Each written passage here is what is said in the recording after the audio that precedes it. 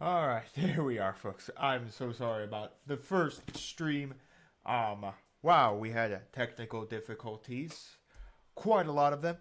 But here we are. We're finally got my camera. Here it is. Man. Anyways, if you don't know, I'm using a video camera hooked up to a lot of little equipment to get it to stream, so it was quite picky on all of that. It worked yesterday, and of course, it decided not to work when I was trying to get it to work. You know how it is. Technology, man. It works sometimes, others don't. But yes, from 8:30 now, or whatever time it is, 8:26, to, of course, 8 p.m. today, we are painting, and I thought we could start off with bolt action. My video is flipped. I need to do something all for you. Okay, let me try changing the properties here. It is upside down on you right now.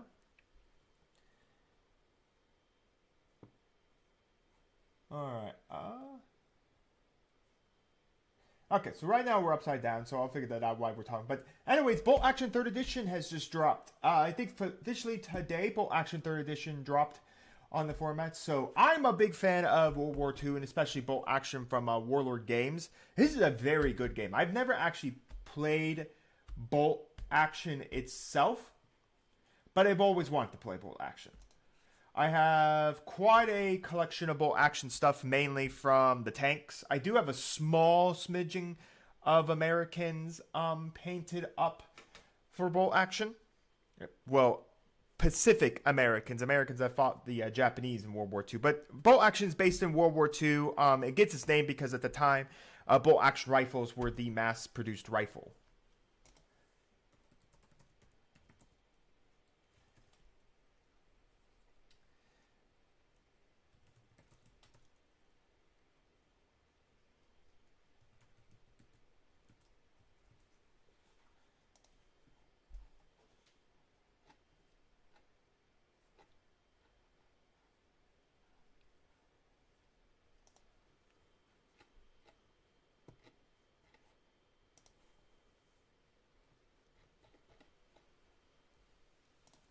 Give me one more minute, folks.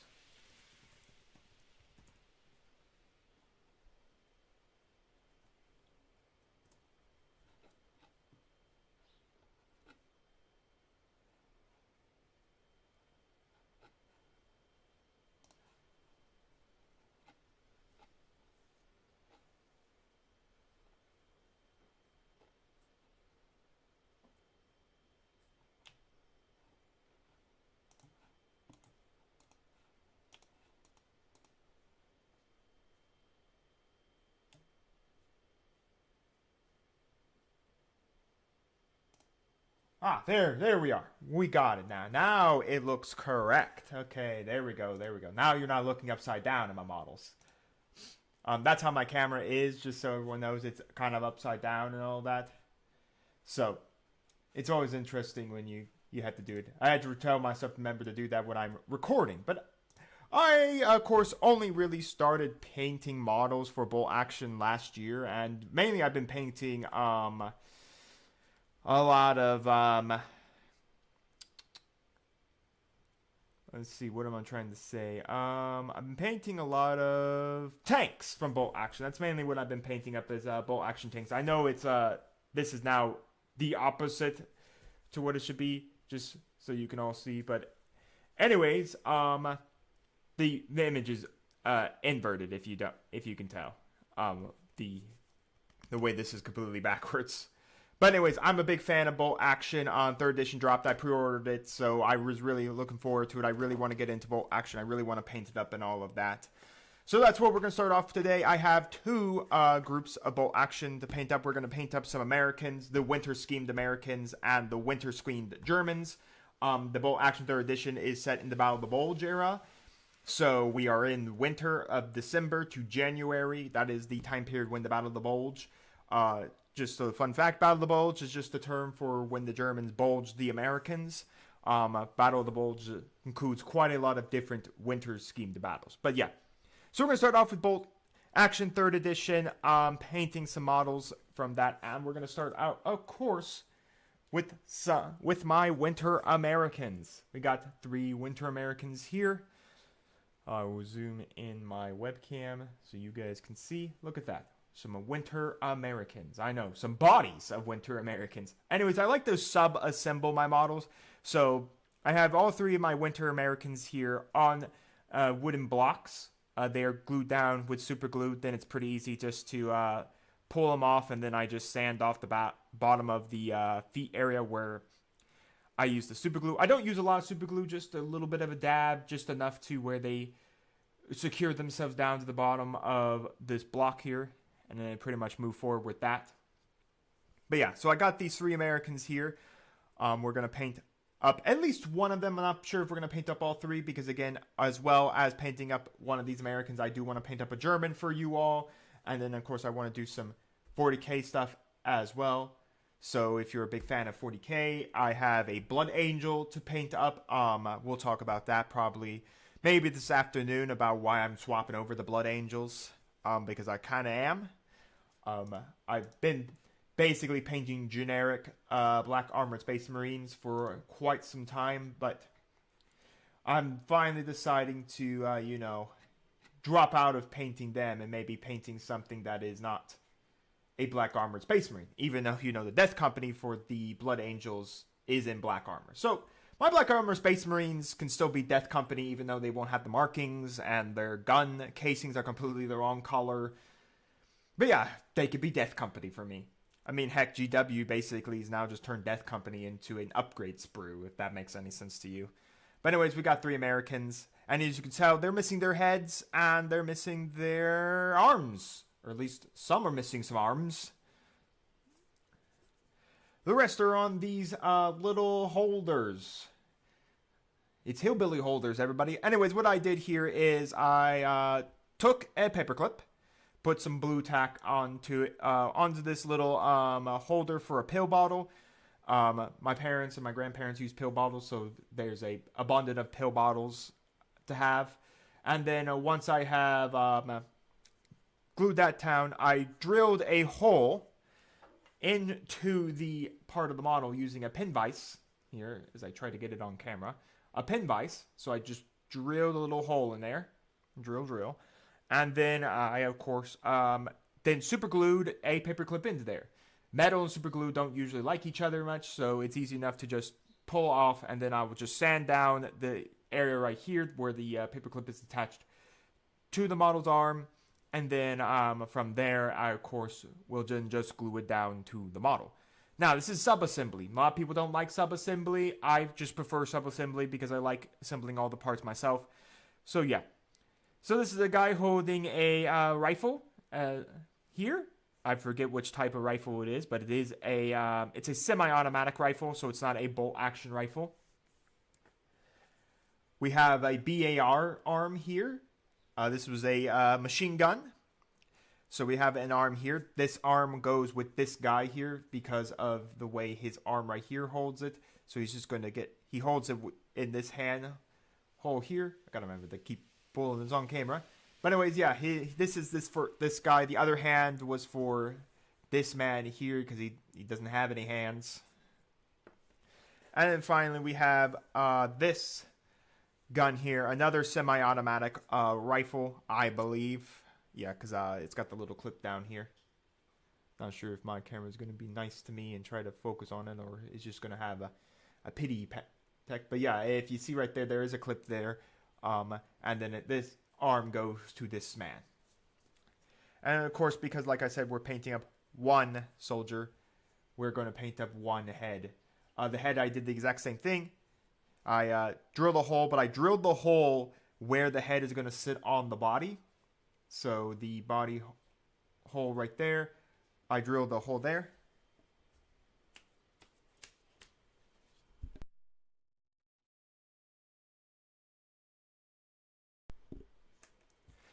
So yeah, so I drilled a hole for the head where the where it's going to go on the back end of the area. This ensures that, of course, you don't see a random hole on the model's head when he's attached to his body. But yeah, so I have one of these. So I'm going to begin by, of course, applying the base color. If you yourself are someone that's looking to paint up bolt action models yourself, and you've been looking for inspiration and all of that to paint up your models, then this, of course, is a great video for you, or live stream, of course. I'll put it up on the channel. As well, if you're someone who's been looking for some inspiration to paint up models like tanks, maybe some 40k stuff, other things. I think I only have like tanks, a couple Star Wars videos, and a couple 40k videos. But if you're getting inspiration for wanting to paint World War II tanks, if you're getting inspiration and you want to paint up some Necrons, October is just right around the corner. So if you're looking to some inspiration to paint up some orcs, I do have some October videos coming out. We're painting up orcs in those videos. And, of course, if you're looking for some inspiration in this video to, of course, paint up American wintered soldiers, German winter soldiers, like I said, we're going to get to first. And if we still have time, we'll get into that Blood Angels. Otherwise, of course, I'll be doing Getting on the Tabletop videos for all of them. That is the series where I help you inspire you to get videos ready for the tabletop. So anyways, to begin for our fun Americans here, we did have to prime them. If you're new to painting altogether, models come in plastic, resin, or metal. All of them do not like any form of, I should say, paint on them, so you have to prime them. I, of course, primed them white. Now, this is an airbrush primer. I use my airbrush. I like my airbrush a lot, especially as the weather gets a little cooler here in Indiana, or it's raining or anything like that. The airbrush is a great method to apply a base color and all of that. So, of course, we, of course, have this nice, pretty white here. I will give you a minute here. I want to try one more thing, just so it doesn't. Oh, that is the wrong flip, sorry.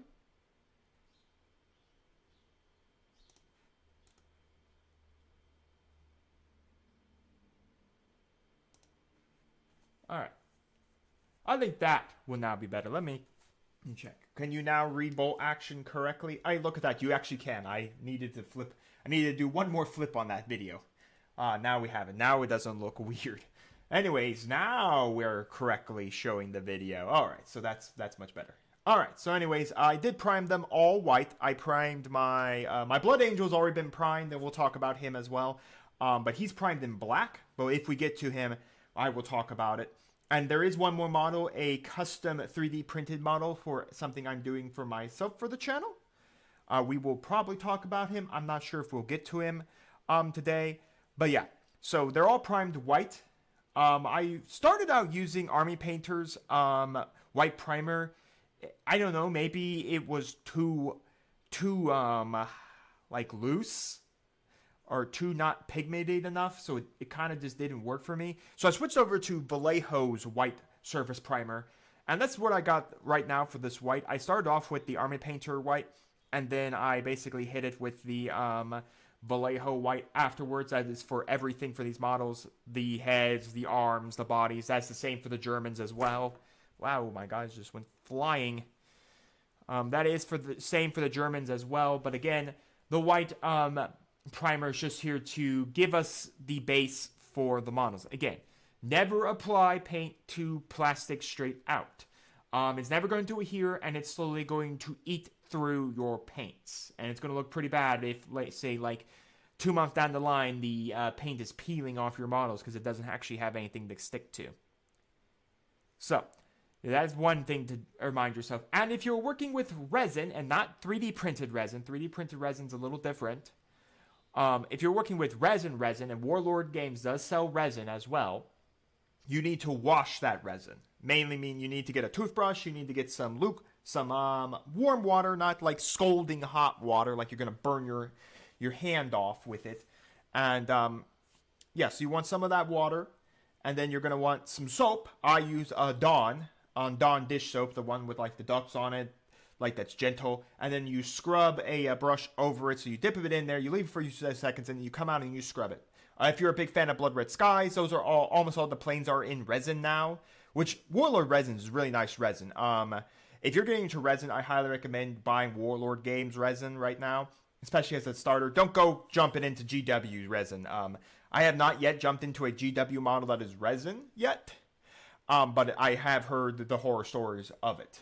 A good thing is like if you're like really into like 30K right now, then 30K right now is great because a lot of it's going into plastic. So kind of why I'm somewhat getting into 30K from Games Workshop, because everything is now in plastic and I don't have to scrub. And I've heard the horror stories of Forge World resin, so I'm kind of glad I don't have to live through that horror story. But yeah, in resin you have to wash resin first before you actually start priming resin, because resin models, besides 3D printed resin models, come out with like a substance on it, a release agent. That's how you get it out of the molds.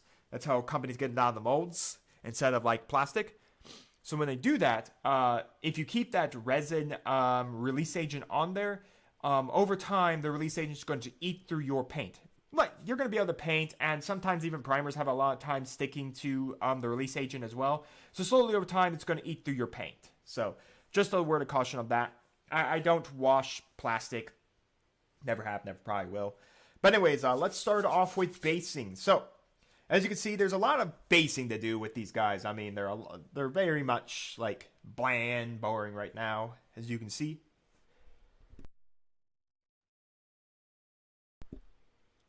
So yeah, so we're gonna give these guys their base color. Now, while we're only doing one American, I'm still gonna base all the arms and the bodies together, just because that then allows me to, at a later point in date, finish up these guys. So I'm not sure which model we're gonna take a pick at. It looks like some pretty fun things to do in all three of these models, but let's talk about basing. Okay, anyways, for the base color, we're gonna do some model color from Vallejo. This, of course, is Flat Earth. Yes, no, Flat Brown. Sorry, Flat Brown, right there, Flat Brown. Vallejo. I'm mostly an Army Painter user, and I've been a Citadel Painter user. I only really started using Vallejo to paint up Flames of War and Team Yankee. So, but I have been impressed with Vallejo. Funny enough, behind me, I have a set from TT Combat that I have never tried. I need to give that a try. I need to try some TT Combat. And I know people say P3 is also a really good paint series as well. Haven't tried them just yet. You can let me know down in the chat if you guys, of course, have as well.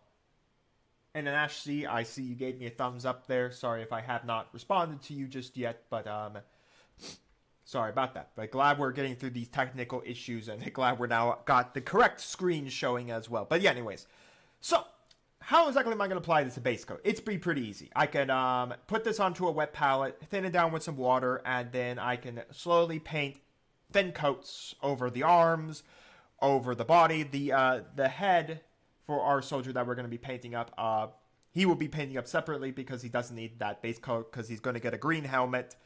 He will get some brown for the little strappings on the helmet, but that is about really it for that, and he's going to get some flesh. But, we got a lot of painting up here. So, typically, if I have, like, a lot of models that use the exact same base color, a great thing I like to use is my good old, well-used, as you can clearly see by the cup, airbrush. Now, once again, you don't have to get an airbrush. I have said in some of my videos when I use my airbrush to put down some base colors and stuff like that, that you yourself can do it very much the same way as...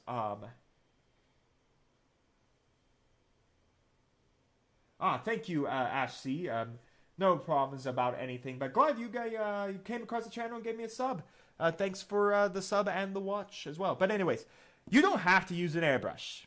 You could easily apply the exact same concept that we're going to do here with an airbrush with a paint. And now again, when using this, if you're still new to painting or anything like that, I like a wet palette. I use Army Painter's wet palette here. I would highly recommend getting a wet palette. There's plenty out there. You can make your own wet palettes. There's plenty of people that will teach you to that. Squidmar did a great video about it. So yeah. So I'm going to put this through my airbrush. Now, this paint right here is not a good consistency to put through an airbrush. If you put this through an airbrush, it's going to clog your airbrush and you're going to get nothing out of it. Except the messy airbrush. So to push that paint through, we're going to use some thinner and some flow improver. I like the flow improver because it just makes sure that my airbrush flows out. Again, this is all from Vallejo, by the way, and then some thinner. The thinner is going to make this a consistency that's going to come out of an airbrush. Now, another thing I don't like to do is mix all three of these in my airbrush pot. That thing can just congests it and then turns it into a gloopy mess, and then I have to clean out my airbrush with a gloopy mess. So I like using old little pill bottles like this one. I believe this is a vet pill bottle for my canine. So this is, pills would come in from here for her for that.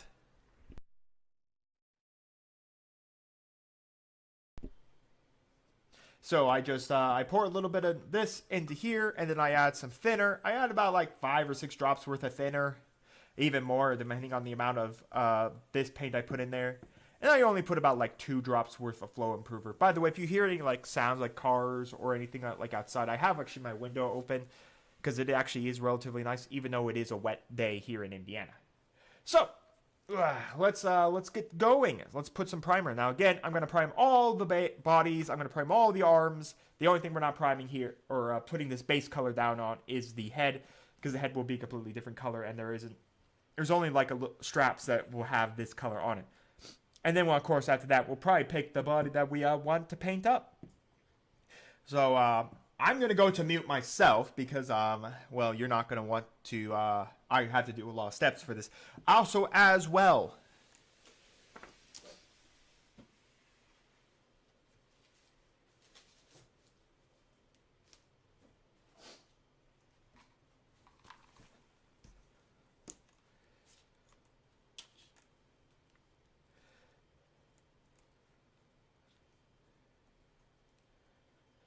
two other things I like to use for my airbrush.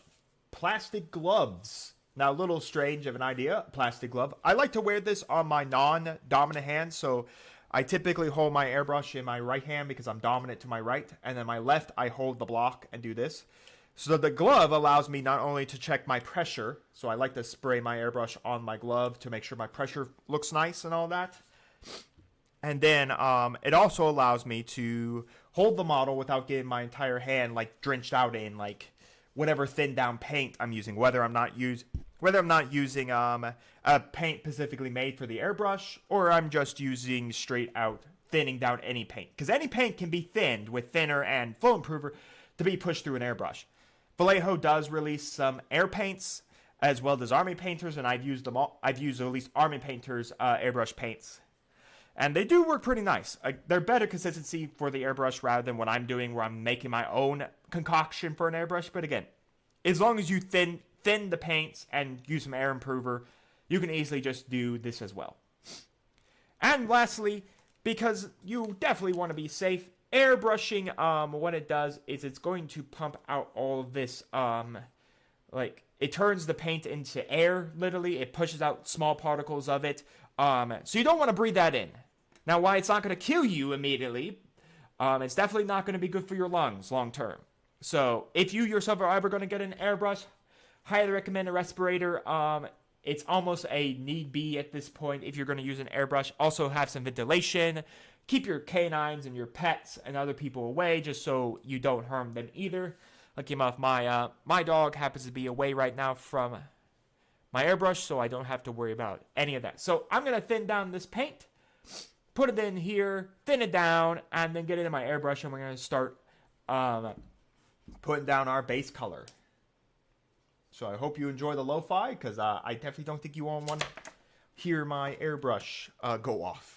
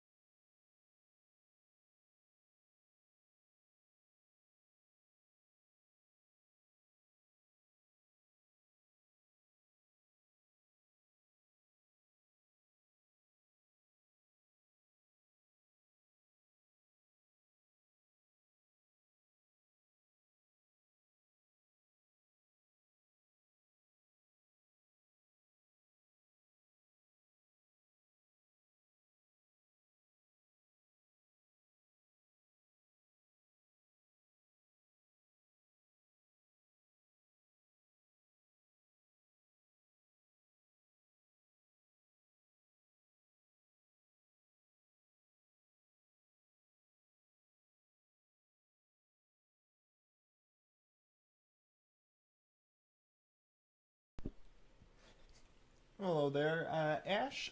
Just saw your comment. Strictly a war games model painter, or do you indulge in fantasy such as? I I indulge in a lot of things. I just look kind of around me. So I started out with 40k. That's how I actually got into the hobby altogether. Was 40k. So I started out in 40k, and then basically afterwards, I kind of slowly kind of fell out of 40k. Originally, I was gonna play 40k, and then I was gonna start like recording videos for 40k. Like I started in ninth edition. That's kind of when I really started getting through 40k. Yeah, so I originally started in 40k. I originally was gonna do this thing with my co-host. If you've seen some of the battle reports, Paul. We originally were going to do a like 40k battle reports and stuff like that. That's what I originally wanted to do, but that never went through in ninth edition. I don't know what's squeaking out there, but that never happened in ninth edition because we never got to that point. As I try to find the okay, where is the? No, did I throw that brush out? Oh, well. But anyways, we started. I was originally going to start out with 40k as I need to get the lo-fi music going again. But anyways, I originally started with 40k and then I slowly came out. Yeah, I basically expanded the other genres. I started with Blood Red Skies. That's how I got stuck into realistic war games, and I kind of been staying around in realistic war games. But I have Marvel Crisis Protocol models. I have Flames of War. I have a lot of Star Wars Legion painted up. 40k, 30k. A lot of bolt action painted up. I got some models from. I still need to paint the remainder of them from Combat Storm that sent me a while back. Realistic war game or pseudo realistic war game, I guess you should call it. I have some Flames of War. I have some Team Yankee. I have a little bit of Malifaux. I haven't played the game yet. I have some Malifaux. I painted some up for a Halloween video. I think last year because I wasn't celebrating October at that point in time. But again, this year I'm actually celebrating October, so I actually painted up some 3D printed orcs. I painted up a boy with Shuda, and a knob. So those will be coming out in, of course, next month for October, for the good old Orktober. So it says spookiness. And then, of course, I played Star Wars X-Wing as well, as that is my second co-host, Paige, who plays that as well. But now with Star Wars X-Wing kind of not being controlled by Atomic Max Games, I think we're going to go back and do some interesting things. We're going to go back to Legacy 2.0 and actually play with like the points and stuff there. So it's going to be very interesting for us both here and all of that. But anyways, looks like everything's ready to go for me. But yes, that is kind of my story. Yasha. That is kind of my story. I started with 40k. I don't have any fantasy. I did try Mantic's game, but I have yet to paint the models, and I really haven't gone any further than that. My problem is I grab models that look cool, I put them in my pile of shame, and I may or may not get to them, and I may or may not add them and play them. So that is my one problem in life. But anyways, I have my airbrush ready to go, so I'm going to get brushing for you all.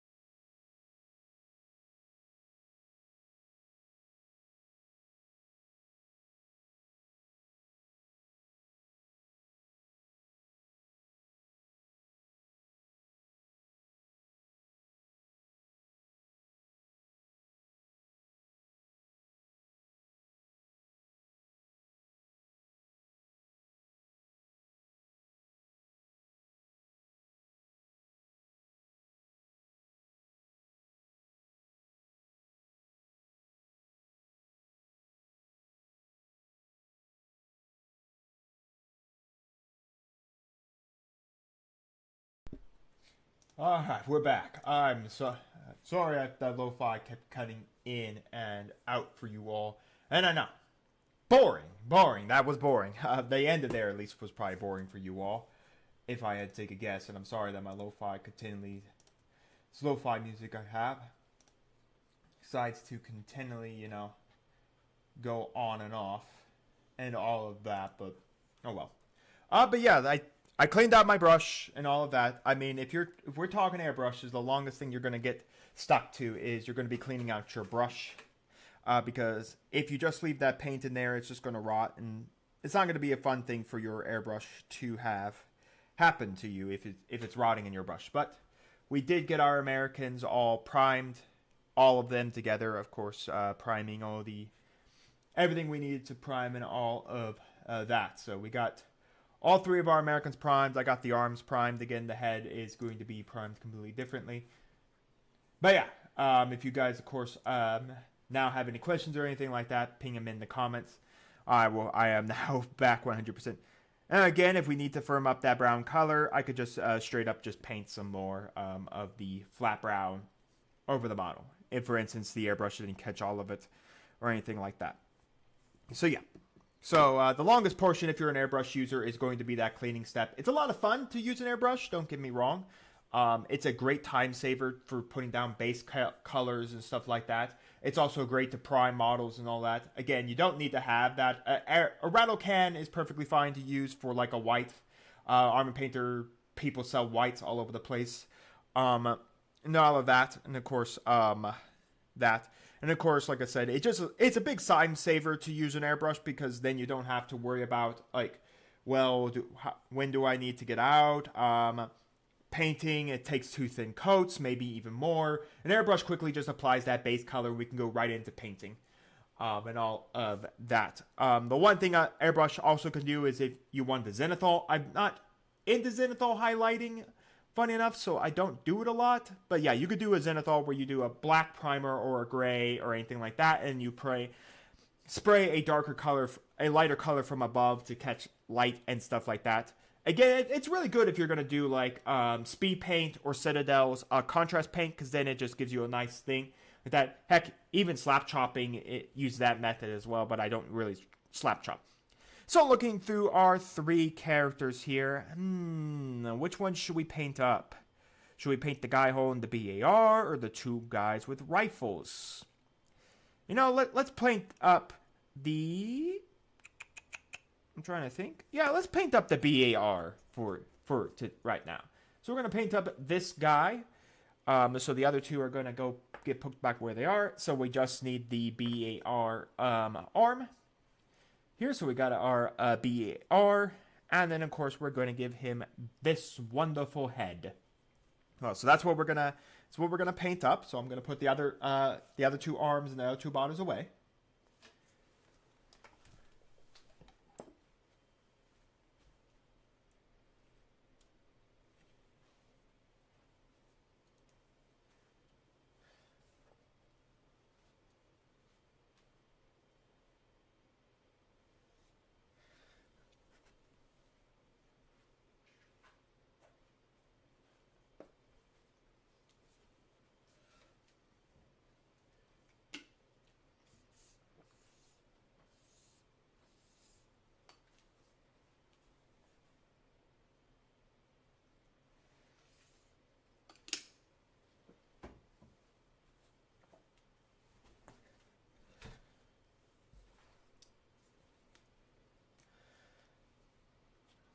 Alright, after getting a nice drink of water, I got some fresh water over here in a little pot.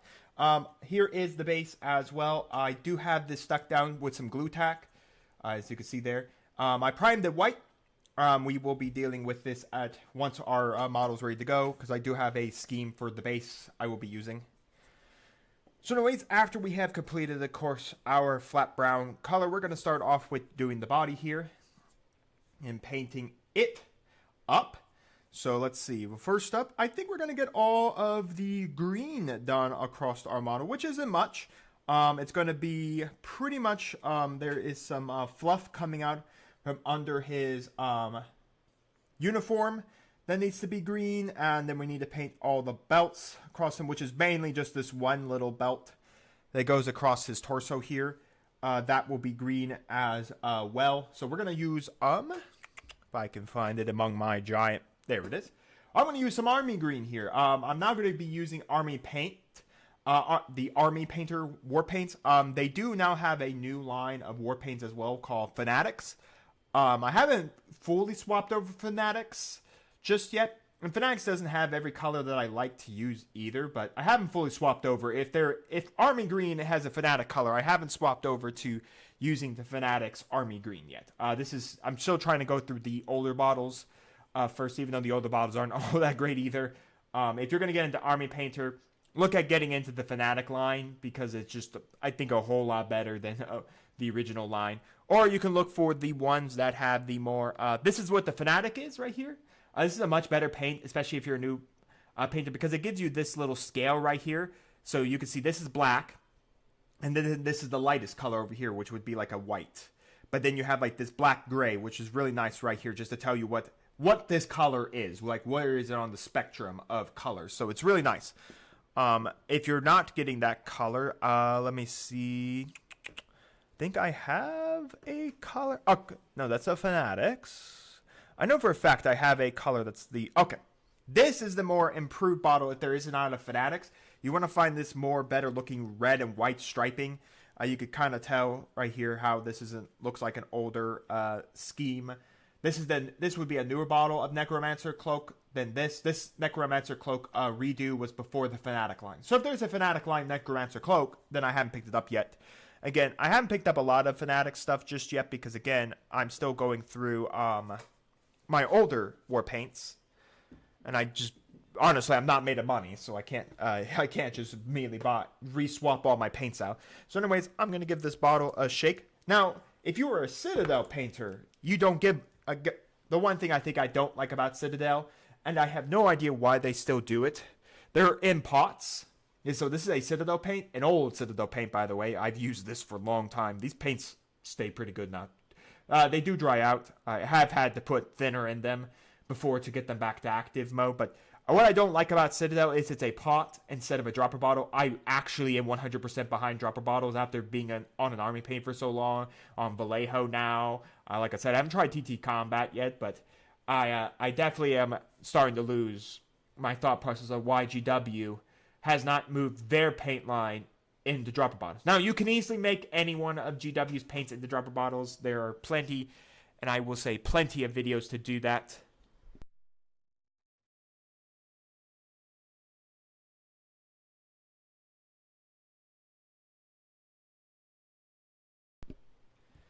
But yeah, I don't know why Citadel doesn't move their pots to dropper bottles, but again, I'm not Citadel, and personally, I've moved quite away from Citadel.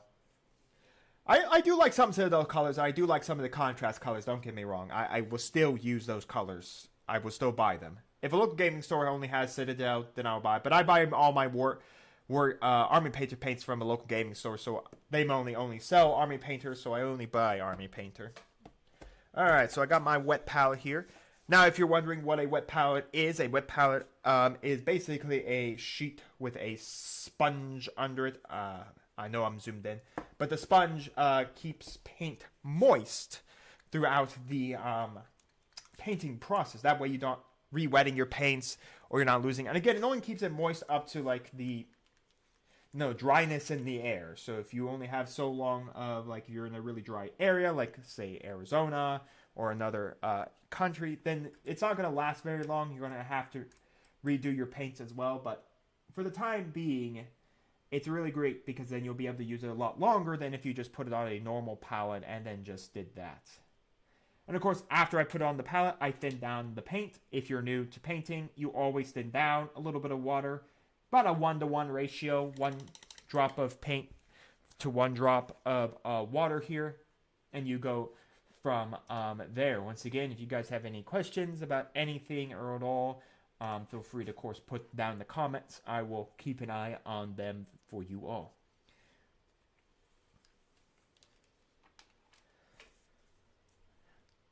Our main objective we are going to kind of be doing here is we're going to be painting over like his entire like belt and all of that, which comes across his chest area. I typically don't paint this far away from me, so this is a challenge because I typically like to get right up in my face to paint it and all of that. I'll try to give you a better look at it all, but yeah, so we're just gonna paint in this belt here with some army green. Now, if you yourself are like, well, what happens if I get this army green on this this flat brown? And there's no worry about that. We're just doing base colors right now. We're not doing any washing or anything like that. So if you accidentally hit this area with, of course, some army green or anything around him with army green, all you need to do is you just need to just give that, put some more flat brown again on your palette this time, and we're going to, this time we're going to just paint it down. We're just going to fix up. So that's why painting takes a time. Again, some people would probably, be extremely careful about their painting, but again, being a little messy never hurts anyone. I've been at this now for quite some time, since 8th edition of 40K, so my last year of college. That would have been 2019? Yeah, 2019. I've been in this about 2019, and even then, I still sometimes get base colors on other base colors, so I have to go back and fix those up. So again, you yourself, don't worry. People do it all the time. If you see like videos that help you like learn how to do a specific painting, like learning how to do a model or something like that, or how to do a scheme, they might tell you, just like I'm telling you, if you get paint on, of course, the other base color, you could just go fix that up for yourself and all of that. So it's not the end of the world if you got some green on something here that isn't meant to be green right now. Like this bandolier, if I got some paint on this bandolier up here, I'm not really going to care about that. That's actually not going to be brown, so we will be swapping out that base color, of course. And if I sound like I'm talking far away, my mic is like hanging in the air, and I like get down and stare at my model really close. So if it sounds like I'm like speaking far away, let me know. I'll try to talk more when I'm trying being closer to my microphone than anything else. And if I go silent, don't worry about that either. I'm just concentrating on my painting. This is my first time doing anything like this. Typically, when I record my videos, I record, oh, here we are. Now we're going to use this paint. And then I will go completely silent. And my recordings, if you've seen getting on the tabletops, you know what I mean by that. So I do those videos. I just go quiet. And then I just kind of just disappear. And then I'll paint the model. And then I don't have to worry about talking or anything like that.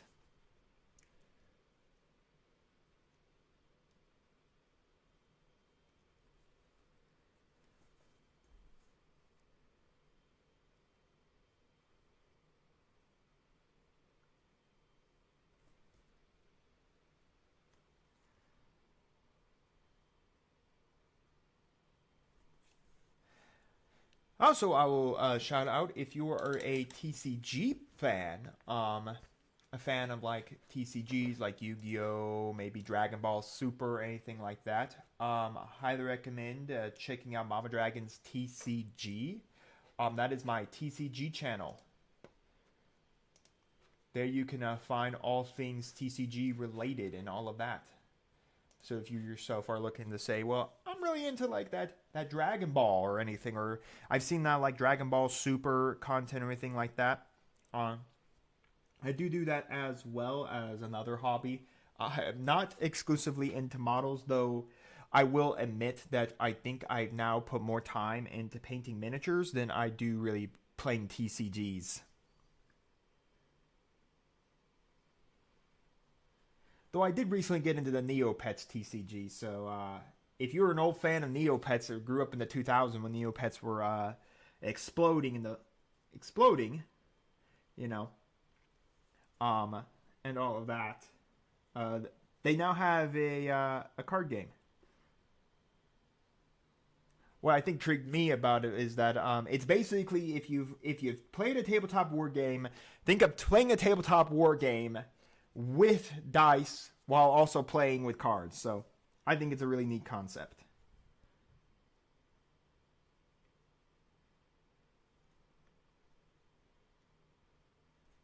And also, I will warn you, if I suddenly just remove the model like this from the camera, just know I'm trying to get in there and looking really close at it while I'm painting.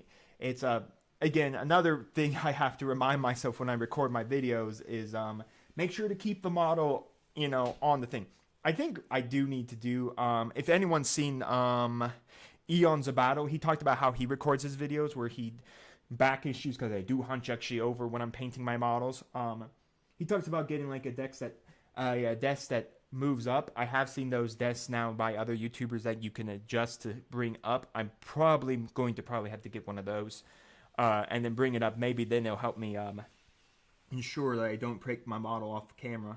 But yeah, if you see the model go off camera, that's because I'm just painting it. All honesty, so no worries about it. If it just disappears off the camera, just know that it's not gone forever. I'm just happened to be holding it a little closer to my face than say the camera view.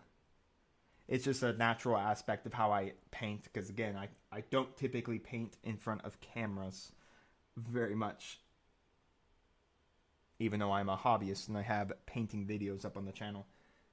Now, if you yourself are once again looking for some inspiration to paint, say, a Necron army, I do actually have those, and I call them getting on the tabletops. I'm not painting, they're not painting tutorials by any means. Now, I do show you what paints I use. I do show you where I apply those paints. And a lot of time, those painting videos are inspiration from other YouTubers that I have seen.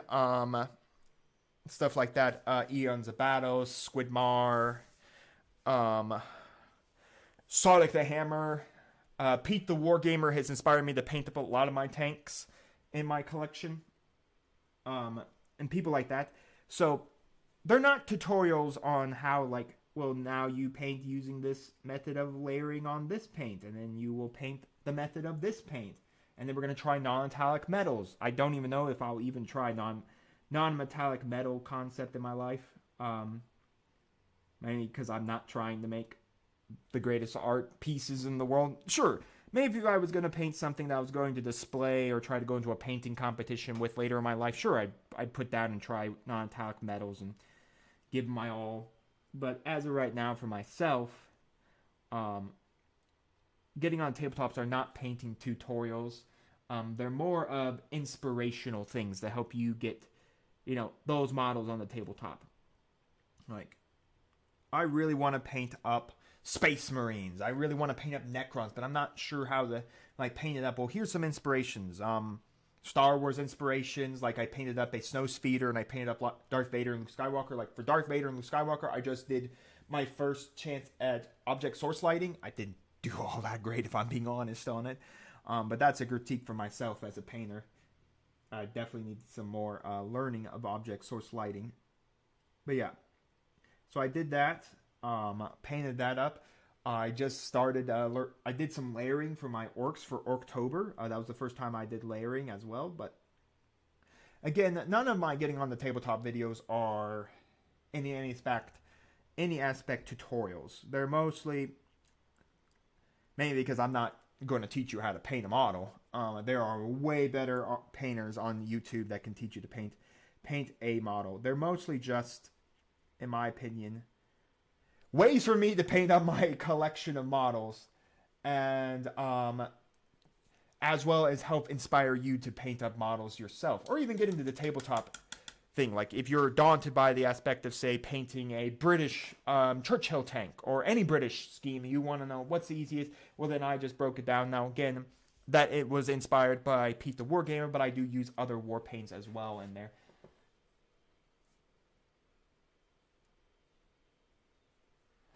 Yeah, experimentation is, I'm probably going to try non-metallic metals. I may check out Squidmar's video on it. He actually went through a really good video on talking about it, and I have really enjoyed Squidmar as someone to go to help train. He did a video on painting up, I think, freehanding on stuff. So, I mean, heck, that was really cool.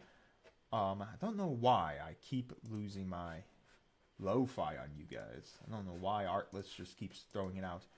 Oh, I guess I'm gonna have to probably go to YouTube Lo-Fi here for you all, just because, so you all can at least not lose music. But yeah, I mean, I do want to try those other styles, but for me, like painting up with metallic metals is like, for me, one of the best things, because I could just quickly get the models painted up and quickly just get them onto a tabletop. Because again, my channel isn't just about painting; it's about battle reports as well. So I do kind of want to, I want to get models out quickly. I want to get them done quickly, which I wish, I wish that one day this channel would be able to make some form of money, or if I could make enough money even from the TCG channel, I could, hire some people to paint up models. If I'm just being honest, I mean, there's a lot of Fiverr artists out there. There's people that do this, that freelance painting all the time, and it's like, I really would like that, because then I could get some people to paint up models for me and quickly get stuff, ready to go.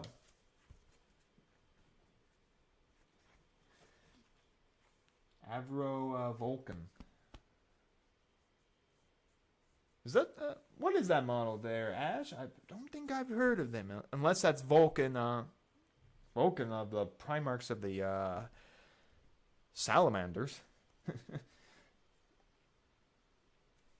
But yeah, I would one day hope that, I could make some money, get some people to paint up the models for me and stuff like that. Sorry for taking the model off screen. I'm trying to get his legs.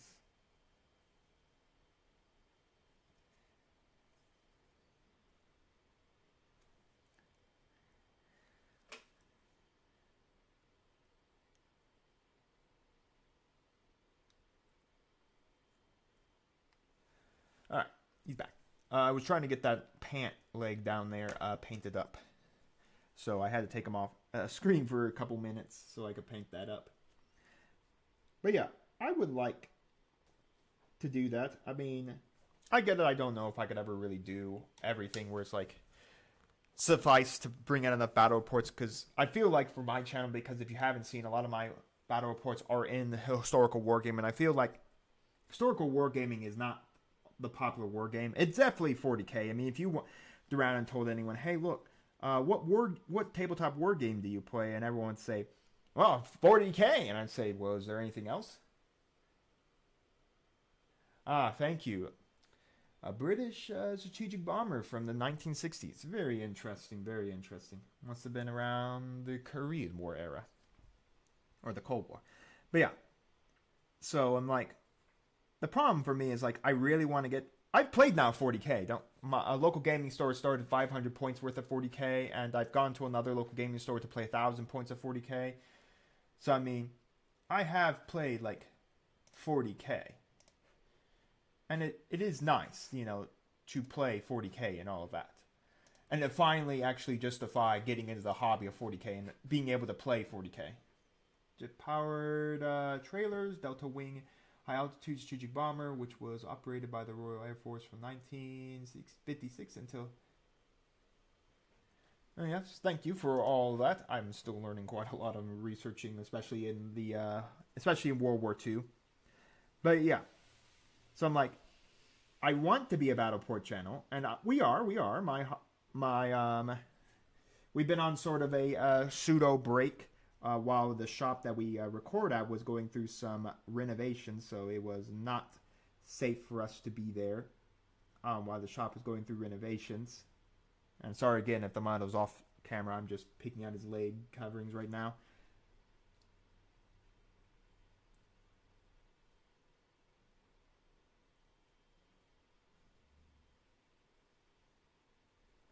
So I'm like, I want to be a battle report channel.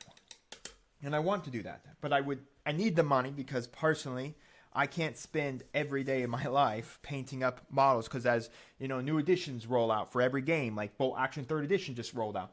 I don't have all these models to immediately jump right onto the battle report train and then jump in it, but yeah, and that's the problem. It's like, I'm in historical, and when you talk to everybody, everyone's like, what war game do you play? And I was like, 40k, man. And it's like, have you ever heard of Bolt Action? Everyone would stare at you with these blank eyeballs like deer in headlights. Like, what's that? And said, it's historical wargaming.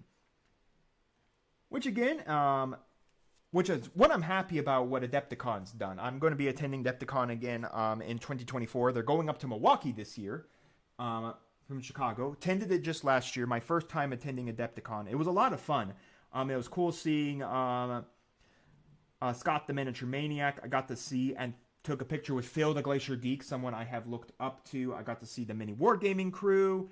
I didn't talk to them or anything like that. They were selling their new wargame, Ravage Star, which does look pretty interesting. I just can't buy it because I need to tell myself not to continually buy more models and add them to my plastic shade pile that's living in my apartment's washer and dryer room. But yeah, so I got to see them. I saw the Play on Tabletop crew. That's something I really like to do. Is I like to go actually play Warhammer 40k or some game over at mini wargaming. I think that'd be a great way to get out there further on YouTube, as well as playing on Play on Tabletop, because those are two groups I really liked for battle reports. And again, I really like Phil the Glacial Geek as a battle report channel as well, even though I think he's kind of moved away from battle reports as well. I think it's just the aspect that battle reports don't give you all this money. Like Winter SEO, I like him too, but then again, he's streaming as well. I feel like, oddly enough, like battle reports, even though they're nice, I don't think they're going to make you a lot of money. It's still fun though, I mean, but the problem is, like I said, to really get into battle reports, you got to have an army ready to go. You got to have stuff ready to go. Now, not for me, for at least Space Marines, I have over probably maybe 1,250 points worth of Space Marines painted, and now I happen to be deciding to end painting Black Space Marines to paint Blood Angels. But lucky enough, if I were to go somewhere, I could easily turn my models and say, well, they're not going to be Blood Angels. They're just going to be generic red armored Space Marines that happen to be wearing Blood Angels iconography on them and all that. So, hilariously, all that. But yeah, so then I could play like Gladius or Iron Hail or anything like that. Firestorm, Endil Siege. But yeah, so now I happen to be stopped painting Black Armored Space Marines. And this year I want to do the, or next year I want to do the 40k friendly at Adepticon, because I did talk about Adepticon and I totally got to finish my thought on that. Man, I never do finish my thoughts. But yeah, so I wanted to do that, but instead of continuing to paint Black Armored Space Marines, I'm deciding to paint now Blood Angels. So give credit, I'm now starting conceptually on a new army, even though I could proxy all my Black Armored Space Marines as Death Company. They just don't have Death Company markings. And all that. Yeah. So I am excited actually for Adepticon 2024.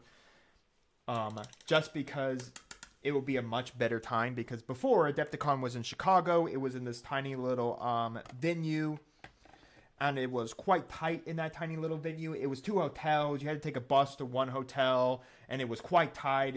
The hotel I don't think was big enough for it. So they're going to Milwaukee. Lucky enough for me, that's only an hour extra drive from Indianapolis, Indiana to Milwaukee, Wisconsin. So it is pretty nice that I don't have this long drive to go, like I have to take a plane or somewhere else. I could just pack models into the display cases and we can go right over to Milwaukee, which is very nice in my opinion. But Milwaukee looks like it's going to be in the convention center there, so it's going to be a lot bigger, and overall that is just very, very good in my opinion, that it's much bigger. It means that all these war games like 40k, like the fantasies, like everything, that way when someone walks around and says, well man, I can't wait to play 40k, but they see bolt action, they see fantasy, they see all these other war games going off, and they can basically say, wow, those are really cool looking war games. How do I get started in them? And then of course they can get started in them. They can check them out, they can see them, they can try them out. And I think that's what's really important about Milwaukee, the convention center in Milwaukee, much like how I go to Gen Con, where you can walk around all of Gen Con and see a lot of the stuff going on. Sure, you got to walk to the stadium for some things, but I mean, if you're in the stadium and you need to go eat at the Cult Stadium and stuff, at least you can go see all the people that are playing down in the bottom area. A lot of those games sometimes are more or less just the games for like card gaming and stuff like that. But still, there's some miniature gaming down there as well. So yeah, overall, I'm glad to go to Milwaukee, a lot bigger space, and I'm hoping that this bigger space will help push more people to see other war games and stuff. But anyways, we did finish up our green here. The block kind of blocks his feet there, but you can see we did do that. We got his belt done as well. Anyways, we're going to continue with some more coloring here. We're going to use some matte black from Army Painter, if I can find the...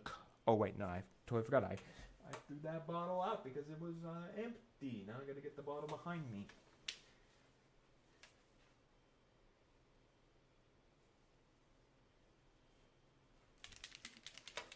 Alright, I'm back now. Behind me is a shelf of all my paints. I do know some painters do recommend putting them on like spice racks. I just personally haven't had time to go to Walmart to get a spice rack and put it on a wall. But yes, we're going to use some matte black now. There's like little rims on the bottom. His bottoms are soldier's shoes. I don't think you're going to be able to see them unless I zoom in beyond the limits. Okay, let me see if my camera is good. Okay, or my camera's going to have half a panic attack. Alright. Okay. So, there's those little rims. I'll try to grab a brush. Okay. These little rims right down here. Trying to... Okay.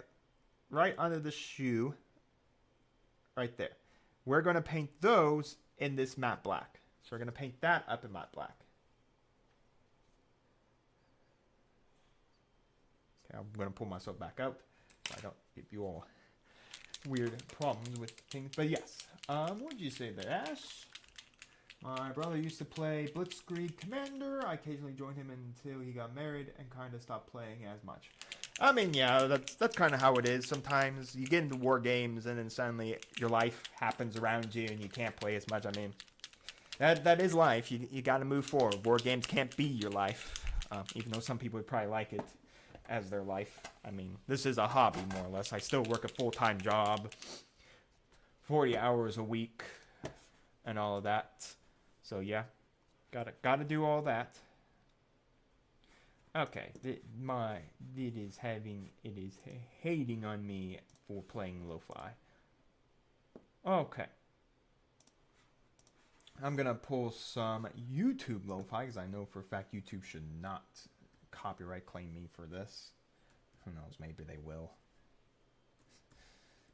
They probably will. Don't know why Artlist just doesn't want to play anything like that. Alright, I am a little afraid. Alright. So that music should be coming through now for you all. Let me know again if it's too loud or it doesn't play nice for you all. But anyways, but yeah, life gets in the way, you know. You got to have hobbies, like I said. Like, I have to sometimes put my money down on my TCG, like Neopets Battle Dome. I had to, put some money over there. I have to put some money into Bolt Action. Got to put some money into 40K. Got to put some money in all these war games. Like Marvel Crisis Protocol. I love Marvel Crisis Protocol. I think it's a really good game. If you've never tried it, I highly recommend you try it at least once in your life. It's really fun. Heck, I think it's really only for people who really like Marvel, because I think, honestly, if you're not a Marvel fan, you may not find much joy. I think you'll still find joy in the game, but you may not like the characters or stuff like that, because, again, they're Marvel characters.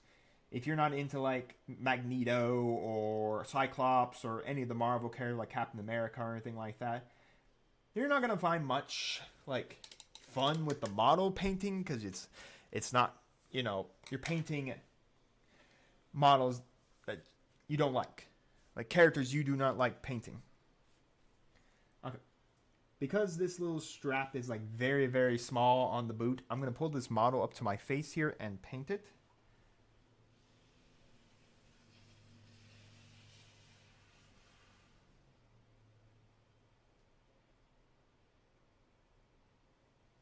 I am going to be a little quiet. Concentration is important.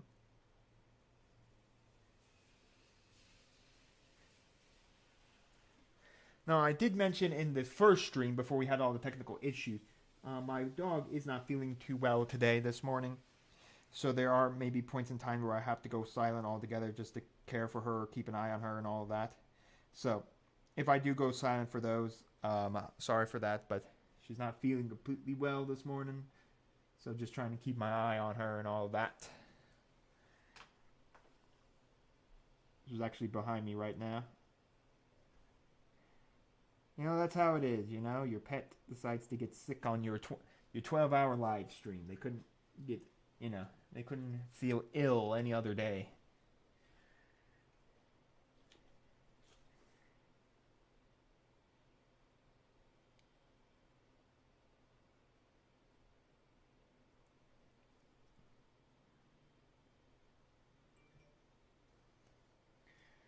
Alright, almost done with the strap here, and I'll show you all. Again, I'm sorry, but the strap is kind of small on this boot, so I just wanted to bring it a little closer to my face so I can get it painted. Of course, I'll show you once I have at least one of the straps painted so that you can at least see what I'm talking about.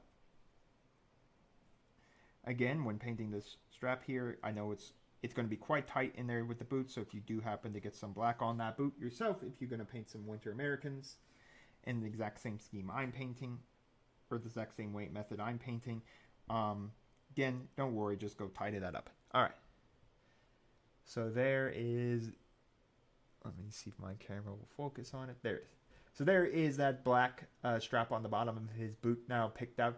Again, that's what I kind of like about modeling, is that you see all these little parts, things that you can like pick out and paint, and you say, oh, well, what color can that be? And then you paint it, you see your model coming to life there, and it is extremely neat and all that. Of course, in the sub-assembly, the method I like to use for sub-assembly is I'd like to do each part individually. Even though we could have gone to this gun over here, and I could have painted the army green over both of his hands here, and we will be doing that. And we can paint it over the strap as well. I kind of like going piece by piece through the model. And we'll probably be jumping into the base as soon as the body's done, so I can get the model on it and all that. But we'll probably hold on that. Sometimes I do that. I do like paint up the body, then slap it onto its base, and then I will put all the other pieces on the model itself and go from there. But yeah, so I'm going to drag this back to my face here, and I'm going to paint the other strap that is on his boot.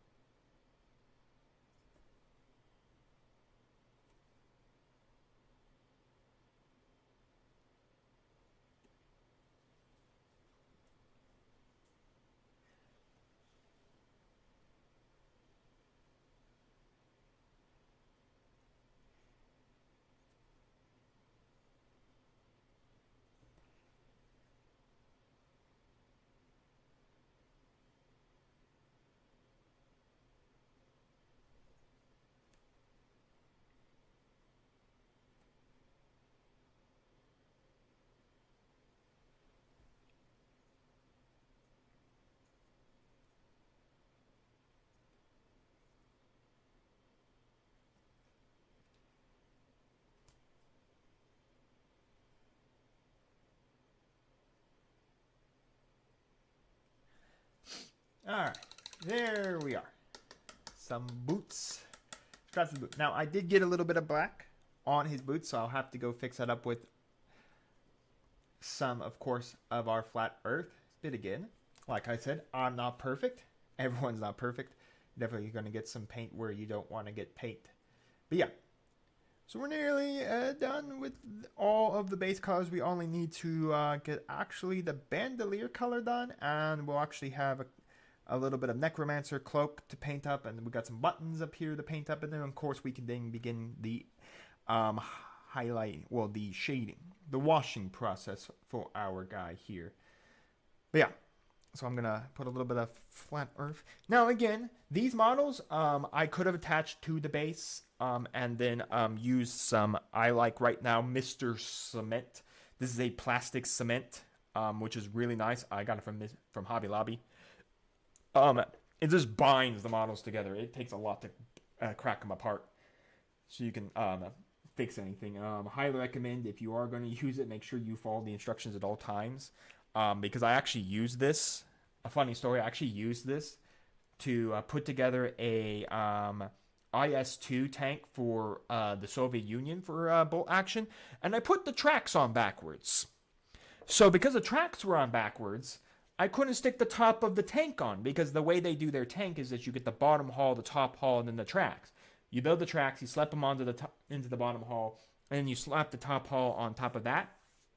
I couldn't do it because, unfortunately, I had decided to not look at the instructions and make sure that my tracks were in the correct position, not look at the picture altogether. That I put the tracks on backwards, and because I put the tracks on backwards, I could not successfully take them off because I had cemented them into place, and they'd been there cemented for a while, so it basically, the plastic was melted into each other. So because it was melted into each other, I could not save my tank. So I had to throw it out. Now, funny enough about the ISI-2 tank, I don't know if all the Russian tanks do it, but at least the IS-2 that I had gotten came with a sprue of Russians. Because mainly in World War II, if you ever see the pictures of the Russian tanks or anything like that, typically they have soldiers riding on them. In bolt action, you actually get that ability on tanks as well, where soldiers can ride on top of them. Their tanks were more made for like soldiers to ride on and all of that. So, nonetheless, a little neat history about, the IS-2 or Russian tanks period, and a little neat history of making sure you follow the instructions whenever you attach or put together your models with cement, because the second you cement them, they are stuck together. So you won't be removing them at any point in time for quite some time, that is for sure. But anyways, I did fix them up. Let's move on. Let's get his bandolier of ammunition right here completed. I liked from the picture, we're going to look like a light, like very strange colored thing. Where's my hemp rope at? There she is. I'm going to use some hemp rope to paint up that bandolier. Now, how am I getting this paint scheme, you're wondering? How am I getting all this paint?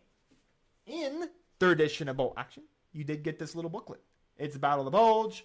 It gives you a little bit of history on the Bulge. Let me actually zoom out so you actually can get a better look at this booklet rather than the extremely zoomed in version I got for you all. But anyways, yes, this is how you assemble your models as well. Tells you here how to assemble it. Now, Warlord Games is very interesting. If you're from someone who's painted up 40K and stuff, you might not be used to this aspect of them, where they kind of just give you a sprue, they tell you what's on the sprue, and they say just go ham, just go crazy. Typically that's what you do. Here it'll tell you what to build, like build a general, build these soldiers with these weapons, build these soldiers with these weapons. It's the same for the Americans, build these soldiers. The Americans also have a tank in here. I'm probably going to do this for getting on the tabletop, because this is the first time I'm going to do winter scheming for tanks, and I've seen some people doing winter scheming for it. I think I'm going to do someone where I saw where they just really thin down white paint and then used it to paint up. I'm probably going to do that, except that was over like a Russian tank. So I may try that overall. Try winter scheming. The one problem is that I'm just starting with American winter. And I have so far one American tank, and it's a Sherman M4. that's not winter scheme, so I guess it won't be a winter schemed tank. It will be a tank without the winter camoing on it. But again, my Germans are the same way. I have 3 German tanks in my collection, 2 Panther A's and a King Tiger. All of them are in a late war era camo scheme. And then I do have like 4. Actually, I do have another American. I do have one of their the M3A1 like half track. I do have that one, but that one's painted more in the scheme of at least the pilot, the driver is painted in the scheme of my um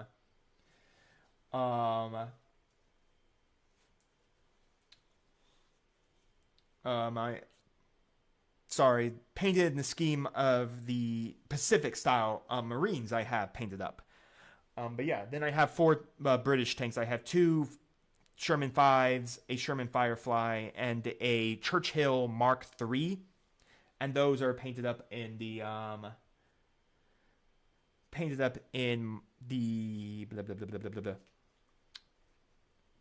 Eastern Camo scheme. Let me see. I see I had some chat. Heated needle. Okay, so Ash said I always found that a heated needle and a soldering iron were good for this small magnets to make easy to make model positionable. That is very true. I have seen that. I would say if you're gonna do magnets for anything, I highly recommend magnetizing Warhammer 40k Knights because they are expensive to buy, unless of course you're gonna 3D print Knights. But then again, if you're going to go to official game 40k stuff, you have to have the 40k, the official Games Workshop models. And then we have a new person in the chat. I am Neophyte. You painting Warhammer, shows your Warhammer collections. Oh, let's see. I don't think I can get my camera to go around without possibly a panic attack happening to it. I'll get some pictures here in a minute of what I have collected in my Warhammer collection. But we will be painting Warhammer. It's probably going to be this afternoon. Maybe after we complete this American, I'll paint you all a Blood Angel Space Marine. So you can have some Warhammer as well. Again, we'll do that one probably next here. But yeah. In here, this is where I got the paint scheme in the back. It tells you the colors they use to paint up the models. Now, they tell you Vallejo colors because that's what they're very connected to. I myself am using Army Painter and stuff like that. So this is how I'm getting my color schemes. This is how I see the black and the greens, and then this right here, this dark sand color right here. That's how you tell the bandolier is different. You can see right here, pouches are dark sand. So that's why I'm going to paint it up in hip rope. All that. Let me get some pictures of my models for you all and get those in the chat.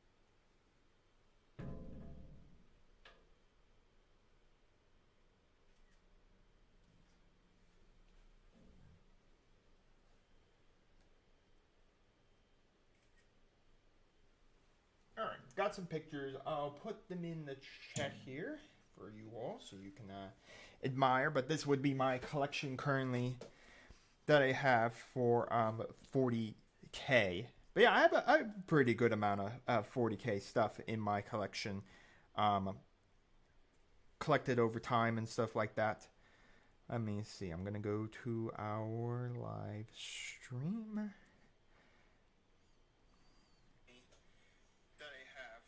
Okay, so I basically pulled it up. All right.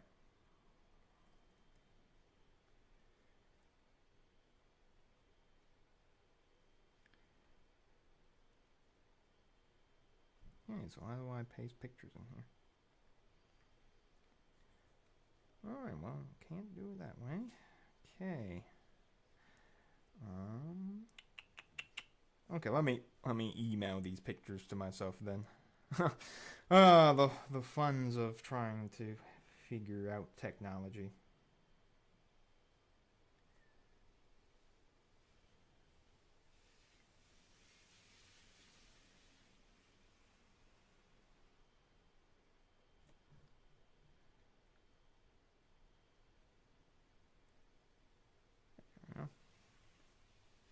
All right, so I'm gonna send 3 pictures to myself, and then hopefully these 3 pictures will then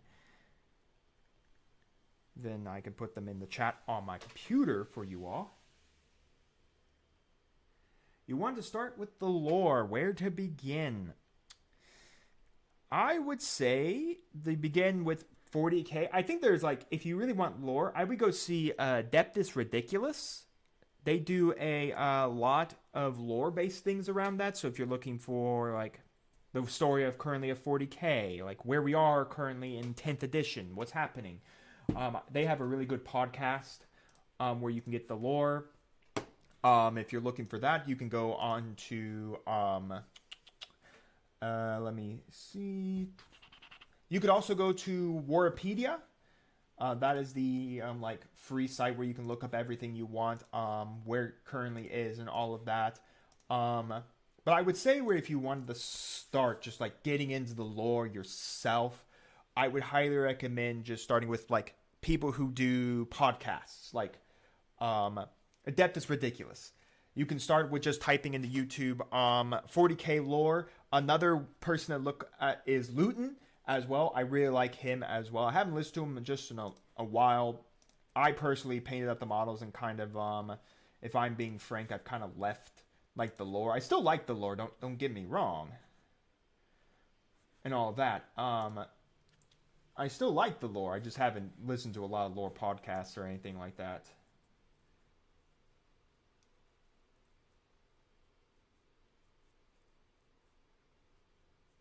Basic and short. Ooh, that I can. Okay, it's a little harder to figure out. The books dive into different aspects of the lore. For instance, the first book I read was Apocalypse. Apocalypse. That was the first book I read of it. It basically was the start of 9th edition. Yeah, I got in, or maybe I got it when 8th edition was around, because 8th edition began the Primaris Marines, and all of that. Okay, let me share these pictures, or apparently I'm not going to be able to share pictures. Of course, why not? Why not? Why can't you let me share pictures? All right. Give me 1 minute, folks. I'm going to pull up all 3 of these pictures here for you all. And then we will check. We will talk about this for a minute. A minute of discussing, Warhammer doesn't hurt no one.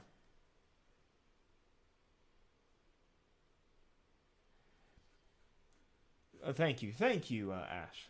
Like I said, I can't really speak on everything. Okay, let me go to...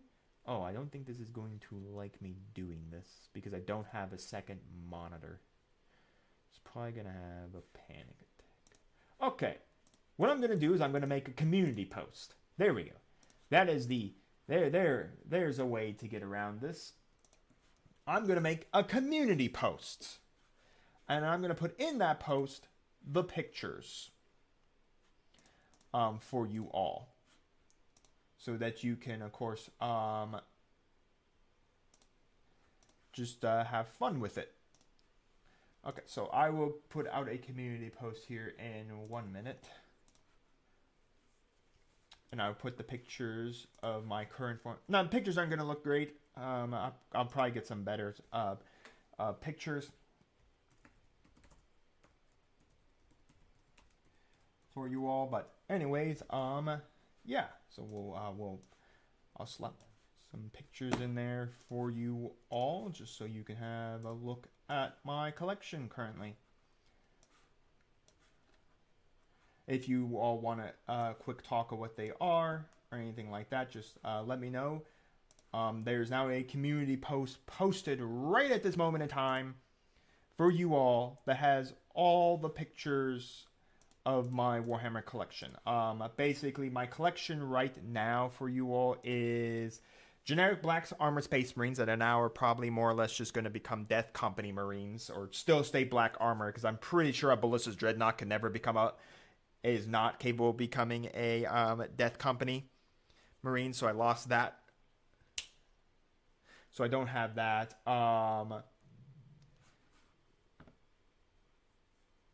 Unfortunately, Neophyte, I don't think there's any like free copies in like the Black Library. Games Workshop, if you want to know how like mono hungry somewhat of Games Workshop is, Age of Sigmar used to have free rules. No, they don't have free rules anymore. They left that.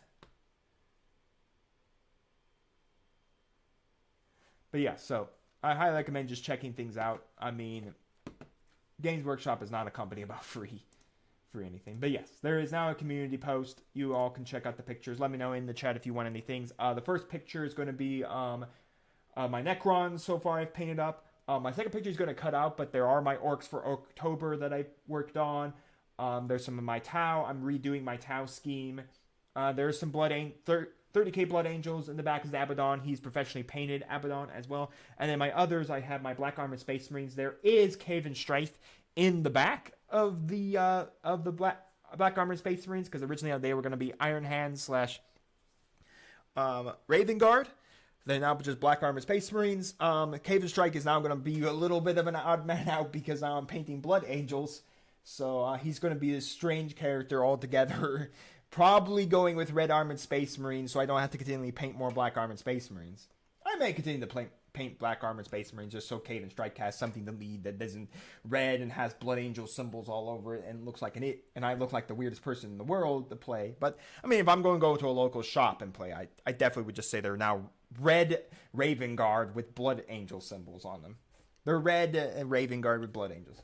But anyways, let's get back to painting our bolt action, the character. Yes. So anyways, we're going to use some hemp rope for, of course, him with this the pouches that go down his back.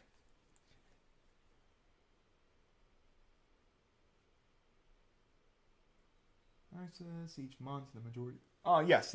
Audible is a great place to go to, especially if you just want to listen to them on the go. Audible is a great play. I didn't know there was some free.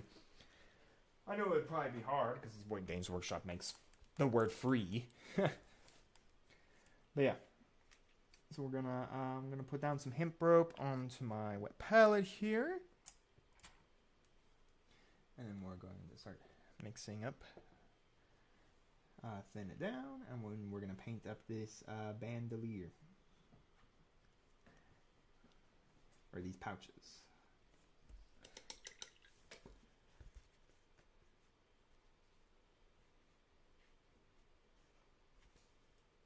No, this is a specialty live stream here, Neophyte. We broke 1,000 subscribers earlier this year, so I'm celebrating 1,000 subscribers for you all. So that's the reason why we're live currently right now. We're not going to be live every day from 8 to 8 or every Friday because I actually do work a full-time job. This is not paying any bills. This doesn't pay my apartment's rent. This doesn't pay my bills. Doesn't pay the bills I have with my dog. And all of that. That doesn't pay bills. So let's just say that. So no. I would like to do more live streams, but the problem is, again, I have to pull my time off for work. And I could do them on weekends, but my weekends are already pretty tight. I use my weekends to work and record and stuff like that. But typically for the channel, you get shorts Monday through Friday at noon. It's about once a month you'll get what I call Getting on the Tabletop, which is a painting video where I paint up a model for you all. The next month is October, so it's Orktober. So there are 3 videos I have recorded. I have to get the last one up on the channel, but those will be coming out Thursday at noon. For you all, that's going to be a boy with Slugachapa, boy with Shuda, and a knob. Those are all 3D printed models from Gear Guts Mech Shop. Those come out next month. So those are all coming out. But typically it's a Getting Up Tabletop about once a month.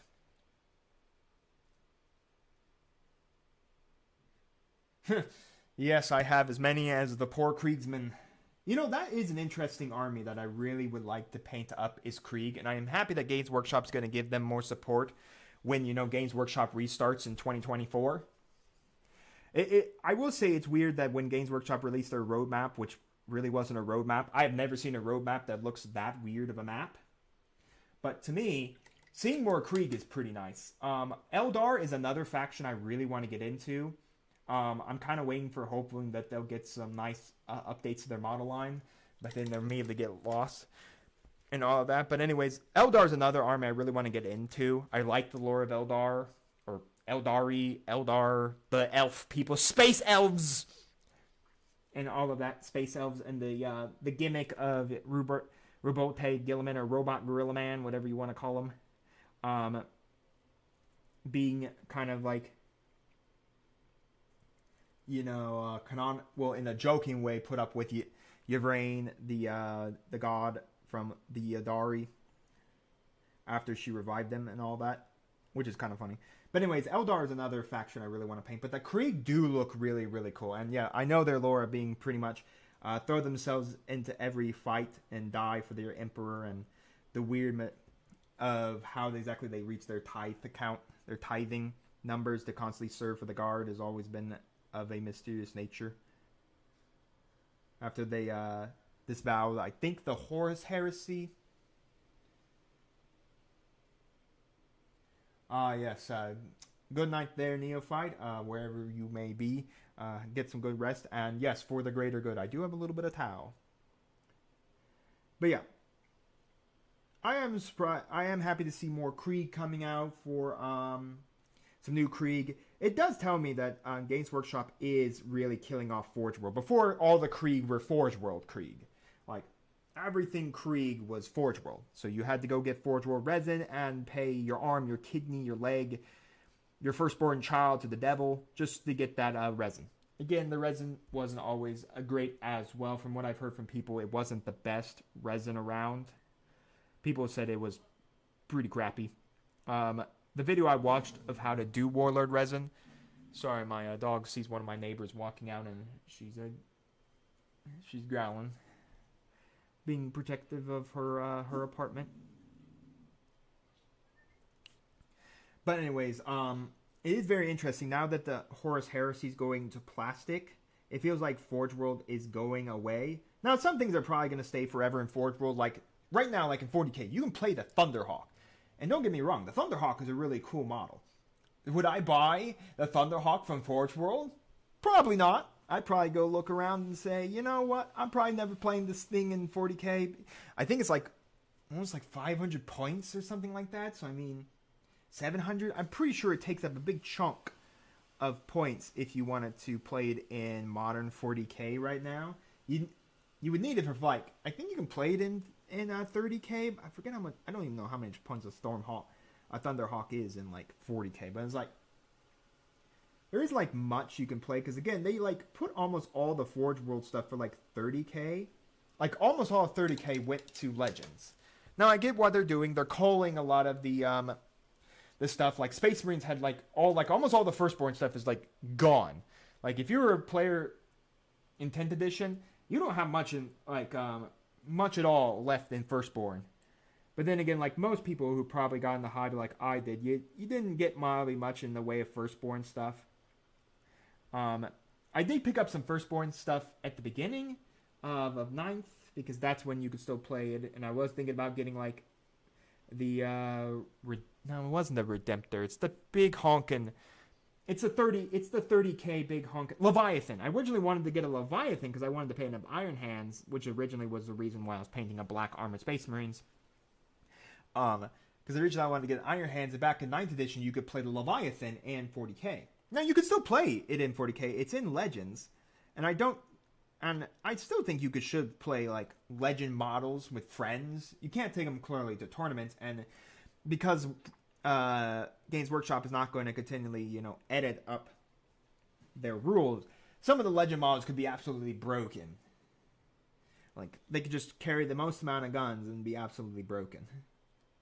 But I mean, if you're going to go to your local game store and you tell someone, hey, let's play with some Legend models. I don't think there's anything wrong with having some fun with Legend models. Like, I want to bring my Leviathan Siege Dreadnought out to play. I want to bring my Daredeo Dreadnought out to play. I want to bring my Spartan tank. No, I don't think there's anything wrong with playing with those models at all in 40K. Again, you gotta have them in Legends, but I feel like the way that Games Workshop's taken Forge World is that because now 40K is going all plastic, as clearly as we saw with the whatever roadmaps they presented at the Nova Open. By the way, weren't roadmaps. I live as a business major. That's not a roadmap. That was just a creepy, strange U with a bunch of text on it. I mean, it told us things that we already knew. Yeah, congratulations. Yeah, we all knew that Blood Angels were coming out, Games Workshop. We all pre-ordered the FOMO box. I didn't pre-order the FOMO box. I have. If I'm from the TCGs, and there's plenty of ways to get FOMO'd even in there.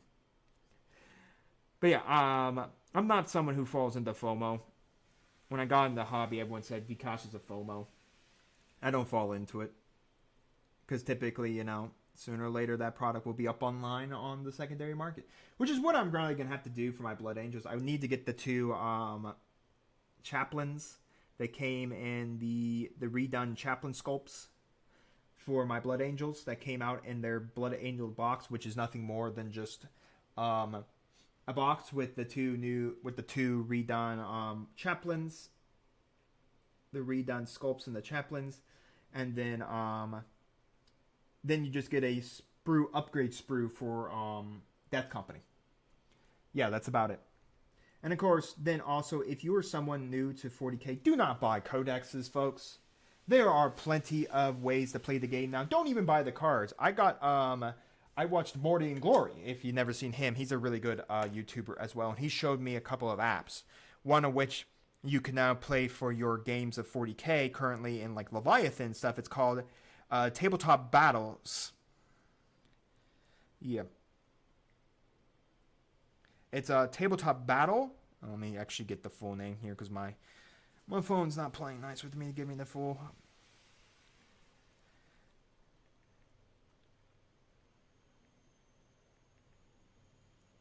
Okay, so it's called Tabletop Battles. You can get that. It's a great way to just get into the game. You can play all the Leviathan. It's perfectly free. And if you're looking to build lists, I would look at Wapedia. Typically, that person updates all the models on there. And then as well as New Recruit, which you can build full list, and then have all the information you need for it. Now, it won't tell you the stratagems or anything like that, but again, that's what Wapedia is for. Go to Wapedia, print out your stratagems, then just go crazy. Have fun. But yeah, I would use those 2 things right now to play 40K. Heck, it makes no sense. I'm going to rant on 40K on Games Workshop. Listen, Bolt Action right here is really nice. I love Bolt Action. I think this is a really good game. Warlord Games, I have been a real good fan of Warlord Games. I haven't tested this out, but let me guess that right here, they tell you there's an app. Look at that. An app where you can download to build your armies for Bolt Action. I haven't downloaded the app yet, but let me take a guess that the app's probably free. I don't have to buy the American book, or the German book, or the British book, or the Japanese book. Heck, even all the little nations like the French, the Finnish, I think the Italians are all going to come out. I think they all came out today as printable PDFs. Printable free PDFs. And I bet if I looked at that app, I wouldn't have to go and buy the book from the Americans, or the Germans, or the Soviets, or in that case the Russians, or the Japanese, or the British. I wouldn't have to buy any of the major faction books to play Bolt Action. I could download the app, have everything I need, and I can go and have fun. I don't have to be Games Workshop, which paywalls the app. First paywalls their app, which everyone thought the app was really good when it was free. And then, so first everyone's kind of said, yeah, the subscription to Warhammer Plus isn't great. I don't have the subscription, period. But everyone was like, oh, it's a really good app. So first you paywall the app behind your Warhammer Plus subscription. That's fine. That makes complete sense. Sure, your app was free at one point in time, but I understand you want to sell Warhammer Plus subscriptions. Okay, it's coming from an accounting major. It makes complete sense. Put something that people use behind a paywall. Fine. Okay, I get you. But then you put the factions behind a paywall. So to get the factions, which you would think the app would have all the factions, all the rules, everything free, just pay the subscription to Warhammer Plus. Here, we'll make some money off your subscription a month. No. You have to go buy the codex and then put a code into the app so you can see the army. Okay, I don't know what person executive in Games Workshop said the greatest idea ever is to make an app and then paywall the app, make an app, but then paywall every faction in the app unless someone goes out and buys a physical book to then use a physical code to make the app so that they can use the app. At that point, the codexes are nothing more than for everyone just glorified giant lore books. I mean, that's what they are to me. If I was running Games Workshop, I would have made the app free. I made the rules free. I would have done exactly as every other war game is doing right now currently and making their rules free of charge and then gone from there. We made the rules free. If people want to buy codexes, congratulations, you can. But we're going to make codexes lore books. We're going to give you all the rules for free. But I understand some people like physical product. They don't like holding their phone or the phone's too small or anything like that. So we'll sell you these data cards with all your stratagems that you can use in the game. Has every unit that you need. And we'll sell you these. But if you want lore, and then maybe they could do this. They sell you a codex with lore and the rules and all the unit faction stuff. That's like a big codex. They can sell you a codex, maybe that's more specific to just straight up playing the game in the matter of maybe in the matter of like here's like what they did with the Skaven, even though they charged way more for that book.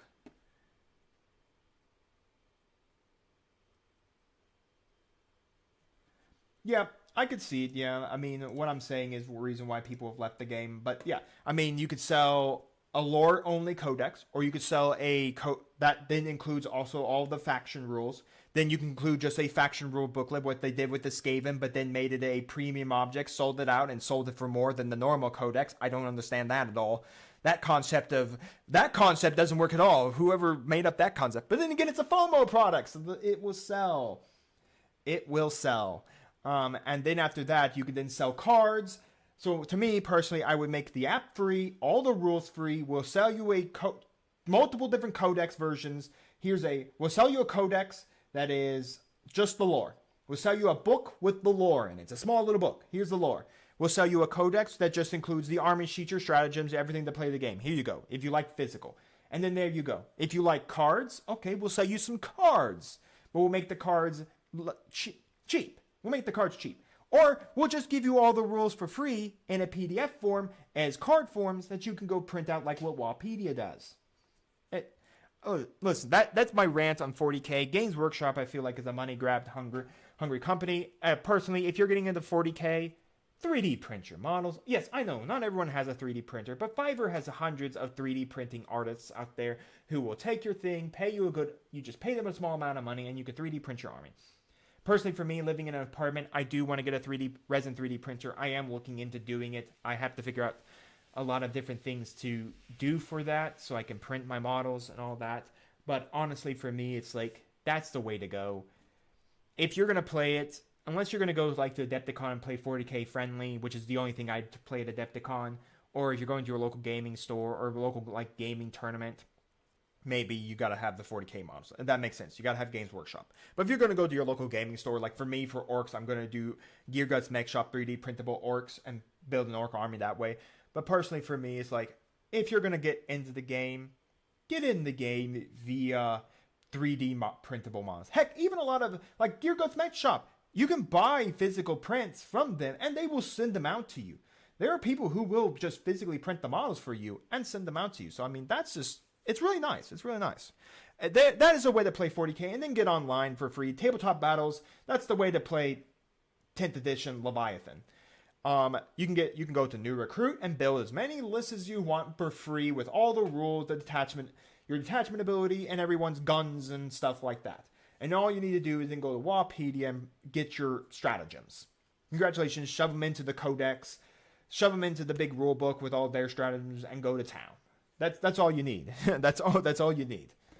You can barely get away with playing 40k. But anyways, enough 40k. We are talking about bolt action, and bolt action. Again, I have not tried the app, but I would not be surprised if the app is free. First of all, free, and then allows you to free list build, and will never require you to buy their book, the Book of Americans, or the Book of the British, or the Book of the Germans, to play the game. I wouldn't be surprised. I haven't checked into it. There is a possibility that could be true, in all honesty. And there is a possibility that it is true.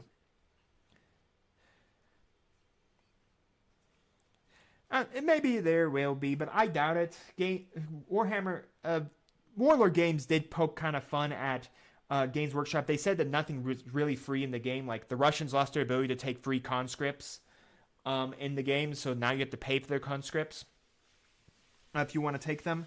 So I mean, it does feel like Warlord Games is poking at Games Workshop, and I give them credit. They should poke. They should have a right to poke and make Games Workshop do better. Of course, Games Workshop won't, because it's Games Workshop, kids. Games Workshop will still make their money. But yeah, roadmaps that look horrible. We're somehow taking an entire year off of 40k, which kind of surprised me, but I don't care. Let people recoup. And to me, if you're getting into 40k and you're not going to resin 3D print, or you can't resin 3D print, or you don't even want to get into resin 3D printing, take it as a slow grow hobby. Find some friends who can maybe let you borrow the models and play the game. Proxy models, if you're going to just play with your friends. Like I said, using 3D printed models to proxy for other models is perfectly fine. No, if you're going to your local gaming store, no one, I don't think, is going to, beat you over the bush for it, because they know how expensive 40k can be. And if you're going to do it, slowly collect the models. Don't just jump in both feet into the water and then immediately drown in the insanity of Games Workshop. Slowly dip your hand in the water and scoop out the water. If you have a budget of $200, fine. Another place to go, the secondhand market. If you're going to buy 40k, the secondhand market is your friend. Buy secondhand 100%. And then strip the models. Casey from eBay Miniature Rescue has an entire video about stripping. I haven't tried a jewel cleaner yet. I'm probably going to get my hands on one. But buy secondhand and just strip the models. There are tons of people who have just primed the model and said, well, it's not for me. And then they'll put it up on eBay. Sell it for a good price. Now, be cautious. Some people are going to sell you a model for full price MSRP, as if you bought it from a box from Games Workshop. But if you can find someone who's calling a horde of models and they want a couple, like maybe $15 for this group of models, buy it. Just grab them, buy them, slap them on your table. If they're already primed, congratulations, go from there. If they have paint on them, strip them. Just straight out strip them. And then restart. I use LA Totally Awesome to strip plastic. I haven't stripped metal, and I haven't stripped resin yet. I have not stripped those two materials, but I have stripped plastic. I've had to strip my own models before because I didn't like their paint schemes. Okay, next, now that we're done ranting about that, I have a lot to rant about today, I guess. Well, then again, that is my life as a hobbyist, I guess, in any aspect. Where's my Necromancer cloak? I want some Necromancer cloak. Where is my Necromancer cloak? Okay, there it is. All right, so enough ranting about 40k. Now we're going to use some Necromancer cloak here. On our miniature here. Here you go, Necromancer cloak from Army Painter. And we are going to paint this over pretty much just one part of this model.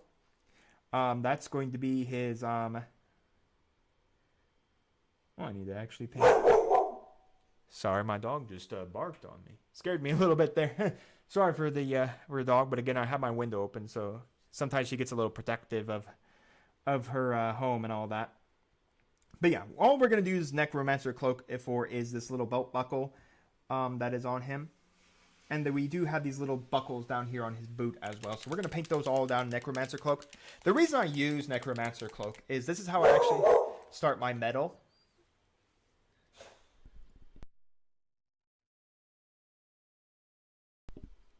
Sorry, she was still barking. I told her to calm down. Something got her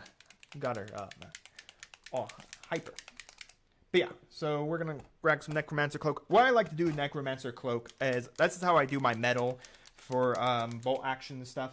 This is a Pete the Wargamer special that he showed off, so I've been stuck to it. I don't use it for 40k. I typically use metallic metal paint when I paint 40k models. Yeah. All right, so let's use some Necromancer Cloak. Again, I'm going to use this over all the buckles on him, so we have this buckle in the middle. I'm going to put over.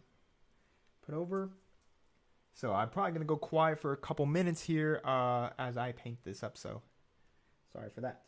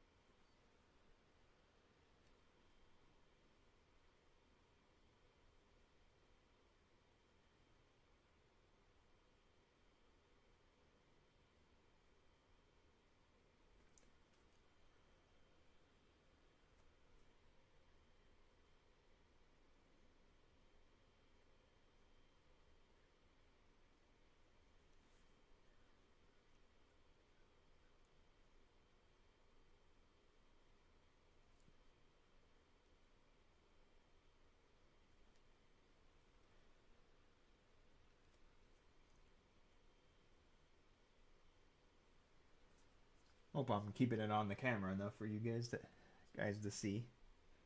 Getting that is one thing I still need to learn.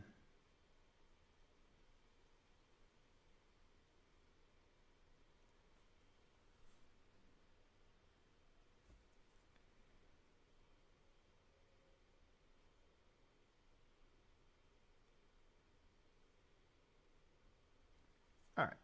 So yeah, there we go. So that's what I mean by doing like the Necromancer Cloak there.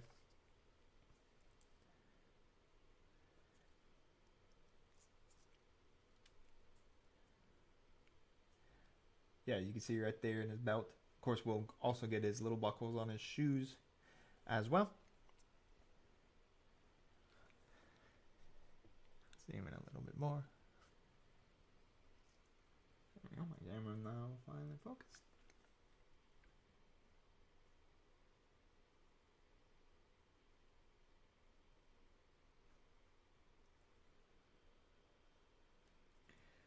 Get all these buckles.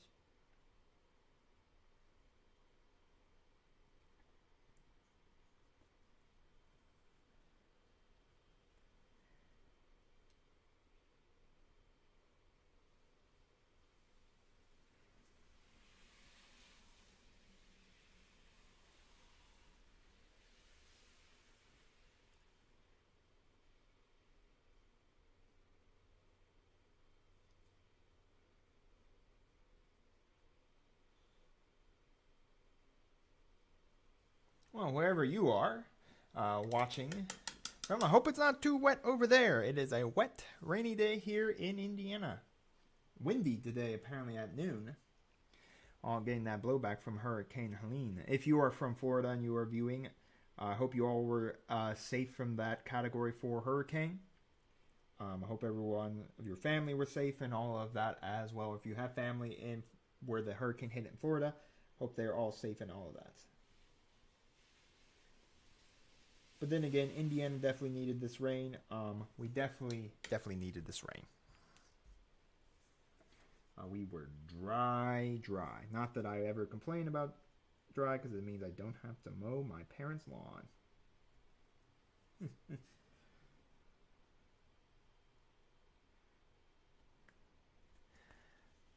All right. Our buckles have pretty much been done. We've done everything Necromancer Cloak. Again, I use Necromancer Cloak as the gray base color, and then I use gunmetal from Army Painter as a highlight to that. That's how I highlight out my metal coloring.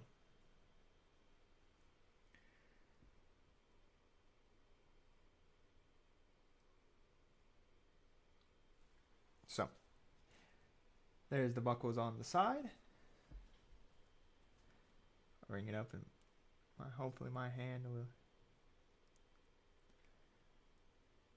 Okay, my camera's. There we go. So there's the buckles there.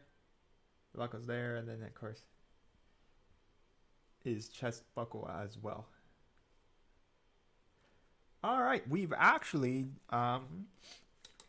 did all the base colors. I do think I need to put a little more green on one area here. I do want to put some green up on here. These are green on my other models I've painted so far, so I like to keep some uniformity between all my models. I'm putting green up there. And I'm going to put a little bit of green on the ones over here, even though there are really no belts touching these parts. Again, uniformity between my army is what I'm kind of looking for.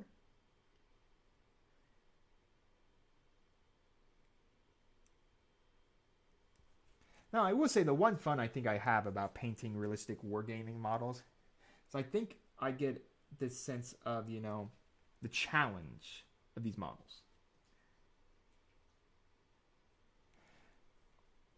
Because they are pretty much very unique because, again, it's realistic wargaming.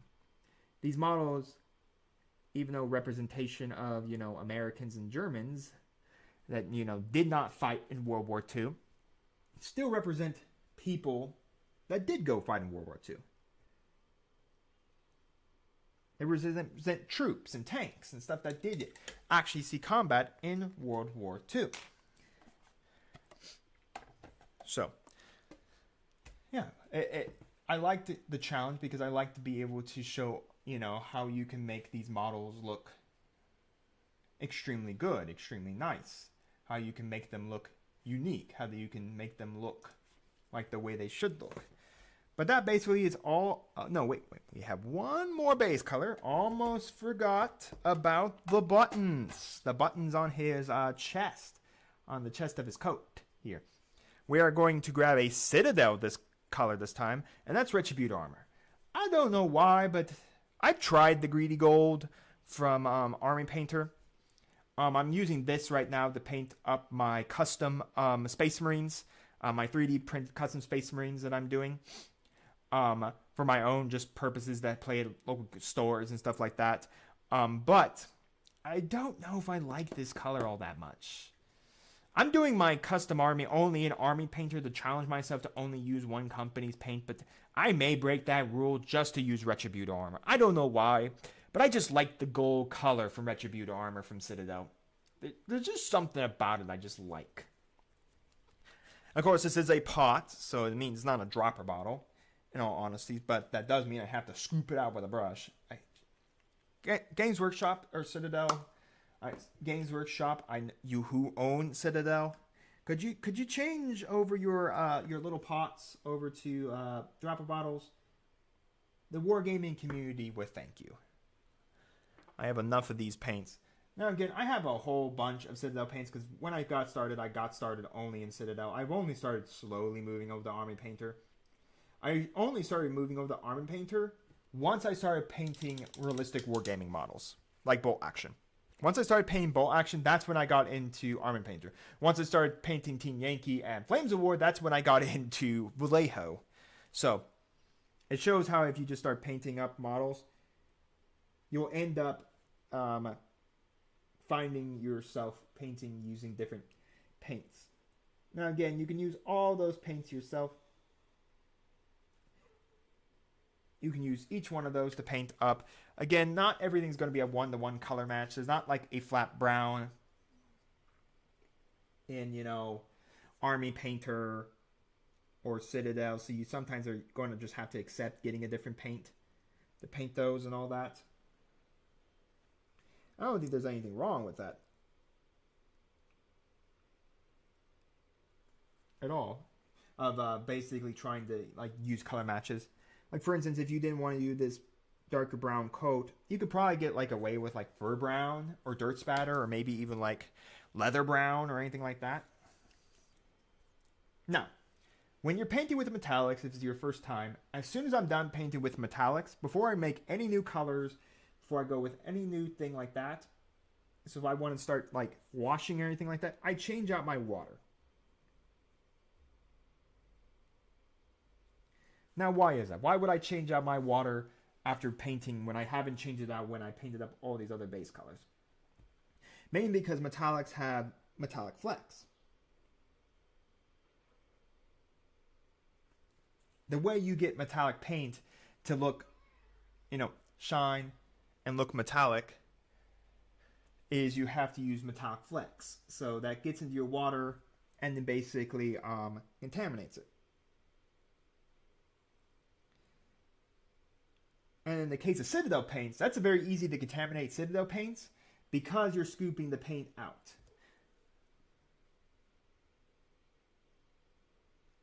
We actually forgot one more thing to paint in Army Green.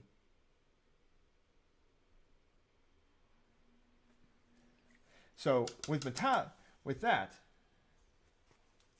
well, thank you, Ash, for the achievement. Thank you. Now, if I could just get this channel monetized, that'd be great. But yeah. Once you use a metallic paint, Army paint is a little different, but still, when you thin down your paint, you're still dipping your paintbrush into contaminated water and mixing it into your normal paint. So you're actually still contaminating your paint with metallic metals.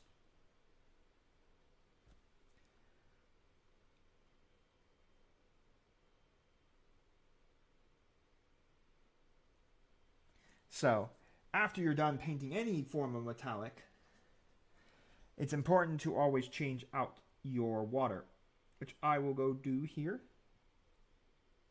I get my second coat down, and then I actually have one more area I actually need to paint in Army Green. See, that's why it's important to always make sure to review your model to ensure you have actually painted everything that you're meant to actually paint.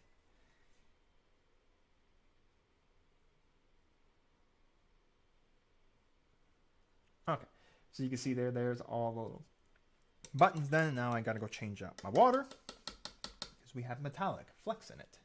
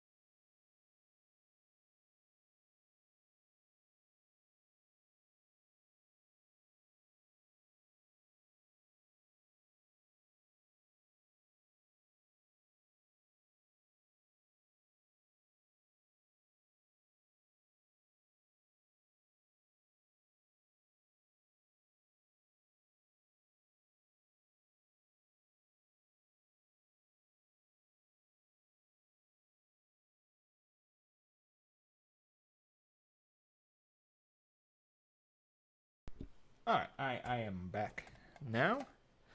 Alright. So now that I've changed out my water, we can continue working.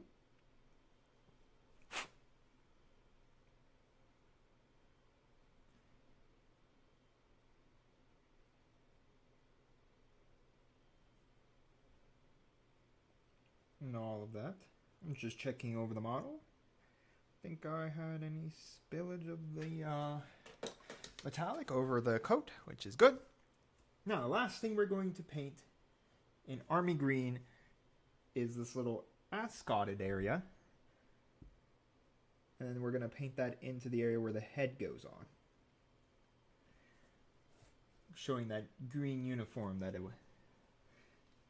the soldiers, the American soldiers, were kind of notorious for wearing amidst the Second World War. Again, these models are based in winter right now.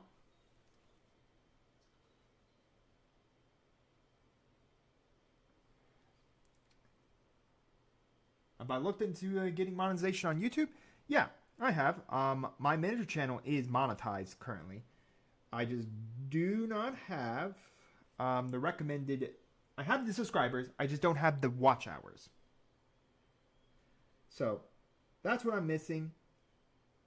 The TCG channel is fully monetized.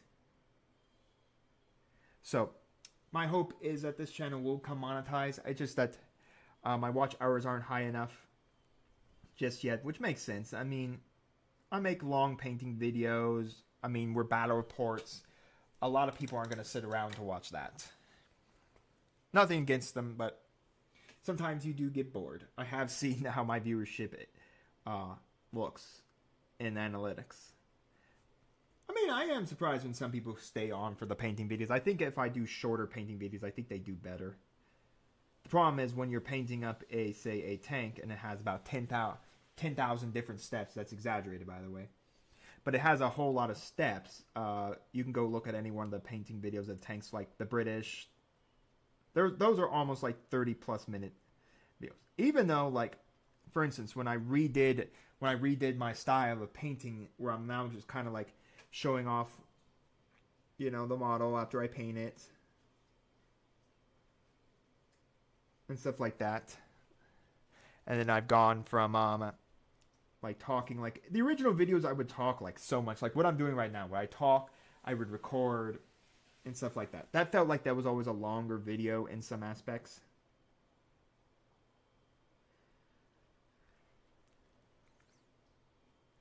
That always felt like a longer video. Then I kind of removed it. Now I'm in this new style where I kind of just talk about the paint I'm using and then we try to just move forward.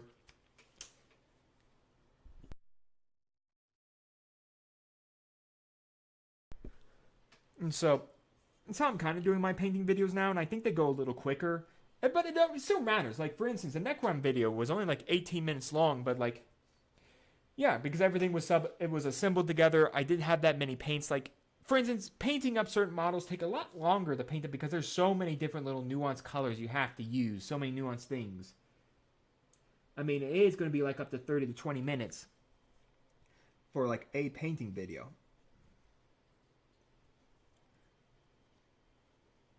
So, I mean, sometimes it is going to take a lot longer for those videos, and some people aren't going to watch it always. I mean, it makes sense. Like, for instance, if you're not into, like, painting up a historical war game, you're not going to find much use out of getting on tabletop videos that say, well, here's some inspiration to paint up a Churchill. Here's some inspiration to paint up a Sherman. If you're not into Star Wars Legion, you may not have any inspiration for seeing how I painted up a custom snowspeeder or a airspeeder, T-47 airspeeder. So my hope is one day it could get monetized. I'm not sure when that will be, if really ever. I have also thought about doing like a coffee, like buy me a coffee. I've always looked at that as well as an interesting thing, like maybe $1 donation. I don't know how people would do it. I mean, I'd probably do it for both the miniature channel and this channel to support both of them. But yeah, I'm not even making all that much even on the miniature channel either. On the TCG channel, if I'm being straight, I'm making pennies on the dollar, if I'm being honest. But still, if a video does really, really good, some videos do, some videos don't. The TCG channel gets a good amount of money, and my hope would be the miniature channel as well, because I do shorts here, so I could get the shorts income. But anyways, that is it. There is our model fully completed after taking a quick review. It looks all good. Okay, so now we're going to put away the colors. And then we're going to wash it. Now, we could typically wash multiple washes. We could do a green wash. We could do a brown wash, and all of that. Yes. Have you considered getting in contact with other large channels for some collab hopes of bringing some new viewers? And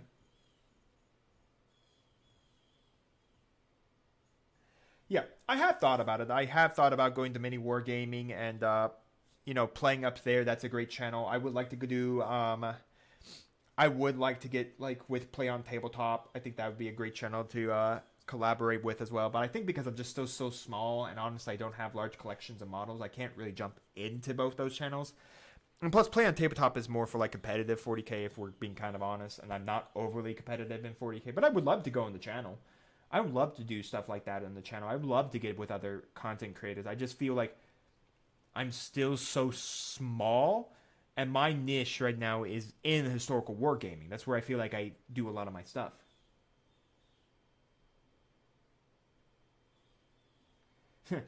I'm glad you are here. I mean, heck, just have me in the background. Just have me in the background. That's all. All things. Like I said, I think sometimes people find boredom in painting videos. I feel like that's why you see like Squidmar not really do painting videos. His videos are more about discussions and stuff like that. I feel like as a painting hobbyist, you have to have more fun stuff. I look at like Casey from eBay Miniature Rescue, and I think about how he does his videos where it's more interesting telling the story of the model and trying to rescue it and bring it back to its life. I think that's what's really neat about some hobbyists in this space. Like Phil the Glacier Geek, I really like him. My hope is maybe this Adepticon, maybe I can reach out to him and see if I can't get a game with him, because I really want to play with, I really would like to get a game with Phil the Glacier Geek.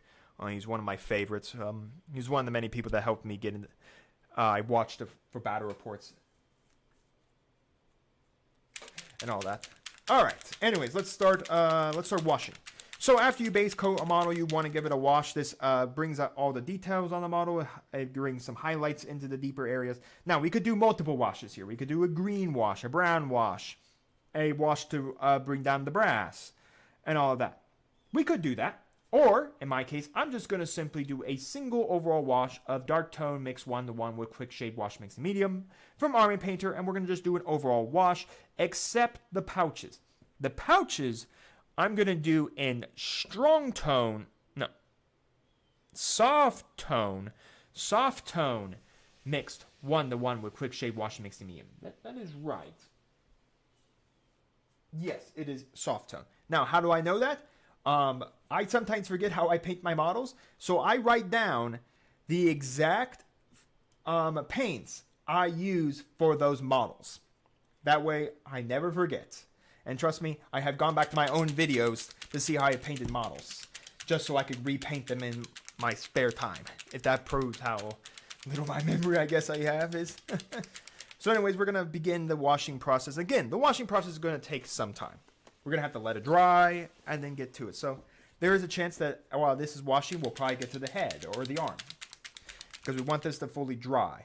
Okay, so what I mean by 1-to-1 is I'm going to put 1 drop of dark tone. Here, I'll show you. So here's my 1 drop of dark tone right there. And then for every 1 drop of dark tone, I do 1 drop of the mixing medium. Now, the mixing medium is it tones down. I think it's, I don't even know what this stuff exactly is. But it's a medium. So basically, it's like Lamy medium. It's, I think it's like a clear resin or something like that. But what it does is it tones down the color. Now, what I'm using here, just so you know, don't use this to paint on. I use this for washes because washes stay liquid for a good long amount of time, even though they do kind of dry out when I have 2 feeder lights over me. That's the lighting I'm using, by the way. These are lights I got off Amazon to help like project out the light on for me.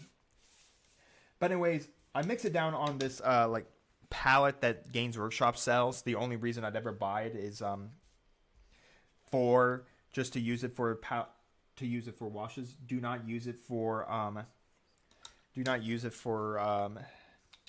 trying to say paint. Like otherwise your paints are going to dry out pretty well quick and it's not going to be a fun time. Okay, I'm going to swatch over to a detail brush from Army Painter here. And I'm going to grab this, and we're just going to do an overall wash over the entirety of the model. Now, when washing a model, make sure never to let the wash pool in any one area. It dries funky. And trust me, I have seen it dry funky before.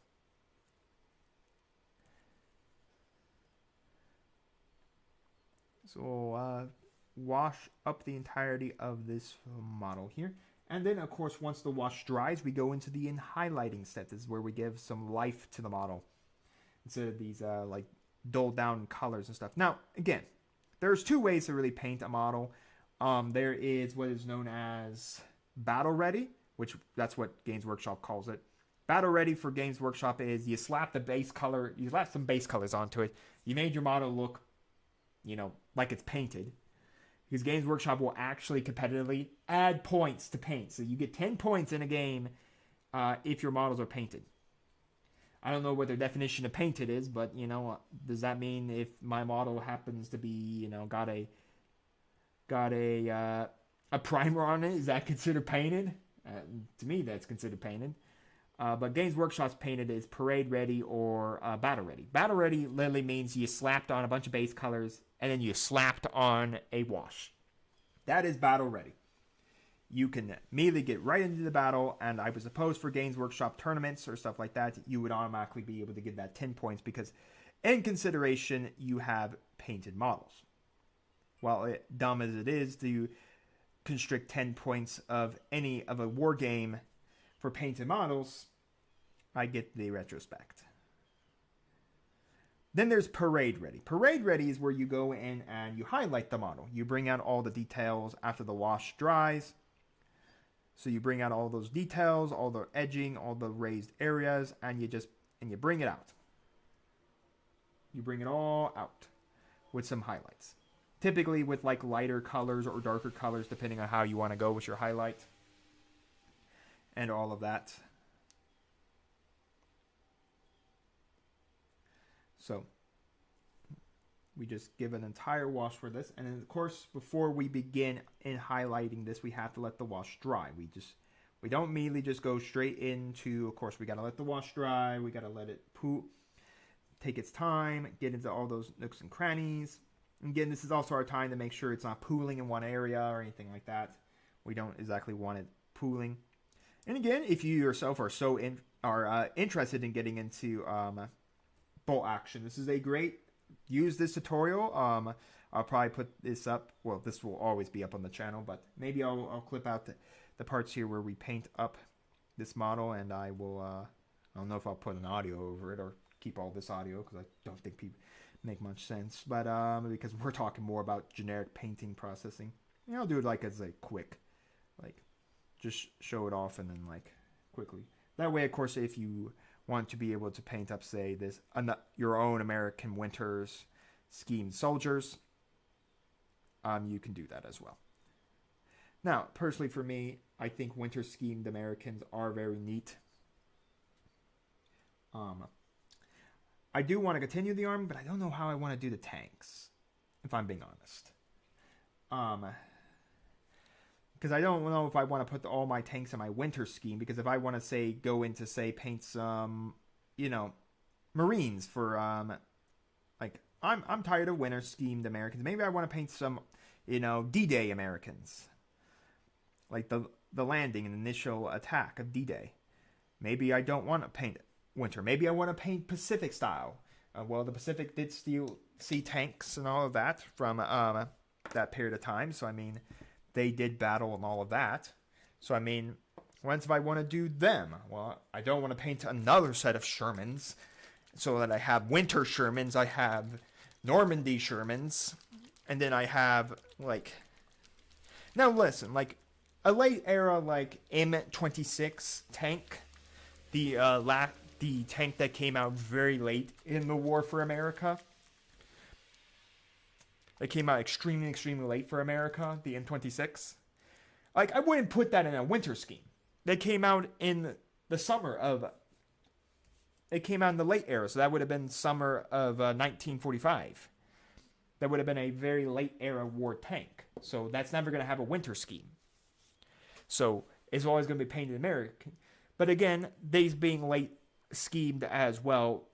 1940 late would be considered 1944 to 1945 is late because bolt action does it in 3 different periods. You have the early period of time, which I believe would be 1938 probably to 1940. I think mid-year is 1940 to 1944. So that would be your mid-year wars are going to be in Africa. And then 1944 to 1945 would be the late era war. That's your war mainly between, that'd be your late era war. That's when America that's when America invades with Britain to open the secondary front for the Soviet Union. So you could do that. Again, the Japanese against American would also be probably mid to late year war because again, the earlier war would probably be consisting of probably the Finnish, the French versus the Finnish versus the Russians versus the Finnish, and then the Germans versus the French would probably be early, and then mid-year to probably very late early year is probably when we start talking Africa, the war in Africa between the British and the Germans.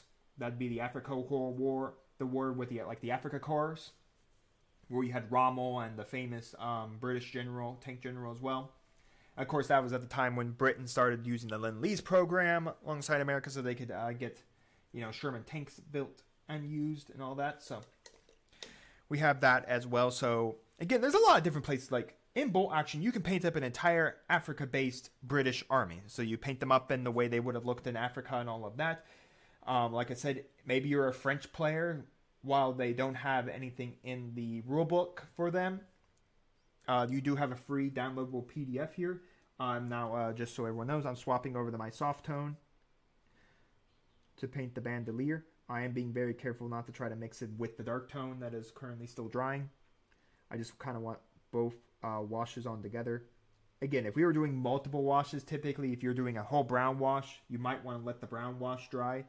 If you're doing a multi-wash process, let each wash dry between it. But since this wash, since the pouches is very has enough space between it and the dark tone, I don't mind doing them both together so they dry together. But yeah, so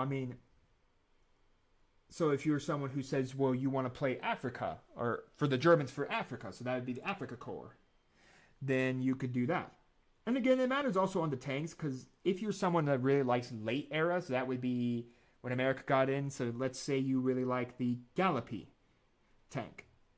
Well, the Gallipy only ever started serving in late era of the war, 1944 to 1945, because the Gallipy was an American-only tank.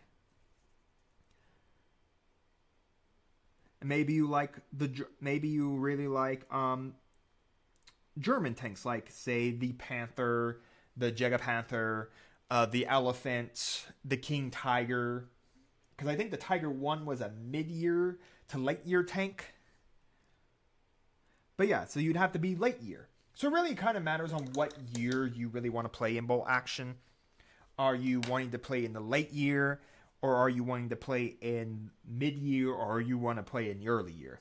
Because it also matters on like tanks and stuff like that, as we show off our washes drying. And then the dark tone, what I like about dark tone is it darks down everything, by the way, so you get a nice look over your model. But yeah, so you kind of have to figure out what you like. I think the rulebook, let me check the rulebook as we let our guy dry.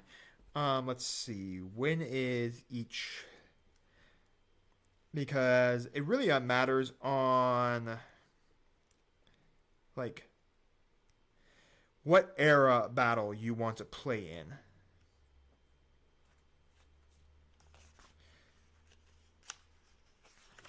All right, let's see. So they play at I think 1250 is now the standard battle for it. I think 1000 was before, but I think people started playing like 1250 and stuff like that. I'm trying to see. I thought they could have told you. And what's also interesting about bolt action, if you want to play like battles that happened in real life, like some of the greatest deployments and all of that for it all, you can also pick that. You can also do historical battles. Okay. And there's also like different platoons like before. Now, really, if you take a look at the rulebook and you've seen bolt action second edition, tanks weren't really like a thing in the game, but now they are. Like, you can take an armor platoon, which is a full use of just tanks. I mean, now we can really start like feeling out the tanks, really making it feel like it's World War II, where it feels like you have all these different things. So I'm trying to figure out. So here's the German. I would have thought they would have told you when you can play in. And also in the back of this book is really neat because there's also a bunch of different things to play with, like unique ways to play the game, like optional rules. Like I think there might be something down here for. Again, this is all because we're letting our there's city fighting, like the brutality of when the Americans hit the desert. Like if you want to play in the desert, like for Africa. And then there's foxhole trenches and gun pits. Barbed wire. There's minefields you can play with. I mean, there's like just so much stuff. Like night fighting. I know people really like to play with night fighting because it was a real thing. I mean, like weather, right here, snow. So you can play like for this set because again, this is Battle of the Bulge. So you can play a winter era. So you could throw your soldiers all within the winter. And have them tropical. Large games.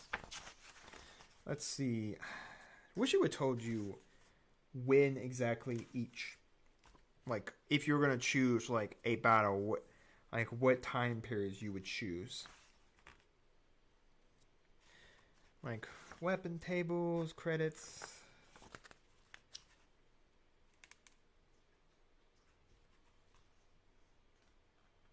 Oh, there's my. Okay. All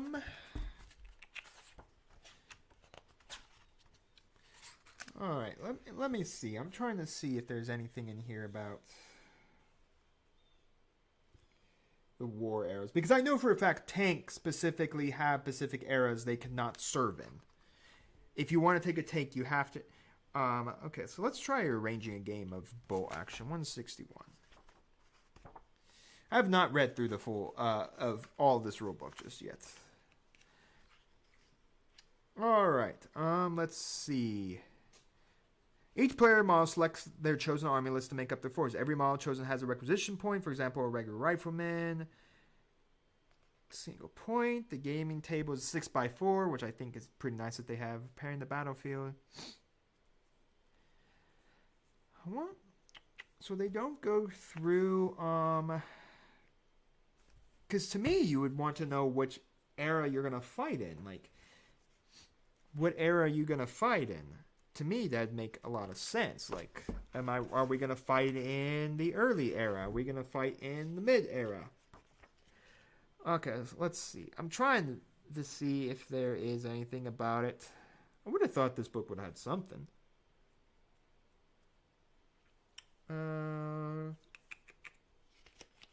Again, we're just waiting for the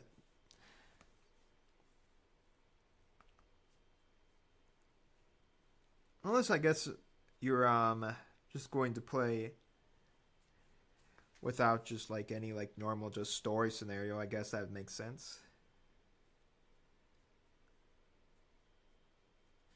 Okay, give me 1 minute. I know for a fact we can talk at least about the card on a tank.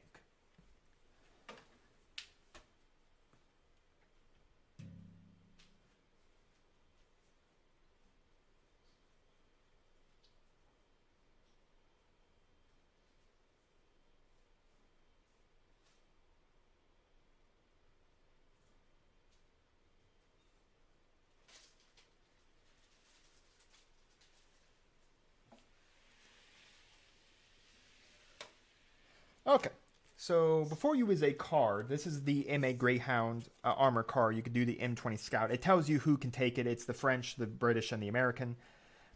Now, before, this used to tell you when exactly it could be taken. Like, if it was a late...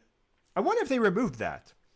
I wonder if they removed the ability to tell you if it was a late war, mid-war, or early war era vehicle. Because I know for a fact... Okay, no, those are not. I thought these cards would tell me, but no, those don't tell me. But I know for a fact, like I'd go dig for it, but it's in an area. that these cards here originally, like for Sherman tanks and stuff like that, would tell you if it's a late war, a mid war, or an earlier war. So I wonder if they still do that. I mean, I didn't say anything about picking like an era of war, like picking like are we going to play mid, early, or late? Now again, the Winter Soldiers make complete sense. It's Battle of the Bulge. That's late era, but I don't know. It's interesting to me that, you know, they don't have it on here. I thought they would. Let me, while we wait for the thing to dry, I'm going to go look for my card. I'll show you what I mean.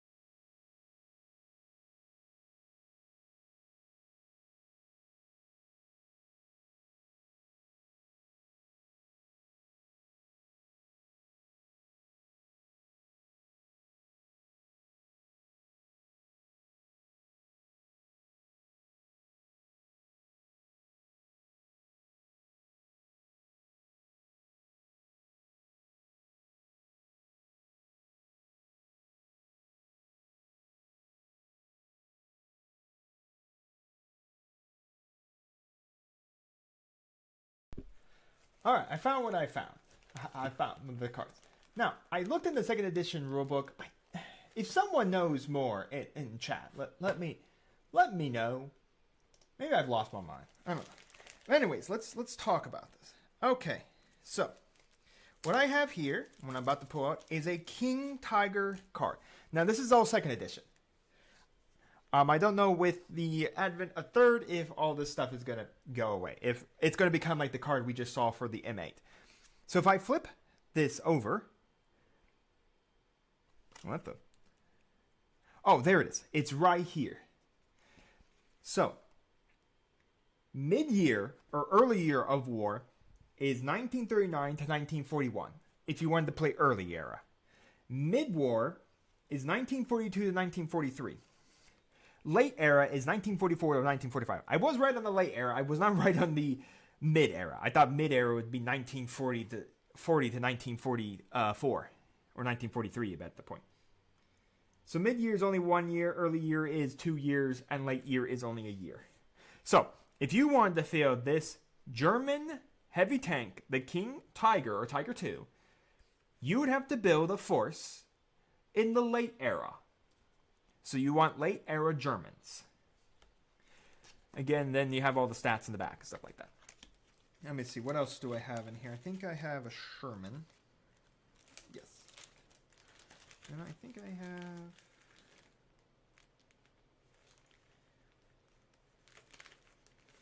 And then we'll just look at an American tank here.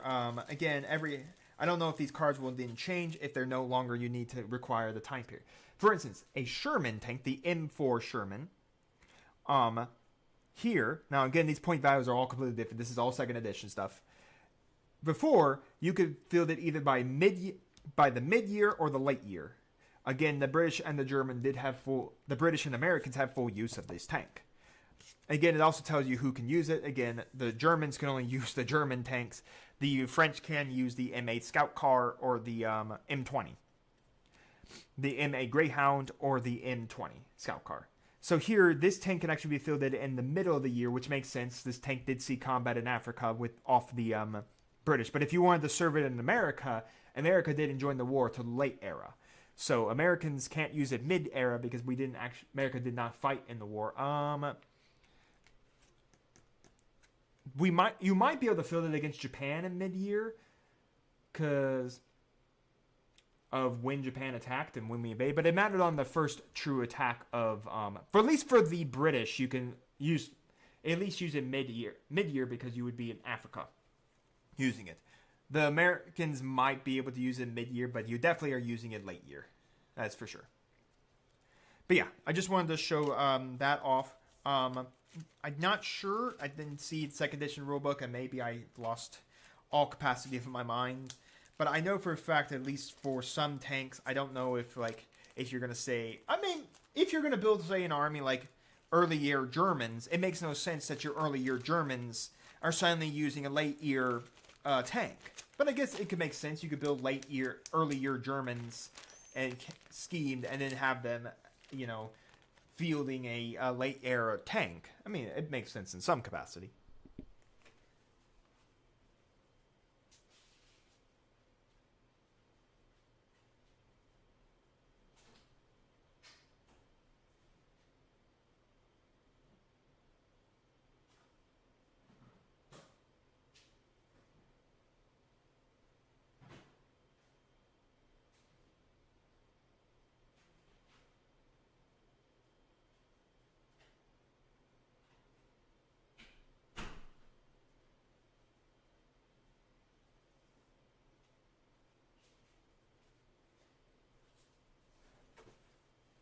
Now, some continuity about one thing I will say.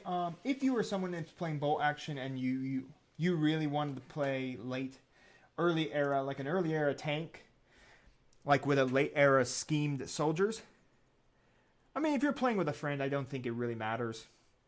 And all that. If you're playing with a friend and stuff and you really want to play like late war era schemed, models and stuff, then I don't think there's a reason why you should be afraid to say, well, now I want to take this really early Panzer and bring it into my late era ward, Germans. Hey, personally for me, play what you want to play. I know some people would be picky about it, like if you said you brought a late era German army, an early era German army, and your early era German army are now going to also utilize a use of a late war era tank, or say you build an Africa Corps War army, and then you bring an Eastern Front tank that never saw action in Africa. Sure, some people who are probably nitpicky about the way historical wargaming is, they're going to get picky. There's always that community in historical wargaming that are going to get picky. I mean, there's even people that are going to get picky even in like 40K and stuff.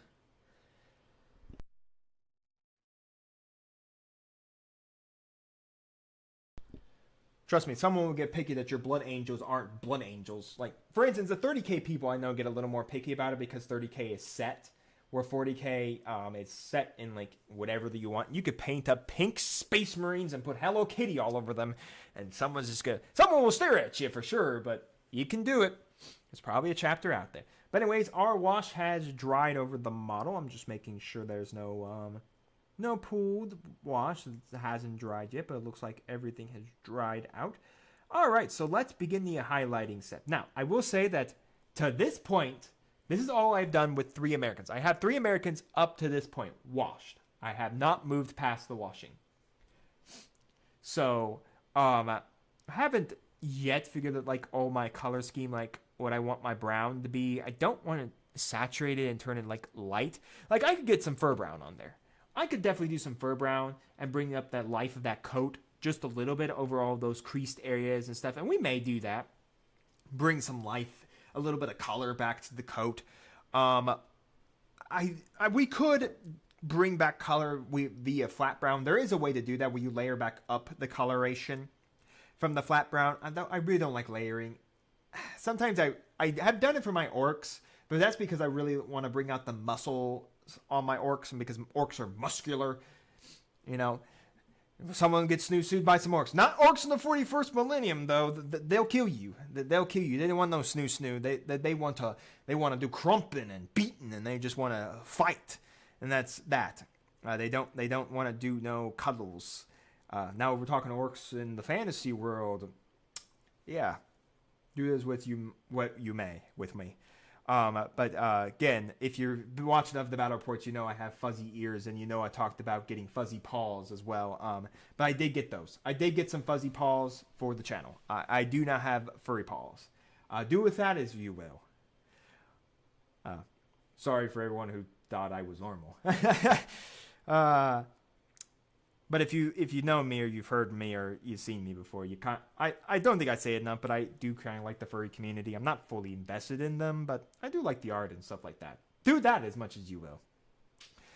But I do have a couple of fuzzy paws I bought at Gen Con from a furry vendor I was looking for. I thought they were gone. I saw them at the vendor, and I had to look at the map to figure out where they were, and thank goodness they were there. But yeah, I got some nice premium paws. I hope to start rolling dice with them at some point in time. But yeah, enough about that. We could layer up or highlight some flat brown over this and bring back the flat brown color, but I don't know. We could bring in some dirt spatter. That is a nice chocolatey brown color. I like using this for the wood on stocks of weapons and stuff like that. We could go with this color, which is really nice as well. I'm sorry if my coloration of my camera keeps swapping on you. But it's just trying to figure out. It's on auto to exposure for the manual exposure on it. So yeah, it changes. I'm sorry. Throughout. It doesn't like my two lights I'm using. But anyways, like we could do this over this and give it a nice coloration as well, and maybe give it a little lighter of the color on it. I know for what I'm going to do for the green and Necromancer cloak, and the black is going to stay black.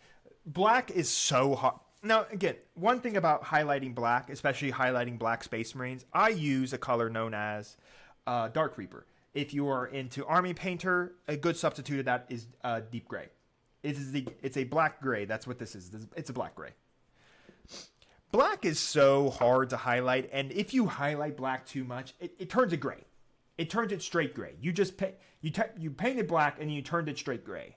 That's the one problem with black, is that when you highlight it, you have to be so generous with highlighting black, because if you do it with like a gray, you're going to turn your black gray, and it looks weird. Unless, of course, you're looking for black Space Marines with gray highlights. I'm not going to complain if that's like an army scheme you want to do.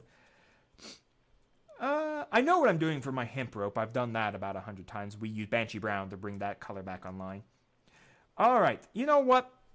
I think, yeah, let's go for a brown. Let's go for a brown. Let's bring a little bit more of that brown color back onto the coat. Bring up some nice brown color onto it. This is also, we will use this for the wood of our stock of our weapon as well, to highlight it back up as well. So yeah, let's use some fur brown. Again, a lot of my painting is kind of like experimentation. Like, okay, well, I'll paint with this color. If I don't like it, I'll stop doing it. For instance, like my Tau scheme that I've been working on.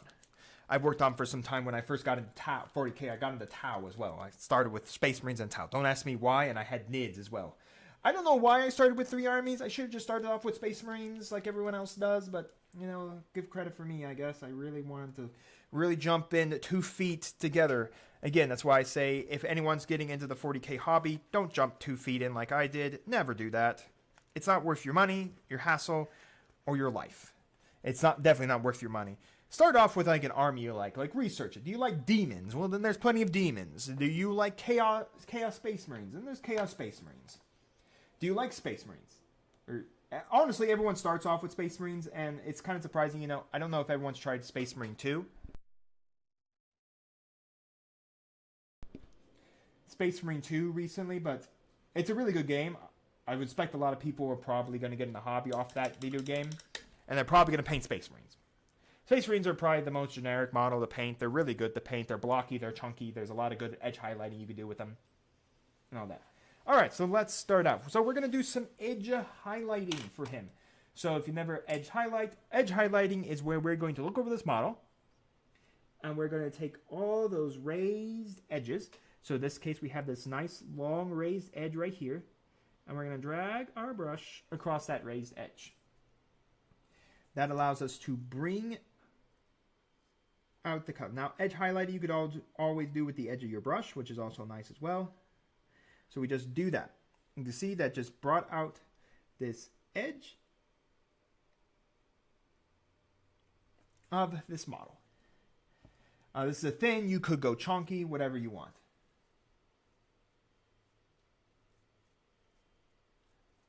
Not yet. Next purchase. So your next purchase. I will say, I think we talked about it for like 40K. If you're getting into it, like I said, if you're not going to go down the 3D printed route, which is perfectly fine. Again, some people don't want to go down the 3D printed route because they don't have 3D printers, or they don't want to pay someone a 3D printer. They don't know. They don't have a friend who has a 3D printer or anything like that.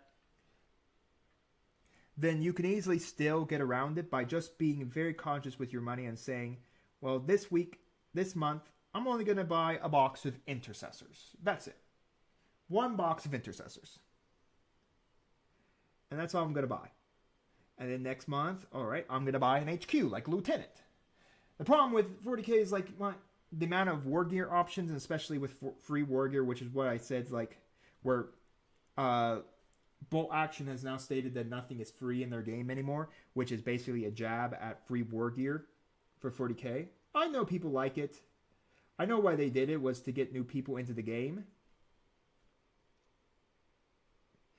But I will say couple things about the game. First off, we need to go back to individual points for models. No more of this. Here's 5 models, here's 10 models, here's the points. No, Games Workshop, we all have calculators.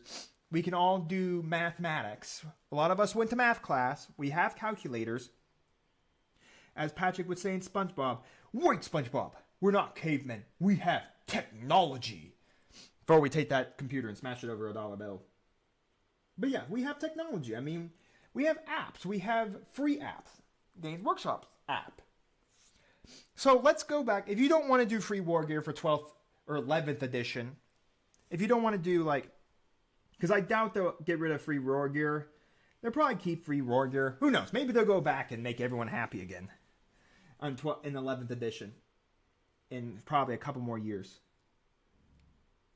But anyways, it's like, but I would like 11th edition to go back to just say, here's the individual cost for this model. We'll give you the free war gear for him. Congratulations. That way, models that come in packs of like 5, 10, 15, I don't have to buy 10 models, but I'm only taking 8. Oh, I bought 10 models, but I only want to take 8 models for some weird reason.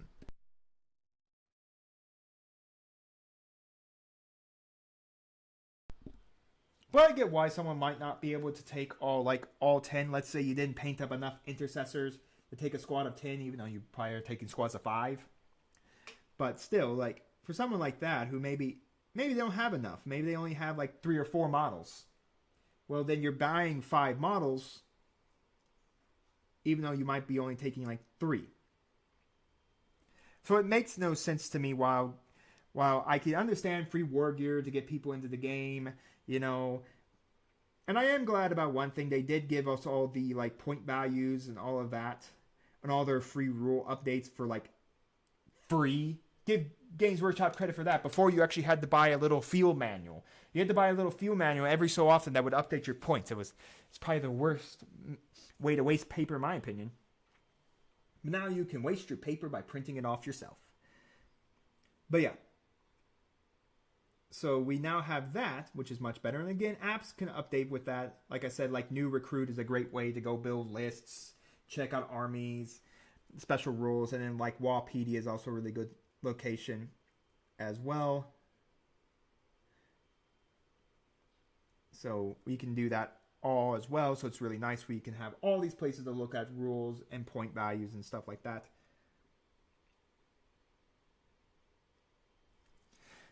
But yeah, I would like if Games Workshop would go back and say, here's how much you pay for each individual model. 55 points or 45 points per intercessor. Okay. An intercessor squad is, you can have a minimum of 5, a maximum of 10. A squad must minimally have, our squad can be a minimum of 2, a sergeant and a normal guy, to a max of 10. There you go. At 45 points per, congratulations, everyone can go back to playing, 2 intercessors to stand on objectives. That way people can say, well, I have all these extra points I don't have anything to do with. You know what, I think I'm just going to buy 2 intercessors with it. There, I met the minimum amount of intercessors I need, a sergeant and non-sergeant, and then you can do that. Because again, people used to buy it into like artifacts and war gear and stuff like that, but then you don't have like artifacts or war gear anymore. And all that anymore, so you don't have the ability to spend points. So the only way you can spend points is by buying a character and then putting a like a warlord like ability on that character. But yeah, if you're just going to get straight into 40k and you don't want to do the 3D printing, as we will conclude this conversation, simply just take it as a hobby.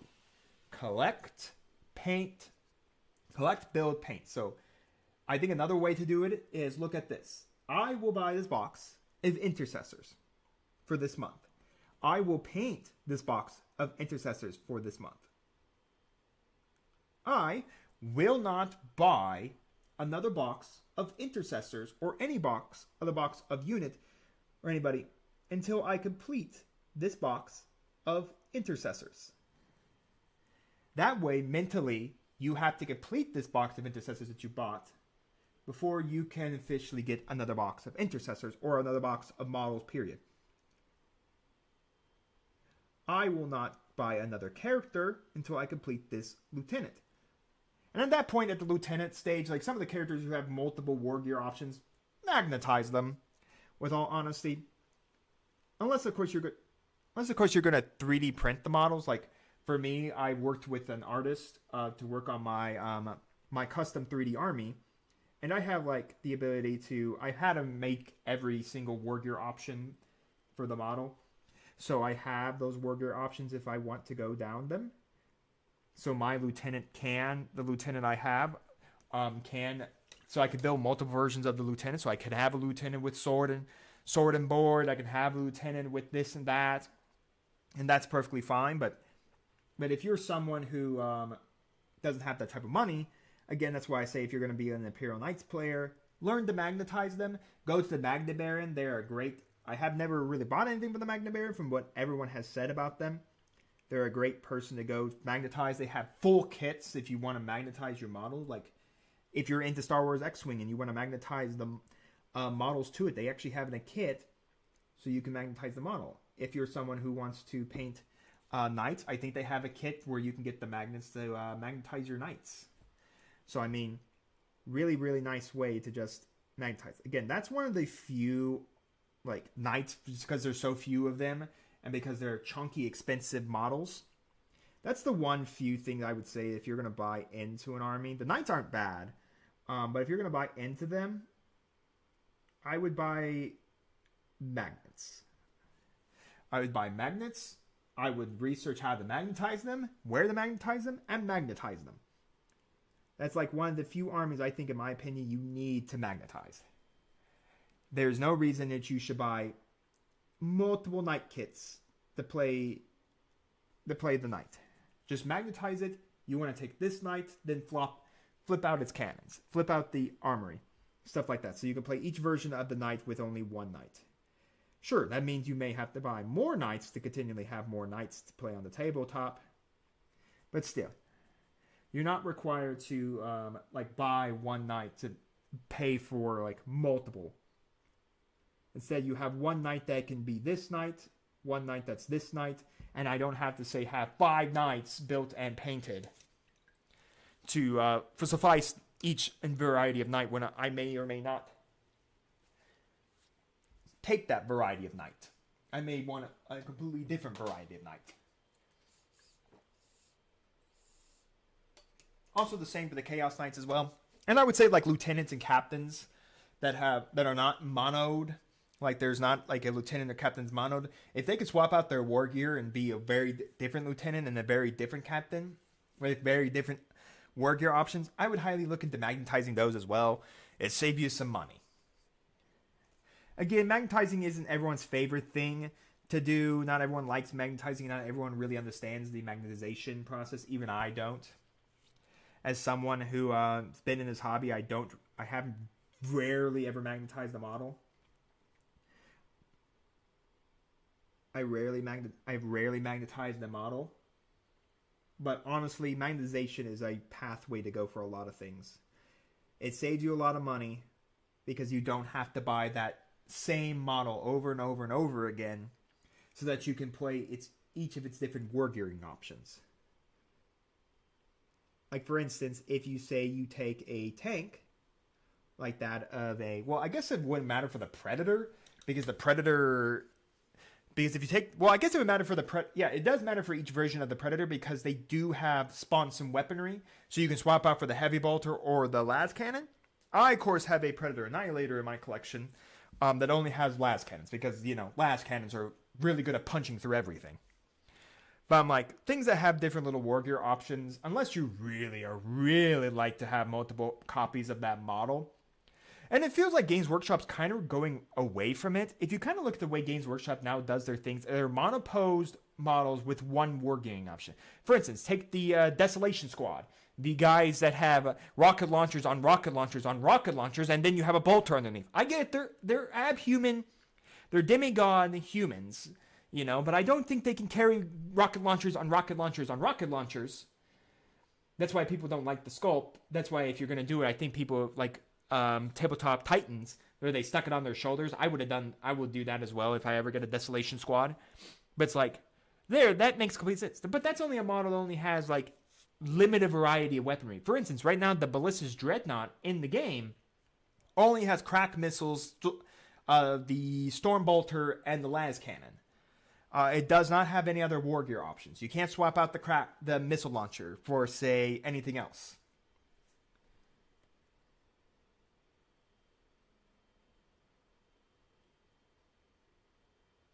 A little different, yes. Don't worry about anything, Ash. It's glad that you could stop by and listen. Don't worry. My job works internationally with some my current employment. I do have people I work with who are international in the UK as well, and a friend who was a colleague who was in the UK who's currently in Canada. So yeah, I really understand the time change there of. Probably right now, you're probably in the late afternoon or night. But anyways, thanks for hanging out. Thanks for chatting. Check out all the videos and all of that. Oh, man, thanks for stopping by. It was a lot of fun. But anyways, yeah. All right, let's continue working on this. It's almost time for lunch anyways, folks. You know, as a war gamer, you should stop and take a lunch as well. We'll probably stop. I'm going to eat some food, take my dog out, you know, do all the important other stuff I have as a canine owner. And we'll probably stop and eat some lunch and then move forward.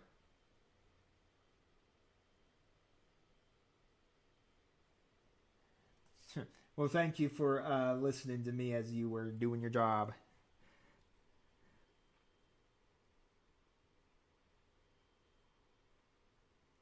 Anyways, yeah. So I'm gonna stop, get some lunch myself. Yeah. The VOD will be up. The VOD will be up, so everyone can check it out. Again, I'll probably pull some stuff of this out, like when we're painting up this guy or this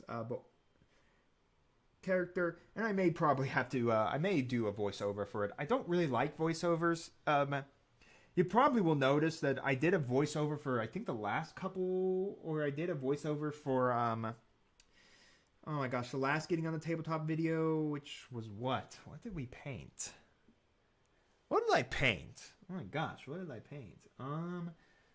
Oh, I painted a Scorpec Destroyer for last month's Getting on the Tabletop. I did a voiceover for that. I get it. People like writing their scripts and stuff like that. I couldn't get into it. I don't know. Maybe I'm just not into like script writing and then writing. I'm really into like recording it as I am painting it. I think I'm kind of like Sonic. I think Sonic the hammer. I think he does the exact same thing where I think he records while he's painting it. Because I think I've watched a video of his.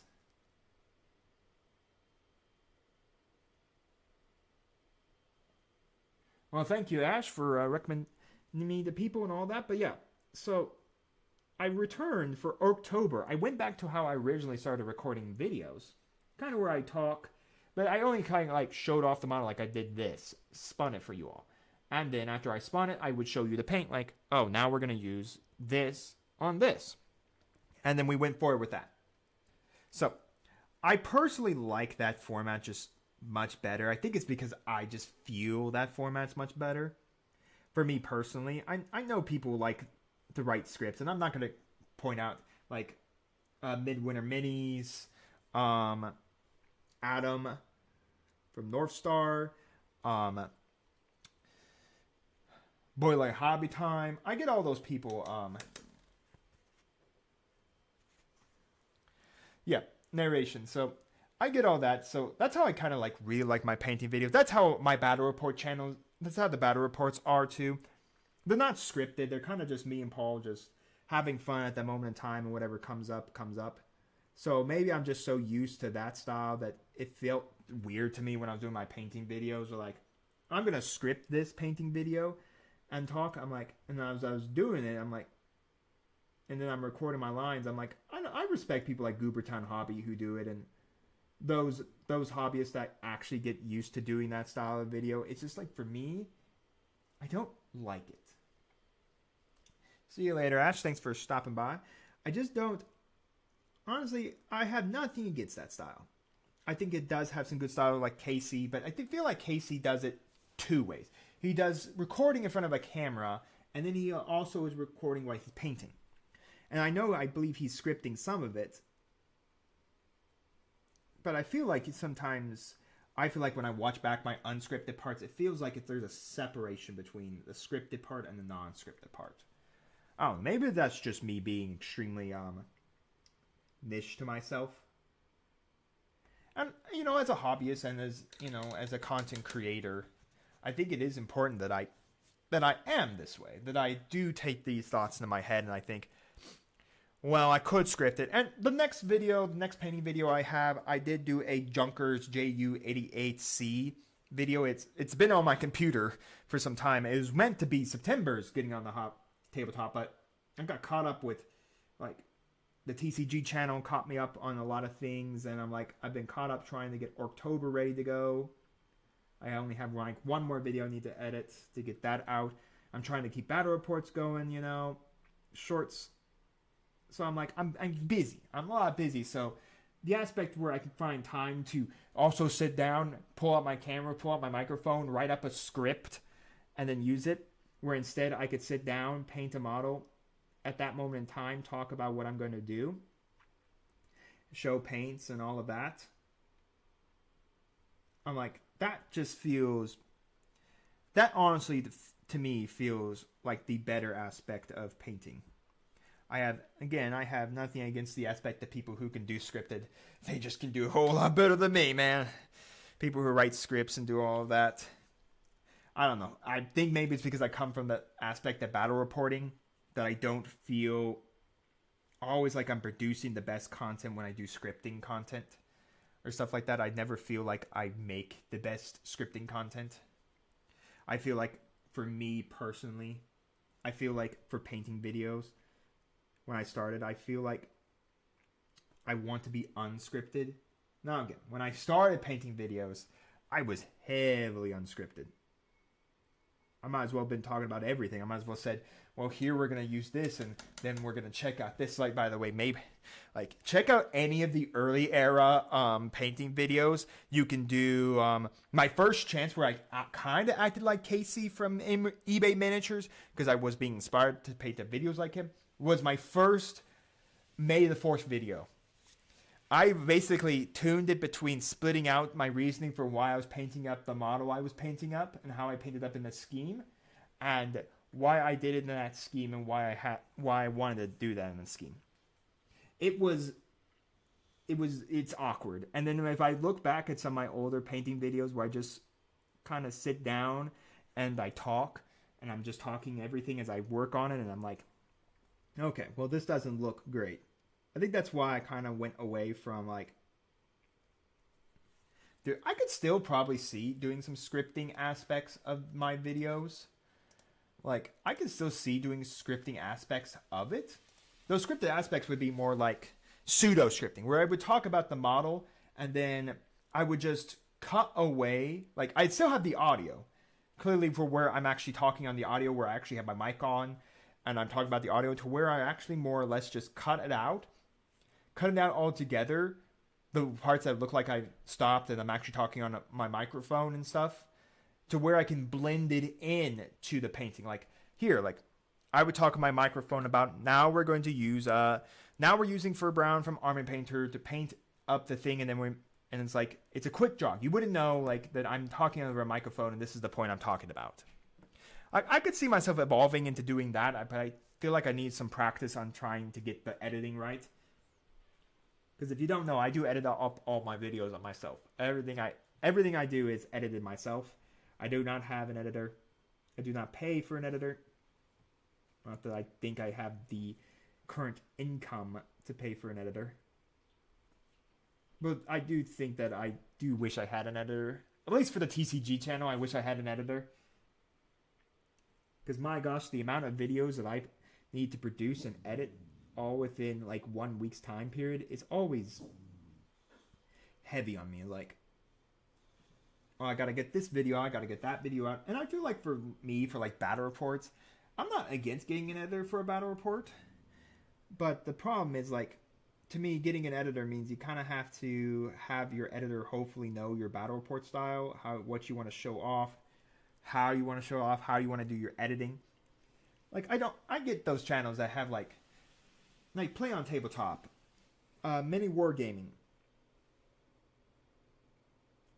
I mean, those people do have editors that work for them, who do edit their battle reports, but they know how to edit the battle reports. They know what they're looking for. They know what they're cutting out. Me, personally, I don't know if I could find an editor that would be able to say, hey, this is the style of battle report me and my co-hosts record. I want you to continue to kind of do what I emulate. Because there's a difference. That'd be like emulation. You're telling your person to emulate the style of editing that you do. Now, to me personally, would I want an editor for like the TCG channel to not emulate me and give me a, videos out a little faster? Like, here, I recorded a bunch of things. Go ahead, edit them up so I can slap them down onto my channel. Yes. Can I, like I said, afford that currently in this market right now? No. Now, I have other things that require me to use my money elsewhere. But yeah. Would I want editors? Sure. Do I need editors? Not really. I'd have to become... If I got big enough that I would need editors, yes, I'd go get some. But again, my channels are a little small right now, so I mean... I at least get an editor for the miniature, for the TCG channel. The miniature channel, I would keep my own, because I have my own way of editing the style that I like. And all that. So, we've highlighted up his body. Oh, I forgot the boots. Of course I did. Alright, I forgot the boots. So, we are not done highlighting just yet. Alright, I'm going to bring this up to my face because his boots are very small on him. So, I'm going to look at this in my face.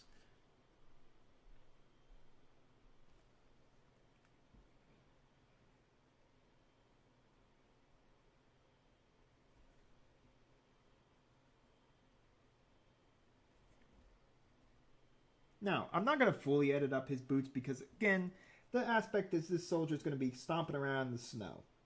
You know, he's not going to have... His shoes aren't going to be so seeable in the snow. You know, he's going to be stomping around in some snow and the dirt. So his boots aren't going to be fully seeable, so I'm just going to do a quick little edit on the boots themselves, or highlight on the boots themselves. to give them some life. But again, I'll tell you why I'm not editing up every part of the boot itself.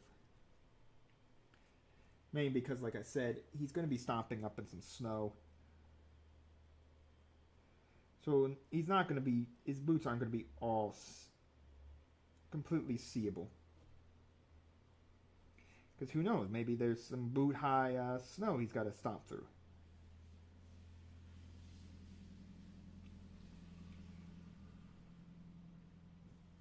But yeah, and then that's what's important about basing, is that the fact is, like, since we're going to be basing in snow, how much of, like, his foot do you want to highlight? Like, do you want to go masterpiece highlight and then realize what you're going to do next is you're going to put a bunch of snow over his boot, and you're going to realize, oh wait, I did this masterful highlighting of his shoe only for that shoe to be covered by, who knows, an inch thick of snow. Like a couple feet worth of snow over him.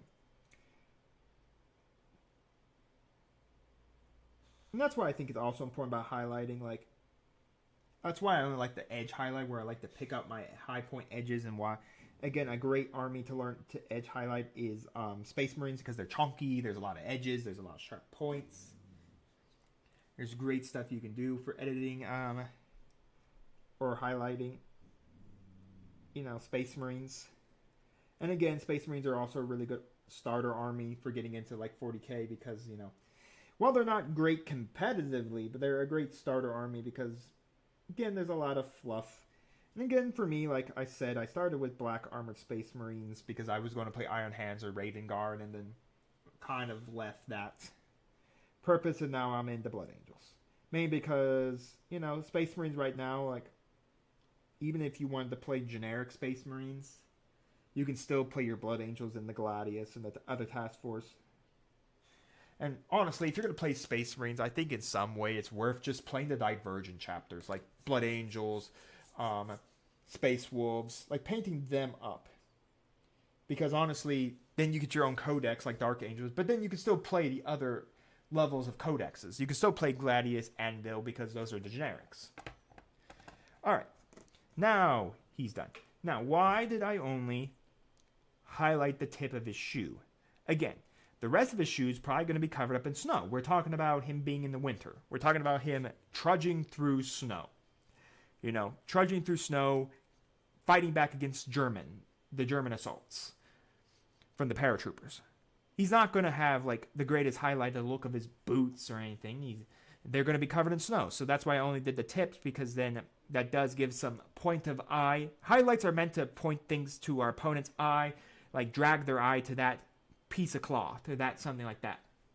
That's what highlighting's for. We want to drag our opponent's eye to those parts of the model. So for me, if the boots are going to be covered in a foot of snow or covered in snow, then there's not really going to be a purpose of telling my opponent, hey, look, I spent all this time edge highlighting this boot, even though, hey, did you see, you really can't see the boot because I covered it up with snow for my base. So yeah, that's the reason why that. Okay, so we only have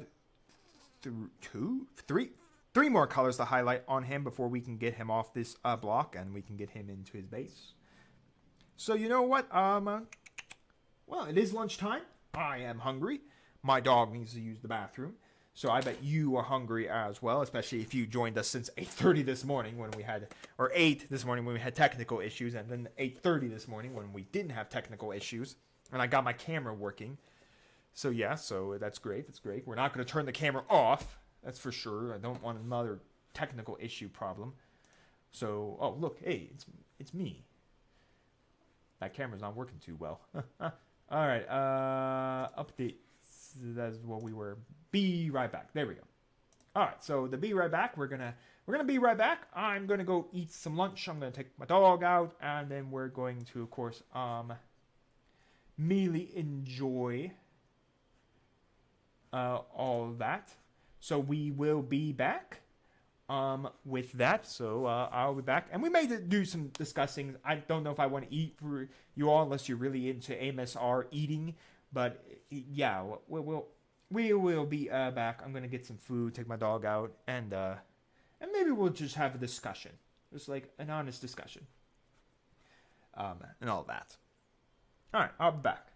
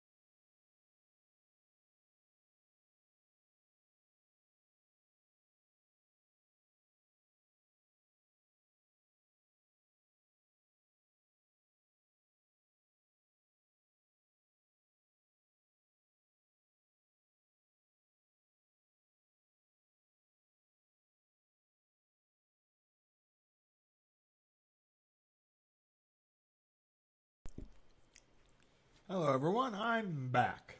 Yes, I'm still eating by the way, so I'll try not to eat in your ear. Unless you're really into AMSR ear eating. Or something like that. That sounded completely wrong.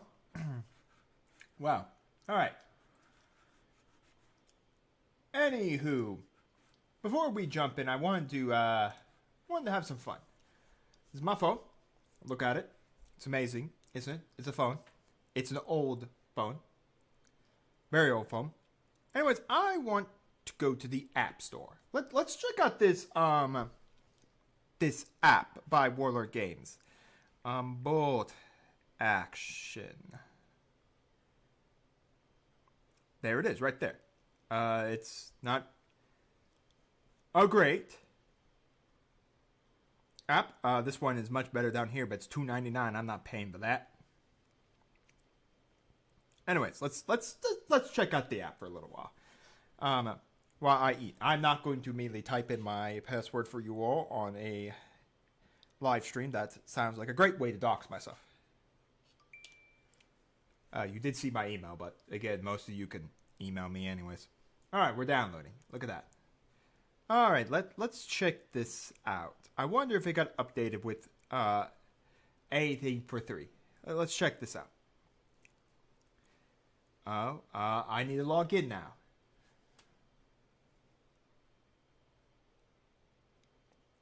Logging in currently with my Google. No, you cannot. I'll see it.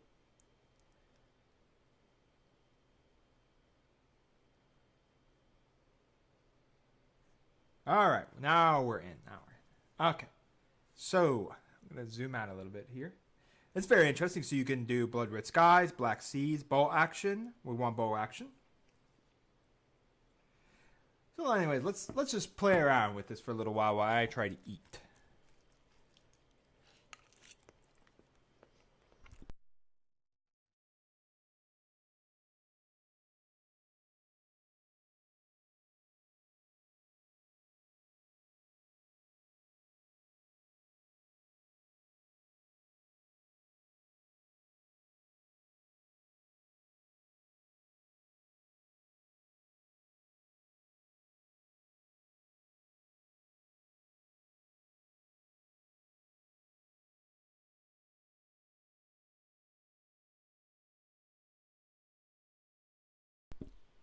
Now, if I periodically mute myself throughout this, it's mainly because I am eating. And again, unless you're really into AMSR, I don't think you want to hear me eat. Well, 5 seems kind of cool. Well, I guess I do have the volume down a little bit.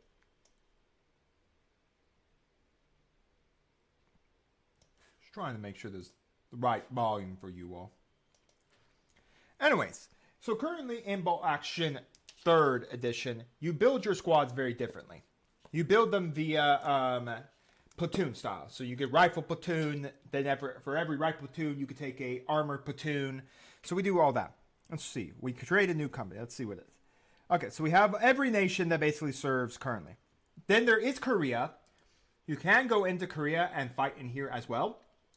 What's really nice about Korea, Conflict 47 is also another game to check out. Both are really good because Bolt Action Conflict 47, that's a K, by the way, not a C, it's a K. I did paint one model for that. Is set in 1947, so it's a weird era war. If you've never heard of that before, it means that you're still living in the exact time period of true time. So basically, it's still World War II, but in this weird era, World War II has bled into 1947 thanks to nuclear testing. Somehow the Nazis or the Germans have pulled in technology alongside America from basically the future tech. And they pulled it in. On this time period, the Soviets have split away from the Allies because they believe that because the Allies didn't share the technology with them. So every nation, besides the little nations, all have in some form or another this technology.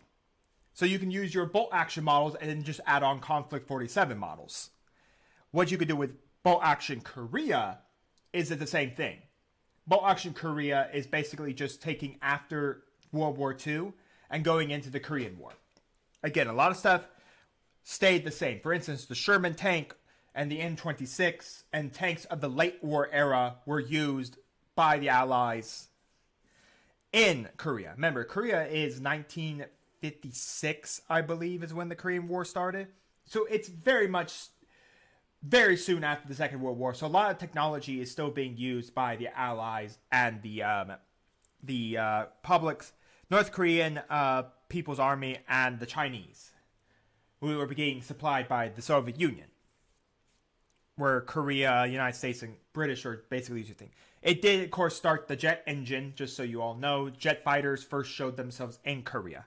So, the rest of this is all of the major nations in bolt action.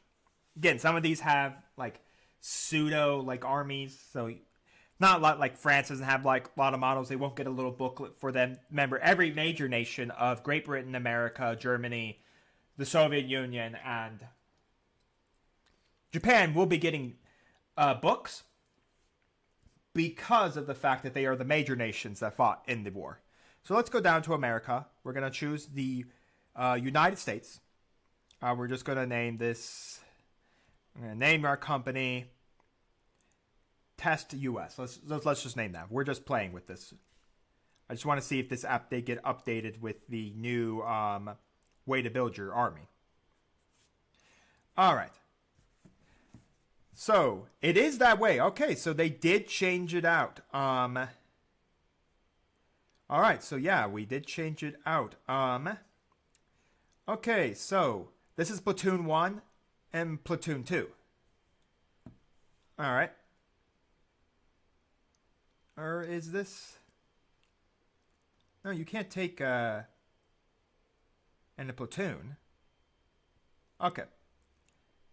So I don't know if this is been updated with everything. So anyways, we can select our units. We have all these officers. We have all of these squads we can take. Like the engineering squad. Let's see, like what would American tanks be? If I just wanted to look at tanks. We have the DD Sherman, the LVT Alligator, the landing vehicle. So this doesn't care where you are, if you're on the eastern or the western if you're on the western and eastern front for Americas, because again, we bought it in both. Again, the Lees are here. Let's see. Let's just look at some of one of my favorites. The Sherman Zippo early and later versions. Sherman Crocodile. Where is the Calliope? That would be a Sherman. The Howitzer. Sherman T-34 Caliper. Calliope, is that really what it's called? Can you not see, like, the force card? Oh, there it is. The Calliope was a rocket launcher. There it is. Okay, so this is the name of it. Okay, so you had to go in to see the officer. Okay. So here's the question. If I were to go to, say, let's say infantry. Let's select infantry. Let's see.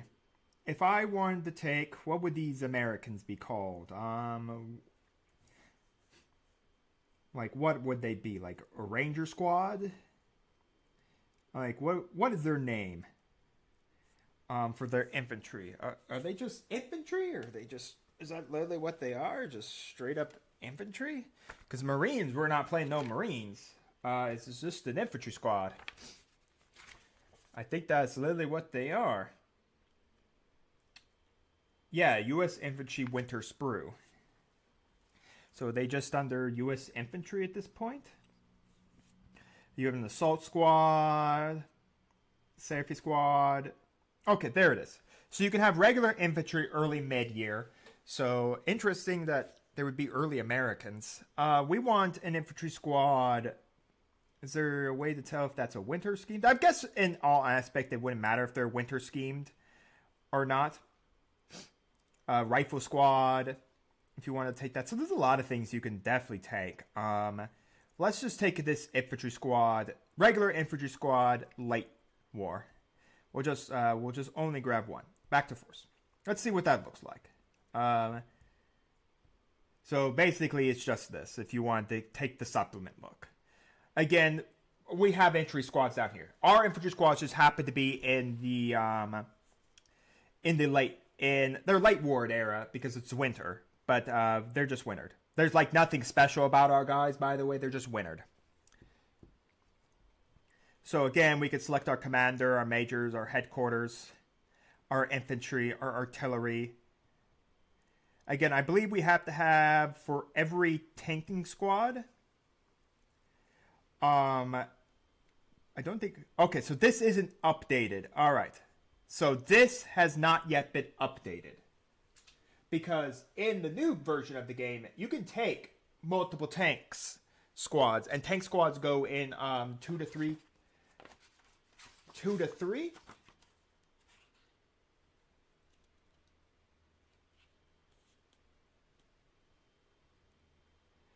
Okay, so it's called the Warlord Games app. Is that what this is?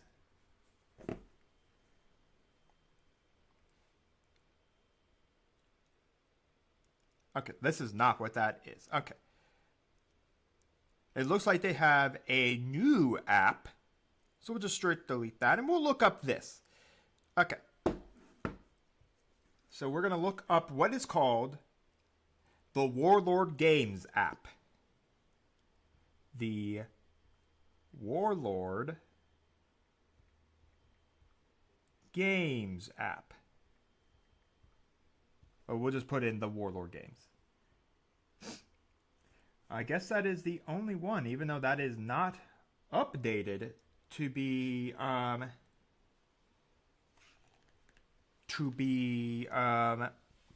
correct.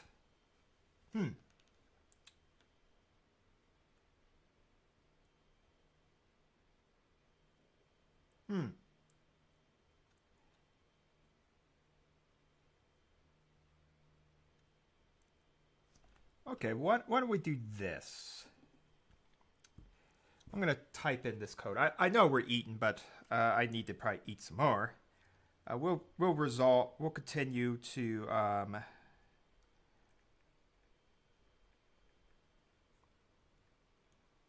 at Warlord Games.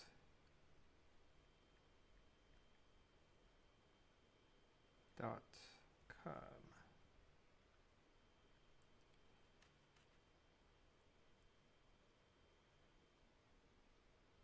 Okay, so that is it. Weird, it's not updated with 10th edition rules yet. Or 3rd edition rules.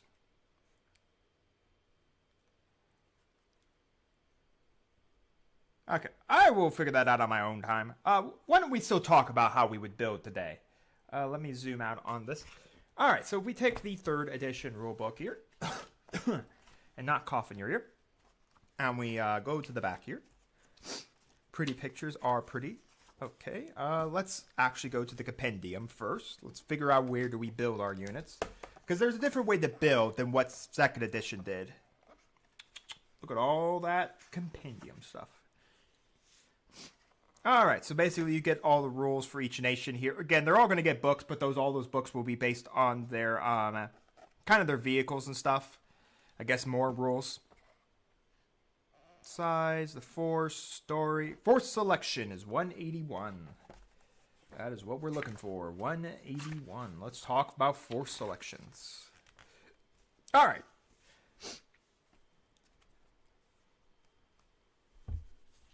So, you can now have any number of platoons from the listed below. A platoon selector is a list of units that tells you which units are mandatory and which is optional for the platoon. So, force structure, basically you have a commander, a rifle, your rifle platoon, and repeat. And then under your rifle platoon, you can get any one of these platoons. Basically, you can get heavy weapons platoon, an artillery platoon, an engineering platoon, an armored platoon, and a recon infantry. So for every rifle platoon you take, you have to take you can take any one of them. So it's every rifle, you take it. So anyways, and you have your force structure, so which is when you pick a force, you begin with the first platoon, which must be a rifle platoon, and start by fulfilling the selector's minimum requirements for 1 platoon commander and 2 mandatory units. Basically, you always have to have your platoon commander. And then you go from there. Company commanders, no mixed quality. In some cases, You might be allowed to add figures to an existing unit. This might always be purchased at the same time level quality as initial figures, if there's an option, and stuff like that. Okay, transports and tows. So anyways, a rifle platoon. What is a rifle platoon? A rifle platoon is a platoon commander, an infantry squad, cannot have engineers, cannot have the engineer rule. So if you're building out, you can have the engineers. But anyways, you then get all this extra stuff, basically. And then, so this is mandatory. You must have a platoon commander and at least 2 infantry squads. After that, you can have anything else here of that. Your heavy weapons, again, you have to have the platoon commander and then the machine guns or mortar teams. Any mix. Again, for every other platoon you want, you have to have a rifle platoon. Yeah, once that is done, you can pick from the optional units given in this sector up until your total requisition value. Currently, instead of adding optional units to your first platoon, you can start a second platoon, which can be another rifle platoon or a different type of platoon, armored, heavy weapons, etc., and then a third, and so on, by adding as many platoons as possible. Only limitation on the platoon choice is that your force can only include as many multiples of any platoon type as it includes multiple rifle platoons. So, if you want, say, a armored company, let's say you want to take some tanks.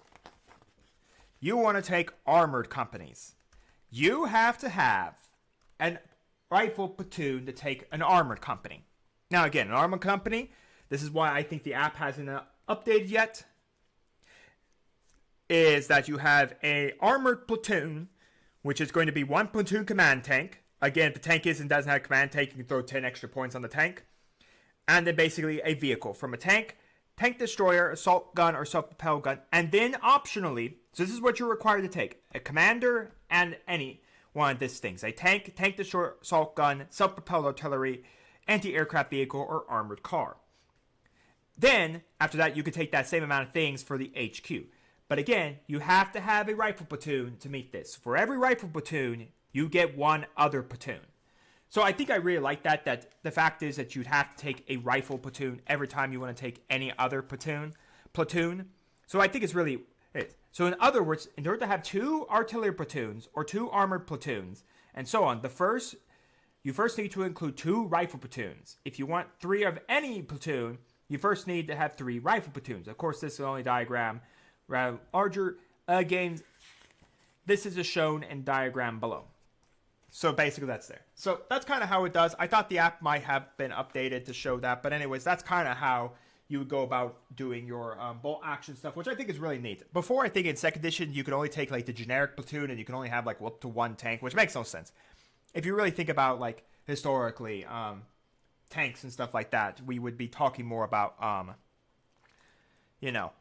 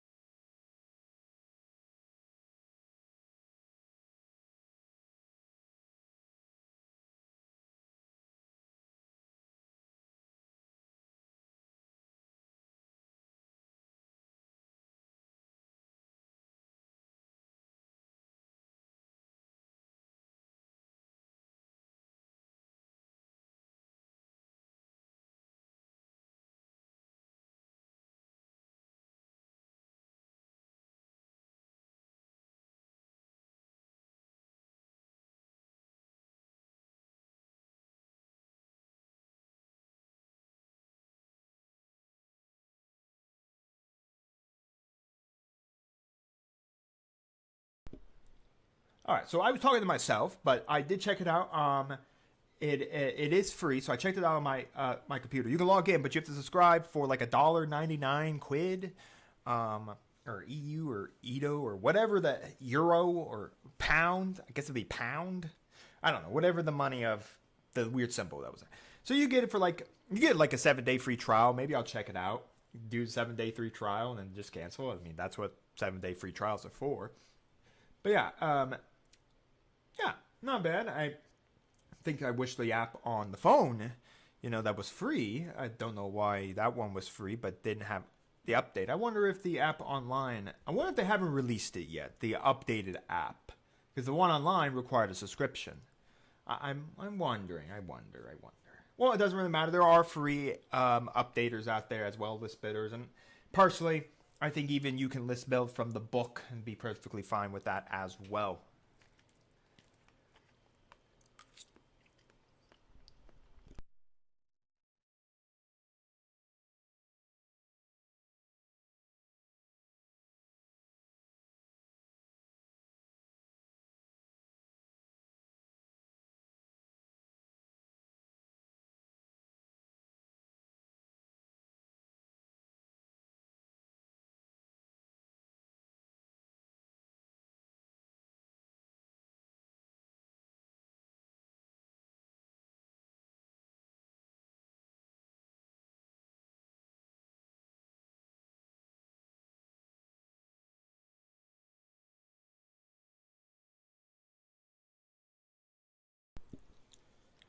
All right. Even though I haven't finished my lunch completely, it's time to get back to work.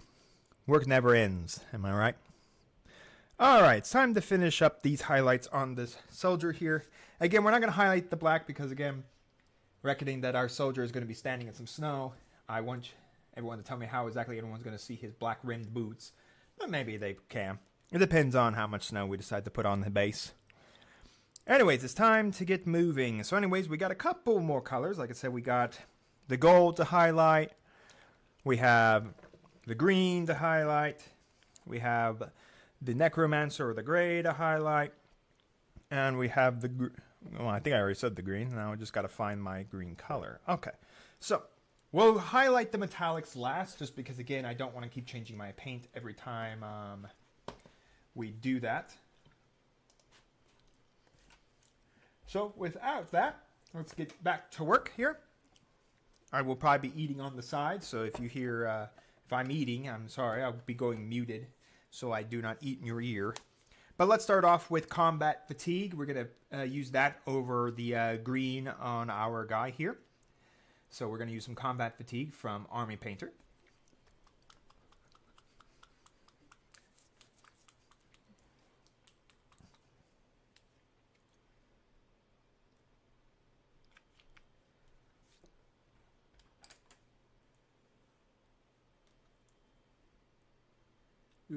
Thin down that green. As a reminder, everyone, I'm still using a wet palette and I'm still thinning down my paint.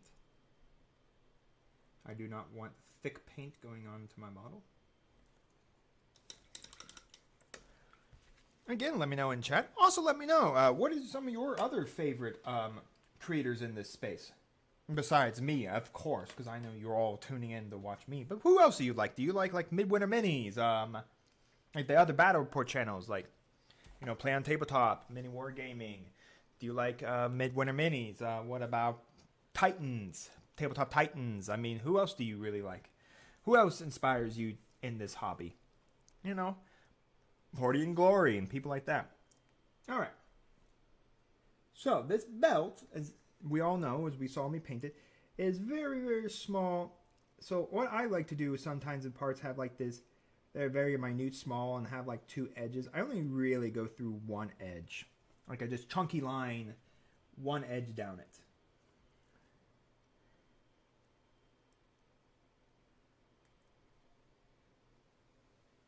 That's what I like to do. I like to go just one chunky line down it. And that gives exactly what I need. Brings the color back into the belt for my opponent to stare at.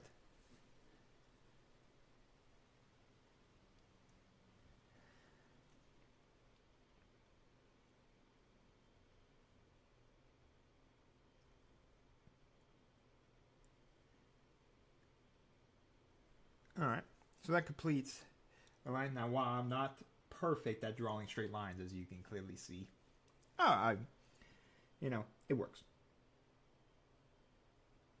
You enjoy your hobbying your way. I try to get the straight lines, trust me.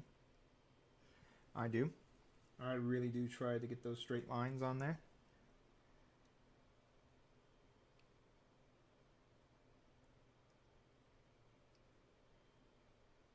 All right. Not much more to go. And of course, we still have 2 more parts of this guy to go. Of course, he's not even ready for the tabletop because he's still missing his head and he's missing a gun. Man.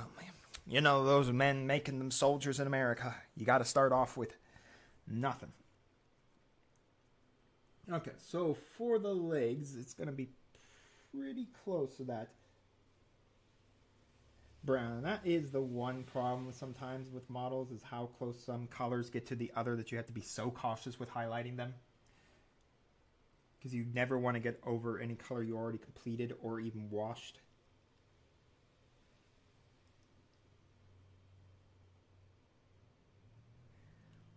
Because, I mean, who wants to try to restart everything? Again, you could do this one color at a time. Like, you complete all the green. Then you highlight all the green. Then you go through all the browns. You highlight all the browns. You wash all the browns.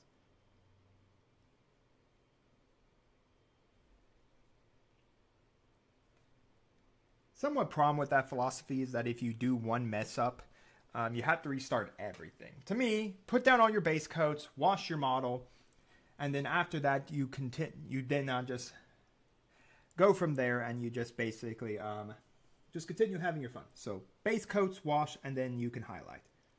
Again, highlighting is almost all subjective on how much you want to highlight. Do you want to point every part of the model out? Do you just want to point out this part of the model out? Like, how much do you want to point out on the model?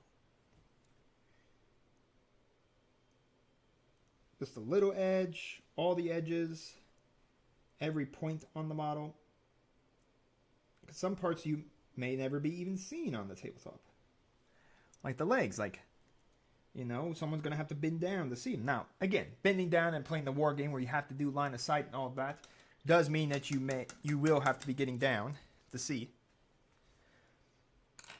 But yeah, there we go. Our green is highlighted up there across them. A little only green, never hurt anybody.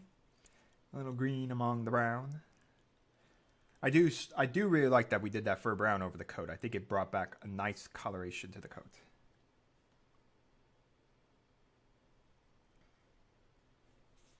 All right. Now I think, nah. All right. So now to the pouches that run across his back. So to do those, we're going to use some Banshee Brown, as I bring it back on camera. Banshee Brown from Army Painter. I really like Banshee Brown over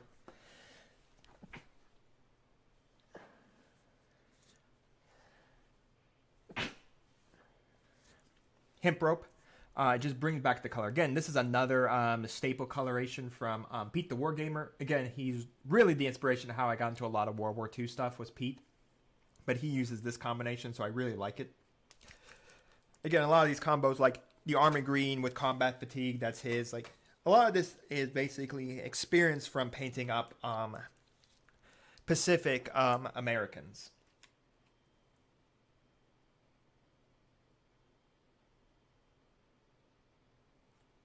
Which will be interesting. Again, the back of the book here does outline some army forces. We may take like a look of what in there, but they're probably just like generic, like this tank. Because I doubt they're outlining every single tank America could take, every single tank Germany can take.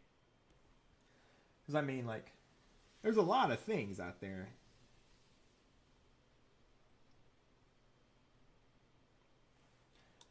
And again, a free app that's capable of updating is probably going to be able to do it for you.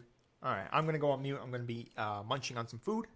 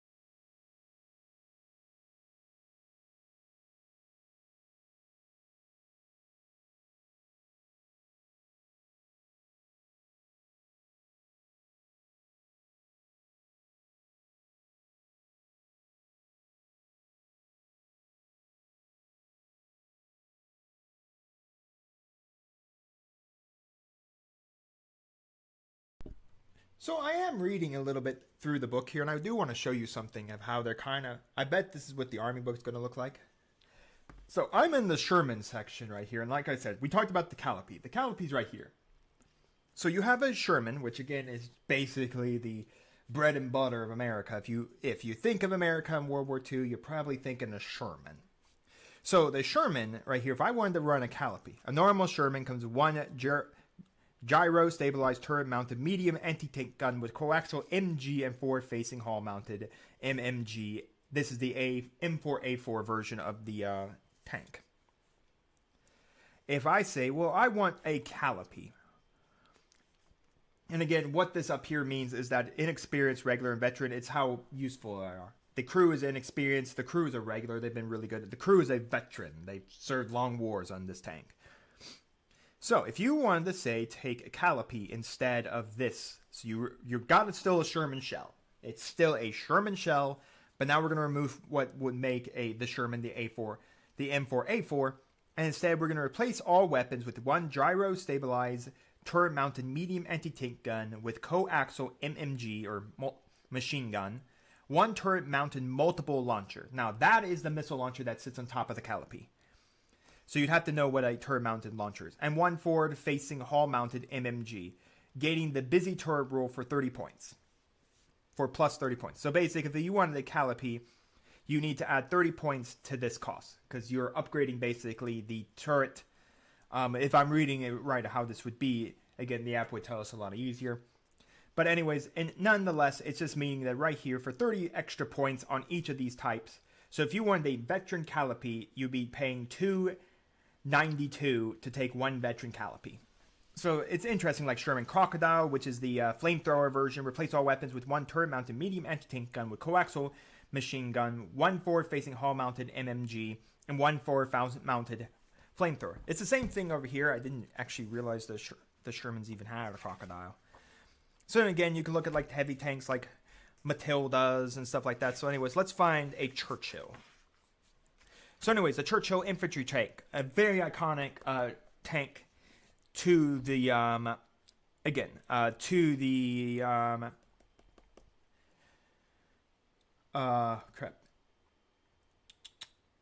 to the British. For instance, right here, the Shermans over here. If you want to take a Firefly, here's what you would replace. So typically the Sherman 1, which is basically what, again, their Shermans are completely different than American Shermans.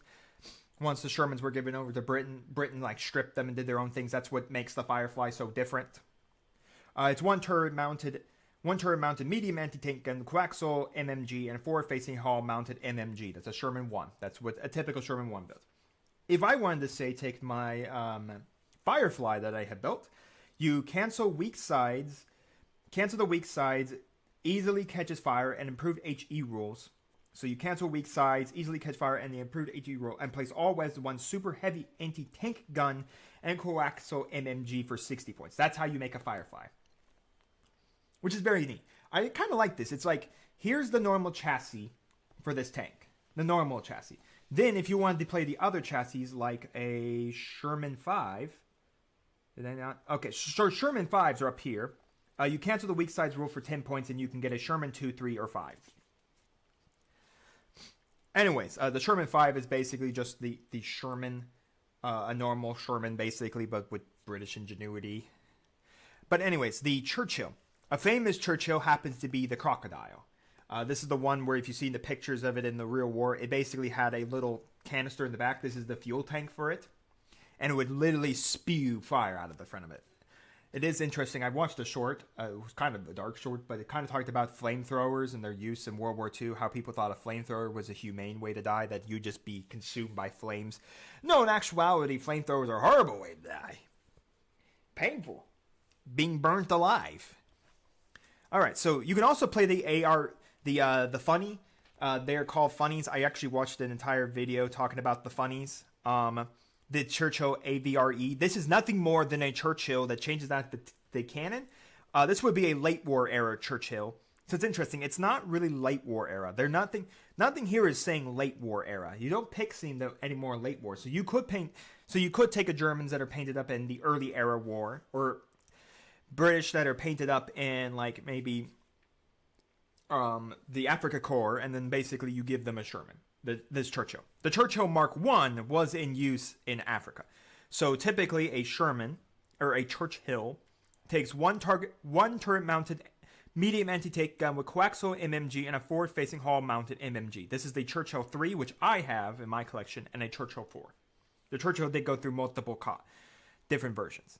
So anyways, if you wanted to play the AVRE, which is a Churchill with nothing more than a mortar attached to the front of it that a soldier had to lift his hand up in front of to load the mortar because they couldn't load it inside the turret, where you replace the main gun with a Petrid mortar with coaxial MMG for 60 points. So basically, it's already 200 points for this tank, the punch. So basically, it's 260, 310, and 360 if you want a veteran of the funny. But now we get down to the crocodile, one I actually really want to paint. Increase the damage value plus 11 for a super heavy tank. And basically they get the super heavy tank keyword. They're a heavy tank, they become super heavy. Because they go up one more value on their thing. And replace all webs with a turret-mounted 57mm anti-tank gun with coaxial MMG and gain an improved HE special rule and one forward-mounted flamethrower for 175 points. So, if you literally want to take this tank, it's 375 if you want to take an inexperienced, almost 475, and this would be very relatively close to them.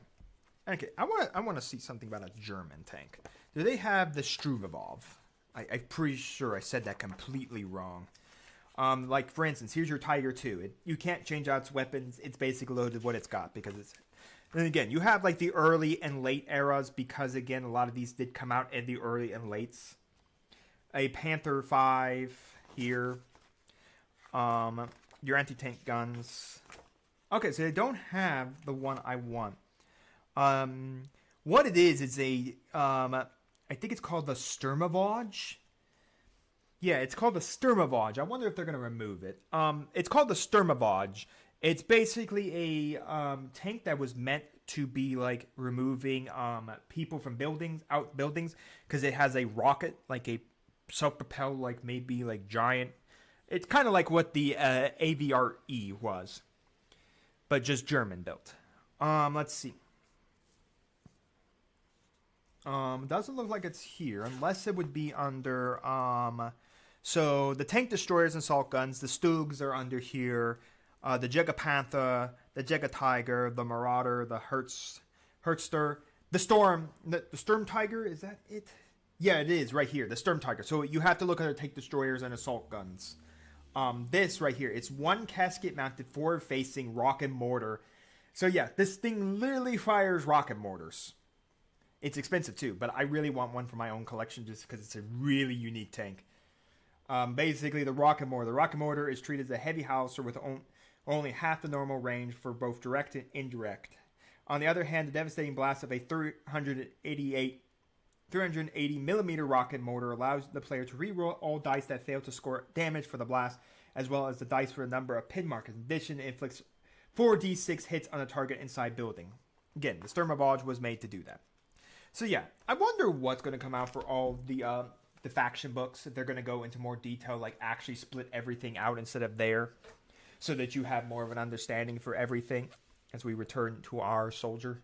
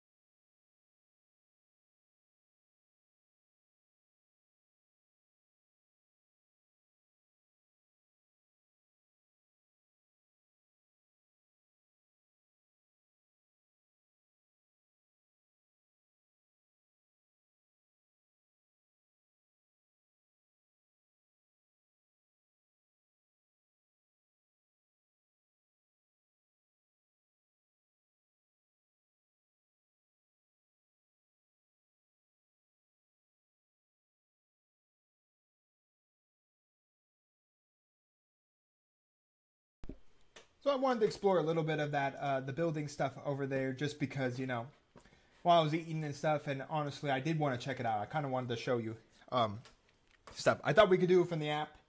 The app didn't work, and the app online, I can't even show you anyways, because I'm only running one monitor, and my laptop won't let me show it, because I don't have a second monitor, but still. And it requires money, and, I'm not going to immediately put my credit card online for you all. But yeah.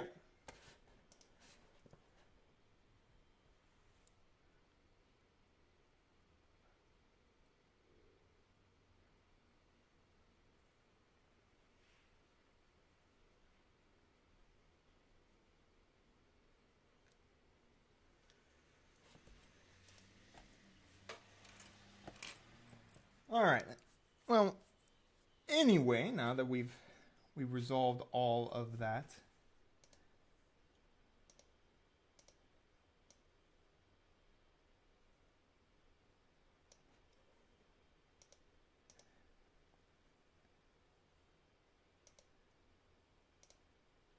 and we're basically now looked at the book, let's return to doing what we were doing, which is without a doubt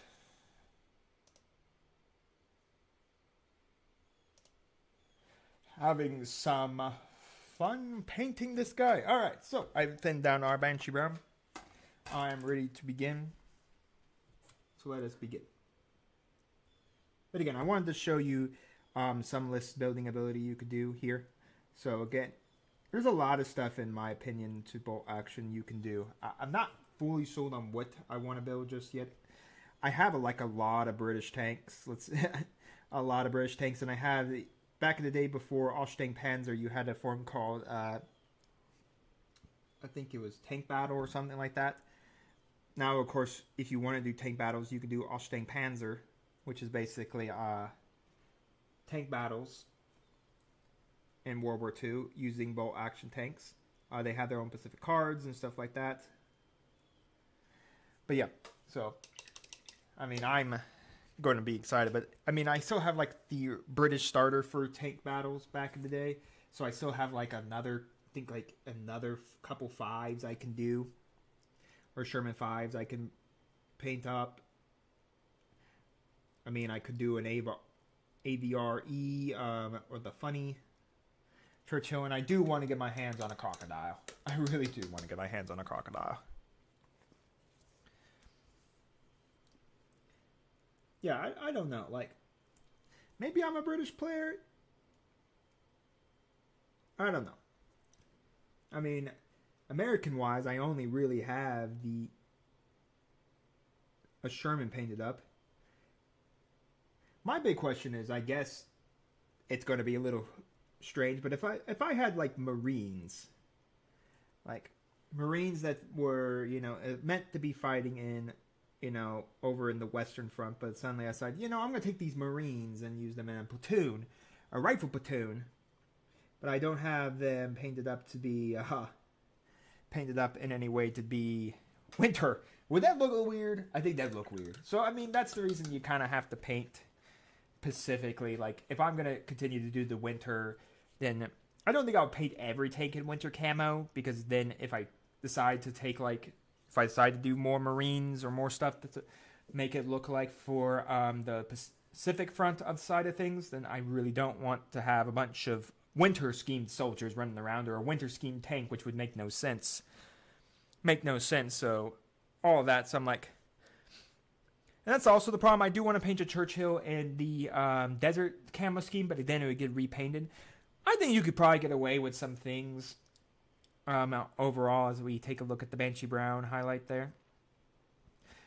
When playing the game, I don't know how many people get picky. I think some people will get picky about it, but I don't think every tank's gonna need to get a winter camo scheme and all of that. Did forget to paint 2 parts.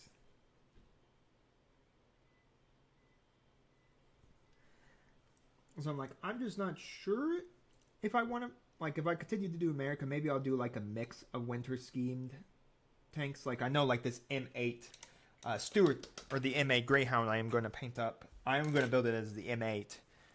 I will be doing in a winter camo scheme. All right, well, that is his pouches done. That only leaves us with our two metallic colors. I don't like how light that looks. This color looks a little light for me. So just a little bit more and darken that up. All right, so now we're going to start with some metallics. So first up, we're going to use some gunmetal from Army Painter over his buckles on his boots, and of course that little buckle on his chest. But yeah, what would you guys like to see? I mean, I know I have like a bunch of tanks painted up on the channel. Like, what tanks would you guys like to see painted up? Like, let me know. You can let me know post this, or let me know now. Like what models are you guys really, really wanting to see painted? I mean, like, every time I paint them out, I'm like, what do you guys want to see painted? Because, you know, I'll always paint the models I want to paint, mainly because I try to use getting on the tabletop to try to supplement the fact I need to get through my boatload of collection of models. But, you know, sometimes, you know, some people want to see one specific model. Like, they want to see Malifaux models get painted. They want to see, you know, Drop Ship and Drop Fleet Commander painted. You know, some people want to see that type of stuff get painted, you know? So it's always interesting. Anyways, let's continue painting our guy. Again, now that we're using metallics, we are going to swap out our water. But I typically swap out the water after I'm done with all metallics because of the fact that they are metallic.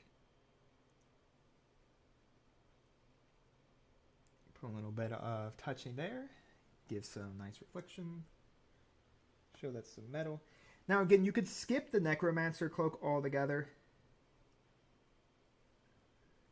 and just go straight into gunmetal if you wanted to.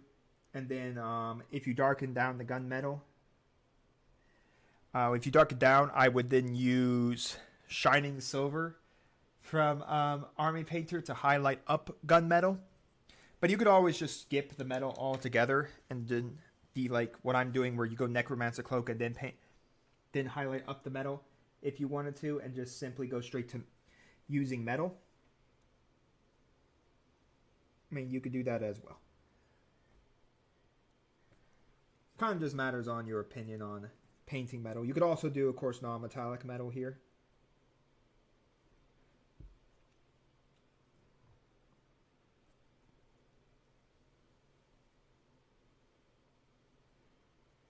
All right, and that's pretty much about it. Yeah, there's not really all that much to paint down and give a highlight of metal. Anyways, now we're going to move over to a Kirk Armor Gold.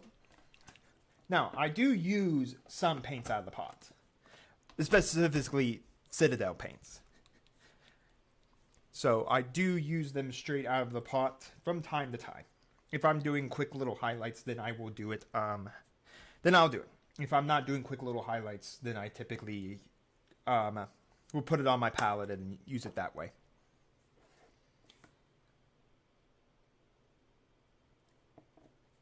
Alright, we're just going to dot each of the metal here. We're just going to bring a little bit of shine back to it. And again, I guess I don't know if I showed you it, but it's a Kirk Armor Gold from Citadel. It's a layer paint. Basically, a layer paint is a highlight paint.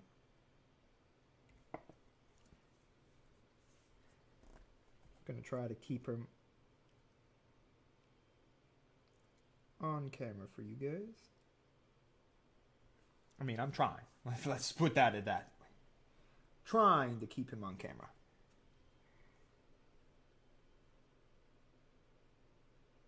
All right. That there is his body done. So I'm gonna. So why don't we get him on his base and let's get the base done. Yeah, that's a good thing to get done. Let's get this base done.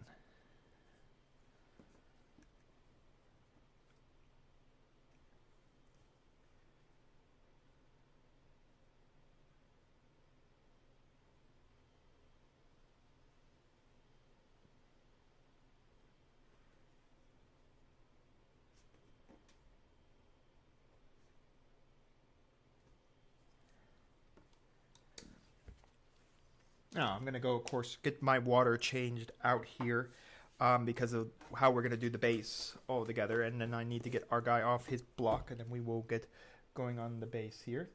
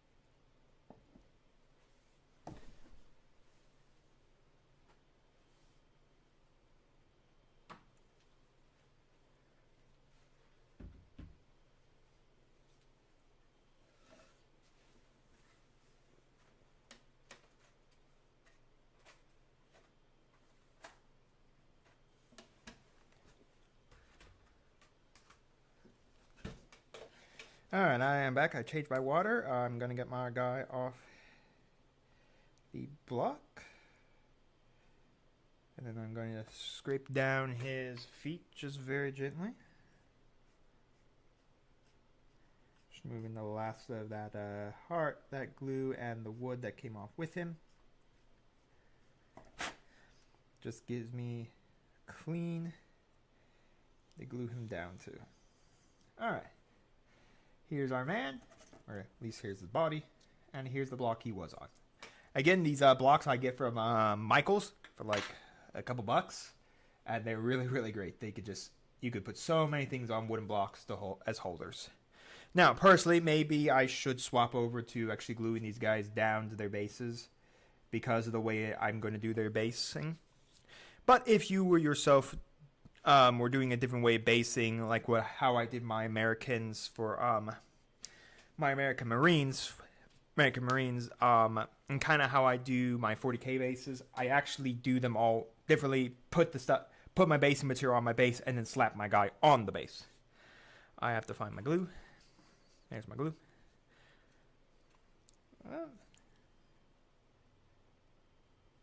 I don't know. I was thinking about hitting him with some of my plastic cement, but I don't know if his feet would accept that. So we're going to use the good old-fashioned, one and only, Mr. Gorilla Super Glue. Just a little bit of that glue as prescribed by Mr. Gorilla. And then we just glue him down to the base. Right in the middle there. And there we go. He's now officially glued down. Let me zoom out a little bit here so you can see. He's glued down. Again, just a few at 45 seconds to hold. And then, of course, it takes 24 hours to cure. Cure on the base and all that. So we're going to have to wait for the glue probably to fully dry over before I even go get any brushes in there. Do what we're going to do. So in the meantime, while he is drying here upon his base, as you can clearly see. Once that glue's dry, we'll get moving on to doing the base rest of him. Let's move on. We got this to work on. We got a gun. We got our BAR. Of course, this was a answer kind of like the era of machine guns running around. Everyone kind of ran around with machine guns. The BAR was America's machine gun here. Really nice machine gun too. So yeah. So for the BAR, I thought we could start off with, of course, once again, applying some army green. We're going to apply that army green over the hands and over this strap as well.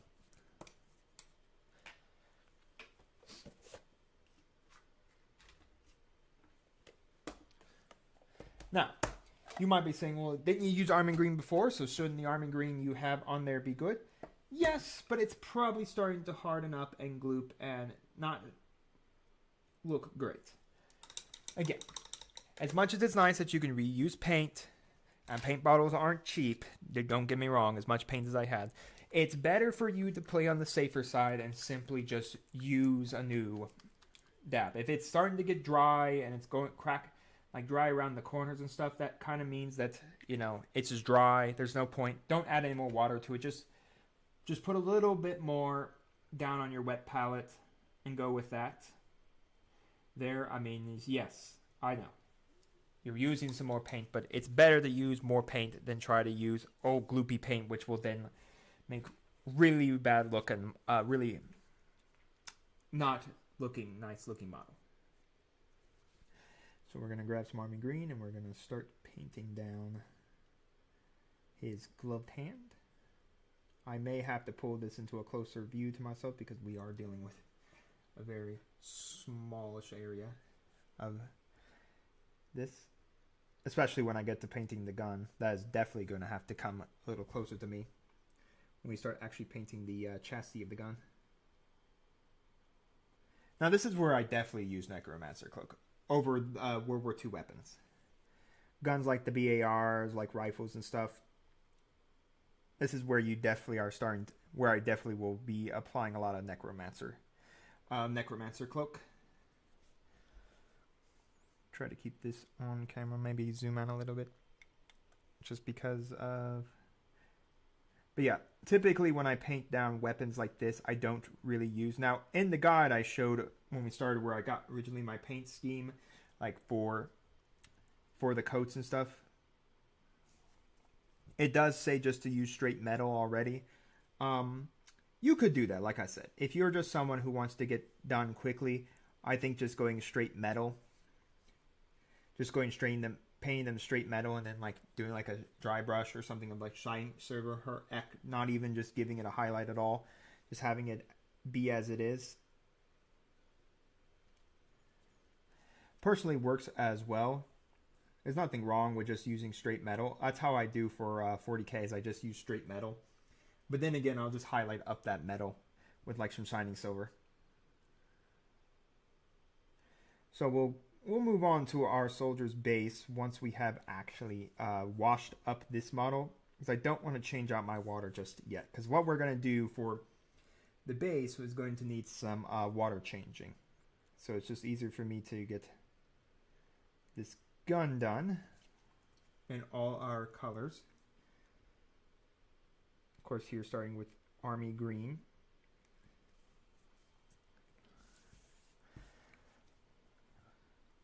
And then move on to doing everything.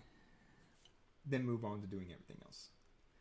So once we get washed, I think the glue should have dried at least enough to where we can, of course, start applying our basing material for our soldier. And of course, the basing material we're going to do is going to need to take some time to dry, so we're going to have to let that dry. But again, with the fact that while it's drying, we can highlight, we can work on our soldier's head. So there's a lot of things you can do when stuff is drying. You can get done with the soldier's head, you can highlight, you can work on another model, and all of that. So, I mean, there's plenty of things to do even while you wait for stuff to dry, because we have so many steps. And that's what's really nice about subassembly, in my opinion, is that even though I'm working on one part, while that part dries, say with a wash or something like that, I can go back and paint a different subassembled part. Like, the body is now drying with wash. Well, I'm now going to go and paint his arms so I can get them done. Now, again, another method is batch painting. I really just don't like batch painting. That's my repertoire about it. Batch painting is when you have like multiple of the guys, where we had those three bodies, and we did each of them down in flat brown. Then after we'd finish all that, we would go through and we'd paint all the green on each one, and then we paint the next color on each one. That way, what you're doing is that each time you paint a model, the first model is done drying its first coat, then you put the second coat on everybody. You go put the second coat on the first coat on the next color. So that's what batch painting is. I haven't really gotten into batch painting. I know it's much, much faster to paint models batch style, but I don't know. I have never really gotten into batch painting. Maybe I really should get into batch painting, but I don't know. I'm just not fully sold on batch painting, if I'm being honest. I respect people who really enjoy batch painting, who can really use it and get done stuff quickly. I mean, I think I get done with stuff quickly. I just sometimes think I get caught up with, running a TCG channel, getting caught up going to my locals for TCG content and all of that I don't exactly get all this time, not mentioning you work a full-time job. So sometimes when I get off my job, sometimes I'm not fully in the mood to paint up models. I mean, it's going to happen. I mean, it's always going to happen. You're going to get burned out. And I think that's why it's important for me as someone who goes between model to model, which I still need to do like weeks things where I need to set a week. This week it's going to be just bolt action. This week's going to be 40K. This week's going to be Team Yankee. I need to do stuff like that so I can get through more and more models a little faster and then spin, not exactly just jumping from model to model to model to model to model. Because honestly, I think if I did that, I think I'd be perfectly fine. With painting, my one problem is I just don't want to get burned out. Paint your 15th Space Marine in red coloration, your 15th Blood Angels, like, well, I don't feel like painting anymore. And then the problem is it feels like at that point that sometimes this burnout could cause you to not to want to paint, period.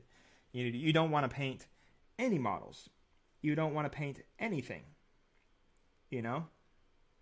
So I a lot of times try to avoid getting burned out by constantly swapping out between projects. Like, well, I painted 40K. I don't feel like painting 40K, so let's go paint bolt action, or let's paint this.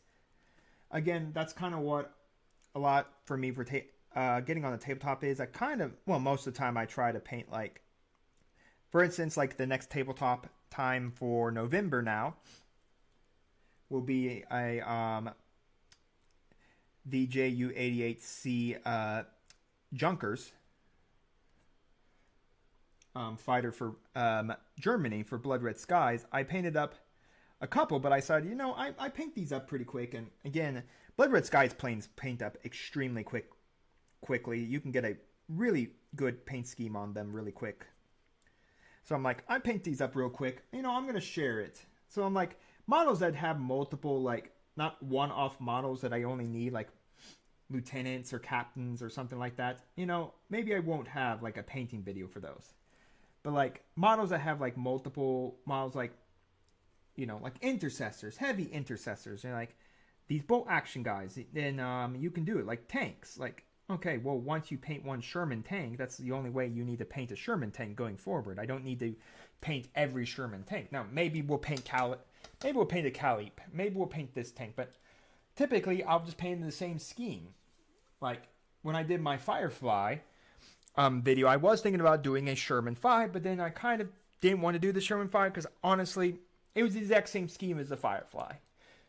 It was the exact same scheme, exact same paint style. Now, next time when I do another Churchill, I'm planning on doing the a desert scheme. When the British fought in the desert, like going like a desert scheme like that. Like there's a different way, like trying out different like camo schemes throughout the war. I think gives a unique way to continually have different ways to paint tanks, like different, schemes and all that. But again, for someone who's just trying to like paint quickly up a bunch of tanks for the battlefield and all of that, I don't think it's bad if you like just paint all your tanks. Like for instance, the Germans have a lot of different schemes that they use throughout the war. From the earliest paint scheme to the late era paint schemes, camo schemes. I mean, like there's a lot of different schemes that the Germans used. You can paint a lot of German tanks in a lot of different schemes and never feel like you're getting bored with one scheme. If you get bored with one scheme, well, how about I try that gray scheme? How about I try the scheme that was fought with the Africa Corps Wars?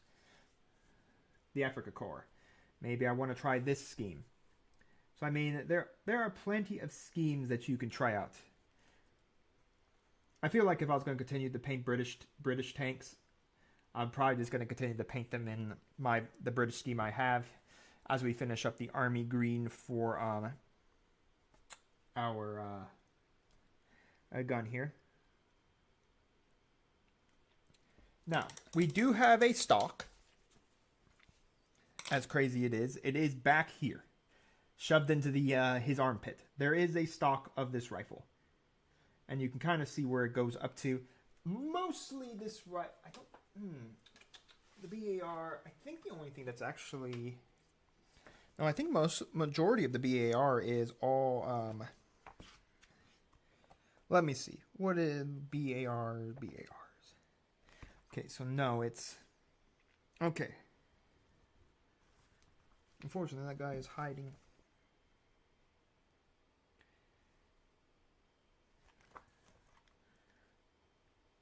Is that the stock? Is the stock metal too? Is the BAR stock metal too?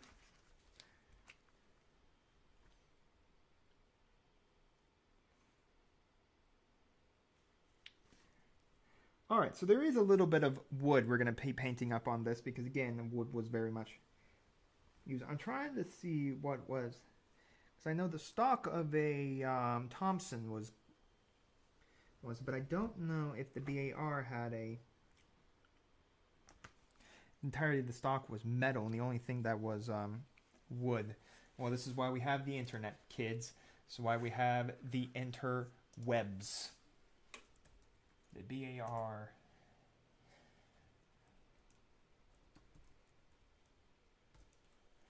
Alright, now we can check out a picture of the BAR. Yes, it did have a wooden stock at the end of it. Or a grayish, blackish looking stock. Okay, so it did have wood. Alright. Alright, so let's, we're going to paint up some wood now. I do like painting wood. And to paint my wood, I'm going to use some dirt spatter from Army Painter. This is a color I really like for like pouches on 40K guys. They're holsters for pistols, but again, it's really good for wood on weapons as well. So we're going to shake up this bottle here, and we're going to apply down some wooded effects.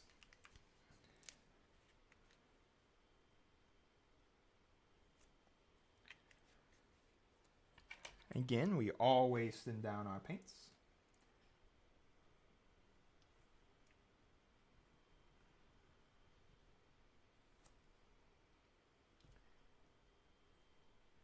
So they run smoothly across our model.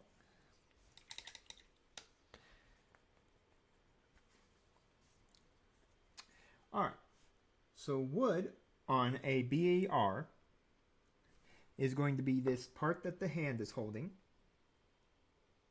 So we're probably going to have to fix up the hand if I have to.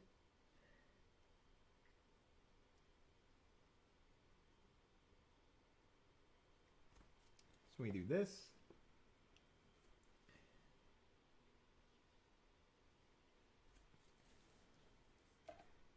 That, and then of course you can now see it a little better on this side. More of that wood.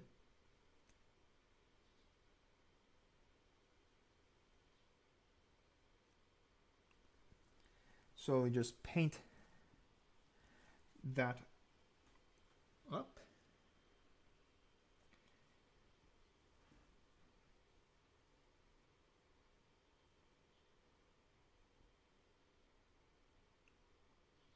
Again, sorry if I go silent there. I'm just concentrating on painting up this wooded area right here.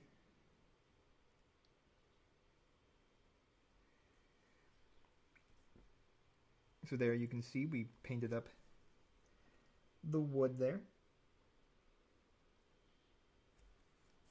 And of course, before we put our second coat down and firm it, we're going to go back here and we're going to paint the stalk.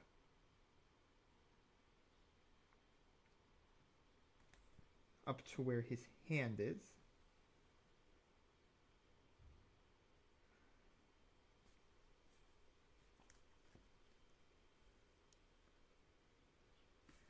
And then we're going to come back and paint the stalk, armpit right where it's, so we're going to go right up to the hand. That's where we're going to put an into the stalk.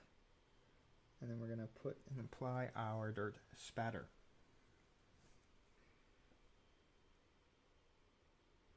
Again, the aspect is this will never really be seen. So the aspect is if you're painting these models in subassembly, you don't need to paint every part.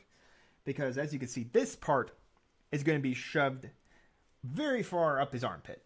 You're not going to see this other side of the stock here because it's going to be on his armpit. It's going to be right up on the model. So if you were painting this without subassembly, you wouldn't see it. So again, subassembly is also nice because it helps you see what parts sometimes need to be painted, i.e. what parts will be seeable via on the table, on the model.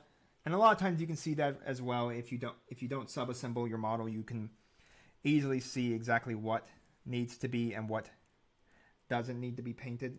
So like only really the top of the stalk here just needs to be painted because that's the only part that will really be seeable. The rest of it is basically hidden under the character, right under the character. So this soldier's BAR is pretty much never going to be seen, so you're not going to see all this stock part, the back of the stock of the rifle, or the butt of the rifle. You're not really going to see that. Where instead, like, you're going to see the wood where his hand is holding the wood right here. His hand's going to be holding this part. That, for a fact, will be seen. Again, I'm sorry I'm bringing it off camera. I'm going to try to keep bringing it on camera. But the problem is I just bring it closer to my face to see. So a lot of times I just bring it right up to my face.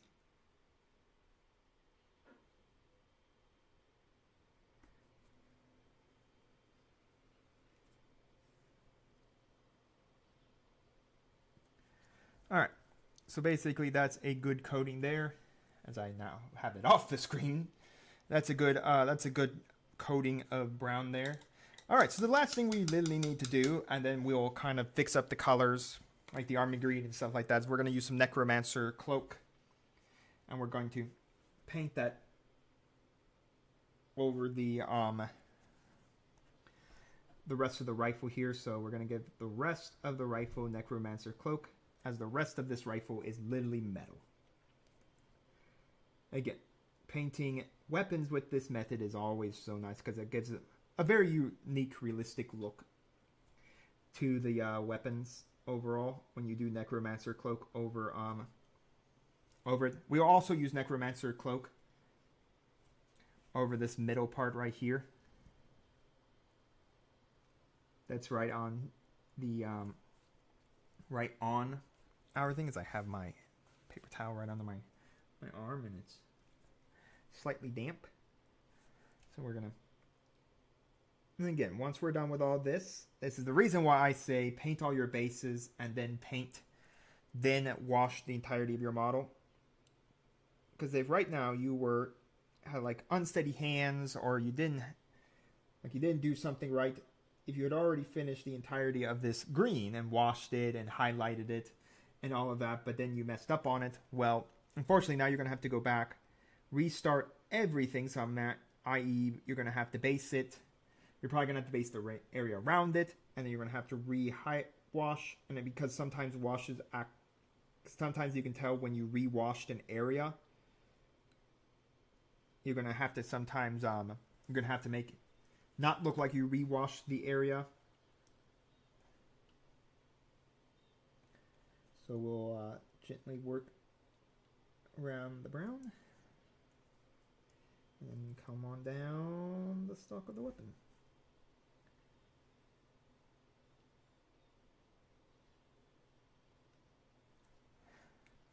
But yeah, I really like the look of necromancer cloak weapons for bolt action. I'm painting it since you saw almost every machine gun on my tanks is done this way. The tracks are done this way. Let me tell you, tracks painting this style is very... Tank tracks painted this way. Whew. I'm half tempted to start getting my airbrush out, thinning some necromancer cloak, and hitting tank tracks with necromancer cloak. As much as it is annoying, because then I'd have to clean up the area. But I guess it's not impossible. Well, no, I'd have to figure out how to do the wheels. Yeah, so it takes a while to go through necromancer cloak on tank treads. yeah, it takes a while. The only way I could see to outing is going using, of course, my airbrush. But the problem is when you're using an airbrush, you got to be cautious of all those little areas that you don't want to get the airbrush paint on. Now look, if we were doing this easy enough, then it's easy enough to go back and fix it all up. Which mainly, that's just the moral of the story. When you use an airbrush, sometimes you're going to have to go back and clean up the areas that you've got spillage, over spillage from the brush. And sometimes you're going to have to do that. I've done it many of times. Sometimes you don't like it, but sometimes it's a necessary evil when using an airbrush. And honestly, I may just swap into using airbrushing to paint in tank tracks. Anyways, just because, the amount of Necromancer Cloak I have to go through to paint tank tracks.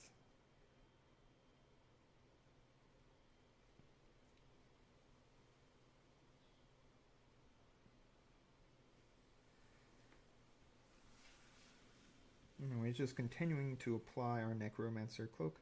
And of course, before we put down the second coating, we want to make sure this coat fully dries over. And then we'll, of course, apply our second coating of Necromancer Cloak.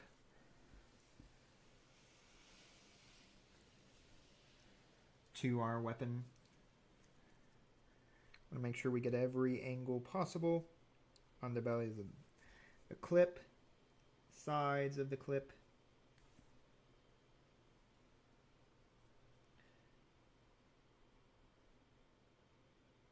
Everything that is meant to be Necromancer Cloak should be Necromancer Cloak. Again, this is also really good because if we see that we didn't paint our green right, or there's parts of our green that need to be painting, need to get fixed up, this is a great way to tell us what green needs to be fixed up and all of that as well. So again, we just apply the base color.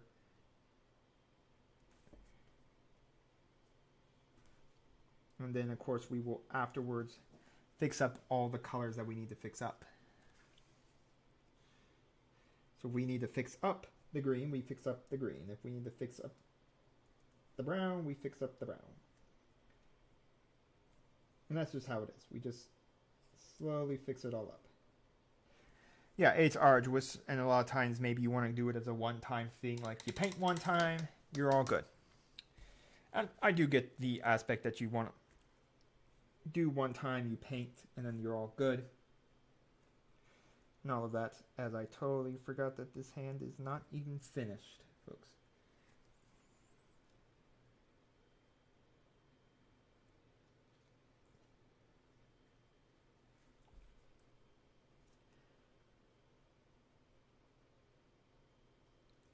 Again, probably why I'm going to have to bring it probably a little closer to my eyes to finish up all the colors on it, or when I go to fix up all the colors.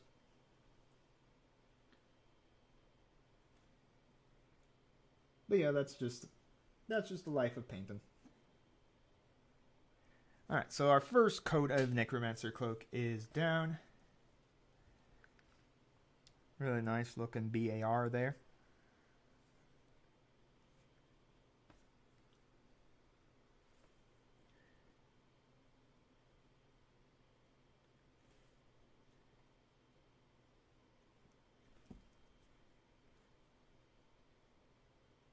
Like I said, I wouldn't even know what next model to really paint for my Americans. Maybe I'd get some paratroopers, you know? Except the problem is I'm looking for the winter soldiers. So while we let that dry, so we don't, put wet paint over wet paint, we do want some drying. I'm gonna go over to here. I'm gonna take a gander at Warlord Games. Let's go into the good old bolt action. Let's go to the good old United States of America. Of course, right now you can go and buy all of your bolt action stuff. Oh, I did forget to mention, because I paid for this, pre-ordered this book way back when. I do mean way, way back when. They actually got something pretty neat done to it. So in the back of this book, you have your credits. The creator of it, if you had spent very early, signed your copy of the book. So he signed my copy of the book. It's really nice. This is the creator here of the book himself. His name, the author, is Alicio Catavora. Yeah, so it's nice to see that he signed it and all that. It makes this book very very close to me. Now, yes, I am toting around my book that is physically signed by the author of Bolt Action, but just a little look there of it all. You can't go wrong with like getting a book signed by its author. The game is really good, so I took the chance and decided to go get the book signed. So anyways, I'm kind of just looking around. A U.S. starter army. I mean, there's enough. I'm looking for the winners. Winners schemed. You can get some Marines, but again, Marines really, I think almost like Marines fought like exclusively in just trying to find like wintered Americans. I mean, like you can get expansion sets. I mean, there's many things you can do. I mean, heck, if you wanted to relive the D-Day assault, you can get a whole thing full of D-Day assault. I mean, there's so much you can just get off Warlord games. Like, now you will see, like, if you go to Warlord games, you see a lot of, like, 3 tanks together. That's a really good starter set if you're getting into Ostang Panzer and all of that. Because you need kind of like a small platoon of them. But, I mean, there's, like, a lot of stuff. Like, I only want to get that, the LVTA 75mm anti-tank gun thing and all of that. Maybe I want that glider. I know there looks to be like things we can get for American Winter. Like if you wanted to get, you can get Rangers. Yeah, there it is. So I did find it. So if you want to spend $177 right now, which I think like this U.S. Winter Company is like a mass thing of Winter Company soldiers. Like there's a company starter and stuff like that. So I think if I looked around, I could probably find everything I would need for just like, I wouldn't need this company of infantry. I would just need like just some infantry. So if I just did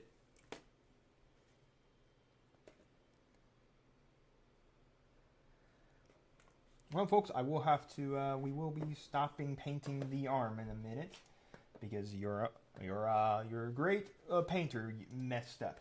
U.S. Army Winter. So yeah, you can definitely find some stuff for winter. Yeah. I mean, there's some winter stuff out there. I'd have to look around so I can continue my winter soldiers and all of that. Like there's a U.S. Army HQ in winter. So yeah, definitely things. But anyways, the one problem that you have to be so cautious of is sometimes you accidentally bump your holder and you snap your gun off. And it unfortunately comes up. Now, while this is not horrible for us for continuing to paint and finishing up painting here, because I could just hold it like this. It will not be great when we go into moving to washing it, because I'm going to have to wash. So I'm going to try to put down a second coat of Necromancer Cloak very carefully over this. And then once that coat is dried, I'm going to take out our good friend Mr. Super Glue and then glue it back in place. Like I said, when you super glue metal onto plastic, the two don't really make like a super strong connection, which is what you want. And then again, I didn't use a lot of super glue either, because I don't want to like have to rip it off. You just want to be able to snap it away from the holder. And then once you're done with this, hey, look, you can use it for every gun you want. So you can just continually use it again and again and again until basically it won't hold. Which will happen as, the glue basically hardens over time on it. It's not going to, like, all that glue there. So sooner or later, it's not going to hold anything. But for the time being, you know, you can continually just use it to continually hold, you know, your arms in place no matter what faction arms are on it. Now again, I did drill a hole, as you can see there. There's a hole right there. That's how it holds into the metal.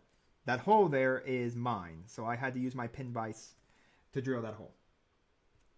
So, yeah. So if you do this yourself, you're gonna have to drill a pin vise hole in there. Again, you could also, if you don't like sub-assembly, you could attach it. I'm just very much in favor of sub-assembly for models, because then that allows me to get like the chest area of these guys and all of that.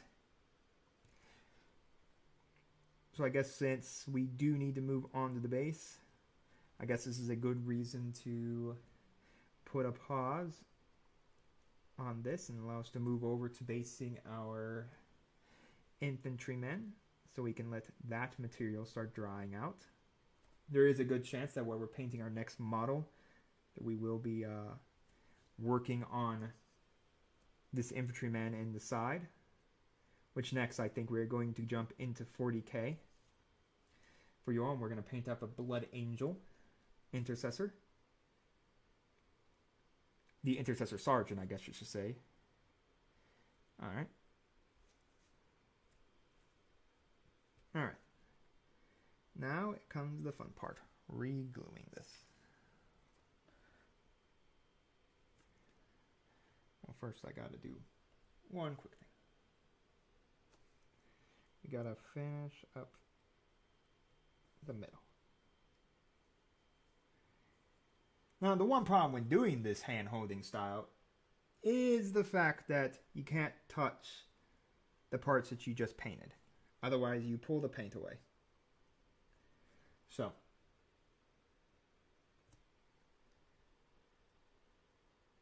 and again, before we wash, we'll of course be we'll hit it. Of course, we'll check all the other colors. I will firstly check all the other colors, and then you know, make sure everything's good. So we will be needing to change our water here, because what I'm about to do, and we'll need to use a different brush. So anyways, what I like to do is I like to use the glue on straight onto the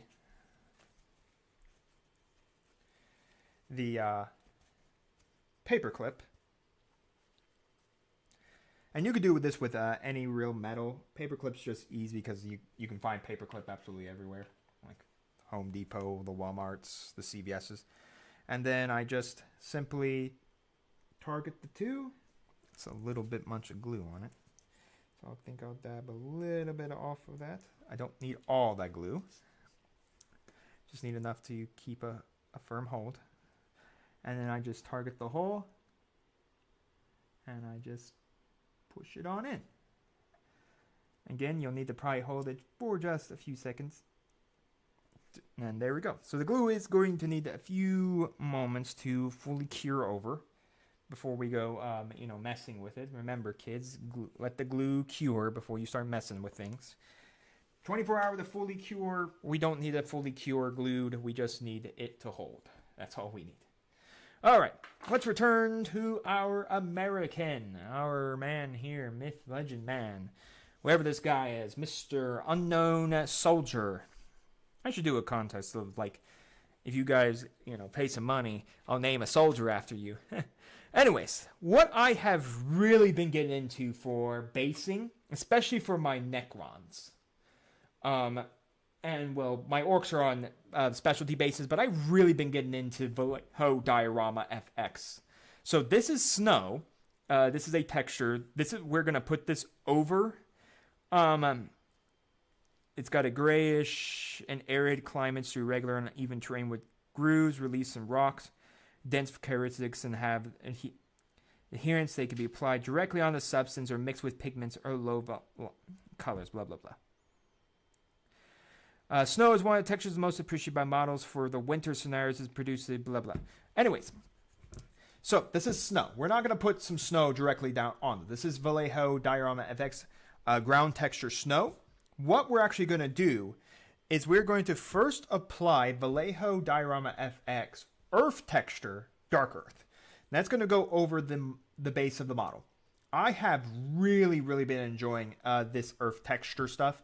I have sand as well from them, and then I have I have a dark, a lighter brown, and then I have pro acrylic sells a basing like material as well, and I use that for my Necrons. Like gives it like a Mars look. I would also use it if I was going to paint Adeptus Mechanicus army or 3D print Adeptus Mechanicus army. I don't need to keep buying JJW stuff. But anyways, this is a really, really nice product. You can use this with a brush. You can basically water it down to get it out, and it's just really, really good. It dries in approximately 30 to 45 minutes. That's why we have to do it now. Otherwise, it's going to take some time to dry. So I typically like to do this with a brush. So let's pop this open. And once this is dry, we're going to, again, we'll apply some snow over it to get again, we're in winter. So we want some snow. Let me find a brush. Let me get a brush. I got plenty of brushes behind me. I got a mountain of brushes. No. Just trying to find a good. It's a virgin brush. Yeah. Okay. I found the brush. Of course, if we need to go to a smaller brush, I have a couple of smaller brushes.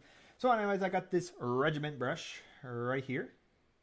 This is from Arm Painter. I've had a couple of these brushes. So this is a good brush on like substance. So I typically like to get my brush a little wet just because then I can grab the material and then I can apply.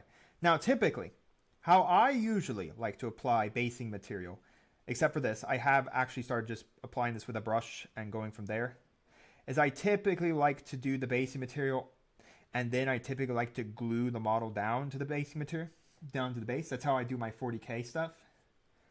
But I have been really enjoying like working this around with a brush. Maybe it's because my 40K models are using Citadel's basing material. So, and honestly, that basing material I don't honestly fully like. So anyways, we're just going to work this around the entirety of the base. We're going to try to cover up that white underneath with a lot of this material. Get it right up under those edges there.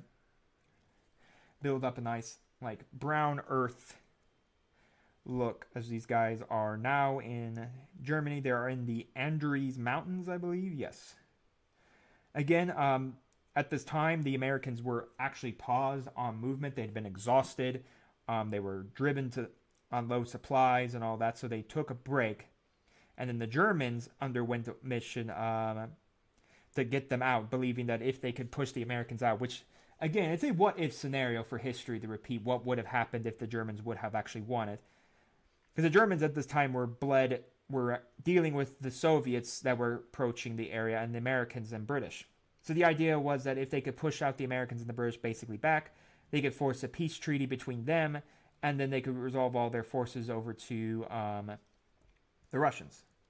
Again, there's a lot of conversation about, well, what if Hitler had never invaded the Soviet Union after promising not to attack them? You know, would there have been a war at all, you know? What would have happened even if... I think even because, again, Germany was aligned with Japan. So the aspect was once Germany declared war together with Japan on America, America was going to join it sooner or later. The big question would have been, what if the Soviet Union was never really a part of the war? And again, that's what's so interesting a lot of times about like this aspect of history. Like, what would have happened? What would have happened if, you know, the British attack, the German assault in the Andes Mountains was successful? What if the Americans and the British had been actually pushed back? Where would be the standard of the war today? Would there have been a surrender, America going back to its shores to fight, you know, the Japan, or would there have been a treaty to stop America and Japan from fighting each other? You know, there's even questions about, you know, like everybody who invaded Iwo Jima and Okinawa out in the Pacific front.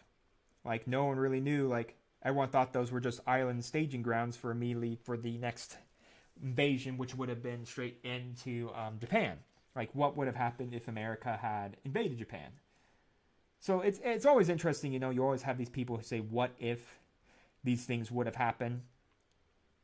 What if the world had done that? That's what, like, Wolfenstein, if you've ever played Wolfenstein, the new Wolfenstein. If you are going to play Wolfenstein, just know that I would just play Wolfenstein New Order and then just end it.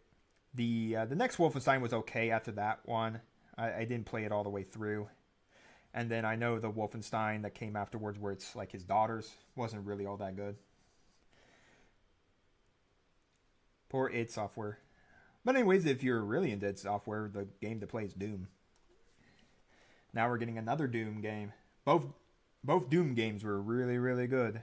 Never actually completed the second one. Bought it. Never did. It's sitting on my Xbox still. Man, all my life.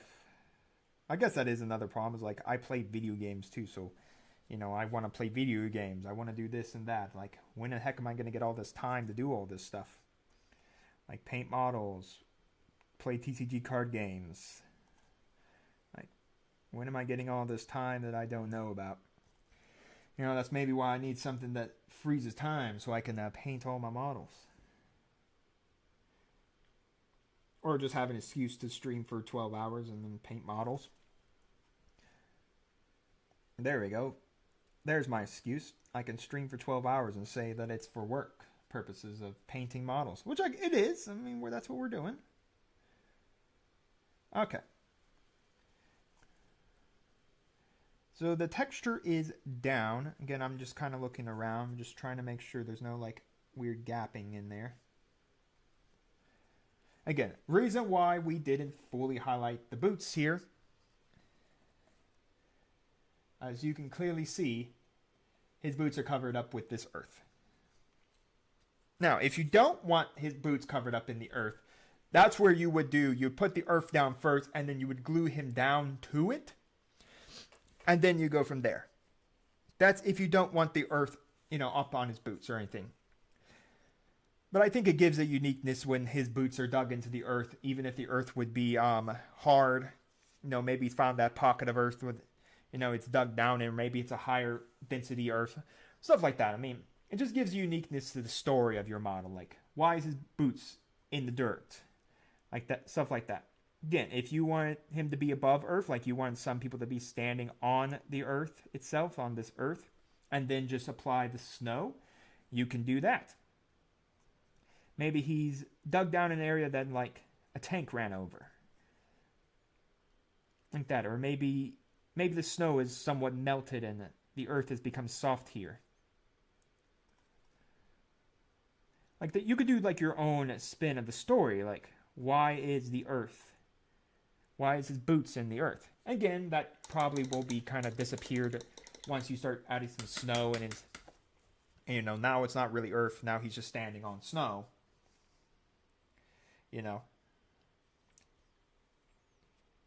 Alright, so we can put our regimen brush away and we will use it for once we are ready to add some snow texture. Now, I did use my water to clean out my brush from this stuff. So, before I paint anything else, I need to change out my water from this because this is a texture material, so I don't want to contaminating my paints in any way. So we're going to go clean that out. Again, we have 30 to 45 minutes before he is good to apply, of course, his next thing. So as soon as he's dried, I'm going to put on some woodland tufts from Army Painter. I do like tufts. I think they add a lot of story. You could just add no tufts, no woodland or anything like that. But I think they add a little bit of a story to add like one of them and have it covered up in snow. A little bit of greenery and the snow and stuff like that. Again, or you could easily say, well, there is no green. It's snow. It's winter. Again, we have a winter soldier here, but a little life doesn't hurt anything onto a base. So I'm going to change out my water, and we're going to get back to the BAR.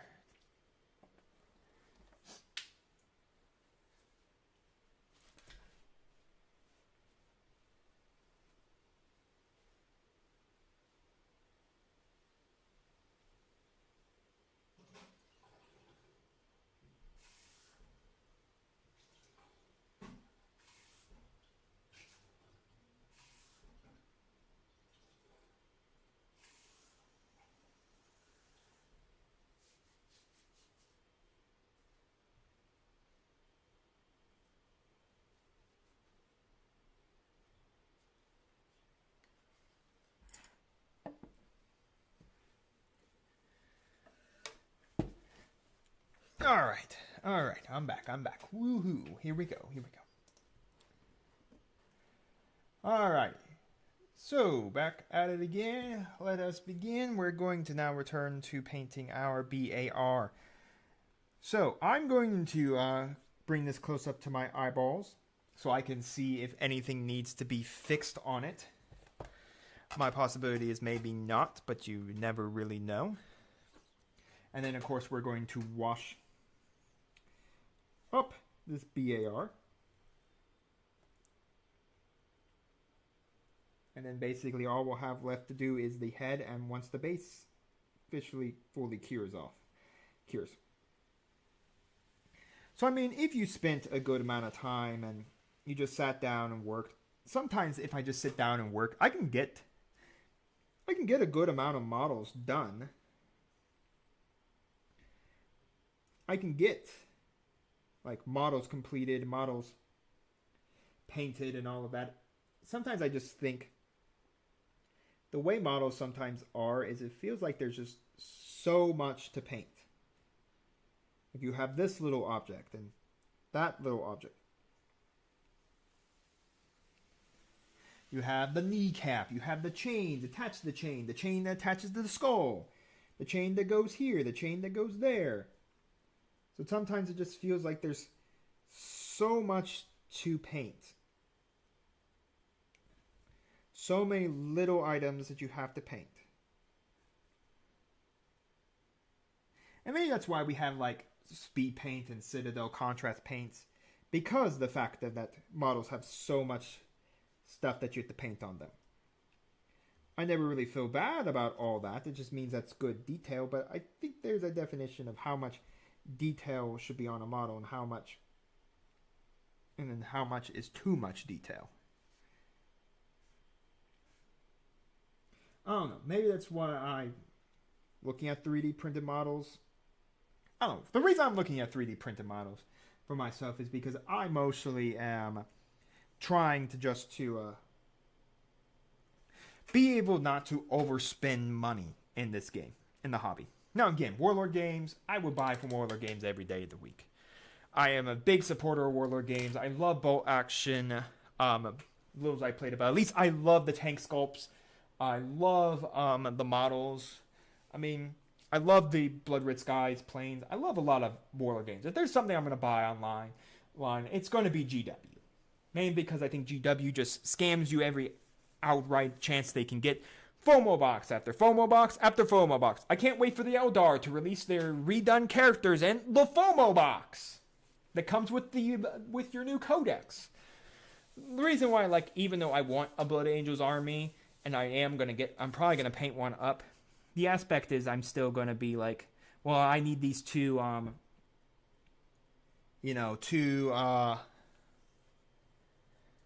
chaplains, the two named chaplains in their army, and I'm gonna have to go and buy them third party. Because as of right now, they haven't released physically. And again, I will also say this. If you're someone that buys 40k stuff, sorry, I need to fix up one color before we begin. Here we go. If you're someone that buys 40k stuff, buy from your local gaming store as well. Your local gaming store is there for you to play the game, there for you to connect with your friends, people online. If your local gaming store goes under or can't stay open or anything like that, as much as it's sad to say that, it's pretty much a truth that, not everything can stay open at all times, that sooner or later they might have to close. Well, Games Workshop does sell a retail store, but a lot of time they're retail stores. You go in, you retail, you get something, and then you get out. You don't really sit there to play. They don't have sometimes enough space to play. They are there for you to buy, where your local gaming store is there for you not only to buy, but to play. So, as I said with buying secondary market, buy from your local gaming store. Buy from your local LGS. If you have a local LGS, a local store that you go to, that you play, that you buy from, and all of that, then I highly, highly recommend just getting from them. All right, anyways, it's time to use some dark tone at 1-to-1 with quick shade wash mix medium over this BAR here. We got it nicely finished. It's nice and ready to get painted and then highlighted, and then we can glue it onto our soldier. But yes, a lot of times, in my opinion, whether I'm speaking for TCGs or whether I'm speaking for miniatures, if your local gaming store holds product, buy it from them. If they don't, buy third party if you're looking for Games Workshop. Or if you're into Warlord Games, I would buy from Warlord Games. They do a lot of good things, like they will pack extra sprue parts, like a whole extra sprue of soldiers for you to use, free of charge. They always had a miniature of the month, so if you buy for that month, you can get a free miniature that's exclusive. So it's really, really cool.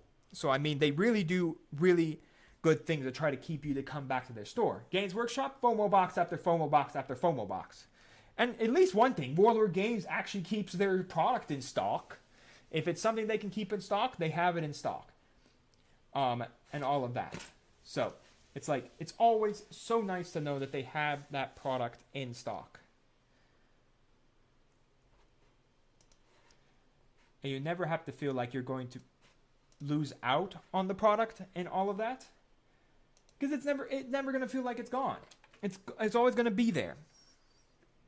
So, again, local gaming stores, if you have them, buy from them. If you have to buy 40K models, buy secondhand. And personally, even if you're buying Warlord Games, buy from your local LGS. If they don't have what you're looking for, I would then buy from Warlord Games because you know they have it there. But if you need it a little quicker than what Warlord Games will ship it at, then I would search online, i.e. eBay and stuff like that. Typically, I would go to eBay. Yeah, you can go to Amazon. I have wanted to do a series. I watched this YouTuber that does Legos, reviews like Lego stuff, like stuff that breaks the rules of Lego and stuff like that. Then he did a thing where he reviews on Amazon. You know, and it's always interesting seeing some people talk about how everything was broken for the Lego and stuff, bad reviews, but it's not.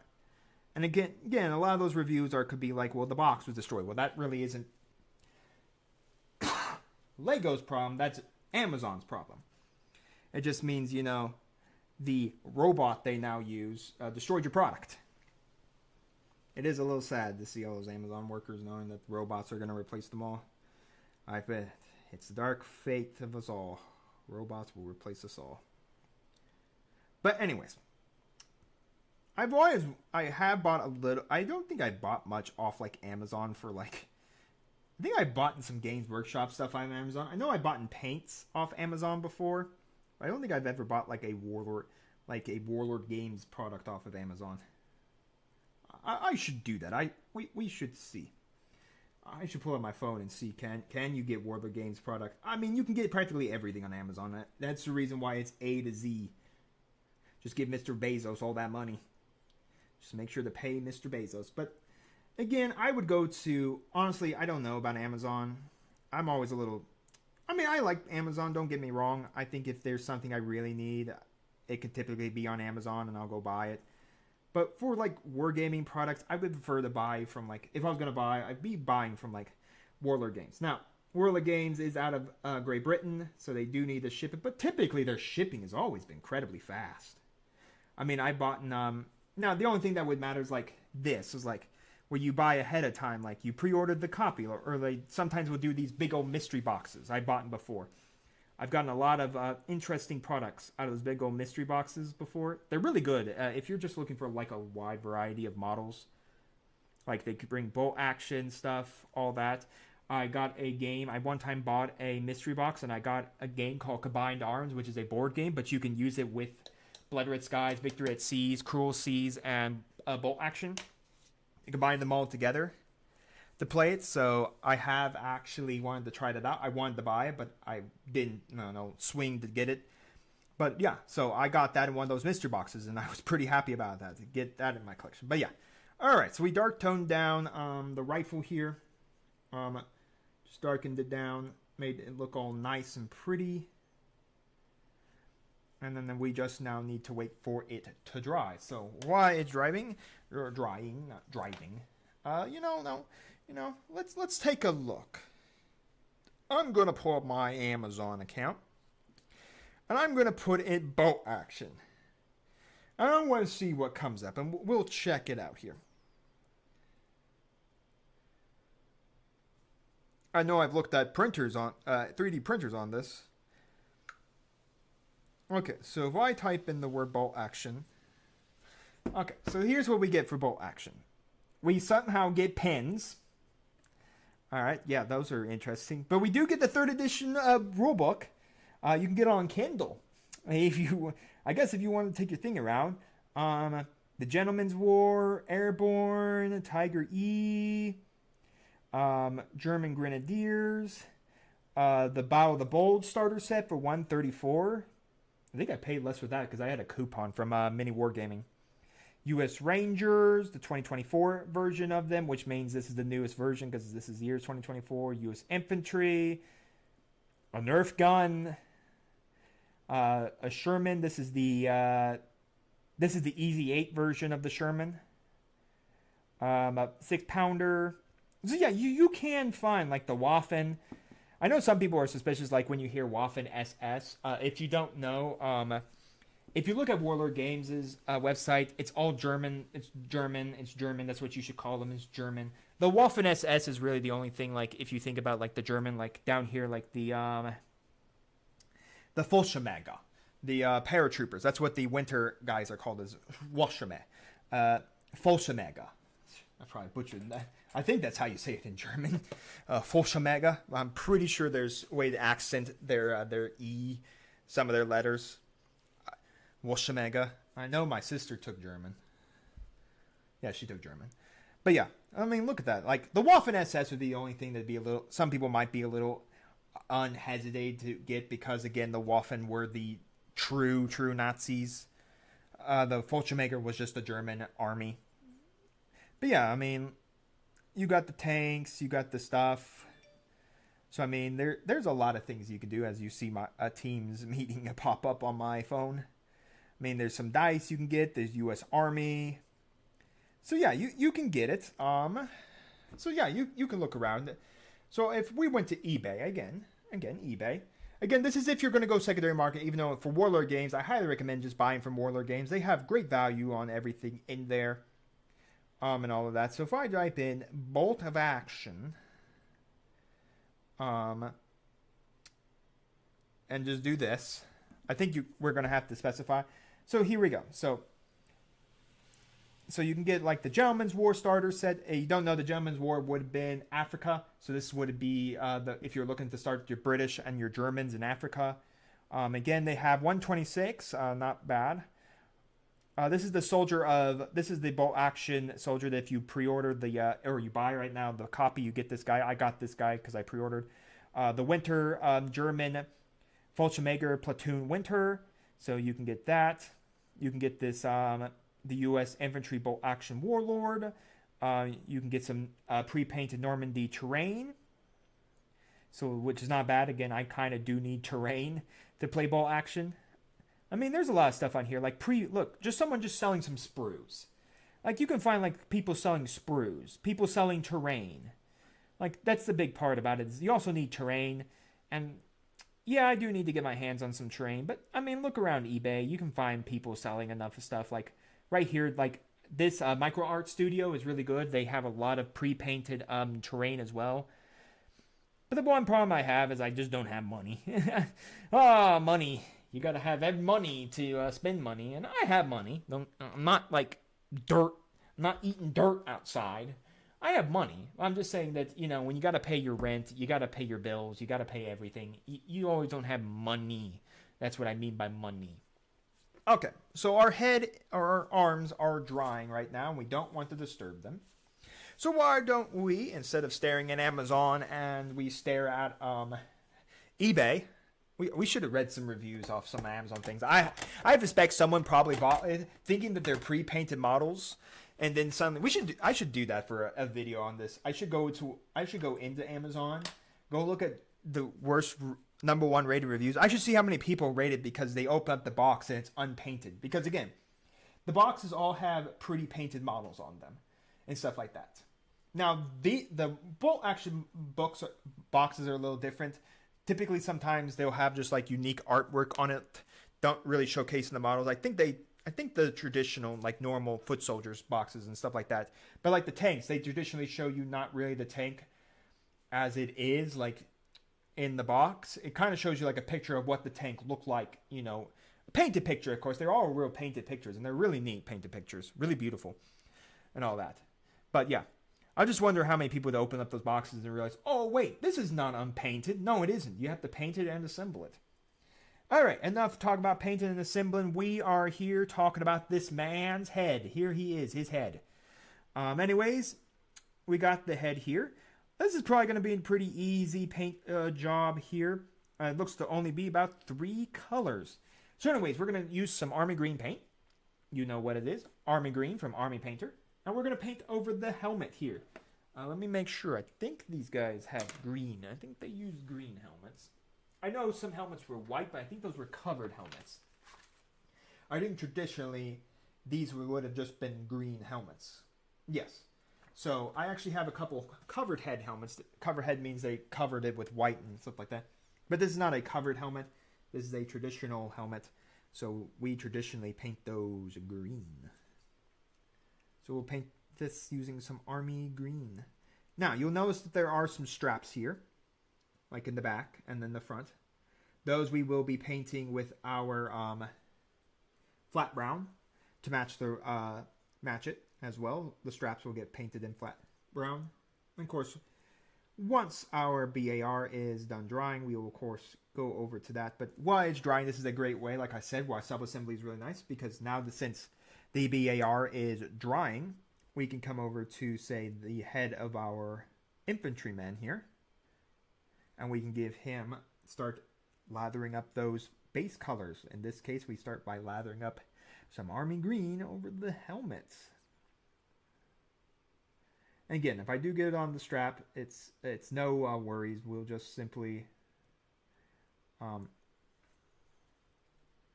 work over the strap again. Or simply just paint the strap up.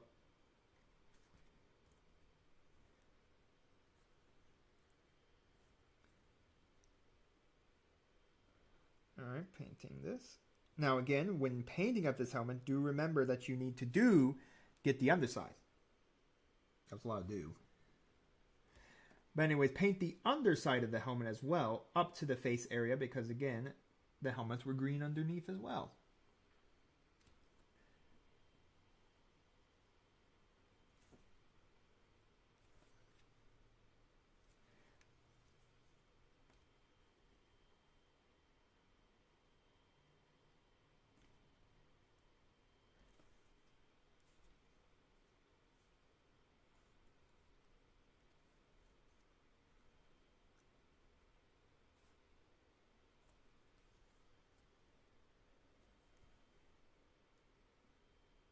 And give this all a nice green color.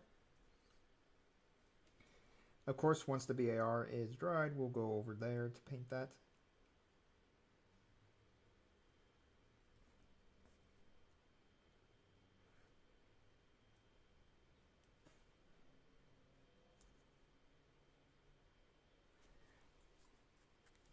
Alright, we just need to paint one more section.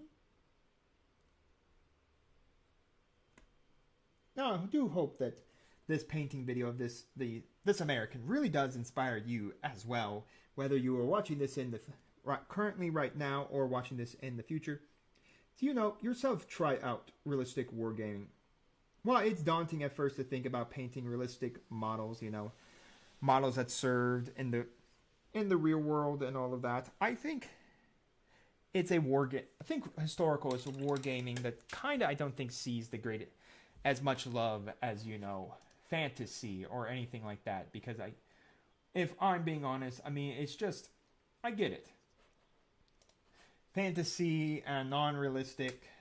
Again, realistic war games being real means that, real people did fight in this war. Real people died in the war. Maybe someone you knew died. It's like a family member, a friend, someone like that. So, a a lot of people don't want to touch it.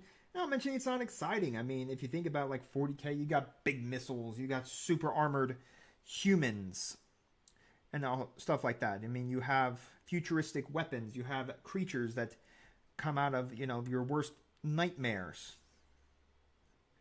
and all of that. So I mean, so how exactly is that supposed to be realistic? Again, that's why I think if you are going to get into bolt action, there's no reason why you shouldn't, if you're looking for like a game using bolt action models to get into like, to use them to help you to get into, say, into Conflict 47, which is that weird era war I talked about where it's like World War II is bled into 1947, but now we have sci-fi technology running around in 1947. Thanks to nuclear testing.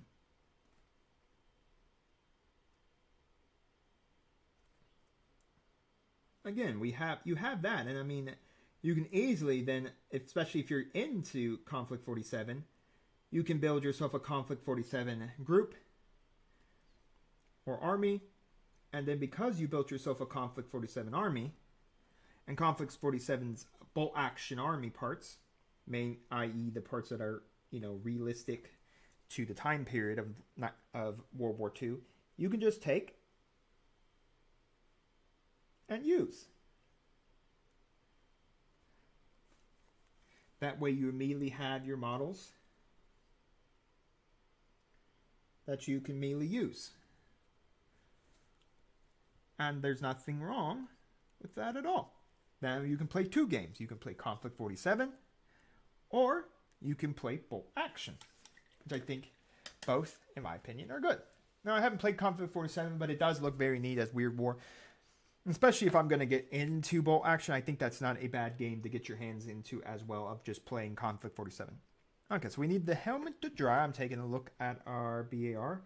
No, we still need to wait a little while. We got a little bit still remaining, and our soldier, his basing stuff is curing very nicely. I'm just making sure there's not any like patches that we could see. Now it doesn't really matter if we could see the white under the base. We would just patch it up with some, you know. So we can't really paint up this helmet right now. We need to let this helmet dry before we go painting anything else.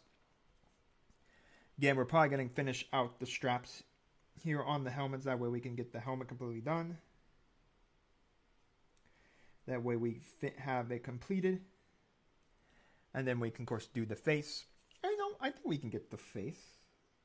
I don't think the arm... Well, we should probably just let the army green dry before we go messing with it or anything. But, yeah. So, once we complete him, we got him done. And once we have him done, we can then varnish him. I'm probably going to hold out varnishing him on camera or on thing. If we finish up our Blood Angel, then I'll bring out my airbrush and we'll varnish them both together with the airbrush and all of that. But the one thing for sure is, the one major thing for sure is that if we don't varnish them on the camera, I'll go outside, you know, when the weather's a little better, and hit them with a rattle can varnish. That way we seal in everything and we are completed with them. Yeah, so we're just basically waiting for either the helmet to cure or waiting for the gun to dry. It might actually be... Let me see.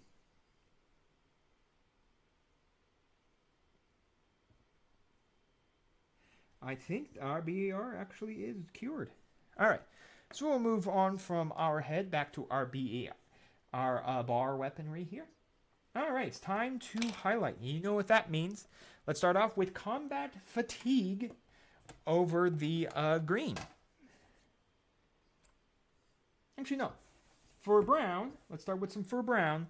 I think we're going to fur brown over his arm. Now, there isn't much to hit on the arm. The fur brown I have in my palette looks to be a little bit on the not wet side anymore. Alright. Just making sure. I think I found some good. So we'll begin by you know, painting, highlighting up the arm for him.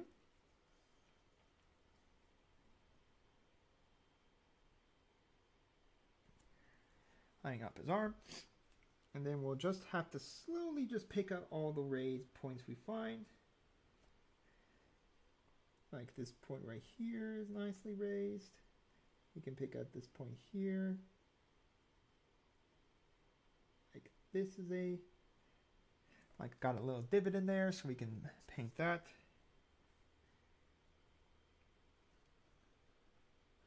Looks like the wash picked out little corner up here. So we can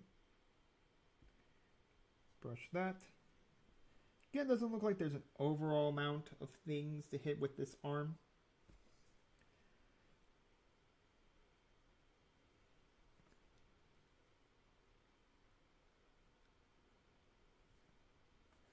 Like hitting that there.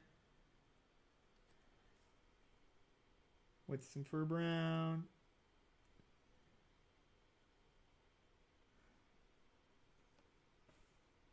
Yeah, I don't see much more in the raised area sector. Well, no. Guess this is kind of raised right here.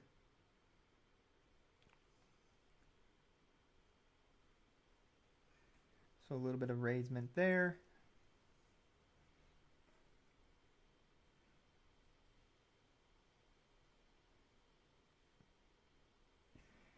I think that's pretty much it for all the raised areas on this guy's arm. Actually, no. I think we can, there's a little...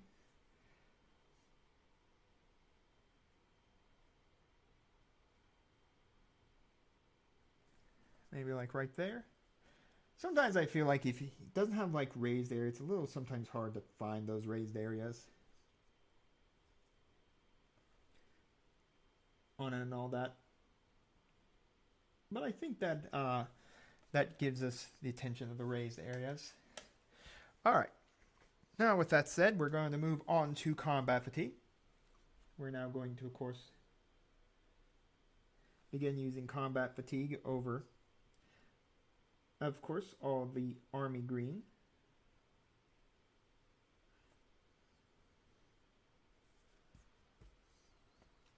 And of course, because this is a strap, I'm just going to highlight the bottom portion of the strap. We'll leave the top portion, or we're going to follow the bottom line, I guess you should say, since both lines are relatively close to each other.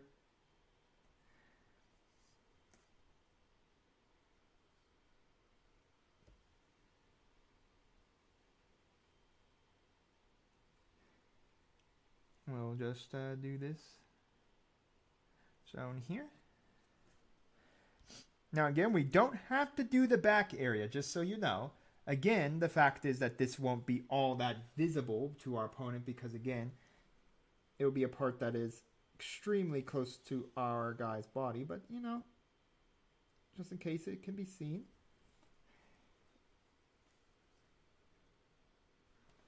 We should definitely just give it a good highlight.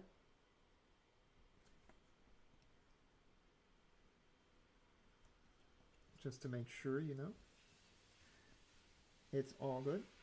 Just following that line that's right there.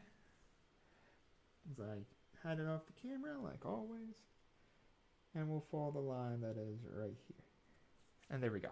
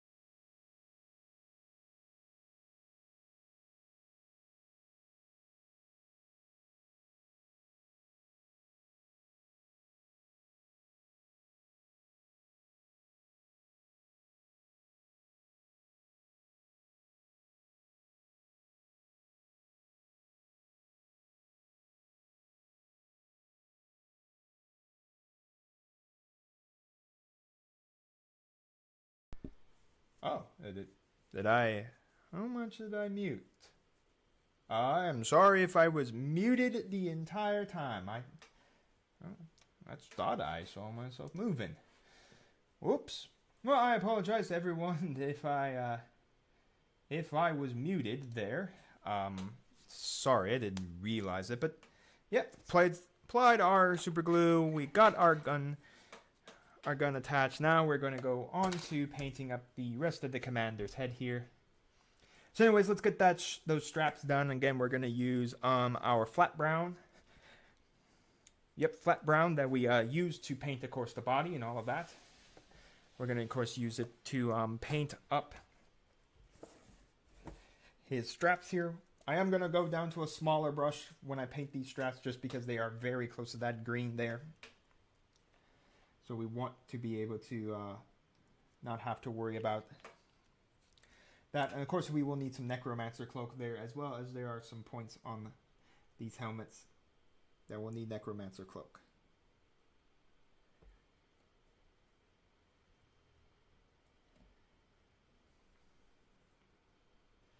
So thinning down. I did find the Vallejo paints seem to be very thick. Not sure why, but they always seem to have like a heavy, thick consistency to them. I'm not sure why they are that way, but it takes a little bit of water to thin down Vallejo paint.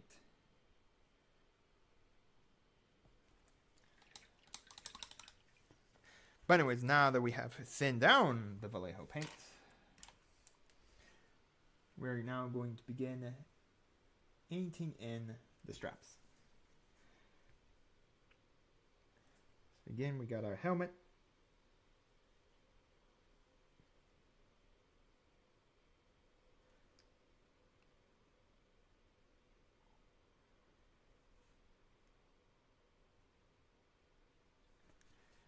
And we're slowly just going to start painting in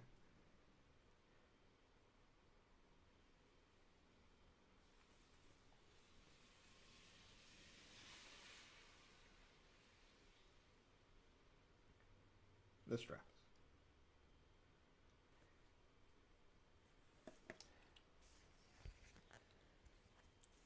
Looks like the side of this helmet's going to need a little bit of army green, so we can put that down there. Of course, we'll fix up the army green as well. We paint in the straps if we get it on there.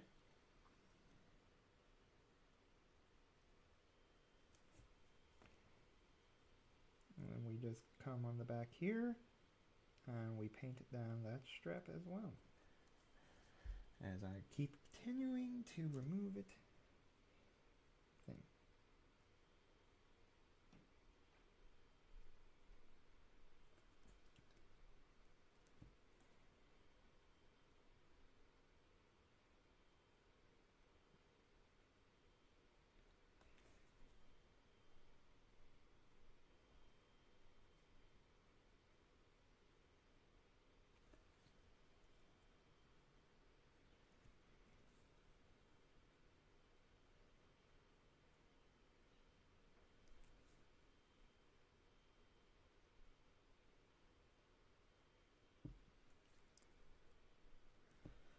Alright.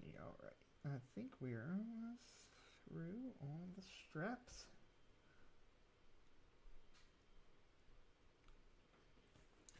Alright. Yeah, there we go. Nice right there. Did see that this helmet needs a little bit of touching up in the back.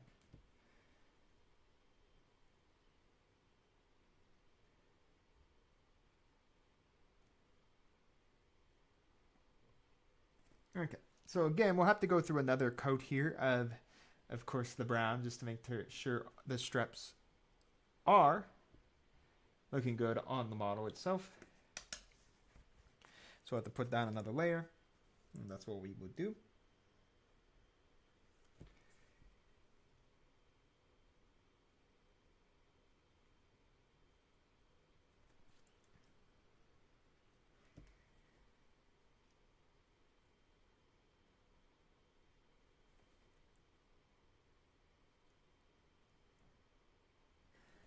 Alright, I know I'm still silent, and I'm still sorry about being quiet a lot of times, but again, I just kind of concentrate on painting.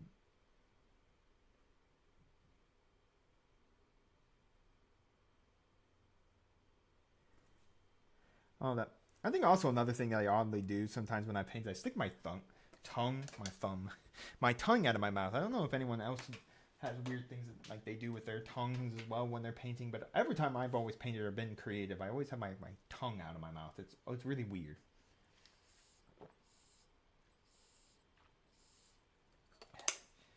Nice refreshing water break. Water is important. Thorough. Hydration. Make sure to hydrate.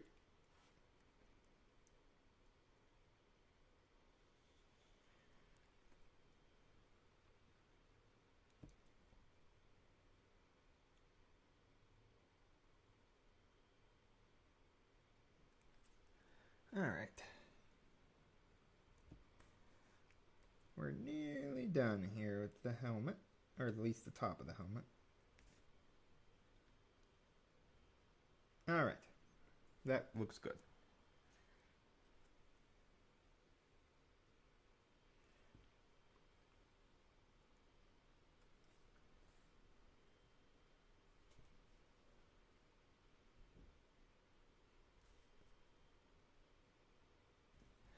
All right.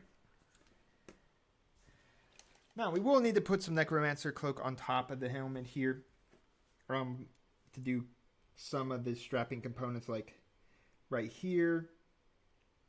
It's going to need it.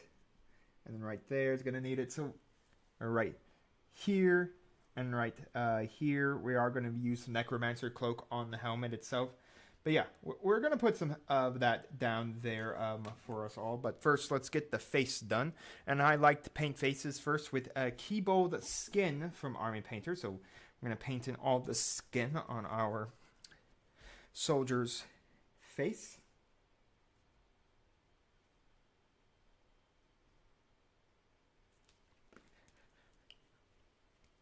Now, before that, I do want to define the eyes on this character. The one problem I have with faces, period, is I never can define the eyes. It always eludes me, the faces. So I'm going to grab out some matte white first, matte white from Army Painter. And I'm going to do the eyes here, at least the eye holes. That way I know where they are and I can paint around them with the keyboard skin. And even if I paint the keyboard skin over the eye areas, at least one thing's for sure. I already know where the eyes are, so I can use the keyboard skin. I can update with some more matte white. Faces for me have been always something I just struggle kind of with, you know, painting in eyes and stuff like that. If it's not overly heavily defined on the model, sometimes I won't even do the eyes. Like my American Marines that are behind me in my case don't even have their eyes done at all. They don't have any of that done. Fact of the matter is that when you're on the tabletop and you're looking 45 degrees down angle, you don't really see the eyes because, again, you're looking down at an angle. But I am going to at least define these eyes. I'm going to do this off camera for myself.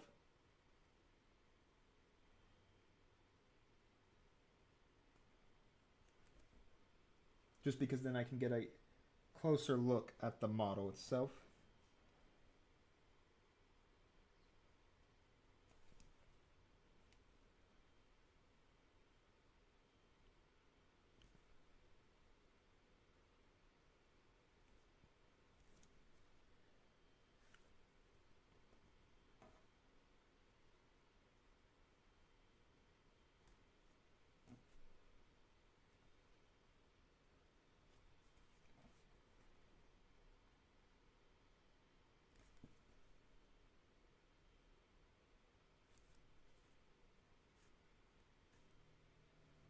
All right. Don't know if that will show greatly. But you can definitely tell there's a darker white in there. That is the area of the eyes. So I'm just going to leave that white. And if I hit it with cobalt skin, well, at least I can go back and touch it up. So now that we have that touched up, I'm going to again now officially start using my cobalt skin. So that we can paint down his skin tone.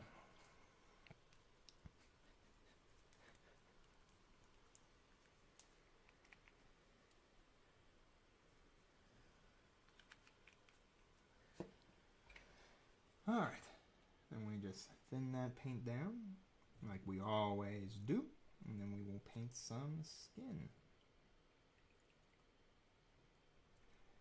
Now again, this will be using two different washes here. We're going to use one wash for the helmet itself, and then we're going to be using a different wash for the skin. So that way we can, there's two different washes here that will be active at this point. Where before we've only really been doing like one, or I guess we soft toned, which of course was a second wash we did for the body, for the strap. So yes, we got another wash in here to do. So let us begin the painting of some skin.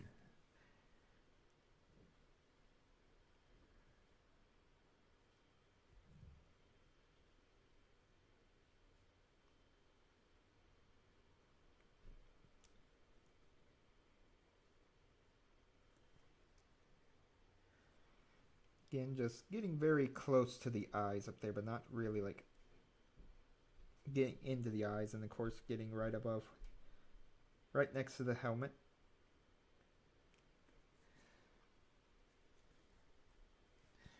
Because that is, we need to get up there, and that is still skin.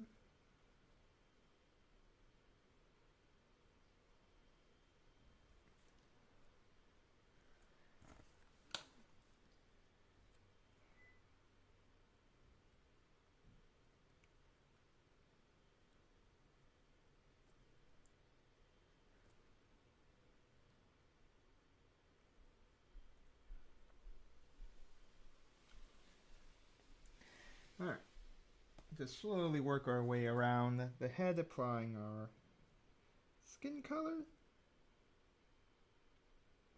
Though I will say, I have felt better over the years painting faces now that I'm doing bolt action than I did when I originally started. Like, for instance, Space Marines for me, I typically never wanted to paint faces for Space Marines. I typically only really wanted to paint, you know, the helmet. Never really felt comfortable painting the Space Marine without the helmet on, because again, I'd had to paint the face, and I really was kind of daunted by it and all that. But this simple method I have for painting skin really is really good for me, and it's just a simple method that I really like. Again, maybe if I was going into some kind of art competition, I would definitely be looking into some different methods to paint skin, some different methods altogether, you know, all of that. But again, we're not entering our bolt action winter infantryman into any painting competition. He is meant to go to the tabletop. He's meant to roll some dice, and he's meant to possibly fail me on the tabletop. Because you know how it is. Once you paint a new, freshly painted model, it always has that newly painted model syndrome.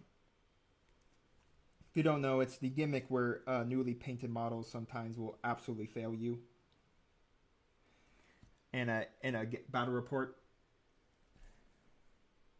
So I'm trying to keep this head on camera, but it's like,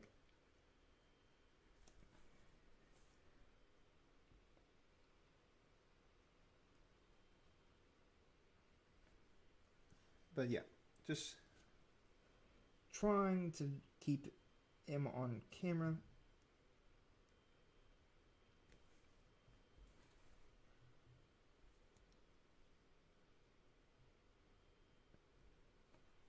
And of course paint him up. And talk at the same time.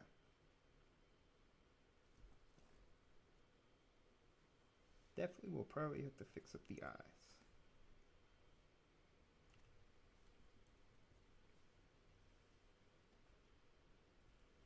Alright, initially, his face looks like that. I mean, he doesn't look too bad for a soldier. So we'll now, of course, give him that second coating of keyboard skin,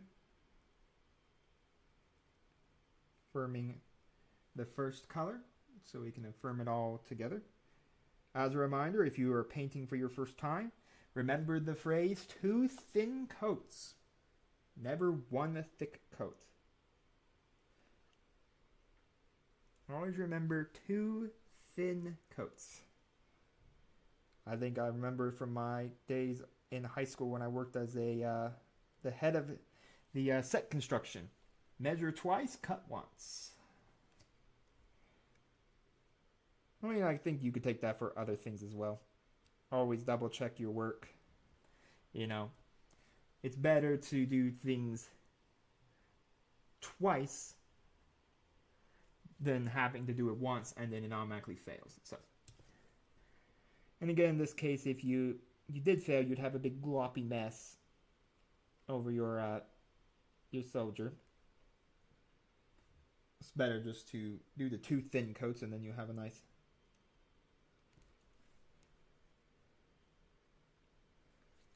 nice consistency altogether.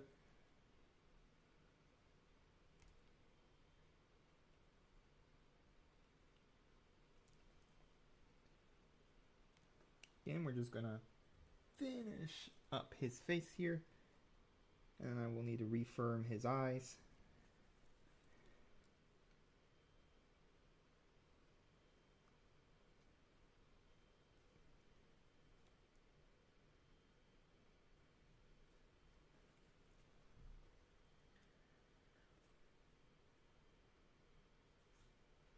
I just need to do that, and then he's pretty much.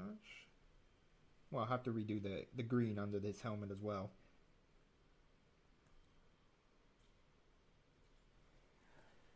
Alright.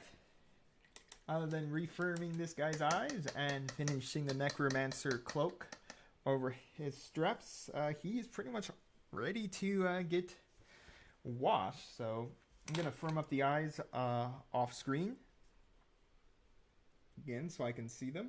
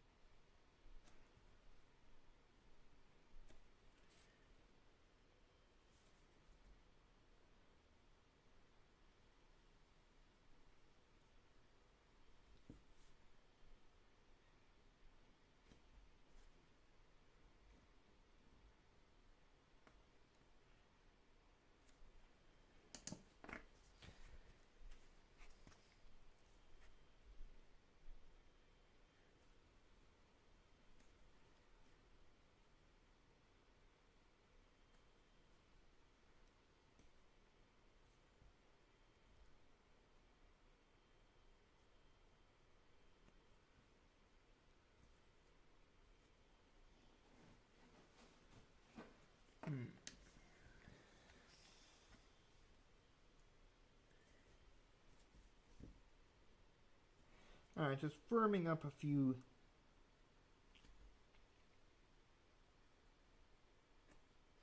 Alright, so I firmed up his eyes. I'm just going to fix the area of skin that I got the white on.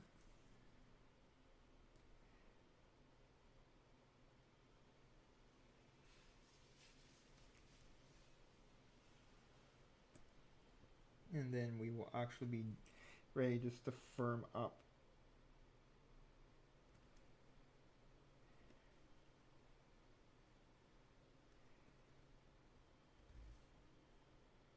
Alright, so we firmed up his eyes in there. And now we are ready to, of course, then we are going to firm up the green color once again, using a little bit of army green to clean up under his, under the hood of his helmet there, just to make sure everything is all nice and green again. Just fixing up that color. Again, even though we're just using it to fix up, I still want to make sure my paint is thinned. I do not want thick army green paint. Cleaning up my model.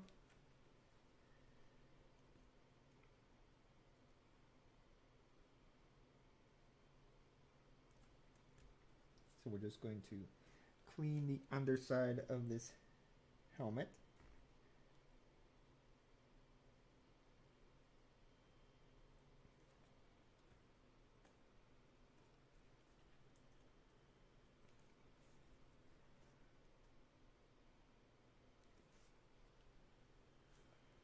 course, then clean up over here as well.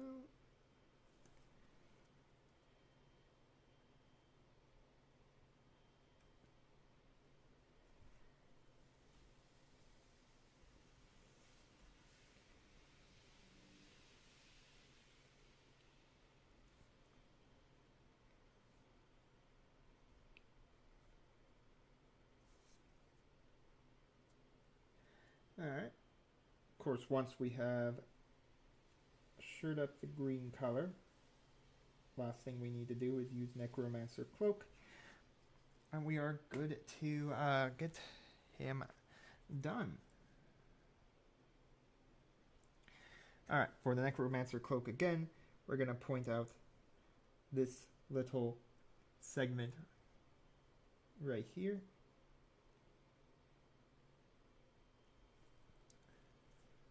And then for the other part of Necromancer Cloak, we're going to do this area back here.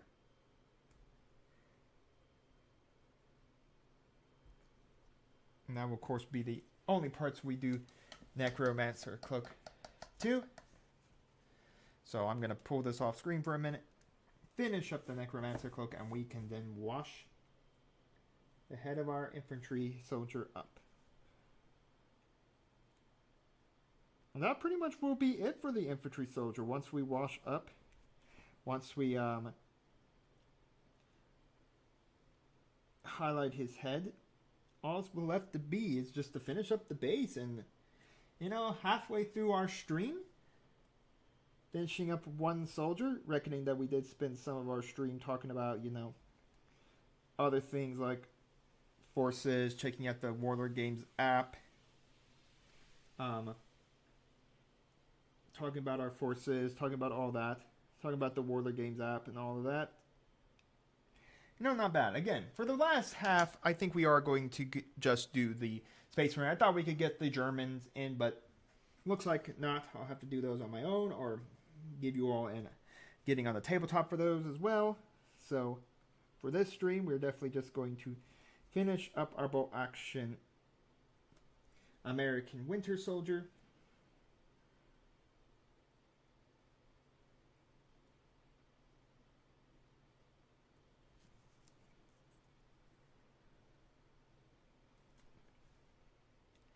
And then move on to painting a Blood Angel. So there we are. His head is completed. So now we're going to, of course, bust out the washes. And of course, while this is drying, if our base is good to go, then we will, of course, work on that. Bring this up for you all. Cover that so my camera... Alright, I think that's good. You can just see there.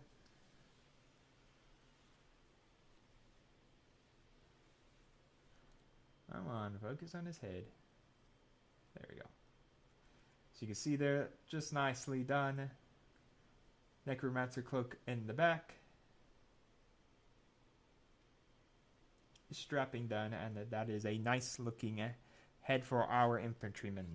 All right, let's do washes. First, we're going to do our dark tone mix, and then we are going to use Flesh Wash from Army Painter Mix 1-to-1 with Quick Shade Wash Mixing Medium to paint his flesh. Now, we're going to have to be a little cautious of the eyes. Again, I don't really want to touch them up with white again because, again, that will be washed flesh at that point. So I'm going to be very, very cautious when... using the Flesh Wash over his flesh, especially next to his eyes. But first up, we're going to do our dark tone mixture first. Here, and then we'll move into our Flesh Wash mixture. Again, we want to be cautious when we do the dark tone wash next to his flesh so that we don't darken down the flesh area. But again, once we are done with the dark tone, we will need to be cautious when doing the Flesh Wash so we don't mix the two washes together. If you're afraid of mixing any two washes together, like that strong tone, the soft tone with the dark tone when we did the body, or in this case, the Flesh Wash and the dark tone, just let the dark tone dry first, and then jump in with the Flesh Wash. Again, that's if you're uncertain if you know you can keep the two washes separated. Just do one wash at a time.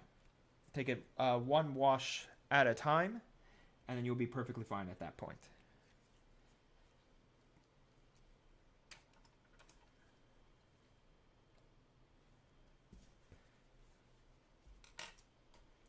All right. Mix them together.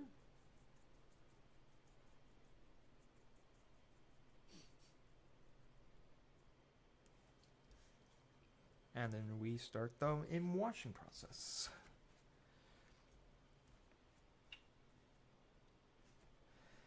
All right, and we just cover all of it. If you are someone who wants a different way to wash it, here's what I would tell you.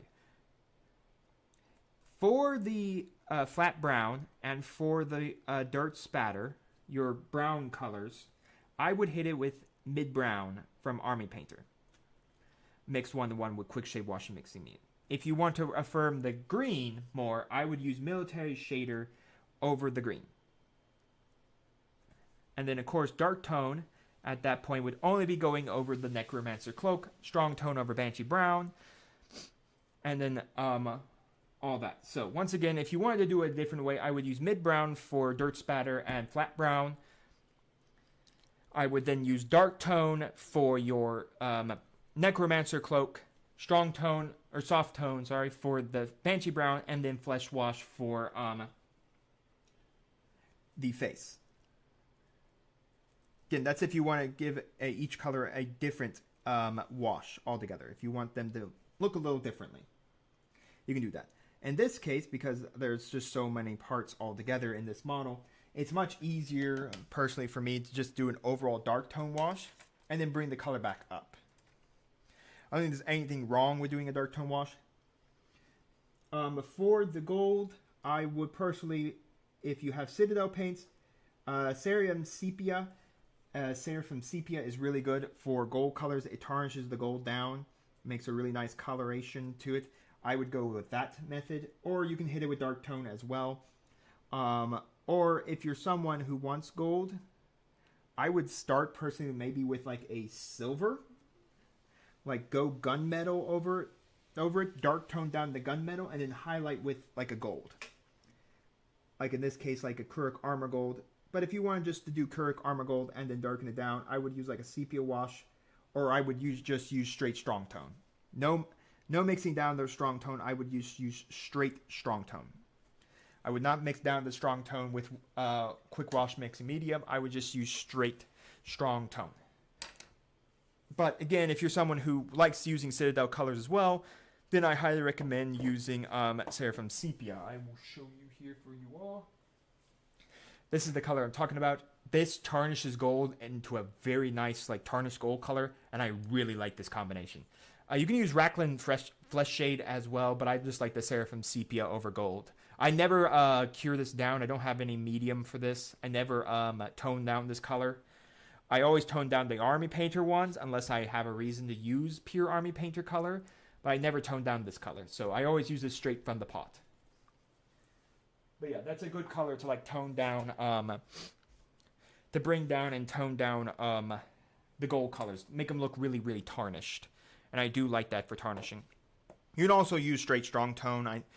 I haven't liked straight strong tone, and again, it's the aspect that like for my personal army, I am looking to like only use Army Painter paints. But the problem is like the Army Painter Greedy Gold doesn't feel good. I don't really like it, and then straight strong tone doesn't give me the tarnishing gold effect that like Seraphim Sepia does. So there could be a chance I could break my rule for that model, just so that I can use the colors that I really like. In this case, being of course the gold and the gold and the tarnishing of the gold. But I actually have a different way of doing gold. I saw someone talk about it where you do silver and then use a speed paint to paint the gold, and then using silver again to highlight up that. So I may look into doing that for my gold, is using a speed paint over like the silver. I didn't really think about that. I'll have to actually figure out what paint he was using. But it was a hobbyist I just saw, and he was doing that. And I thought, that's an interesting way of doing it. And it looked like you got a really interesting looking gold color. That's why I've kind of swapped out to now where I'm doing like them as For gold, for my guys, I do like silver, and then I hit them with dark tone, and then I highlight up over them with silver. But I may try that with the speed paint again. Even though my custom army scheme hasn't fully been fleshed out just yet, I fleshed out every color. I'm experimenting with what really I like the most. So even though I don't have every color down, and they may all look slightly different than like the finished product later on, I think that's what's really good about like some armies. If some guys look a little different than others, that's fine.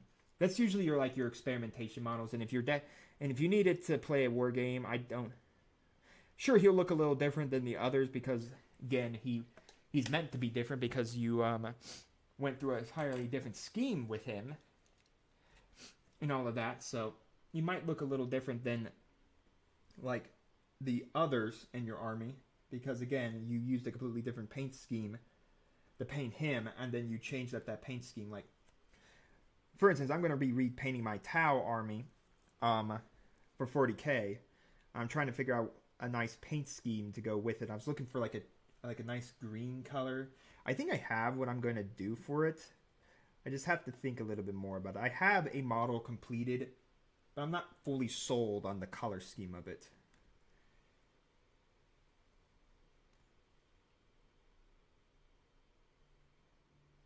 All right. Again, just like any wash, I'm just making sure this isn't pooling in any one specific area. Again, I'm also making sure it's not, of course, harming anything else.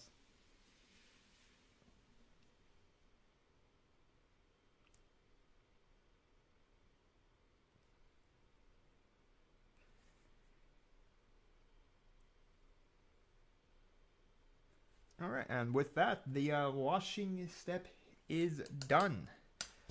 Feels good, feels good. That is basically our last set of washing for this, and then we'll just need this wash to dry, and then we can, of course, begin highlighting him up. Same method we've been highlighting up the rest of our body. And I'm taking a look at our guy right now. I don't know. Is that dry just yet? Okay. Back of the brush test. It looks like we got some dry basing material. All right. So typically from here, you could probably darken down this with like a dark wash and then dry brush, some Tyrant Skull or something over it to bring up the color. The problem is there's really not a point with that when we're going to be covering some of it in snow. So we're just going to leave it dark. Now then, because we wanted to add some tufts, I'm going to zoom out here for a minute. Again, this will make it so that all we have to do is then just paint his rim. So I got some tufts here. Of course, I'm using woodland tufts. Again, a variety of 12 bigs, 25 small. So we're going to only use the really small ones here. So I'm just going to grab some my super glue again, all great Gorilla Glue. I want to grab my tweezers because this is how I'm going to pull the tuft off. And I think we're going to pull let's pull a couple of small tufts. Yeah, let's pull a couple of small tufts. So we'll put a dot of glue down over here. Now again, I don't think every one of my soldiers on my in my army are going to get tufts. Maybe some will. Maybe some won't. So we're going to put a little tuft right there. But one thing for sure is everyone's going to get snow. It's winter. Now, how much snow we give them, that, of course, will be on me, on the base. You yourself, if you want to copy this scheme for your own winter, you can, of course, put as much snow as you want on your base. Like, maybe you want very little snow. Like, the snow has moved a very little. Maybe this soldier has trudged through it. Maybe there wasn't a large amount of snow here. Okay. I think 2 tufts on the base works out really well. So, again, just patting those down just to make sure they stick. Of course, we'll need to change out our water again once we're done with, once we have completed, of course, the painting process. Another thing you can do is if you want a different style of how your base could look, maybe you want some grass. Maybe you want some grass under your snow. So maybe you want some, some grass, a mixture, a little bit of grass. Put on some, brush on some of this basing glue. Understand whatever brush you use needs to be old. You'll never touch again, because unless you want to use it for more glue, because you're going to glue your bristles together basically. And don't use any of your good brushes for this. Use old brushes and brushes that you no longer want to have. And then next you just dip your model in this. If you've ever seen old style ways that people used to paint models, like old 40K back in the 90s and stuff, where they would literally dip sand and you just scoop it out and then the glue would stick to it. I've done that actually for my orcs. You just basically dip the guy in and you just basically tap him, and then you tap him over here. Or you, of course, can get it out and sprinkle it over them. Make sure he's always over the box so you can sprinkle the flakes back into the box here. But we're not putting any grass down. You could put grass down. I love army painters, so though there are different companies that get different tufts. I know there was another company I was really interested in tufts, but right now I've really been in the army painter line, and I don't think they make bad tufts by any means.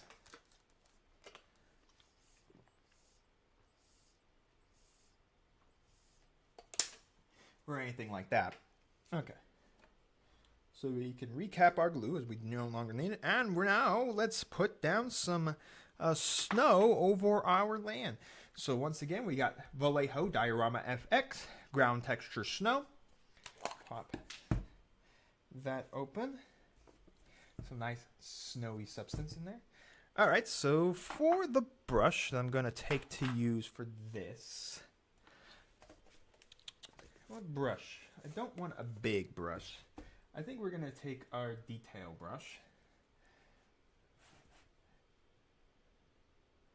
I may need a bigger brush. And I think we're going to just start lathering down. I may actually need a slightly bigger brush than that. Okay. Need this one. Okay, let's see this one right here. This old brush in my collection. All right, that looks a lot better. So we're just going to apply this down over the model. We're going to give a nice helping. How long does this take to dry? The product dries in 24 hours, and further coats can be applied for more volume. Okay. 24 hours this will be drying, so this model will be varnished tomorrow.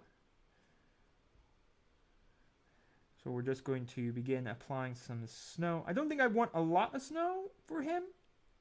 I think I'm going to show that the ground is still the ground. Again, now if you just wanted to show the ground, I think at that point, if you're not going to do like a full snow field or anything like that, I think you would really want to make sure that you would put the model on after you let the substance dry. That way you can give a little bit more of a effect where, you can dry brush or use some dark tone at that point to just stimulate the area so you can show the ground underneath.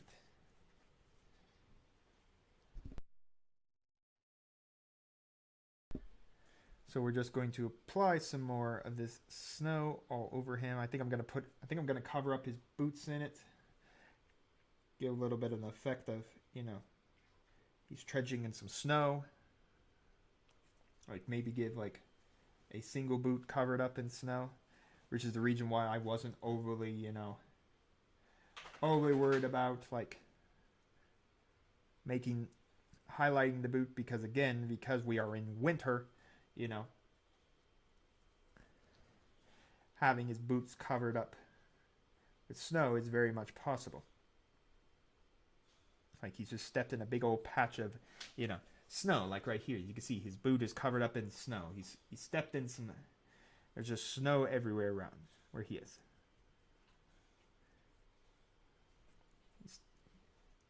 boot is down in a big old collection of snow.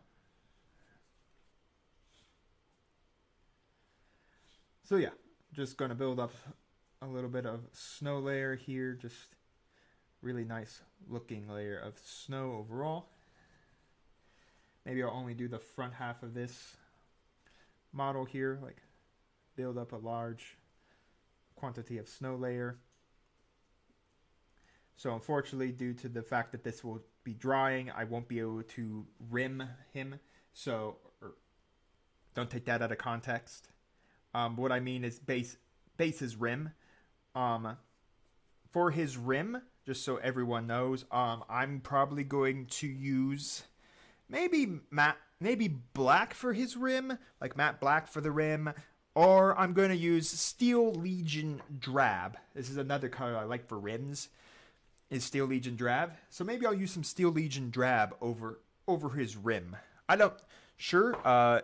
Again, after of course this goes live, I'll post some pictures in the community tab of him fully completed and all of that. So anyways, we're gonna just work our way around. We're just gonna say that only one boot happens to be in some snow because there's only snow in this one section here. And he steps.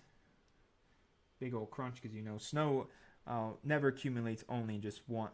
Sometimes snow, maybe there's a tree under him and this is the only area that has the snowfall. And his boots sank immediately in the snow. So yeah, I mean, that's why, like I said, it's like why highlighting his boot wasn't completely important. And it's the same for the Germans as well, especially if you're not going, if all you're going to do is give them this style of look where it's like their shoes are covered up in snow, then there's not really a purpose to like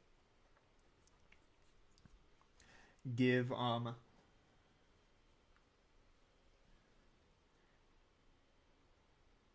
then there's not really a purpose to like overly do his shoe.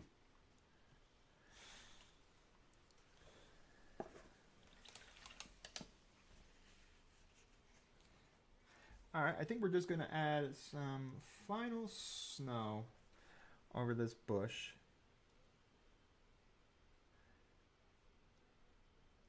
Just move that around, put that over the bush, just lightly to show that some snow is built up over this grass.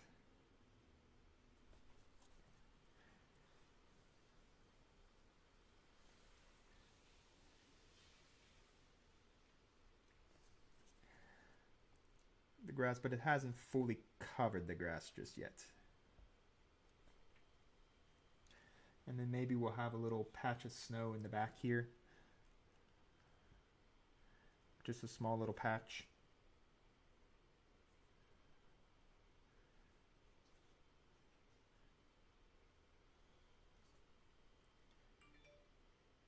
Heck, we could even say these winter soldiers are nearing the end of winter and spring is just slightly coming in and the snow's starting to melt. I mean, that's what basing is about. You could tell the story of your soldiers.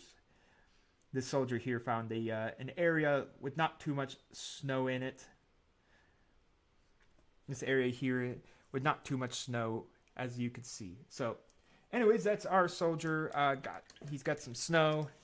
He's got 1 foot out, 1 foot in. There's a little bit of snow here and a little bit of snow back there. So I think this gives a really unique story. That's what basing really gives you. What is the story of your model? What is the story of him? Well, clearly this soldier's story would be, well, he found this area. He stomped around and stomped into a big pile of snow here as he gets ready to aim his BAR as Germans approach the front lines. His captain tells him to fire and he pulls the trigger. You know, he just has to pull the trigger. Even though his boot is getting soaking, even though he's in his boot high worth of snow on one side and not snow on the other. So yeah, I mean that's what basing's about. Just tell the story of the model. Where are they? Why are they here? You know, battling in this area of the planet and all that. What does it all mean and all of that? All right. Well, my dog needs to take a quick potty break. And all of that. And of course, I need to change out my water before we go into highlighting the head of this infantryman. And then, of course, we will be moving right along into our Warhammer 40k Blood Angel.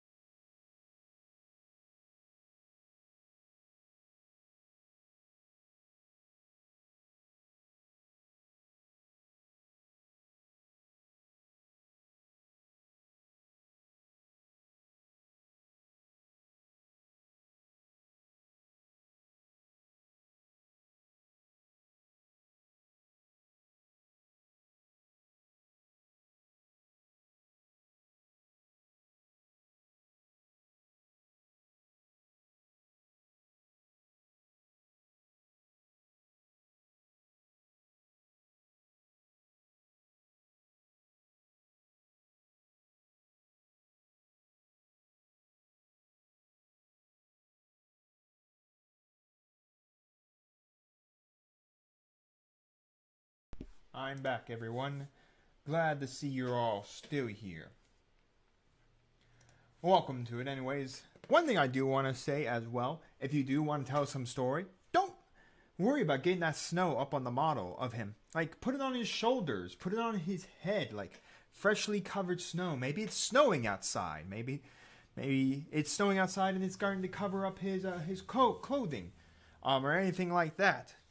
Like, really tell a story with your basing of your models. That's what's really nice about this hobby, when you get to tell the story of your model and all that. Tell the story. Tell why is he covered in snow? Why is he like that? And all of it. Just tell the story of your model. Tell the story.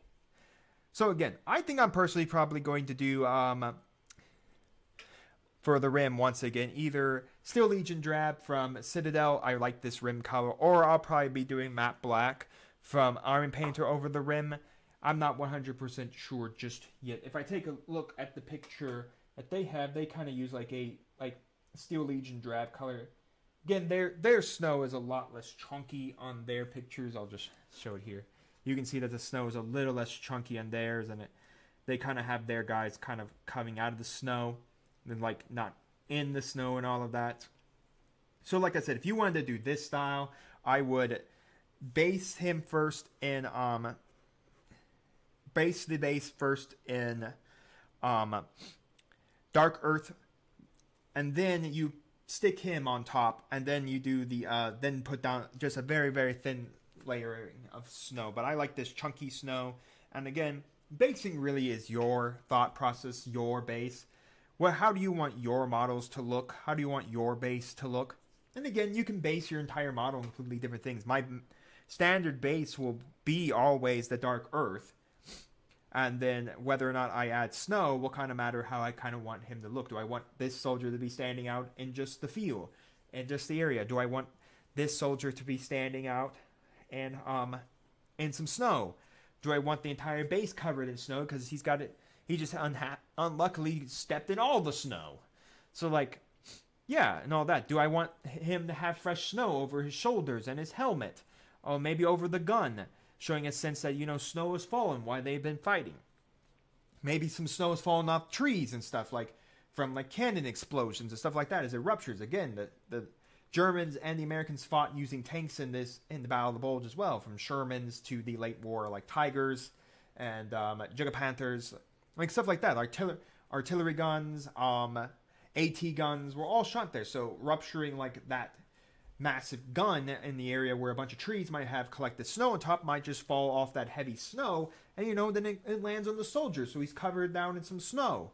So you can even tell a story that way. Again, base your models how you want them to be based. It's your army, you base them, but the one rule in always, base your models together. If your army is meant to always be in winter, try to keep them all together in winter. Base them the same and then rim them up the same. Or paint the rim the same. Never take that last thing I said out of context. Anyways, enough said about this man. We got his head to paint up. We got to finish it off. And then we can glue him down. And then we can say, this guy is ready for the tabletop. Besides, his rim need to be painted. Again, I will show his ending pictures of him in the community tab, because we'll need to wait 24 hours for the snow to fully cure over before we can... before I can go and varnish him. So he'll have to wait.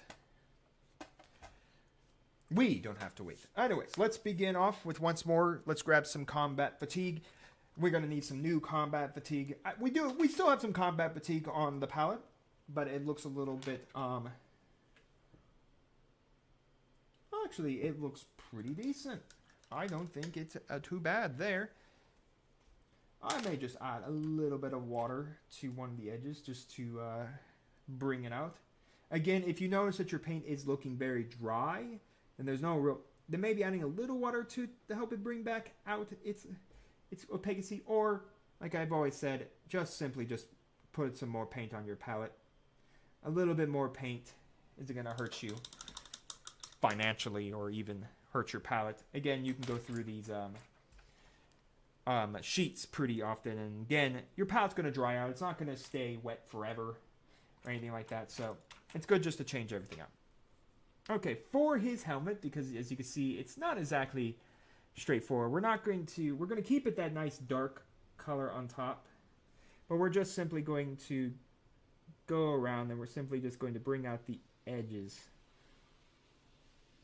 of the helmet. Just bring out a little bit of that edge coloring on the helmet.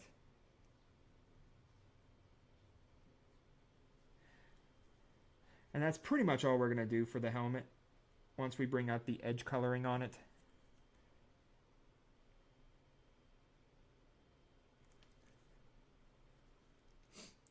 Maybe we'll do a little bit of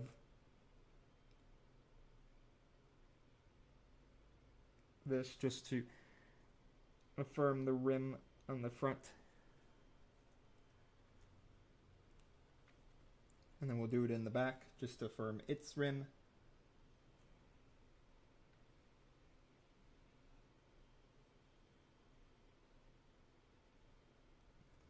Just so we can affirm it. And that's pretty much all we're going to do for the helmet.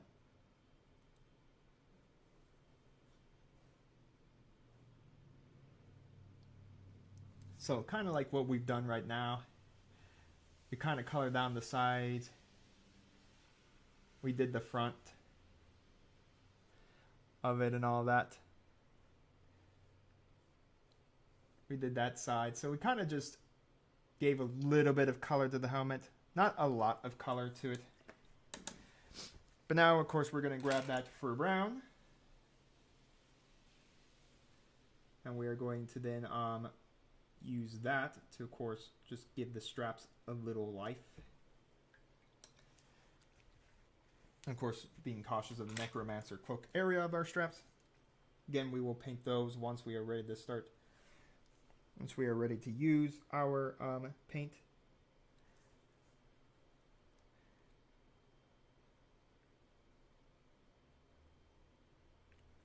So just give that a little bit of fur brown coloring.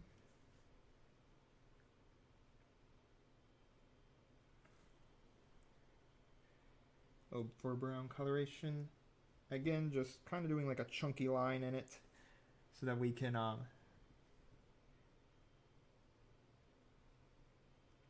nice big old chunky line just to give some highlight to it.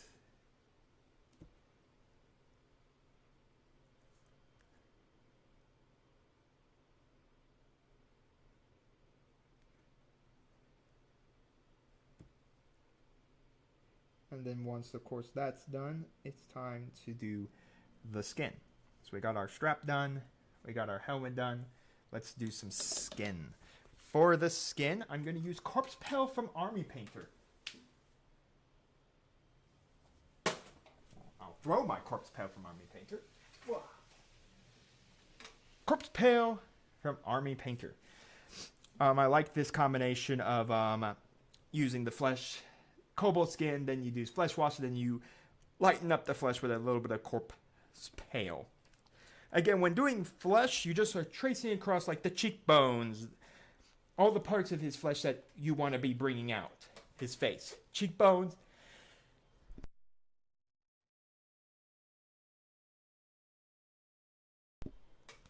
the nose, the lips, the chin, the parts that we want kind of being shown, you know, normal and brought out. Sorry, I have a message on my phone and I need to deal with really quick.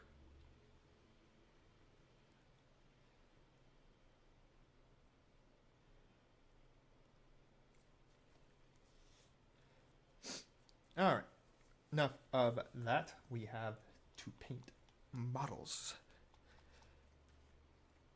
Alright, put a little bit of Corpse Pale down on our palette. And then we're going to immediately start thinning that down.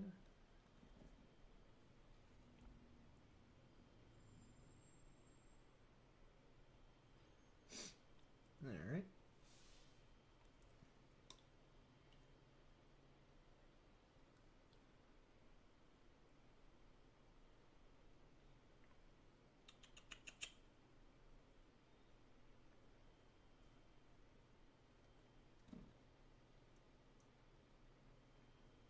Alright, looks like our Corpse Pale has thinned down nicely. And now we will apply it to the head of our soldier, and then lastly, we will use some gunmetal just to highlight those sections that we did Necromancer Cloak to. And then we are pretty much well and done with this soldier. So again, we're just going to concentrate on his bridge of his nose, bringing that out.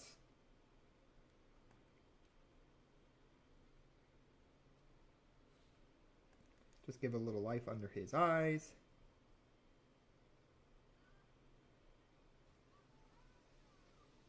Just to bring them out.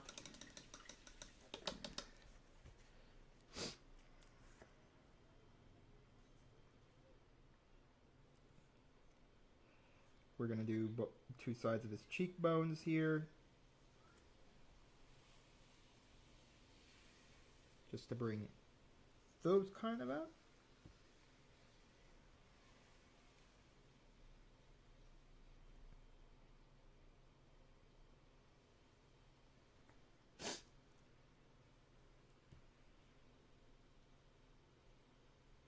Go back to his ears.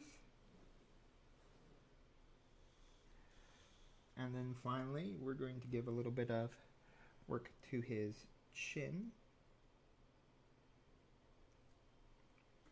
And then finally, we can get his lips.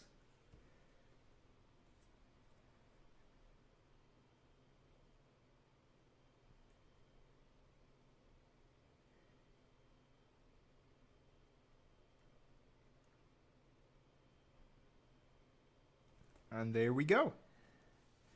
His face is now done.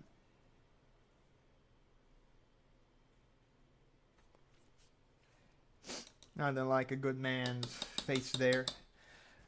And finally, once again, gunmetal over our two necromancer cloaked areas.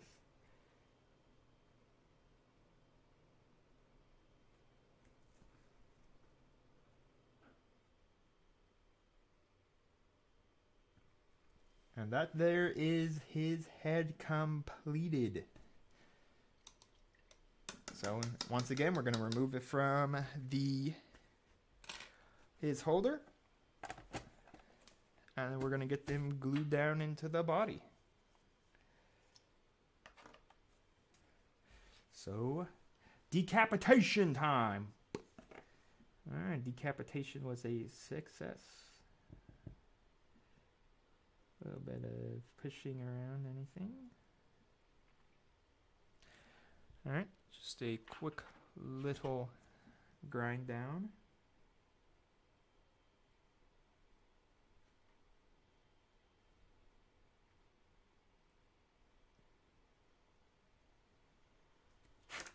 And now that we have pulled the head away, we decapitated it from the holder. We take the body, put a little bit of glue where his head shall go. That is a lot of glue. Alright, we have a lot of glue. That's why we have a toothpick.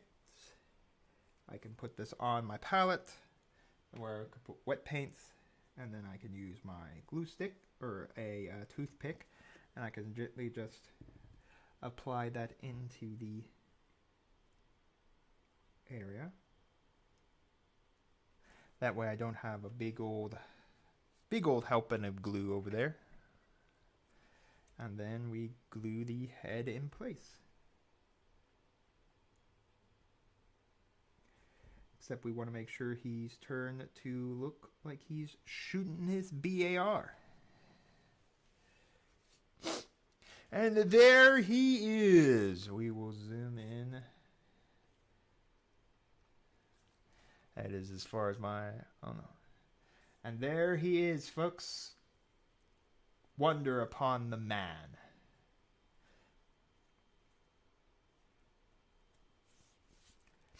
So there we are. From 8:30 this morning to, of course, 4:09, we completed a single American winter infantry soldier. Of course, we can't base the rim just yet because I want the snow to dry, so I'm not mixing the paint and the snow together. But once that has dried, we can, of course, like I said, paint the rim in whatever rim color you're going to paint it in. I'm probably going to do Steel Legion Drab. And then varnish him. I'm going to use an anti-shine matte varnish from Army Painter. You can use an airbrush varnish, or I have rattle can. Either one works, so we're varnishing him up. And then he will be ready to jump onto the table and to serve me well. Overall, really good looking model. Well, anyways, that is him completed. So, as I said, for the rest of the day, let's paint up some 40K. But before we go and paint up a 40K model, I did want to show off, because I don't think we're going to get to it my custom chapter. So like I said, I have like a couple of furry paw. You all know my furry ears I have that I use for battle reports on the channel. And all of that. So I've been working with someone on Fiverr named Golden STC, who does no, not STC. STC is a standard construct template. Standard template construct. No, it's STL. STL is for printing models, especially in resin. So I've had him build out some models for me. And I have painted up one of them. This is my Imperial Fur. This is a custom chapter based around furry animals. So this is a wolf. This is a wolf intercessor. So this is an intercessor soldier with a custom like body, so it kind of does not, infringe on Games Workshop, because Games Workshop does have the right to how their intercessors look. They don't have a right to the Space Marine name, but they do have the right to how their intercessor looks. So anyways, he is basically a wolf. He's got a bolter, and he's got a couple of fuzzy paws. He's got a fuzzy tail. He's got a fuzzy head with some nice red eyeballs in there. See my there we are. So yes, so this is my custom chapter I had for 3D printing. The base is from Mini Wargaming Forge. It's a marble base. It's just a quick little marble scheme I saw someone do where you take a Ministratum gray. In my case, I use deep gray, and then I hit that with dark tone. And then after the dark tone dries, I then stipple uniform gray over that first, and then after that I stipple over ash gray, and then I stipple very lightly white, and then I take black and I finally draw it across the marble to show marble. There's multiple ways to paint marble. This effect right here looks really nice. It's a really cool, quick way to paint up marble. But yes, I just wanted to show this off. They are a salamander successor chapter. They were discovered by the salamanders in what I call the Furdum. And then they have now served. The problem is for them, their gene seed, the original salamander gene seed, actually is highly been mutated. Every time a fur dies, or anytime a human dies, the human space marine of the Imperial furs would then be implanted into, say a wolf here. The problem is when the wolf would die, and the gene seed is harvested by the apothecary, and then with the biologist and the apothecary to stick it into a human, the human would almost interactively just kill over in the most painful death possible after the surgery. It's discovered that if the gene seed is inside a fur and implanted into a human, it kills the human. There's a high mutation that kills the human. So every time a gene seed is in a fur, it mutates to where it can't be placed in a human. The one problem is that the furdom really isn't a system full of humans. It's mostly full of anthropomorphic furs that believe in the God Emperor and all of, and the ideology of the Imperium and all of that. They're preached to by the God Emperor. They praise the God Emperor. They serve the God Emperor, even if they are mutants and all right. But they serve the God Emperor in death as his angels. So it found out that every time you may implant a human, so if you take, say, a human gene seed and implant it in the fur, the second it's implanted in the fur, it automatically begins to mutate, so then it can't be implanted in a human. The problem was more furs were becoming space marines for the Imperial furs rather than the humans. So the problem was there was more fur gene seed than there was human gene seed, and the problem was there was really no way to know that there was a defect in the gene seed until it was implanted in a human, and then the human killed over because of the genetic malfunction. So I have so far completed a wolf and a cheetah design. I don't have any cheetahs printed out. I only have wolves. I have basically a 10-man intercessor squad. I have 4 sergeants built. I've got 4 sergeants printed by 2 different people. Again, that's Golden STL over on Fiverr if you guys want to check him out. Really good artist. Really helpful. Overall, he's really good at this. But yeah, I mean, it's literally just a wolf in Primaris armor and serving. So, anyways, the chapter logo is a deer. This is because this is their founder was a deer, so they serve by a deer. And then of course and then as you can see, their salamander base color. I did a lighter green for the salamander color and all of that. But the chapter symbol over here is using the standard pathway that the salamanders do, where it's the black and then you have the symbol.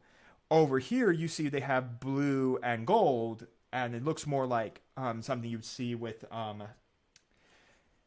the Ultramarines. This is because originally they lived in the Furdum, and it's always invaded by orcs, an orc clan, just called the Wazdaka Men or something. I don't know. I haven't figured out the orc name just yet, the orc clan name. But anyways, a massive orc wog started spreading throughout the Furdum, and it nearly wiped out the Imperial Furs. But lucky enough, they have an uneasy alliance with a group of Eldar known as the Mistwalkers. They're purple.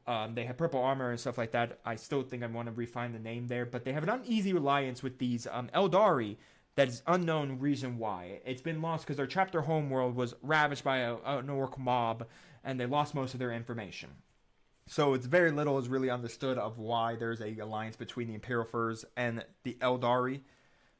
But anyways, the Eldari bring the Indominus Crusade led by the Ultramarines to the system. The Ultramarines arrive with Primaris reinforcements, save the Furdum, and the Furdum, in honor of the chapter that saved them, being the one and only Ultramarines, they then turn one of their palindromes into gold for the honor, and the blue in honor of the Ultramarines that saved them. Now, originally, as I said, I did the gold here with greedy gold and then did silver over it. For the second one I'm painting up right now, I'm actually doing silver and then going to go gold highlights over it. I think I'm going to like that a lot better. I still need to figure out what that speed paint is that the guy goes over like steel and then basically hits it with, and then highlights it back up with steel. So I may try that method of trying to get this like very interesting gold look I want. Not straight gold, but very interesting gold. But I wanted to show this off because this is what I'm working on right now. I'm going to kind of supplement them for my real Space Marines if I go to my local gaming store and stuff like that. But yeah, so far I have STL files enough to make intercessors. The sergeant with, now I have basically every sergeant variant you can get it as an intercessor sergeant. I have the assault intercessors and every variant of their sergeant. I have a lieutenant belt. I have an ancient belt. So I have all those STL files. It's just a matter of right now, because I don't own a resin 3D printer, of basically sending someone else to resin 3D print. But that costs money because that person has to do it for me. They have to do the charge for Fiverr. And then, of course, they have to ship it to me. Now, shipping is included in the price, but which is nice with both of them. But again, for me personally, if I wanted to continue more and more of these, I would definitely need to 3D print them myself. But unfortunately, I don't have that. But I wanted to share this model with you all because I did do it all. And this is all done with Army Painter paints.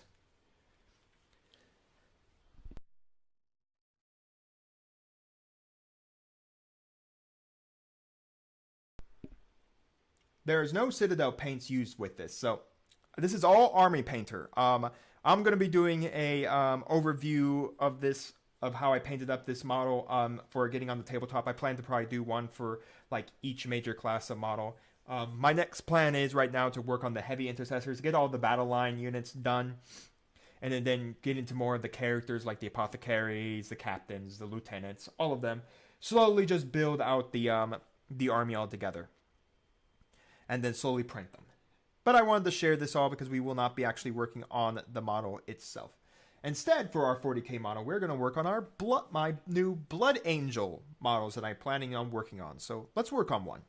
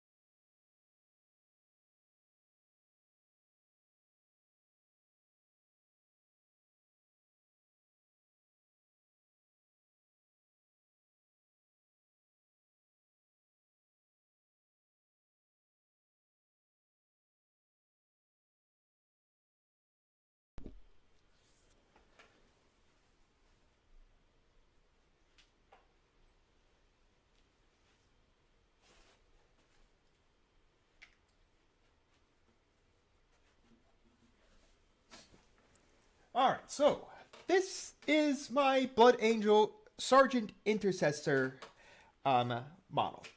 It's sub-assembled in multiple parts. One, the body. One shield, or one paladrone here for him.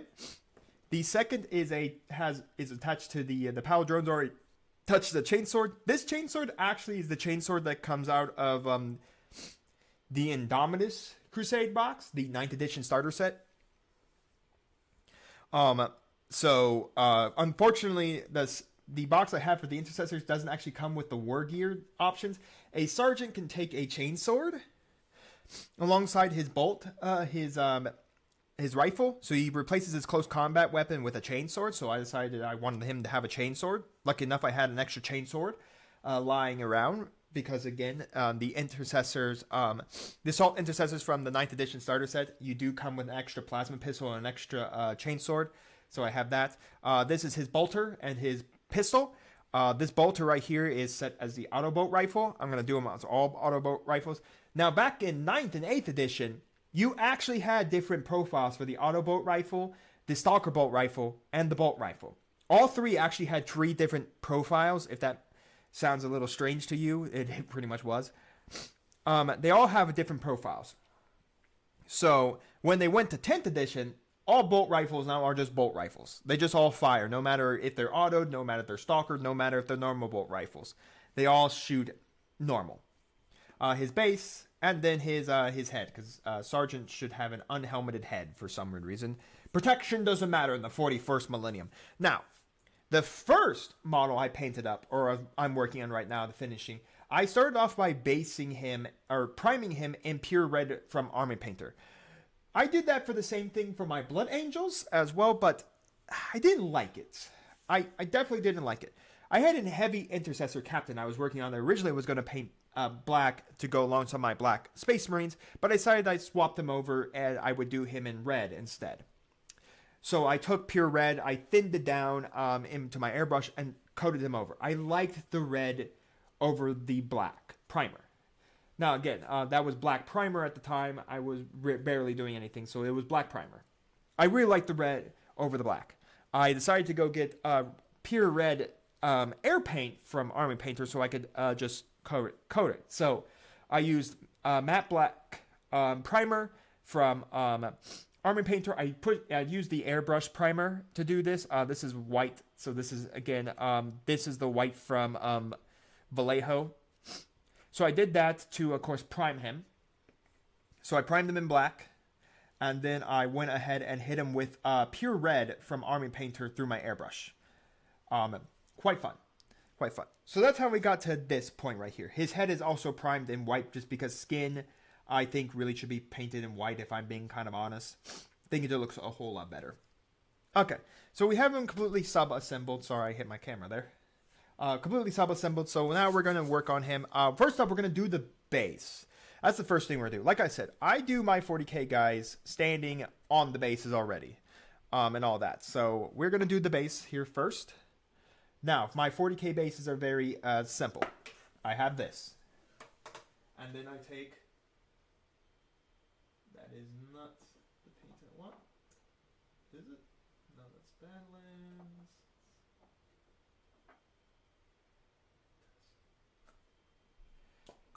Sorry, I'm trying to think. I believe it's actually this. Okay, so I'm just going to use straight out of the pot Citadel Technical Armageddon Dunes. This is the color I use. Sorry, just want to make sure because they have to match my. Otherwise, I'd have to rebase the entirety of my Black Armored Space Marines. I'd have to rebase them all to match my Blood Angels if I wanted to change out their scheme. I really don't want to rebase the entirety of what I had painted. There's a lot of models I had painted, and I prefer not to have to rebase them all. Give me a minute. Okay, yes, it is Armageddon Dunes. So, we have Armageddon Dunes right here. So we are now going to pop this open. And then I'm going to take a little stick. If I could find my... There it is. So anyways, this old Citadel tool, texture tool, this is the reason why I don't put them on. I have gotten a little better with moving this around with a soldier on top, especially for my Salt Intercessors, which were the mono builds from the Dominus Crusader 9th edition starter sets, where they kind of actually were already attached to the base. So kind of did that. And again, I based these rims because no way we're going to be finishing this before probably 8 tonight. But anyways, I base these rims in Steel Legion Drab. Again, no matter what you do, base all your models the same and paint their rims the same. It makes it look uniform together. That's why even though I'm restarting with Blood Angels, I really just don't want to repaint a whole bunch of Death Company. Even though, honestly, the Death Company soldiers... But honestly, if I'm ever going to just play, like, generic Space Marines, like... Instead, these Blood Angels are just going to go with Anvil Siege, and they just happen to have these brothers in black power armor that aren't Death Company. Well, I can't... They will look kind of weird if I have these black armored Space Marines that are on a completely different base than my Blood Angels are on a completely different base. They just don't look... It just doesn't look uniform to me. Okay, so a little bit of excess off just because we don't need all of this paint on there. We're just going to move that around, make it nice. And of course, once this dries, I'm going to hit it with some Tyrant Skull dry brush paint, dry brushing material from Citadel, just to pick out all the raised areas. And then after that is done, I glue on my Space Marine. And then he gets glued onto the base, and it is all dandy after that.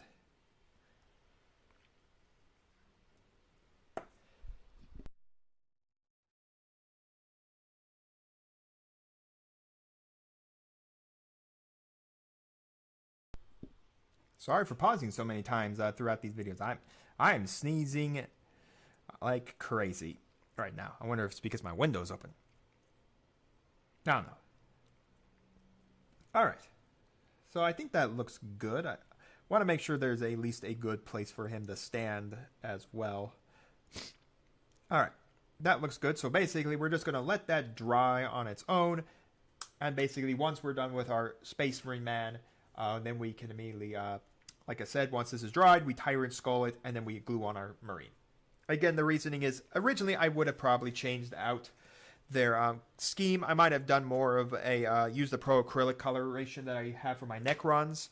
But again, I'd have to rebase the entirety of my army in that scheme.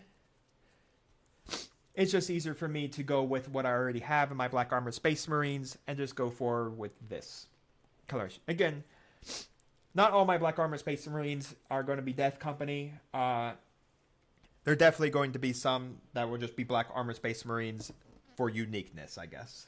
But will be Blood Angels now. Alright, well anyways, with this now going to dry and the Armageddon Dune going goodbye, we're now going to begin painting on the body of our Space Marine as soon as I return.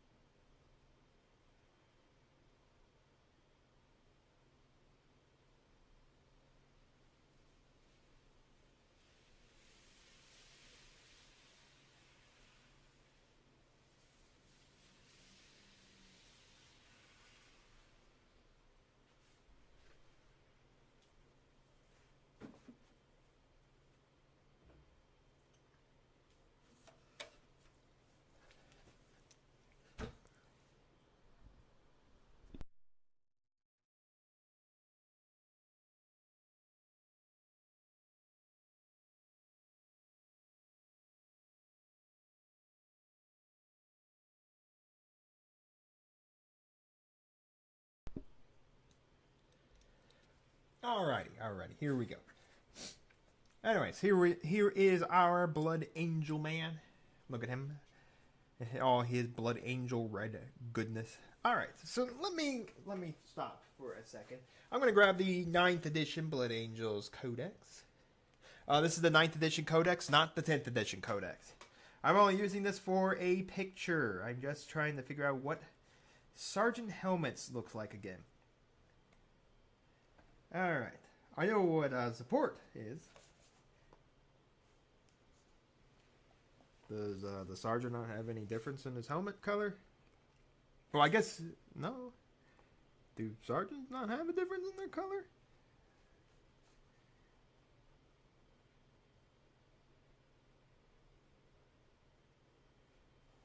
Well, I know what they're supposed to have in. I guess they're I guess you tell the sergeants via their their shoulder pads. All right, well, I figured that one out. Glad to know. All right, the helmet doesn't need any special changes. Alrighty. So, how exactly do I paint up my Blood Angel? So far, this is how I paint it up. Again, we're also going to learn a lot of new things about painting Blood Angels as well together. Because I have not completed the Blood Angel that I mentioned. Anyways, so first up we're going to begin with doing all of the black across our Mr. Blood Angel. That, of course, is all the cabling in his legs and stuff. That, of course, is the Aquila on the front of his armor and all of that. And I have really been enjoying putting black down via Black Templar. This is a contrast paint, so it means it is already a paint and wash together. So it washes and paints the model. I have really been enjoying using contrast paint. I used it for my 30k Blood Angels, and I'm now using it for my 40k Blood Angels. So we're going to use some Black Templar over everything that needs to be black across this guy. Of course, this is also if you have never painted with contrast or speed paint before, you don't thin down these paints. You don't use water to thin down. Basically, if you did want to cut back the color, Lamia Medium and Speed Paint Medium will cut back on the coloration of the model or the color of the paint. We're not going to do that. We're going to go straight just to just painting straight on the model. I do have my palette next to me if I do need to use it to pour off some paint, stuff like that. Okay, so I've gotten to my small brush here, and then now we're going to gently begin painting on this black. Now again, I am looking to be very careful here because I don't really want to ruin up the red on the angel. Now this is probably going to take it takes about 2 coats of Black Templar to really get a good coverage over the red.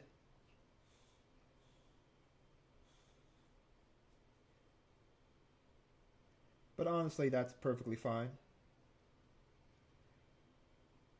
We'll just go fin by fin, or feather by feather, or whatever this Aquila part is supposed to be. So anyways, we just continue to go down the Aquila until we get to this end here. Of course, I'll need to confirm out just a little bit on the edges of the wings, just to make sure that that black color is all there.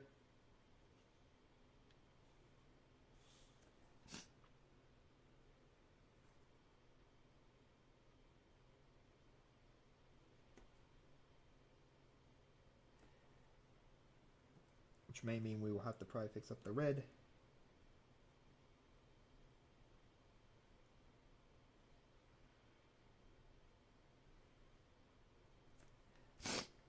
Alright. Looks good, looks good. Yep. So that so far is our first part of our wing done. So now we're going to go to the other part.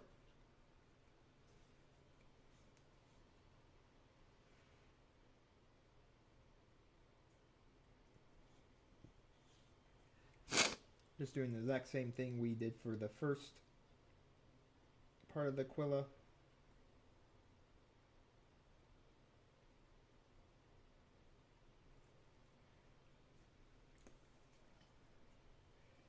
here, but just on this side of the Aquila now.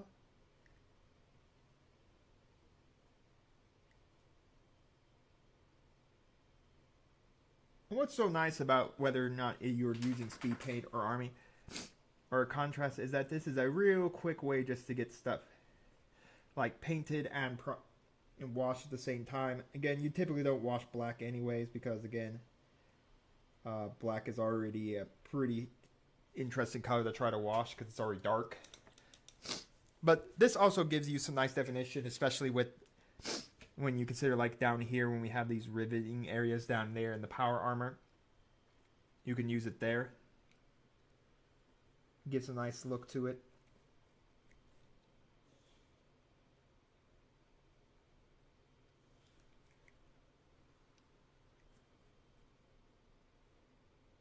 So we'll just move up to the skull here as we continue finishing the Aquila.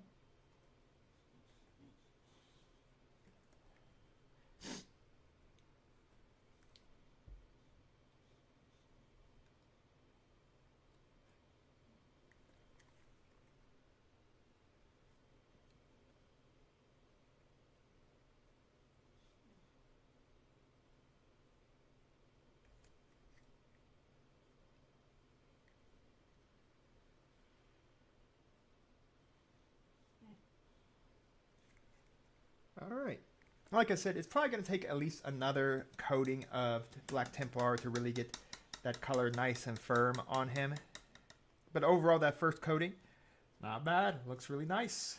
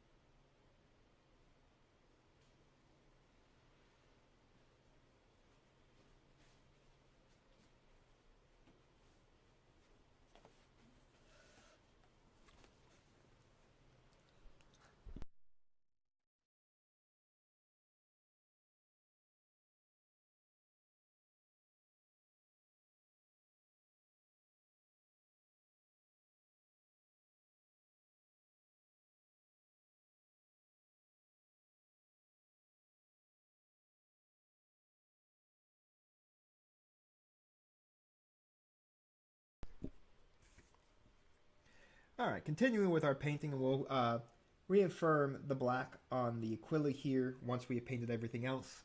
Let's start up with the power armor areas between his power armor. The black areas between his power. Now this, I know for a fact we're going to have to probably use some pure red to reform or repair the coloration. Because I have yet to figure out how exactly to do this area without getting it on anything that's not supposed to be red. Or everything that's meant to be red. So we'll just slowly paint.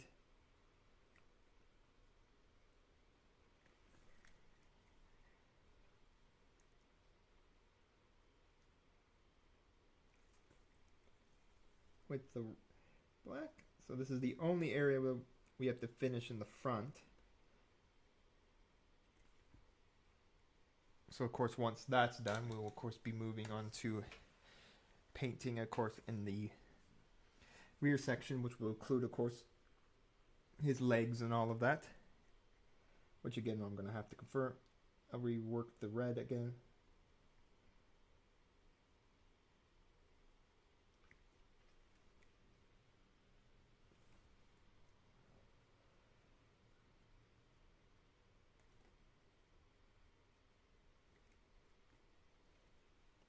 Again, this paint is just, without a doubt, is extremely nice just to work on these models. Like, using contrast paint, I know some people don't like it.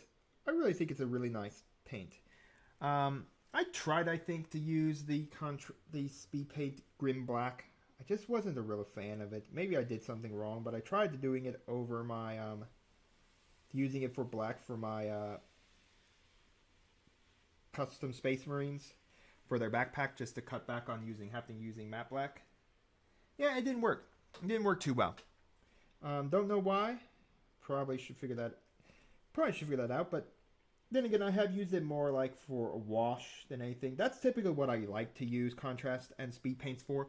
It's more of a wash, like to darken down and like saturate areas. Instead of using it like for painting purposes, I like to use it more like for washing purposes. In this case, it's for both. We're using this to wash and paint, which is what contrast typically is for. It skips out on the steps of having to wash and paint your having to then paint like every base coat, and then from there you wash the model. Now, from here you would just go straight to doing everything. Now, in the pictures of the Blood Angels in the 9th edition Codex, they also have all their pouches and holsters and stuff painted in black. I don't like that coloration for pouches and holsters. I like it brown. So we're going to paint that brown.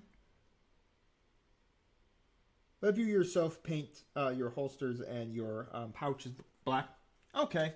I would just like to know the reasoning for that. Like, why exactly do you like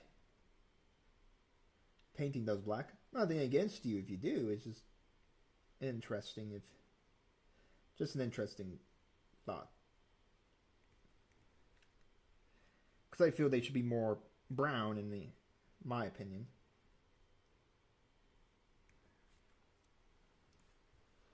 Alright, we're nearly done with the first color, and then like I said, once we're done, I'll probably need to patch up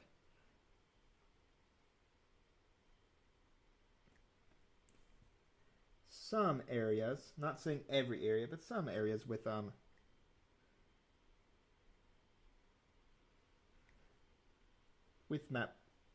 pure red again.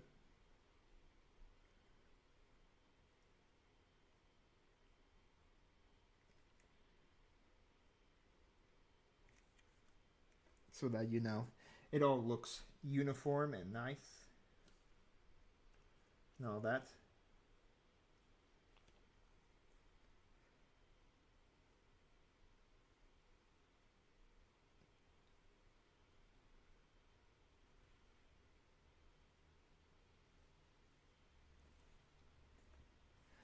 All right, and then we only have one more area we need to get it done with this, and then we can.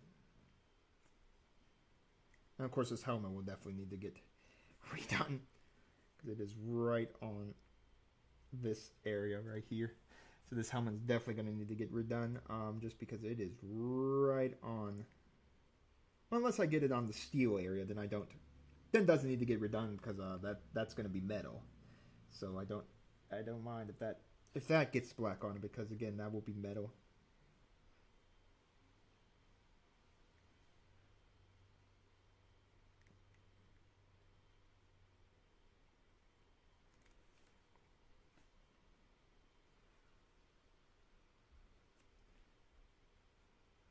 All right. Don't have much more to do before we can begin the second coat of matte black.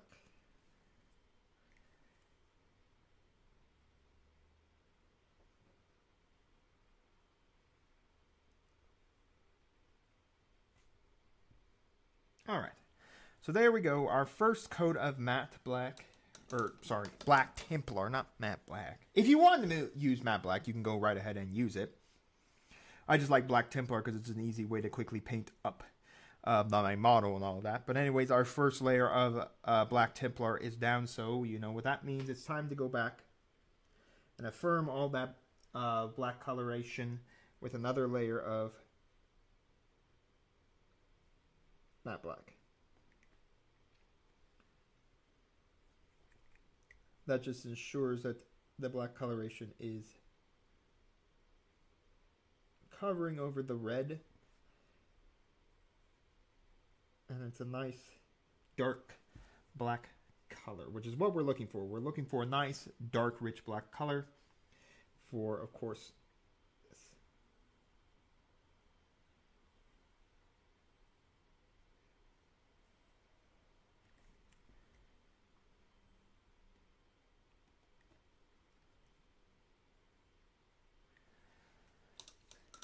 And of course, once we have that all done, we will, of course, we'll look over and we will repair any of the red color that, any of our red that did get black on it before we move on to painting the next color. I just want to do the color by color, you know. If we do happen to get, you know, because most people would say, well, do all your base colors and then repair it. I sometimes forget to do that. When I'm doing a base color, then I forget that I need to go back and repair color. So a lot of times I like to repair as I'm painting.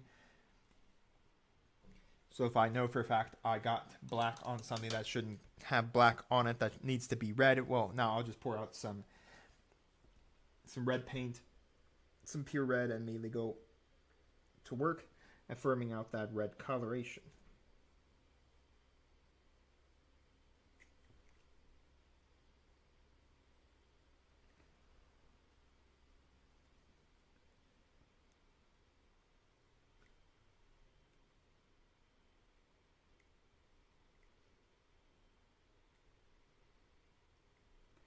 All right.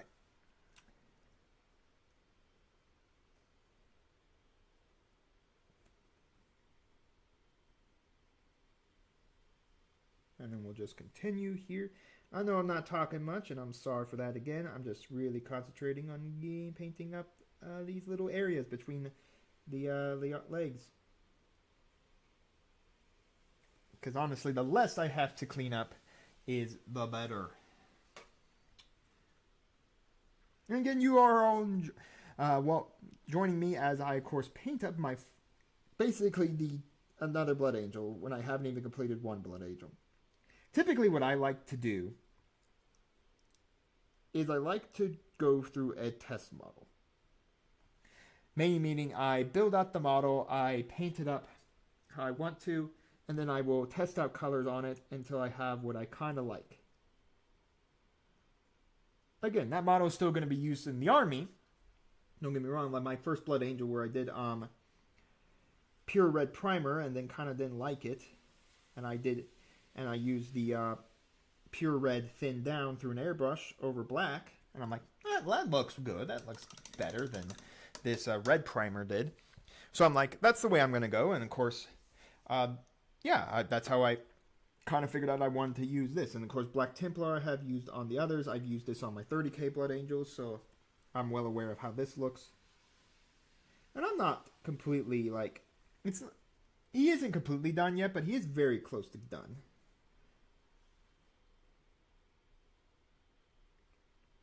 But I wanted to start fresh for you all, just to show you how I'm doing it.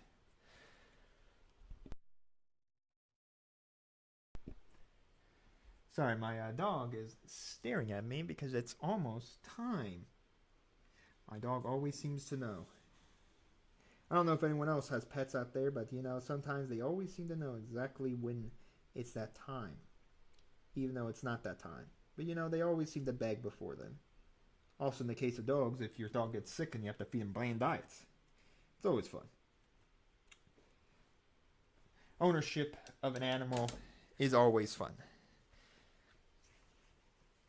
Wouldn't trade it for the world, honestly. Alright, we're nearly done. Just gotta firm out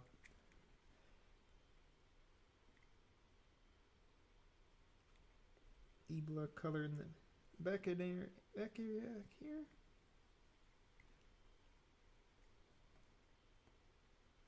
And I think then after that,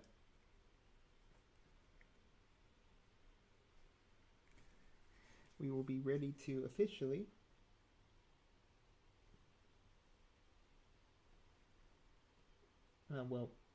fix up red colors. At least that's what we're next officially doing. Fixing up the red on the model. By the way, I hope you all have been enjoying this, whether you're joining me now or whether you'll be watching this in the future. If you're watching this in the future, know that I'm gonna, if we do complete this Blood Angel before the end of the day, that I, of course, will be ripping all this and putting it as they did on the tabletop VOD for you all, so you can have it as well. I know for a fact the Bolt Action, at least the Bolt Action American Winter Infantry is definitely going to be a VOD on its own. That way, of course, if you're looking for quickly getting that painted up, you don't want to, have to weed through the entirety of, 12 hours. Some of that being technical issues. You don't have to weed through all that. Yeah. Lucky enough, Fanatics does actually have it does have a color primer match. Again, that's what Army Painter really goes on, the fact that these colors do match their primers. They do. I do enjoy them. I might step away from some of them. Like, the Angel Green always feels like it comes out so thick sometimes. It doesn't come out great. That I think for, like, when I do, like, my Angel Green for, like, my continuing on my British tanks, to paint more British tanks, because I need to paint more Sherman 5s, another Firefly. Because I think the other Churchill I'm going to build as a Mark 1 and paint it up, and the scheme of, well, I guess I have to understand when the 5 came out. Because I know for a fact that Firefly, at least, is an Eastern-only tank. It never saw combat in Africa. It only saw combat in Europe. It was exclusive to Europe. And I think that's what's really neat as we talk about bow action, why we've been here, is the fact that you can play multiple tanks in different tank schemes. But I think the one thing you have to do if you want to do that, you need to know when that tank served. For instance, the Churchill Mark 1s served in Africa. The Churchill Mark 3, the later Churchills, like the Mark III that you can build, the AVR, the Churchill Crocodile, the Churchill 4, those are all Western tanks only. They didn't serve in Africa. For instance, the Sherman Firefly only saw action in Europe. The Sherman 1 probably saw action in Africa. The Stuarts, the Matildas, certain tanks only really saw combat in certain fields. So it's always a reminder of when you do paint up tanks, mattering on the camo scheme you kind of choose or you want to choose. Just remember that certain tanks only saw combat in certain battlefields. So, for instance, a Sherman has seen a lot of combat because it was given to the Allies and the Lend-Lease program. So you could use it in British, like for Africa, because it did see action in Africa because it was a mid-year tank. America only started using it as their tank once they entered the war in the late years for Europe. But again, they also saw combat in Japan as well. Okay, so what I'm doing right now is I'm just going over all the black that I had gotten on the red. And what I'm doing is I'm just cleaning that up. Just cleaning it up. Now, when you clean up, make sure you also kind of like bring the color down a little bit around the model, just so it doesn't look like you just drew a straight line over the model, that you're actually like, you actually did some painting there. Try to firm up like an area around it just so that it looks like you did at least do some painting. So it doesn't look like you just drew a straight line. Even though you did kind of, even though you color match it, it's a good idea to just do that so that the area doesn't look like a little strange, that there's this odd coloration of the area.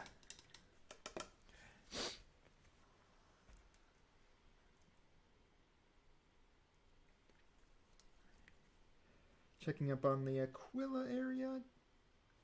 I think it's all good.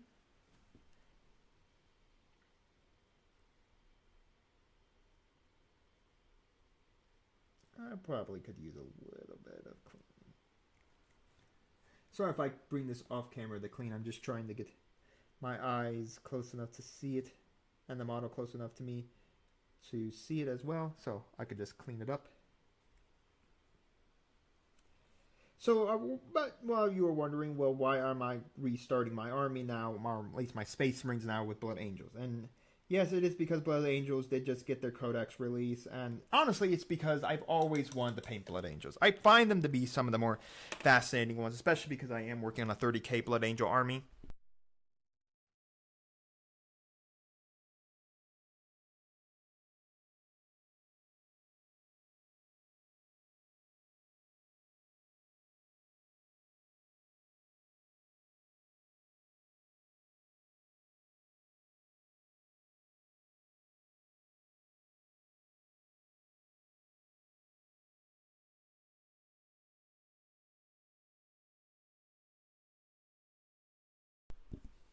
And when I started in the hobby, um, all every chapter, like the salamanders, the iron hands, like they all had a codex that would come out. They all did.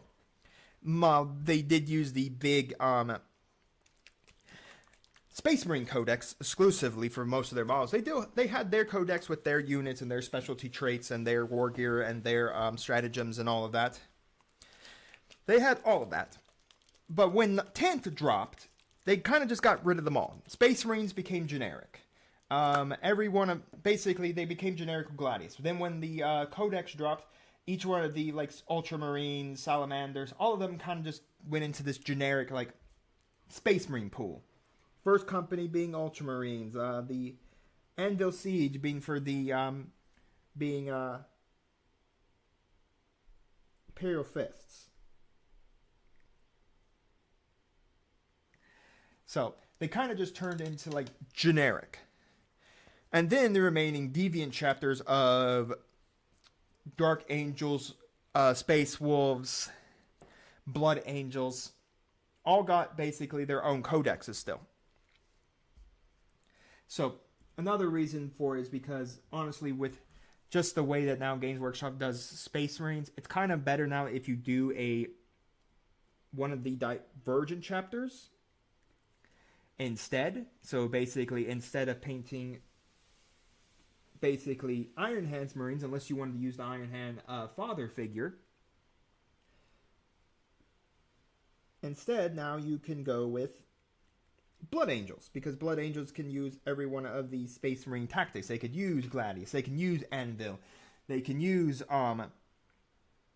the Fire one, they can use all of those. They are not required to take their codex specific army rules.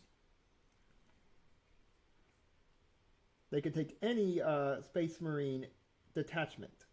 Well, any generic Space Marine detachment, and then detachment specific to their Legion. Or their company, chapter. Not Legion. Legion was 30k. There are no more Legions, thanks to the Codex Astartes. But yeah, so the aspect is that, so why exactly in 10th edition would I not just paint, Blood Angels, if all I'm going to do is Divergent? No, yes. This does kind of hurt Caven Strife that I have in my collection, because now he really can't lead anybody. Who's he leading? He can't lead Blood Angels. He is only for the Raven Guard. So he can't lead Blood Angels. He can't just run around with Blood Angels. Again, now I personally think he can run around with Blood Angels, because personally I'm going to only really play in, like, if I'm going to take him, take my local store, well, now these Blood Angels are now Raven Guard. They're Red Raven Guard now. Because I honestly don't feel like painting up more Black Space Marines. Now, I may continue painting Black Space Marines. I'm not sure, but I do know I am going to probably start painting Red Space Marines. Every color of the rainbow Space Marine, pretty much. Next, I'm going to color Purple Space Marines. I won't be coloring Purple Space Marines. I'll color Purple Eldar. But yeah, that's why I'm excited about like the Eldari getting their codex and stuff like that, because I do want to paint Eldar, stuff like that. The problem is, again, it's like I ranted about it earlier today about Games Workshop, their money, their philosophy, the way they do business right now is not what I would call business. It's called ripping people's money out of their pockets. I mean, it is business. It is a business. It is how they get their money and all of that. But yeah, let's be honest with ourselves. It's not great business. Not everyone's going to like it, and I understand that. I mean, everyone's going to have a hate-loving... Basically, everyone has a hate-loving relationship with Games Workshop. Basically, you love Games Workshop because it produces Warhammer 40k. It produces beautiful models. It produces the game. You hate it because Games Workshop's philosophy. It's completely, like, really, really money hungry.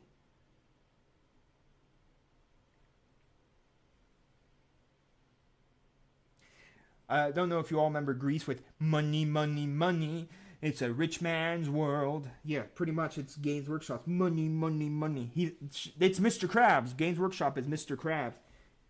Hello, I like money. I think that's why Games Workshop's a little afraid of 3D printing, if we're being honest. Now, again, it's the advent of 3D printing. We're not in the golden age of 3D printing. It feels like it out there, but again, with the problem with 3D printing not being accessible to everybody, it is expensive, resin can be harmful, all of that. So a lot of people aren't too fond of going into it, A lot of people, can be expensive. It can be packed full. There's about 1,000 resin 3D printers out there. Which one's the best for you, me, Joe Schmo down the road? I mean, what might be best for me might not be the best for Joe Schmo down the road. And then everyone and their mom's going to tell you which 3D printer you should get. So yeah, we're not at the advent or the renaissance of 3D printing yet. I mean, we pretty much are when there's about 1,000 people making 3D printed models. Now, the problem with 3D printing models and all of that is the advent of, cease and desist orders and lawsuits. It's the reason why you have to be cautious with 3D when you get into 3D printing or are a 3D printing maker. If you're a 3D printing maker and you just make to go to your own local gaming store and you could do that, no, Games Workshop's never going to hunt you down. It's only when you start selling your 3D prints that it becomes a problem, because then if it's too close to what Games Workshop sells, they can hit you for infringement on them. Infringement on their properties. So a lot of time that's why you have to be cautious of when you create 3D printed models if you're going to sell it. That's why a lot of people have to take it down out of fear of Games Workshop basically coming after them. Now, if you're someone who makes completely unique Space Marines that can never really look like it, that's why they say a lot of times 3D printing is entering this weird gray area that you have to be so cautious of, at least for selling. If you yourself are someone that makes them and you're just going to make them for yourself, then you're never going to enter the gray area. Enter the gray area for all we care. For all you care, Games Workshop is not going to hunt you down. Anyways, that is pretty much it for our Space Marines coloration right there.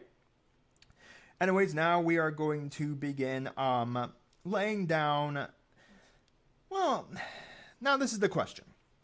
I'm going to be using blood red speed paint from Army Painter to lay down and highlight the entirety of the model.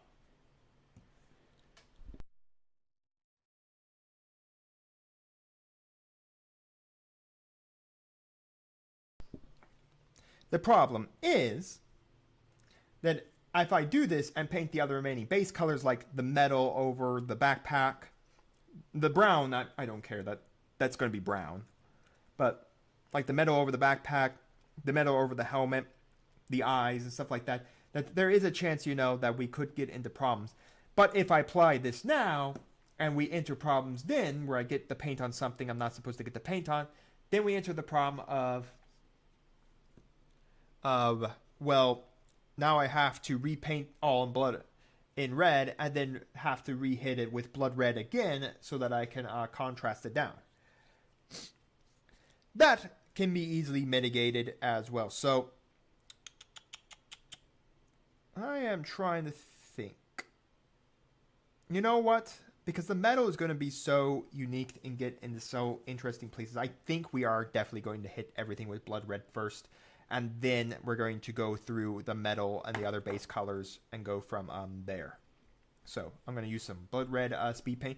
If you yourself don't like this color, I can always highly recommend Blood Angel's red contrast paint over this color as well, as this is a really good color as well. But I want to try blood red. They say blood red speed paint is very close to Blood Angel's contrast paint. And again, I have to buy like contrast paints and stuff like that online because my local stores do not sell Citadel colors. So I have to buy Army Painter stuff. So I am looking to get those differences on Army Painter colors, so I don't have to spend a lot of time on Amazon trying to search out these paints. So we're going to use blood red over this and see how well it looks. The other model, it looks pretty interesting, but again, that's over like the pure red primer. This will be over a black primered Space Marine that is then hit with an airbrush pure red. So let's hit it with some blood red.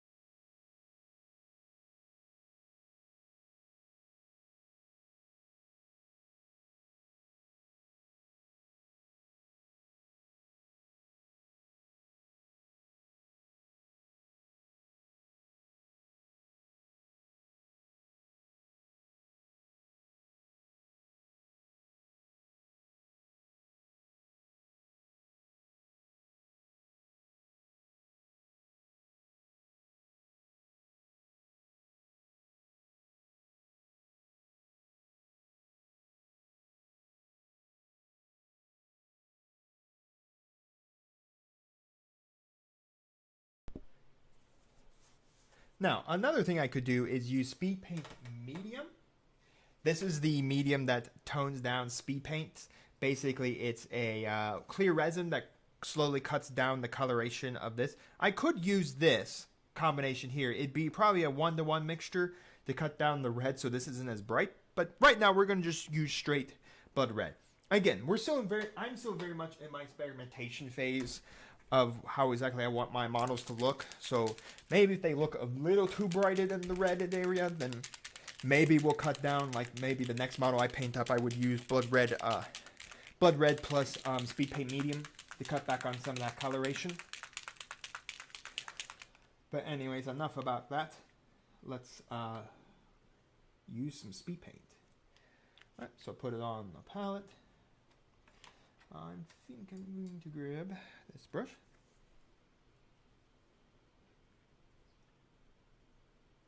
And we're going to begin painting. Again, we're going to coat everything that is red down in this color. Much like what we would do with a contrast.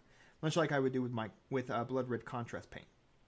Again, Blood Angels red contrast paint, if you yourself want to try that yourself. I do use it for my 30K Blood Angels. I do like that coloration it gives there. Though I would also say, if you're going to do that, start off first by using black Templar. Like I used to do the black for their the power areas in the armor. What we kind of did, these black sections in the back and the front. I would do that first, reaffirm the pure red coloration, and then I would hit it with Blood Angels red. That way, if you do get the black, which I have done many, many times after I painted the entire model down in Angels red, you don't have to worry about the weird discoloration look of it and all of that.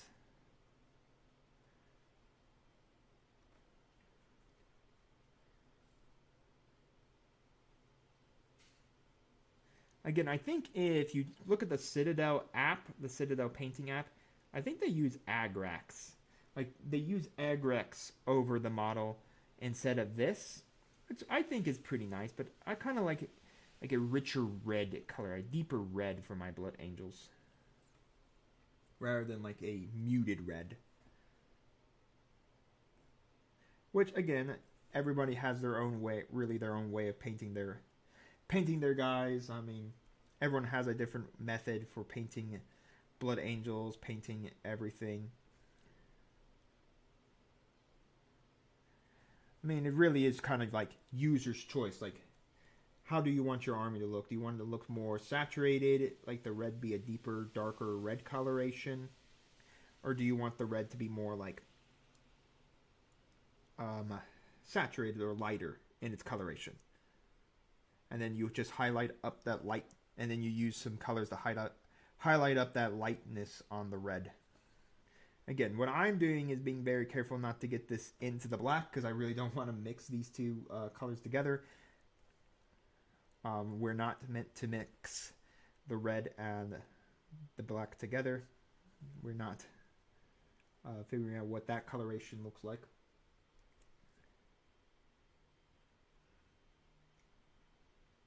Lucky enough, speed paint is very controllable.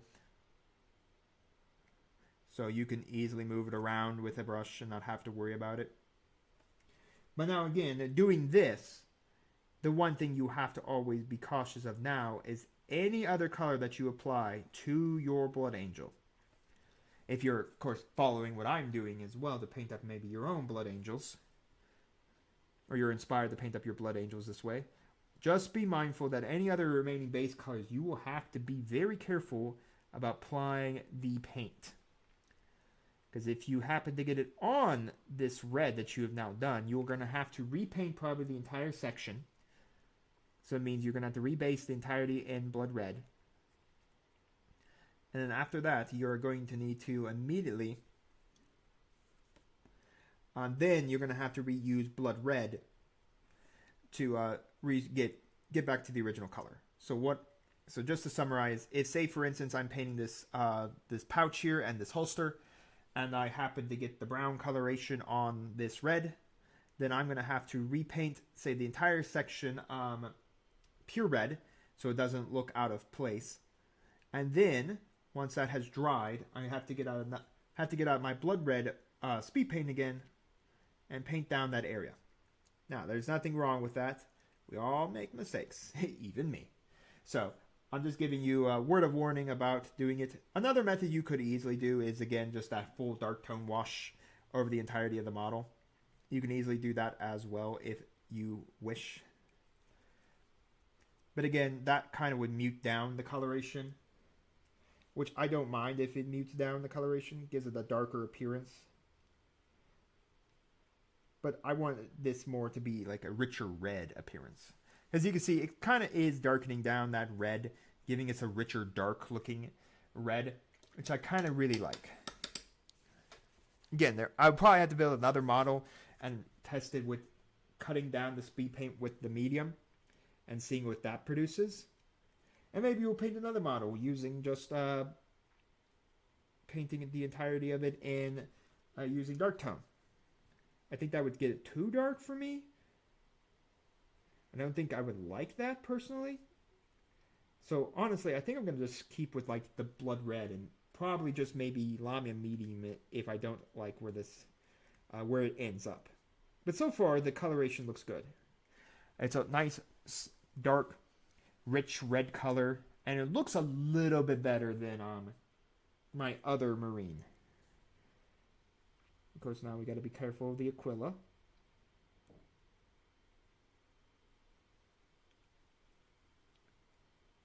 Now again, another way you can do this is that you can easily just hit everything with blood red at the start. Here, then you don't have to worry about anything, and then just be very carefully paint around everything that has blood red, because again, that would mean even using the contrast Black Templar, and making sure once again that you just don't mess up any one section.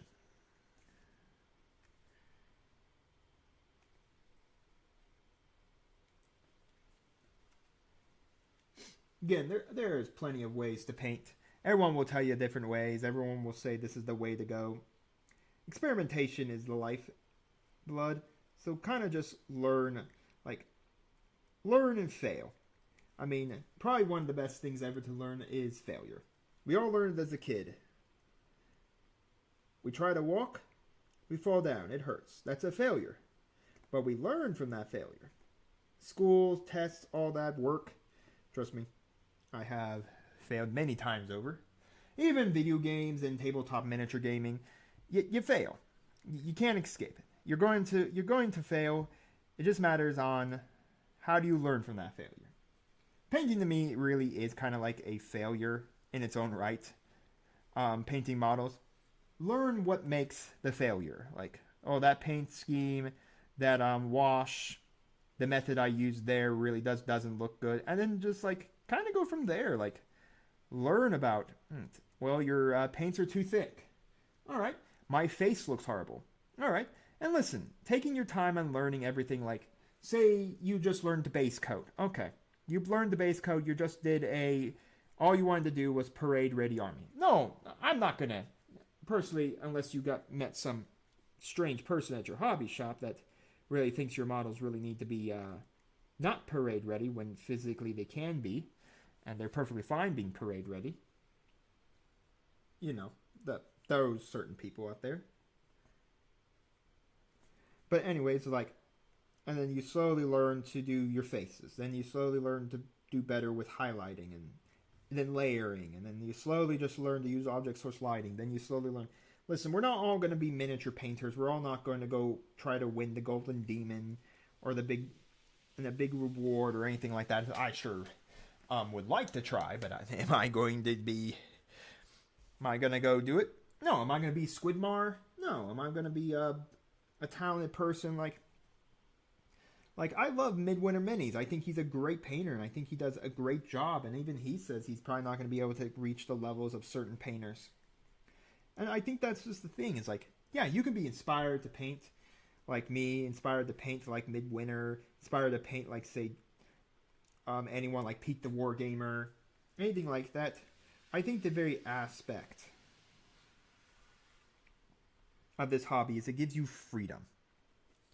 Now again, in the, at least for like 40K or things that aren't historical.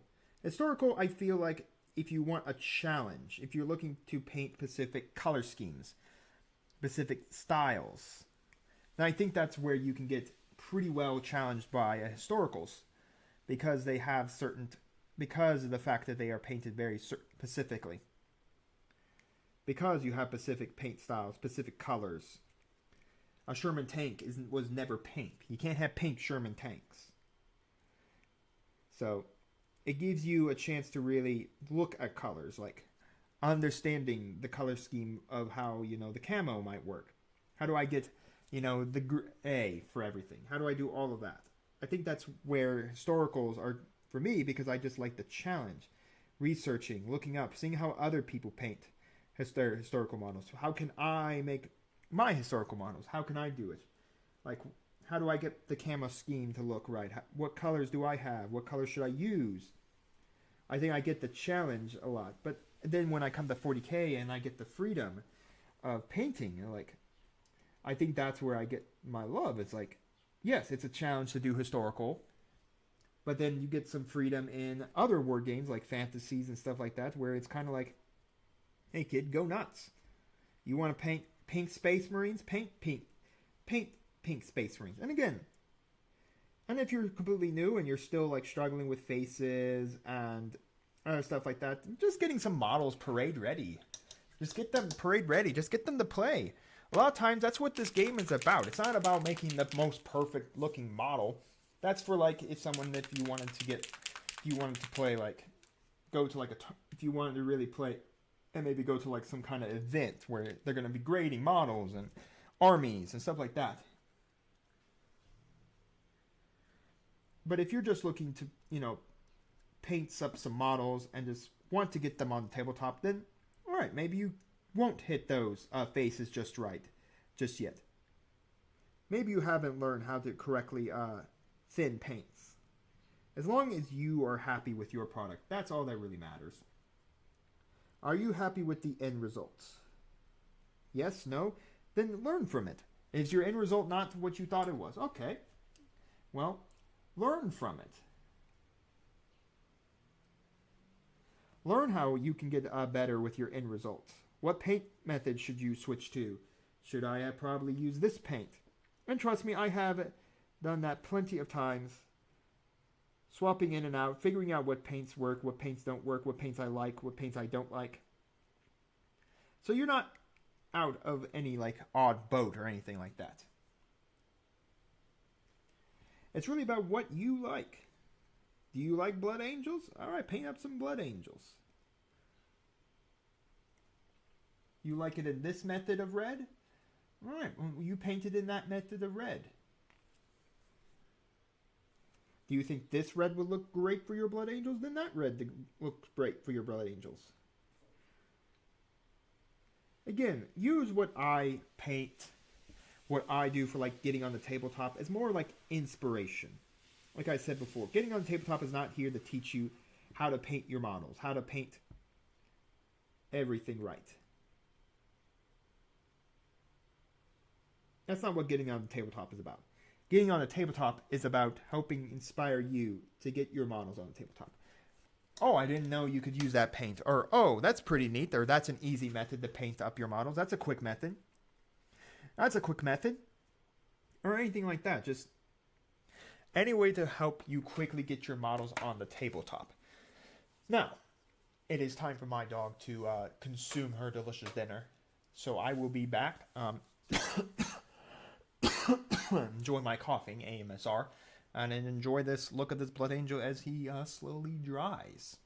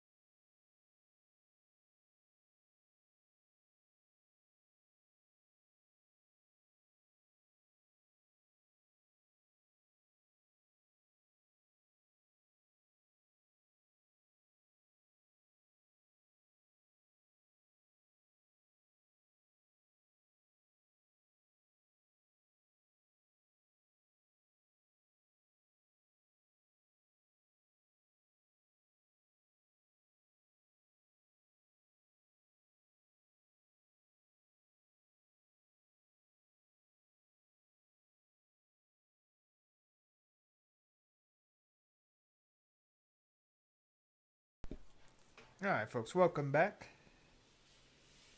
Taking a look at our Blood Angel. Yeah, I could definitely feel like this color looks a lot better on him than his comrade.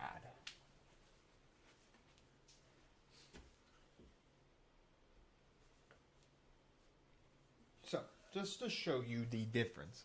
This is the Blood Angel with a black primer and then washed.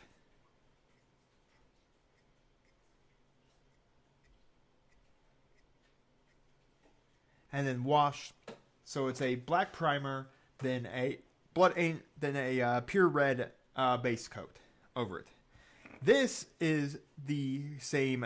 This is a Blood Angels with pure red, with just the pure red primer, and then basically he has the exact same blood red speed paint over it. There's no medium in this, nothing. This looks a little bright, like shiny. I don't really like. I think that is because of the primer. This looks more matted, more like brought down coloration. The red is not as looks like as shiny as this. So I definitely could say that I will no longer be using pure red primer on these guys. They will be black primered and then airbrushed with pure red paint. Pure red. So basically giving me this coloration and then hit with blood red. I don't think the blood red was strong enough to really give me this strange coloration look that I thought that I might have because of it not being broken down with the medium. But honestly, it wasn't too bad overall. I think it was a really good, looks just really, really good. I like this better than this. Again, this is pure red primer, then hit with blood red speed paint to black primer, pure red, then pure red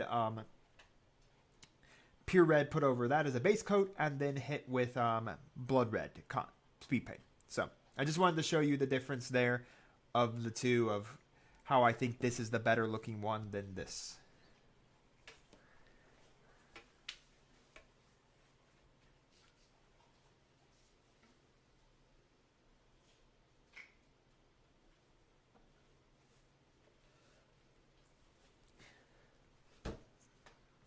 Okay, so basically we're letting all of those that speed paint dry on our model. Basically, as long as it's dry in some areas, we can begin work on those areas. So, I think next we are going to begin applying some base coloration, and we're going to start off with using dirt spatter from Armin Painter to paint up the holster for his pistol, his bolt pistol, which he's holding, and then his little pouch right here.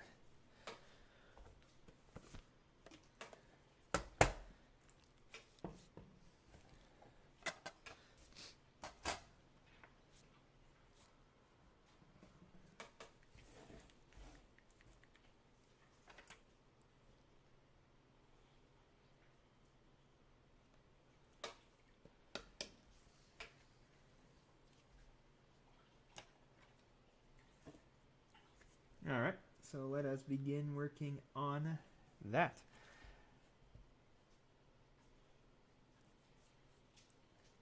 So again, I like the brown coloration. Now again, in the codex, a lot of times these will be black. I don't really understand why they're black. I'm pretty sure I painted them black on my first Space Marines I ever did. I'll show you that here in a minute once I apply the first base coat. But I have always since then painted them brown. I've always done all the pouches, all the holsters, all that kind of brown, instead the black that you see like in codexes, like especially if you to look at like the Codex Blood Angels for 9th edition, then yeah, you're seeing these black. But I don't know why, because they're pouches. They're not, they're supposed to be brown. They're not supposed to be black. But I don't know. Maybe that's just the aspect of, the 41st millennium. But again, with the freedom of this hobby, you can make these black, brown, blue if you wanted to. Look, Annie, I'm blue. I bet how many people of you who are watching this post-M live will have gotten that reference. All right. So we're just going to continue to apply this all over this. Again, I am being very careful right now because, again, everything around this has been washed. Everything around this is washed down in our speed paint. So again, if I got this on anything I don't want to get this on, I'm going to have to probably repaint the area with pure red and then re-hit that area with blood red. As much as it sounds a little crazy, it's just to make sure that there's not a weird connotation. Because you could hit it with just pure red, but the problem is if you just hit it with pure red and then just paint blood red back over it, the rest of the area around you isn't going to look good. It's going to look kind of strange. It's going to look out of sorts.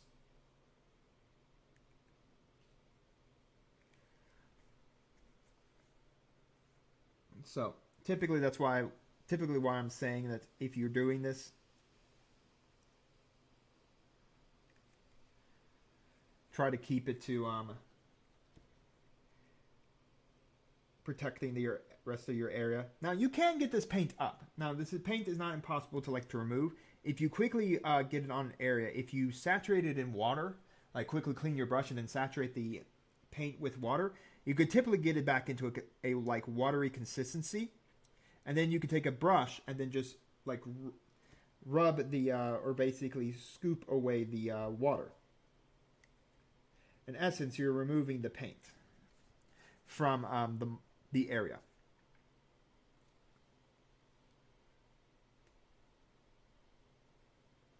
Which again, not always what you want to be doing, but again, if it were to come down to that you need to do that, you can. So, what I was talking about with pouches that were colored black. Let me see. Did I do it on them? Yes, I did. So this is one of the first models I truly painted. This is my Ultramarines. So I have 4 of them. These are the first models I painted up. These were from the Grim Dark starter set. Dirty. Grimdark starter set, but there's a lot of things I miss. For instance, his arm in there needs some black in there. He doesn't have the greatest highlights. He looks kind of chunky in some of his things. Yeah, he does not look good. This is not a good Ultramarine. But anyways, this is what I started with. And as you can see here, I painted his pouch, his holster black, and I painted the pouches black. You can just see, I was doing that double edge highlighting you see with the heavy metal team. Where they do the hard, and then they do on the very corners, they do it. Yeah, this guy was not good. This guy is not good.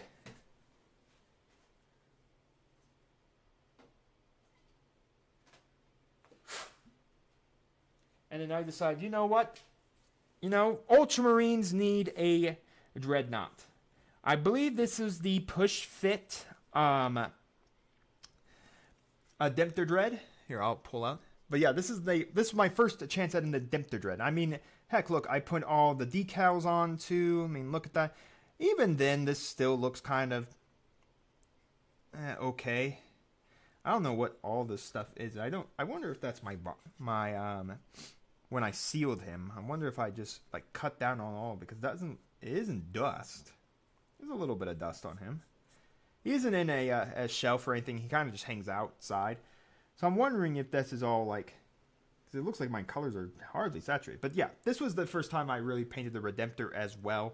I don't think it came out that bad. I think I learned a lot of better things painting this Redemptor. But there's still things you can clearly see that I was very much new to. And very much conceptually didn't really see. You could see I bled out on the edges here. The cog line. That was the first time I did this cog style. And that was interesting. It took a while. Yeah, I think I did a whole lot better when I did this Redemptor Dread. And then I look back at the Black Armor Space Marines I painted up over the time. And I've done a lot better than this. But yeah, I did paint pouches back in the day black. I don't know why, but I honor the fact of why we're taking a break. I just wanted to talk about this. Why I do still keep these guys around. I haven't stripped them. I haven't done anything with them. Because honestly, I want to keep them as memorial to me, to tell me where I started in the hobby and how far I truly come in the hobby. Like, this isn't half bad for, like, blue. Like, this isn't half bad for, like, painting up this model. And I think I did a pretty good job with this being, like, my third or fourth model I have done in the entirety of the army. This is when I was painting, when I was starting out, I was painting Ultramarines blue. And I kind of didn't like blue. I didn't like blue at all. Yeah, I think I took too much. When I think I varnished him, I think I did too much. I noticed that when I have some Firstborn Marines, and some of them Firstborn Marines, I think I varnished too heavily, and I tainted their black armor and making them like a really pale gray. It looks horrible. I won't strip them because again, they're Firstborn Marines. They're probably going by the time 11th edition drops in the format. When that codex drops, when the Space Marine codex drops, my guess is that the Firstborn Marines are probably going the way of the dodo. They're probably done. We'll probably have 3 battle line options, but yeah. And then I think after this one, I did my Black Armored Redemptor Dreadnought next. But I just wanted to share a little fun of why I keep these around. And again, I keep them around mostly. And I keep them around because they're always a reminder. Like I said, how far you can go in this hobby. How far can you go? And to me, that just shows how far I have come. I mean, if I look at what I have done over the years, like when I look at some of my Marvel characters, how far I've come. When I look at my Team Yankee stuff, I look at my Black Armored Space Marines. Like, I can tell you right now, my Predator has that crazy highlighting where you do the big highlight, then in the corners you do that small etching highlight. I don't like that heavy metal Citadel does for you. I have never really overly enjoyed doing that style of painting for it, but nonetheless, I think it's important to always keep those mementos, keep the things that you painted up.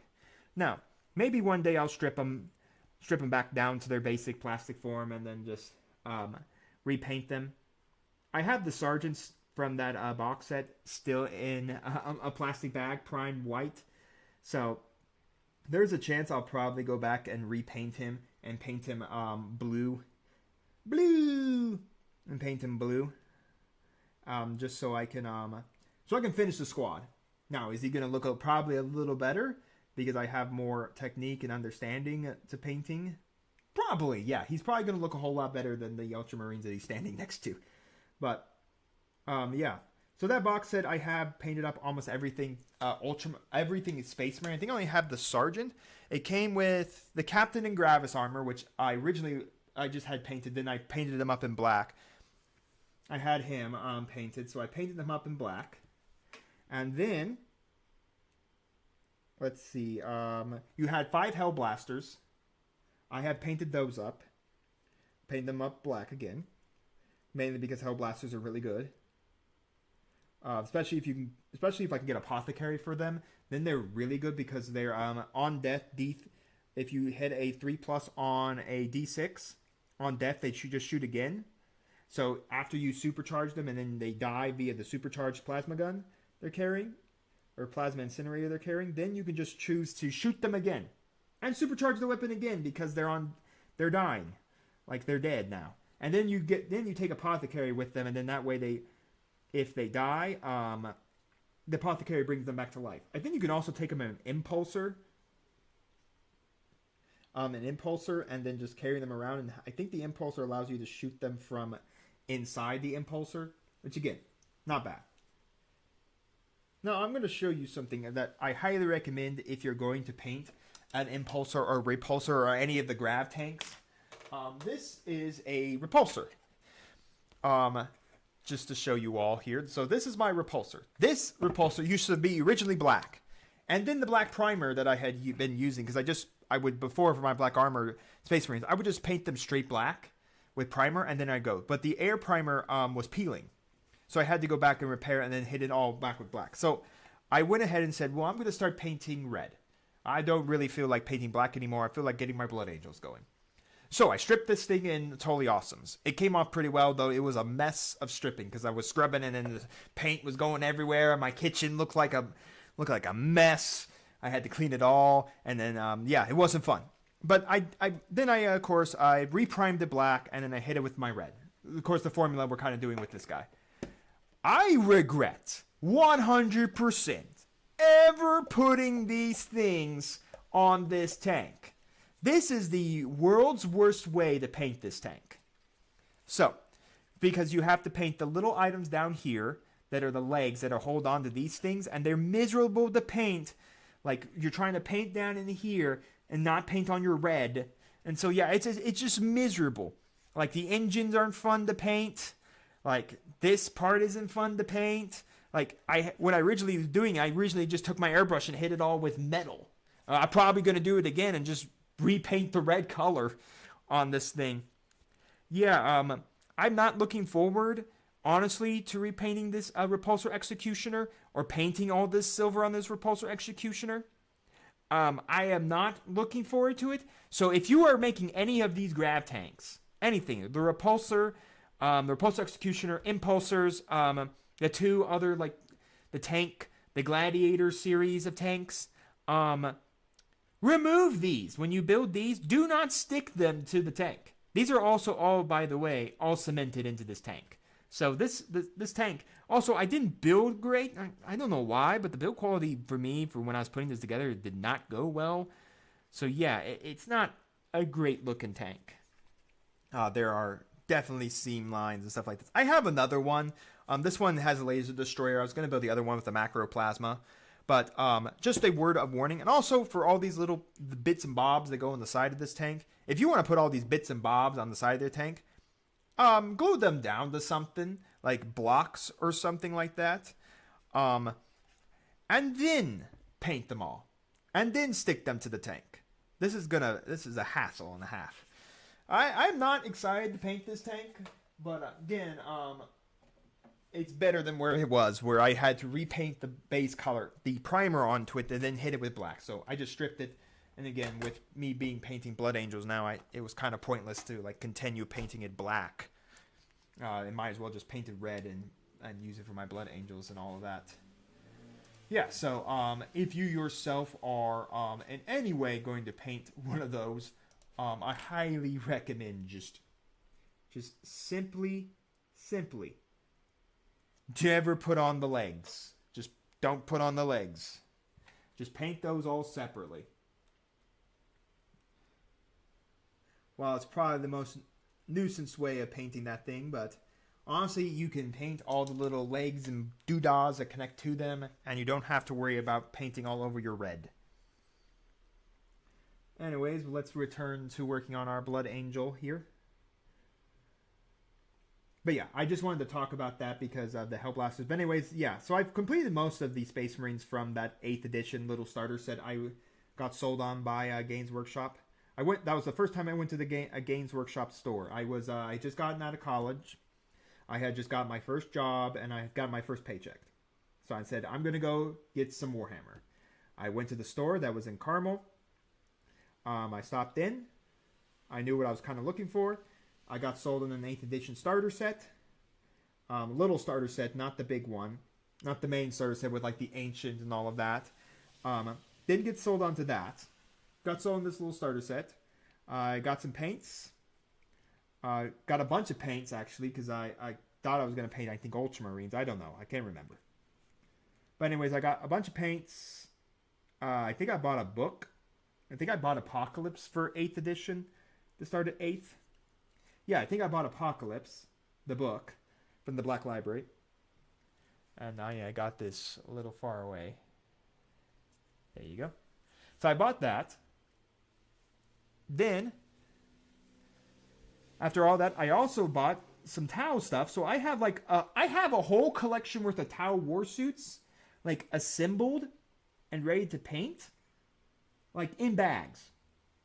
Like plastic bags. And then I have a whole, and I thought I would do all this Tau army stuff and the Space Marines. That's why I tell people, and I would tell 100%, don't do what I did when I got in the hobby. I have so much like plastic shame in this hobby. It isn't even funny. Like I have Tau in boxes, I have Space Marine in boxes, I have Chaos in boxes, Chaos Space Marines in boxes. I have things in boxes and boxes and boxes. I just have too much. Hey, look, too much isn't bad because it means at least I have lots of things to do. The problem is it's a little too much for me to handle all alone. I am definitely on my own with all of this.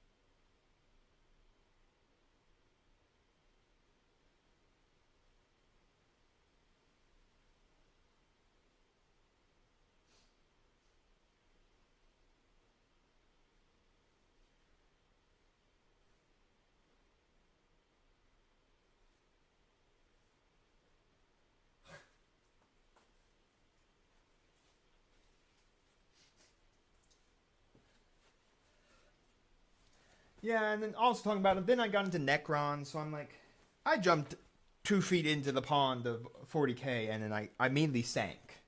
Sank to the bottom.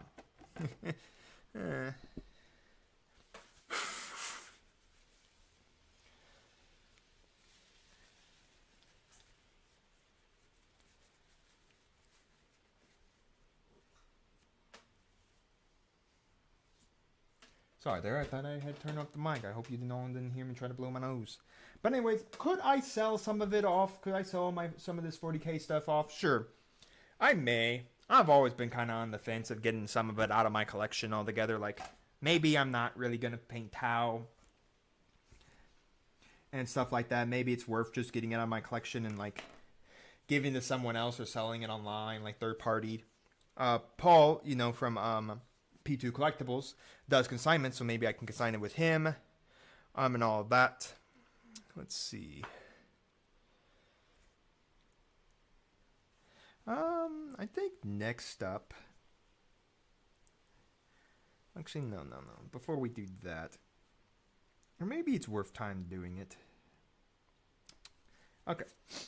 Let's put down another couple base colors. I need to find. Okay, where's my Screamer Pink? Alright, Screamer Pink, and I think I have Skeleton Bone over here. Okay. So now we're going to work on the Purity Seal here. So I usually like to do the Purity Seal itself in Screamer Pink. That's what I like to do with the little symbol. You could also do it in like a red. It is a wax seal. So typically you see it as red. I just like the pink of it because I think it contrasts quite well. And then for the parchment that's on it, I like using Skeleton Bone. You can also use no, that's not it. Oh man, don't even remember what the layer paint I originally used for parchments. It's been so long, but yeah. So overall, you could do that. But I like using Screamer Pink for the pink coloration of Purity Seals. Again, this is another Citadel paint pot, so I have to, of course, pour the paint out. And then put it, of course, thin it. By the way, I hope you guys are enjoying the video, enjoying everything. We're already halfway through the entirety of our live stream. Now, if someone had told me, you're going to stream 12 hours worth of painting, I would have said you're crazy. But, I should do one of those 24-hour challenges, like stream for 24 hours painting models. I think people say don't do it because then the models, don't look as good when you're sleep deprivated. But I don't know. Maybe I'll try one. One day. Today is not that day, though. Today is definitely not that day. But 24 hours? Sure, I think so. But I think I would like to get a little bigger setup. Maybe get another camera or two, or maybe get a camera that's actually hangs over the area where I would paint naturally. So that so I don't have to continually try to pull my model back on screen for you all. So again, this is my base color for my seal. But yeah, I would like that, you know, do 24 hours.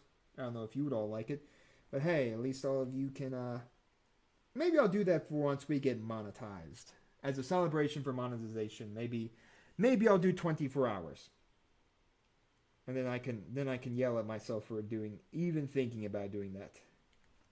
Or maybe I'll force Paul into 24 hours. Paul and I can sit down and play tabletop wargaming for 24 hours. Now, if you are a fan of the channel, then you know that, well, where's that live stream promise between Paul and I for breaking the record and then sitting down and playing war games for 12 hours? That is coming. I don't know when. I want to do it, but again, I don't know when that will be coming. Because I need equipment. I need to get a setup that hovers over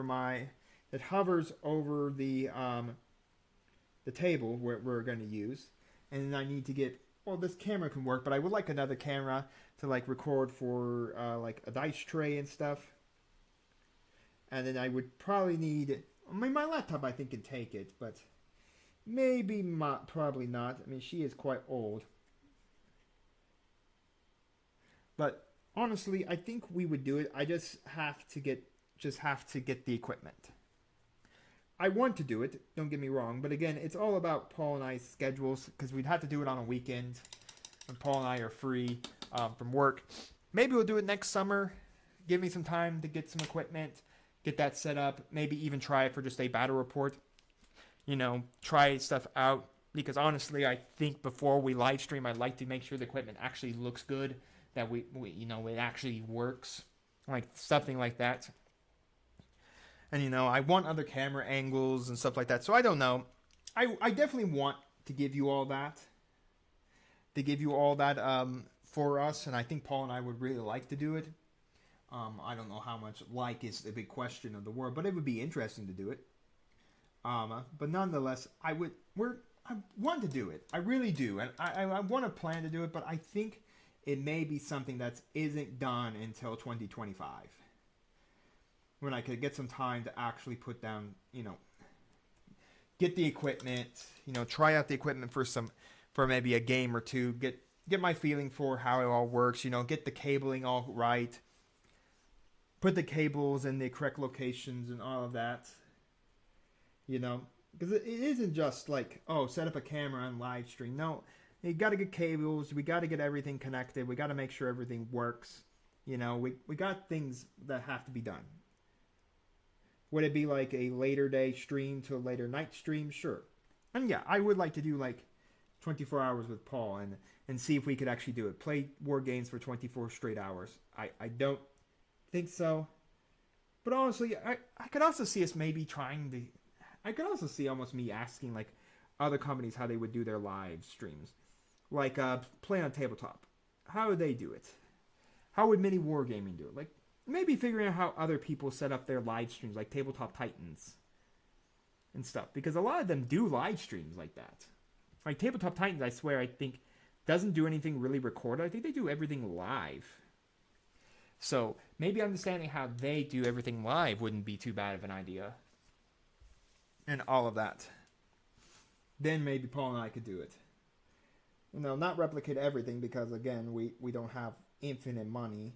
And we're not businesses like Tabletop Titans and stuff, because they do actually make money from other means. And have a little more probably disposable income than, say, me, someone living in an apartment with an animal and, you know, having to pay bills and the apartment's rent and all of that. I mean, they probably pay for businesses and stuff like that, but again, we're making pennies on the dime, pennies on the dollar for the TCG channel. We're definitely not making big money. Definitely no big money happening over in the TCG channel. And of course, like I said, this channel isn't even monetized just yet. Like I said, maybe I'll do a 24-hour challenge if you guys can help get the channel monetized. You know, maybe I'll do that. Sit down. We'll pay for 24 hours straight. And then I will immediately hate my life. And regret I even said anything. Once we're through our hour 3. Once we're through hour 3 and I realize we're only through hour 3, then I'll immediately start regretting my life choices. I don't know, that'd probably be a weekend stream. Something I could do like on a Saturday to a Sunday. Or maybe take another Friday off of work and do it into a Saturday. I'd definitely do it on the weekends. Sometime when I'm not, immediately the next day going to go to work and feel miserable. I don't know, maybe you guys would want to watch it on Sunday. Probably not. I mean, Sunday's football Sundays in that right now, so I mean, a lot of you might want to watch football, unless of course you're not from America or the United States of America, then you're probably not watching football. You probably care less about American football. All right. We only have one more color to really base. Well, 2 more actually. We have a skull on top of our captain's helmet. So while this is drying, I think I'm gonna go into a washing step here. So our purity seal cures before we put on, I think, a second coat of the skeleton bone. We're going to wash up the holster and the little pouch. Now, to do that, I'm going to use mid-brown from Army Painter.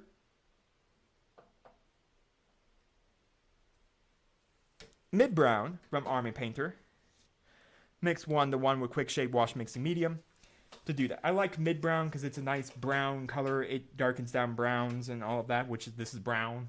I like that color of brown. But yeah, that's what we're going to do. We're going to hit it with mid-brown.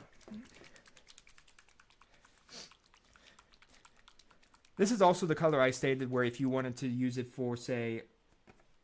That's a little weird. How did that happen?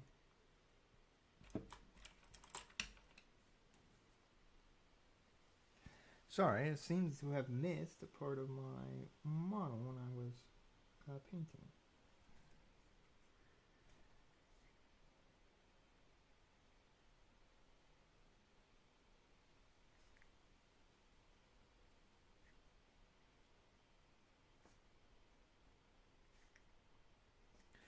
Alright, somehow I missed a part of my model when I was working on my blood red speed paint. Alright. Okay, let's shake up this brown and then get on to painting it up.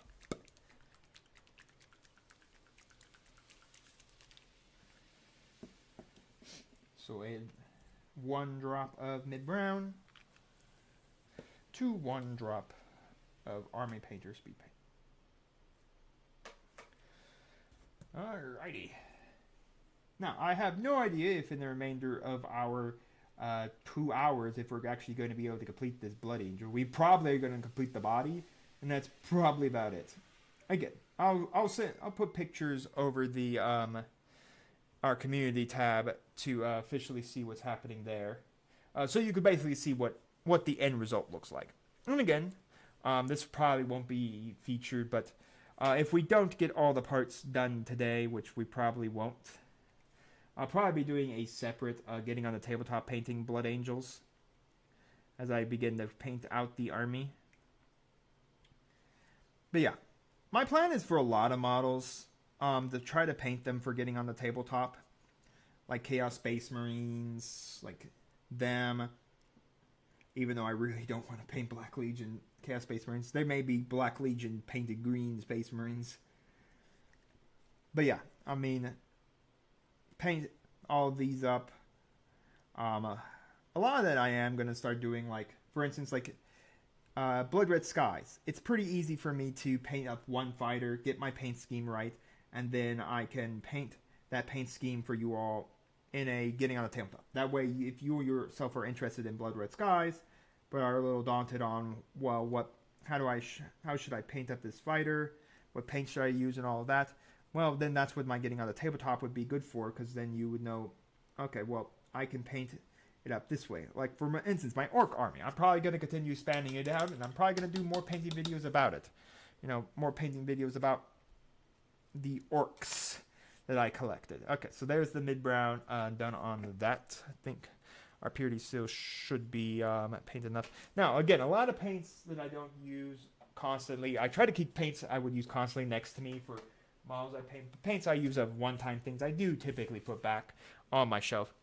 I try to at least not congest my table with 10,000 paints. That's what I will say to that. Okay, so that brown is curing. That is not what I wanted. All right.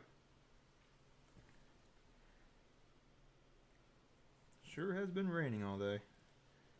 I mean, Indiana definitely needs it. If you live in Indiana, shout out to all us Hoosiers and all that. But yeah, we definitely needed the rain. Indiana has been dry through September. Again, I'm not going to complain about a dry September because I mow my parents' lawn for them. And it was nice not to have to bust out the mower throughout September. Even though grass should be going dormant and not really needing to get cut again. But it was nice. Of course, I'll probably have to cut it now that all this rain has just come through. And I just know our yard, my family's yard, always just explodes when rain comes down on it. Alright, that pretty much finishes off this purity seal. Alright, so the last thing we need to really do is paint all the metal across them. Now again, we can't like shade this purity seal just yet. So we're going to have to probably wait for our metal to get dry and then we'll have to hit it. So anyways, let's paint up metal. Now if you're thinking, whoa, are we going to do the Necromancer cloak and then to gunmetal? No, we're going to just go straight gunmetal. I don't use the Necromancer cloak into gunmetal method that I do for my realistic wargaming models, like my bolt action stuff. I don't usually do that for my 40k. I go straight to gunmetal and go from there. And of course then I will wash it down in some dark tone to darken down the metal, and then I use Shining Silver to highlight it up. Again, this is another model that we have.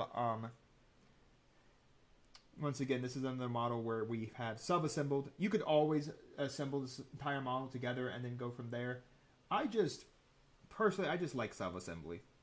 I think I could just get more control out of sub-assembly than if I assembled it all together.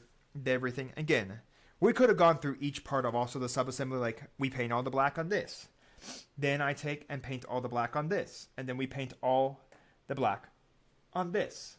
So I do it on all of the weapons, every arm. But to me, I honestly feel like if I do it one part at a time, like the body first, then the head, then the next, then I feel like I get more control for myself. And I kind of know where to go next with everything. So that's kind of why I don't do, again, that batch format. I know people like it, but again, like we said earlier, it's not for me. I should get used to doing it because it could basically help me get through Space Marines a little faster, but oh well. And again, sorry if you're hearing all that rain coming from outside or cars going through the rain. Again, I have my window open if you're coming in late to the stream here, and if you've been coming in late to the stream, where were you for the entire stream, my friend? But anyways, again, you all can watch the stream afterwards. I'll probably put a VOD up for that the infantrymen. Strip everything and then like maybe I'll do it like I'm not sure. I'm not completely sure. Maybe I'll do it like a voiceless thing where it's just a time lapse of me painting the model. I'm not completely sure how I want to do it. I have thought about doing those like silent videos where I just show it and then I just time lapse into doing it. Maybe I should try that for a getting on the tabletop. And all that. Just do like a silent like video where I just paint and it's got some music in the background and then just moving from there. I think I could try that. Give it a go. See how it is. Maybe I'll do that with my ship one or my plane that I have sitting on my thing. Just put it all together and then just then just put it out there on YouTube. Just have fun with it.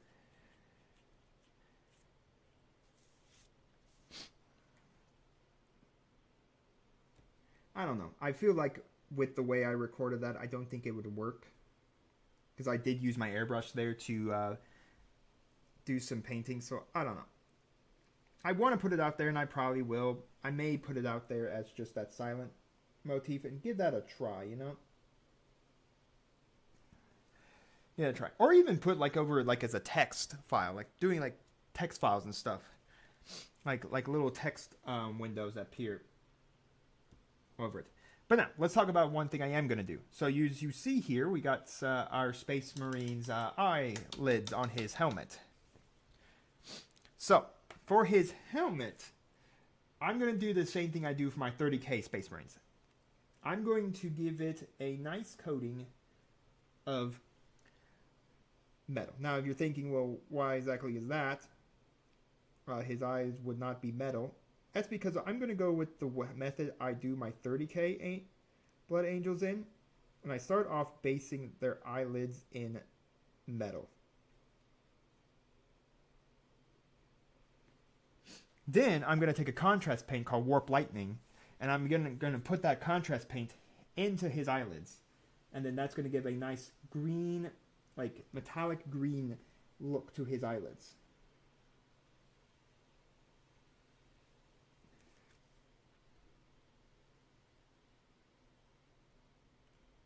So that way he has a very unique look overall.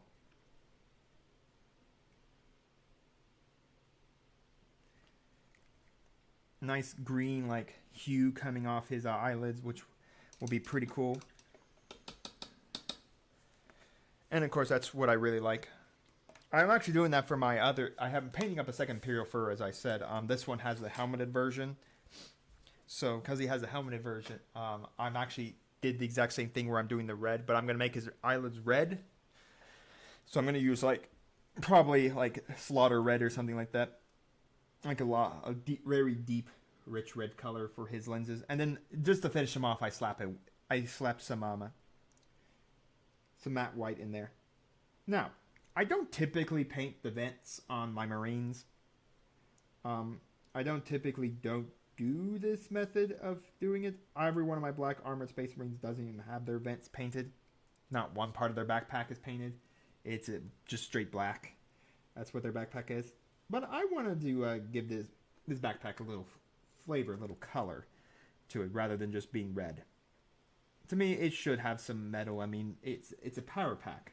This is how the entirety of the Space Marines armor works. It's a power pack. But yeah, none of my black armored Space Marines have their power pack painted in any capacity. It's just straight black. They really, really like the color black. And again, for those that are like the Death Company Intercessors and the Death Company like Dreadnought, which is now a Brutalis Dreadnought. The black armor Space Marines that I can proxy in the place of Death Company will be Death Company. Everyone else that can't be Death Company will have to be strange Blood Angels. Very strange Blood Angels. And again, I think that's why I'm swapping over the Blood Angels, because like I said, originally I was painting black because it was easy, and I really liked the Raven Guard, and I really liked Iron Hands, and I just really didn't want to paint blue, I think. But honestly, it was because 8th and 9th, you had to basically pick a chapter. You couldn't be... before, you couldn't just be generic Space Marines. Even if you were like generically colored Space Marines, you could still like build your own chapter and give it requisite. But if you really wanted to play Salamanders... If you really wanted to play, like, the other chapters, if you 100% wanted to play the other chapters, you had to paint your models like them. So you needed blue to play Ultramarines. You needed black to play Raven Guard. You needed, black with a red rim on one of the pauldrons to play Raven Guard. You needed, you would need to paint green. You need the green color to play Salamanders. You would, of course, Space Wolves and Blood Angels. But after, of course, 10th, like I said, those chapters are now just generic. where they're kind of just like the first Vanguard, the first company is Ultramarines. Anvil Siege is that's your Imperial Fists. And then the only thing that now is like the named characters for those is literally their named characters. There's no like connection back to like, well, now a codex is needed. No, the only people that need a codex are the that still need the Space Marine codex and need another codex are Blood Angels, Space Wolves, Dark Angels. The remaining loyal chapters. Why that is, I don't know why they need their own codex. Why can't they just be in the... why can't Space Marines just be all together, you know? Who cares if they're, if they have specialty units? Like Blood Angels, like the, Dark Angels. Like the Space Wolves. Why the heck do they all need their own codex? You know, it would be a lot easier and simpler. And honestly, it would probably cut down on the need for multiple codexes and for Space Marine if they all just got the same codex. They're all from Codex Space Marine. Every single chapter is there. Have fun. You can only take these specific, detachments with this specific type of, here's your generic detachment everyone can take. Here's the detachments exclusive to these other chapters. Heck, then you could put even more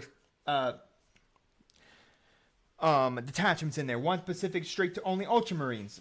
One only specific to Imperial Fist. One specific to everybody. And maybe that's just me saying that, if everything had been free, because I know some people have said they're kind of gotten bored with the detachments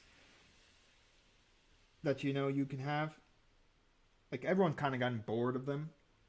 And there's like, if GW had just made the rules free, which they can do, they just choose not to, because they're afraid that somehow by making rules free, some people aren't going to buy codexes. There's probably still going to be people that buy codexes, that buy cards. Heck, even when the rules were free, Games Workshop released a whole bunch of index cards, even though everyone could use their printer and print their own index cards. They didn't need GW to sell them index cards. But no, of course, they sold people index cards. People bought them.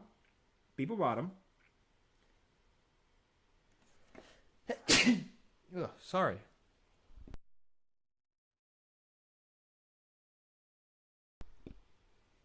I mean, people bought the index cards.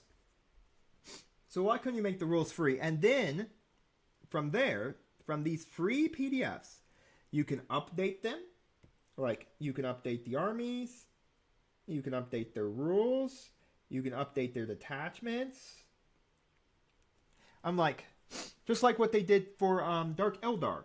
Dark Eldar currently aren't out, but they gave them a whole new detachment. That's a whole lot better than their first detachment. So why can't we do that? Why can't we have whole new detachments out like every couple of months? Like if the rules had been free for each army, we can have a detachment every month coming out. Every month we have a detachment. Here's a detachment for Blood Angels. Here's another attachment for this. And then we could just have all these different detachments. All these unique attachments for every single army in the game.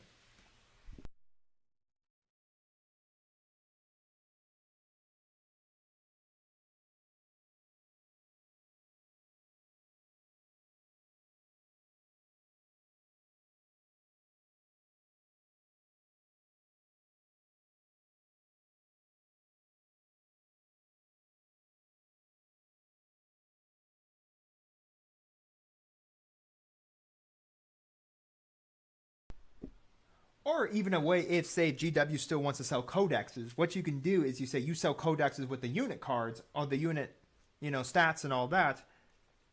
But you sell, then you give out for free, detachments. Every month, every single army gets a detachment for free. And then there you go. We have detachments for free for the infinite time. And then who knows, by 11th edition... maybe it's every couple of months you give out a new detachment. And then by the end of like 10th edition to 11th edition, every army has like say 10 to 12 attachments. And it never really gets stale. Then it feels like, well, I can now use this attachment for this and this attachment to do this. Like, and of course, I did forget that there is one more chapter of Space Marines. There is the Black Templar that are running around right now that still need their codex as well. I will not be painting Black Templar because I'd have to redo the entirety of my army. But yeah, so it's like why don't they just do that? I get why they don't do it. I mean, it's money. Or maybe the fact is they can't hire someone to write that many different detachments. It's a little hard for me to believe that a multi-million dollar company can hire a intern or someone and just pay them to write rules for a codex, write detachment rules. I don't know. Maybe I'm not a multi-million dollar company. But I guess I am a consumer of the multi-million dollar company. I guess I'm not much more of a consumer much anymore, if I'm being honest. I mean, yeah, like I said, I will still support a local gaming store that I go to if they have a model I want or something like that. I want to get my hands on and said, hey, can you get this for me? That, you know, I'll do that to support the local gaming store so that I can go there and play, you know, play with people and have fun. Again, that's why I would say if you're going to get in this hobby, go slow. Don't jump in 2 feet. And mostly buy your models from the local gaming store. Your local LGS. Only buy from Games Workshop if you're beyond desperate. Or you get FOMO'd, which you should never get FOMO'd. Never get FOMO'd. Never get anything like that. That's how they get you, and that's how they hook, line, and sinker you into buying every little FOMO product they sell. Look, I don't think anything's really going to kill GW. People can hate it. People can dislike them. But let's be honest, they're still going to make money. Because Warhammer is Warhammer. There's nothing like Warhammer. There's not another game that is like Warhammer 40k. Warhammer is Warhammer. Sure, people can go and play, you know... Sure, some people can go and play Battletech. People can go play Mantic. But the problem is, like, there's nothing like Warhammer. And for a lot of people, like I've said, you go up and ask them any war game that they know, and they'll say Warhammer. And they'll say, well, what war game would you like to play? And you say, well, what about Bolt Action? They would stare at you with a blank face because they have no idea what you're talking about. What about Marvel Crisis Protocol? Again, they stare at you with a blank face. Why Adepticon is so important, in my opinion, to have moved to Milwaukee, so that people can see that there are just more war games than Warhammer.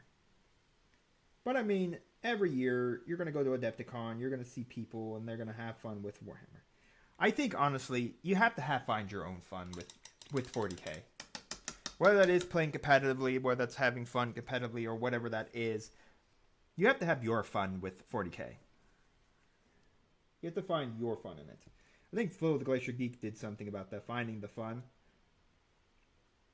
I honestly feel like that's kind of what you have to do in a way. You have to find the fun. You got to know how the fun is.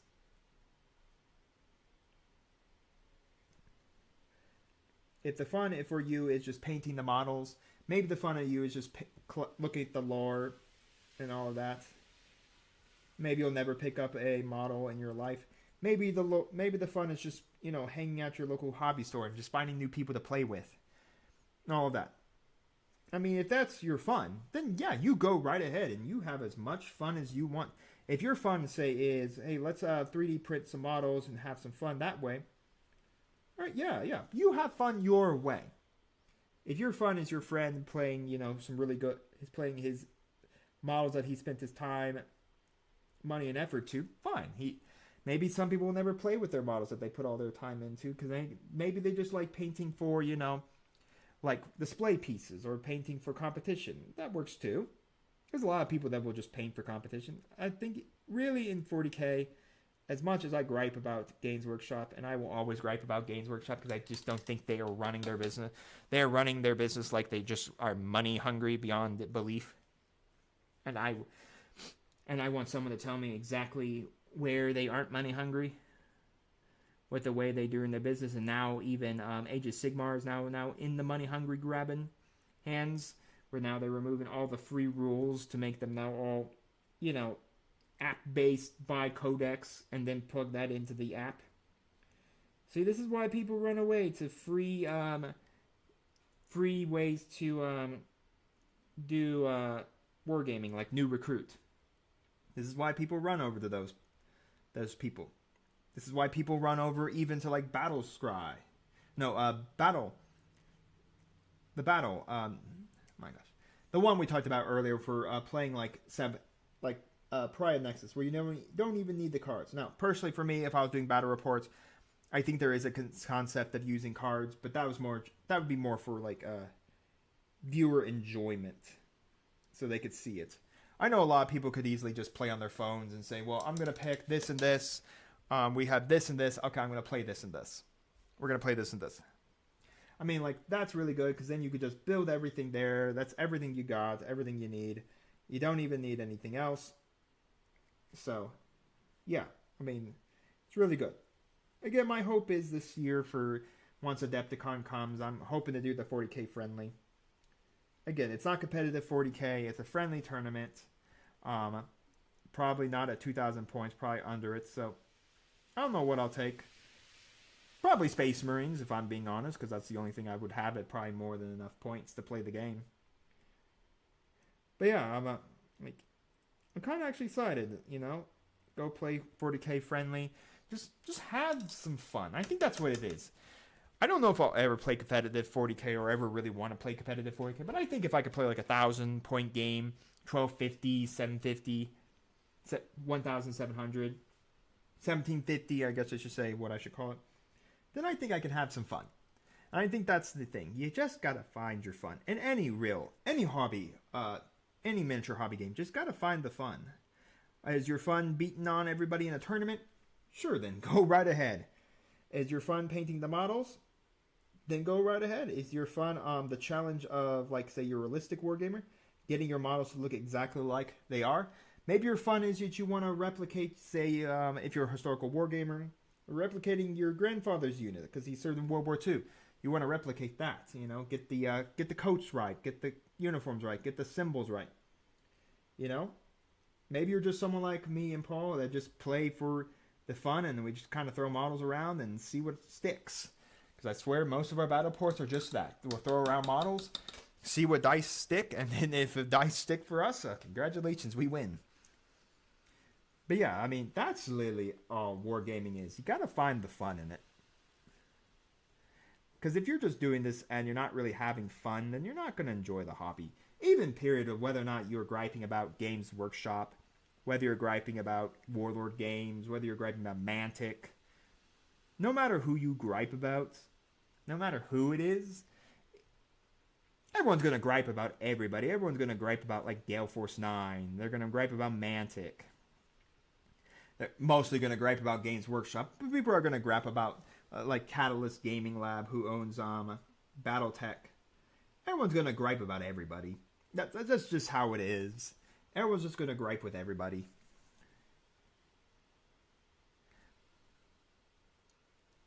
But nonetheless, I mean, you gotta find the fun. If you don't find the fun in the hobby, then then you just can't be. Then really, I wouldn't say you want.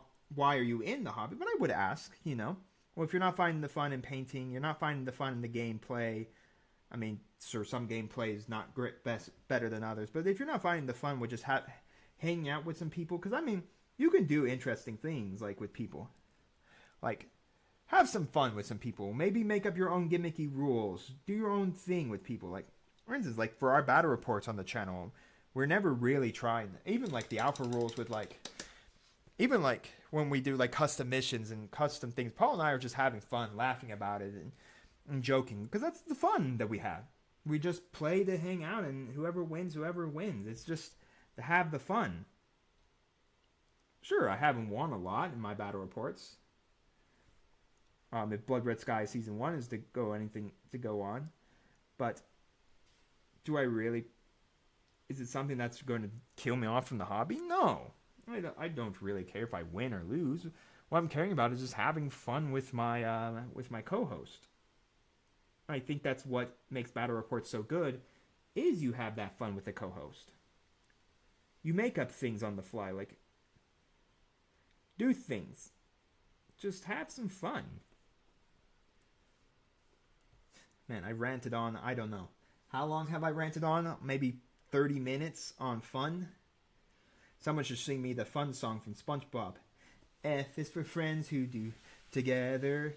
U is for you and me. Oh, what is in again? In is and I forget. I totally forget what in is. You can all let me know later on. But I know for I think Plankton says F is for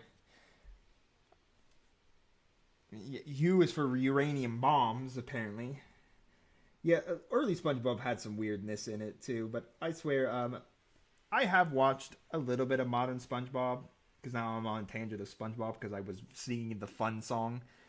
I'm now on a tangent of SpongeBob. I've watched a little bit of modern SpongeBob. I don't find it too bad. There's some episodes are okay. But if I'm being honest, if you're gonna watch SpongeBob, watch when Steve Hilbert, I think that, my gosh, was that his name? I think so. You can all correct me down in the comments. But I think that's when he was still in control of SpongeBob and owned it. Again, if you are a big fan of SpongeBob, you would know that's when Steve Hilbert did the SpongeBob movie.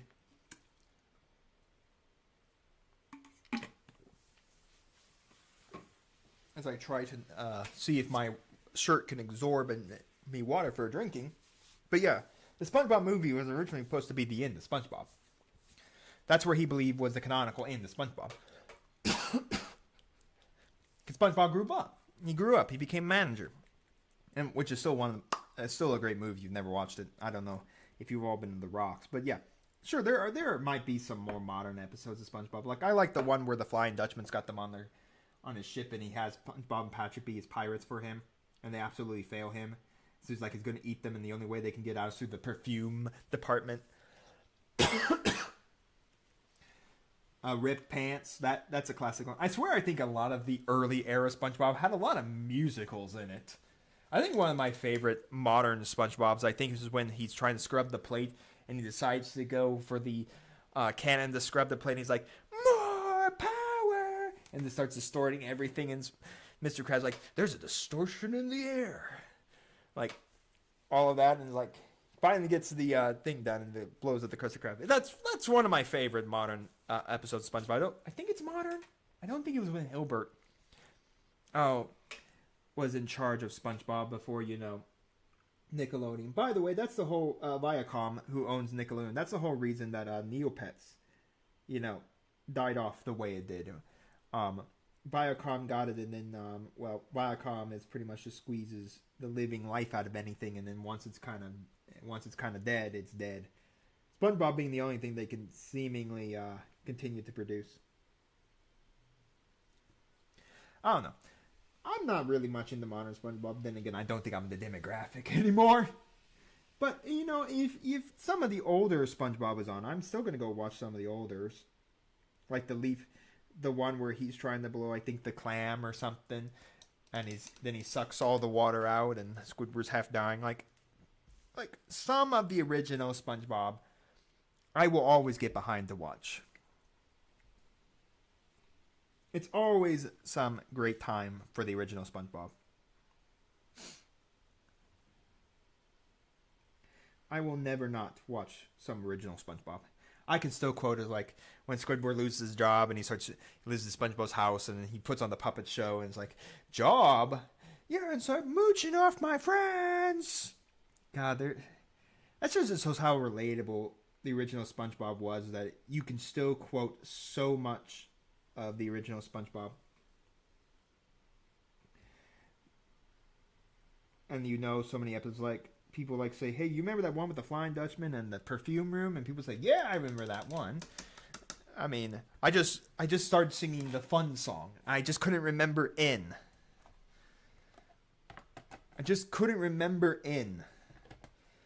Oh, and the campfire camp song oh my gosh, what is that one? The campfire camp day song that they sing. That was bothering me. Like I gotta figure out like what the lyrics are. And N is for anywhere at any time at all. Yeah, so U is for you and me. F is for friends who do stuff together, and then N is the anywhere at all time, and down here in the deep blue sea. And then you have the campfire. Oh my gosh, what was it called? Oh my gosh, it was like the camp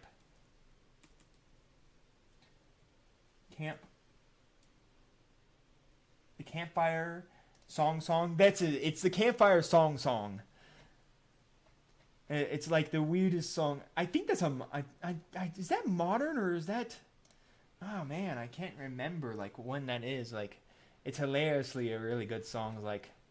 I called this the campfire song, and it's like it really ends with this metal performance. Yeah. Oh man. I don't know how I got a tangent on SpongeBob, but of course, when I start singing the fun song, that's when I get on a tangent on SpongeBob. All right. Well, I completed all of the metal across our thing. We did use Retributor. Well, I was talking SpongeBob. I didn't even tell you all, but I used Retributor armor to paint the little skull on his helmet there. So now we are ready to, of course, wash the metal and wash all the metal and wash the purity seal, and we can start highlighting this body of our blood angel. So I will be right back. I gotta change out my water really quick, and we will be back.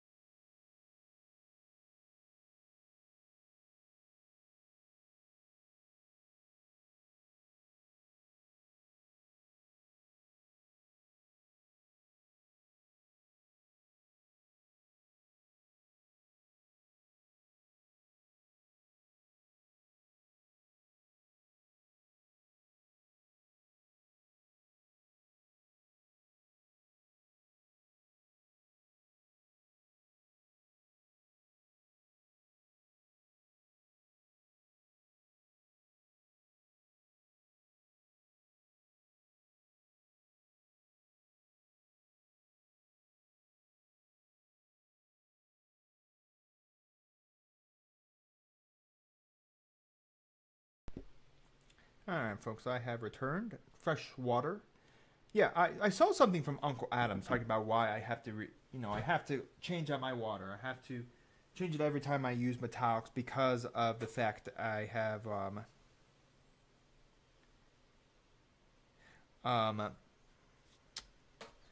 because I have to change it every time I use metallics. I saw something from Uncle Adam, a really good YouTuber, by the way, if you're really into getting into the hobby. He does a lot of really good videos helping people out with the hobby and stuff like that. He had a video about this water station thing I've seen. I think I saw someone else talk about it. It's this weird, very interesting looking water machine where You get basically the water is like in a little jug, and then you put it upside down in the machine, and then basically just pours out this water stream for you. Then you clean your brush. Now it's not a big like pot to clean it, but then you just press a little button, and the water comes out, flushes into this bottom storage area, and then the water refills again. I think I need to get that, especially as I continue to paint with metallics. Then it saves me a lot of time having to go to my sink, pour out my water, and pour it back in. I'll have to look into that from Uncle Adam. Again, another really good YouTuber. If you're looking for YouTubers to check out that will help you in the hobby, Uncle Adam is a really good one. He also has some good recommendations for games if you're looking for something. All right, so we're gonna got a couple of colors here to use.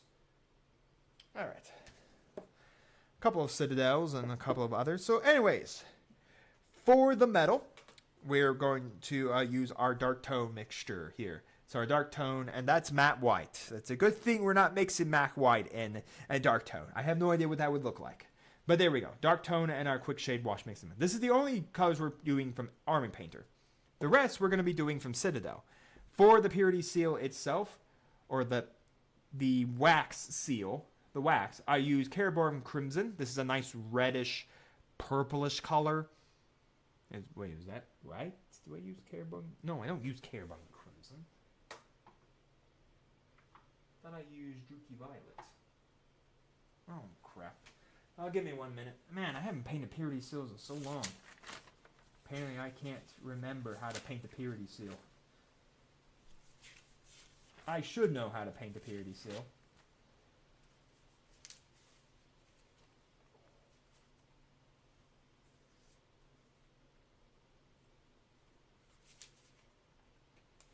Alright, give me 1 minute.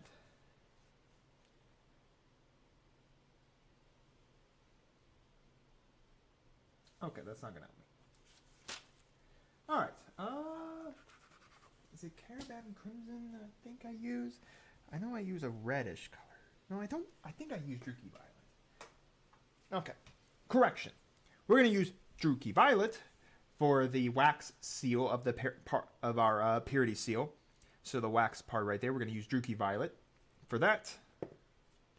Give it a nice, no, well, I want it to be more reddish. So you know what? Yeah, let's go with Caerborn Crimson. You know what? Yeah, we are going to go Caerborn Crimson over the purity seal. I'm going to give it more of a reddish tint. This is a reddish wash. Reddish purplish wash. Seraphim Sepia for the gold on his helmet. And then, like I said, Agrax Earthshade for the parchment itself. And then, just because to finish up the eyes, Warp Lightning contrast paint from Citadel to do the eyes on the helmet, or the eyes in the helmet. All right, let's get washing here. Yeah, hope you all have been enjoying. Man, long day.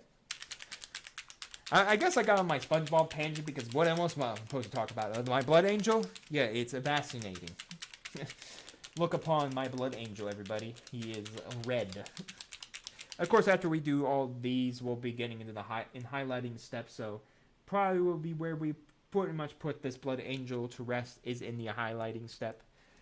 It's a little sad we didn't get through him today, but I'm glad to have gotten through the American more than the Blood Angel, honestly.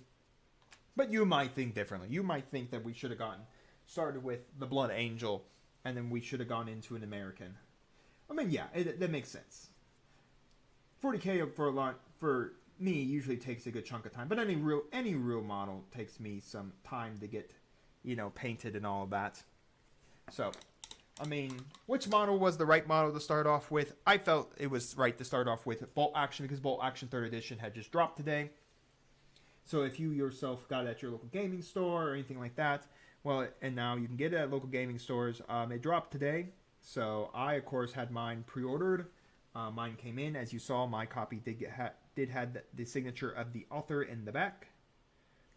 So that shows that I did get mine pre-ordered pretty early. Now, again, you can still pre-order yours through a period of time up until, of course, it just came out in September. The aspect is the difference for that I pre-ordered during the period of time in which the author would sign the copies. So that's the reason why mine is signed when maybe yours, if you're looking at yours and you're saying, well, mine's not signed. Well, that's just because I paid real early to get the third edition. I think I paid back when they first announced it, like really close into announcement. Because I remember I made a joke on Twitter about it. Like I had pre-ordered, now I was gonna have to wait until September to get my copy. I think that was a couple months ago. Man, I'll have to check when I made that tweet. And then of course Warlord Games responded back saying that kind of putting about the wait, and I joked about it. Yeah, well, yeah, it's gonna come, but then again, it's probably gonna go pretty quick. Well, I think I paid for it after or before Gen Con. Cause maybe it was before or after Gen Con. I can't remember. I know it was before September. And I know it was earlier this year. And all that. But yeah. So I preferred that. I saw that they were doing signatures for. I saw on one of their tweets they were doing a signatures that if you ordered before this certain period of time, the author would sign the copy. So I said, yeah, you know what? I really, really enjoy Bolt Action. Even though I've never played a game of it, I like to get a copy signed by the creator, and so that's pretty much what happened. I got my copy signed. Really coming down out there, folks. You know, sometimes I really do not like having to go walk outside to take my dog out when it's raining, but again, Indiana needed it. Not it's going to help our corn because most people think that Indiana and corn. They wouldn't be wrong. And soybeans too. We like to produce our soybeans and our corn. That's all Indiana's known for. And also other things if you've seen Goggin. I think his name is Goggin. He did a Pokemon video relating Pokemon to each of the 50 states. Good content creator too.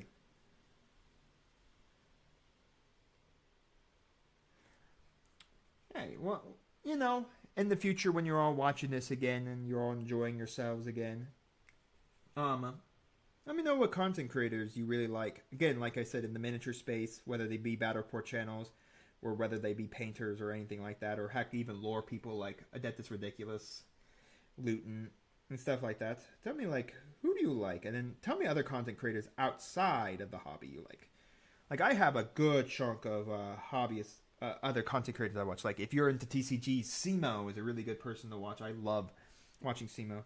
You know, I actually had a friend get really close to having Simo go to an event. And I should, if Simo had been there, I probably would have had my friend go and have him sign some things for me.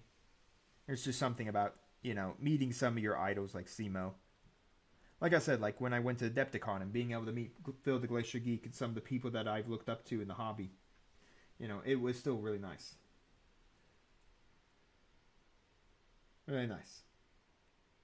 Well, I have no idea how I'm going to make it, how Milwaukee in the winter is going to be, because again, that's Wisconsin. The state of Wisconsin is not exactly known for great winters. Just look at Green Bay. But I think nonetheless, I think we'll survive. I'll survive. If I can survive a random snowstorm in Chicago, I think I can survive winter in Milwaukee. I'll say that and completely regret it. Well, I guess I won't regret it because I'll be enjoying my time at the convention of Adepticon. I think it'll be my grandparents who are going to come along with me because they like to go places with me. So it's like, I mean, I told them, you know, it's Milwaukee in the winter. I mean, it's Wisconsin. You'll just have to bear through it. And not mentioning some people joke that there's not much to do apparently in Milwaukee. But also for me, for Milwaukee, I'm a big basketball fan. So I have on my bucket list to visit every single NBA stadium. You know? So there is, and if you don't know, Milwaukee Bucks are in Milwaukee. So I got to see the Milwaukee Bucks stadium to keep my to fill out my bucket list. I visit a lot, and of course I now have a passport. And of course you do need a passport, which I of course have, to go to Canada because that's the only way to see the Toronto Raptors. All right, we're gonna use some Carabam and Crimson here. But hey, if you also like sports, what sports and what teams?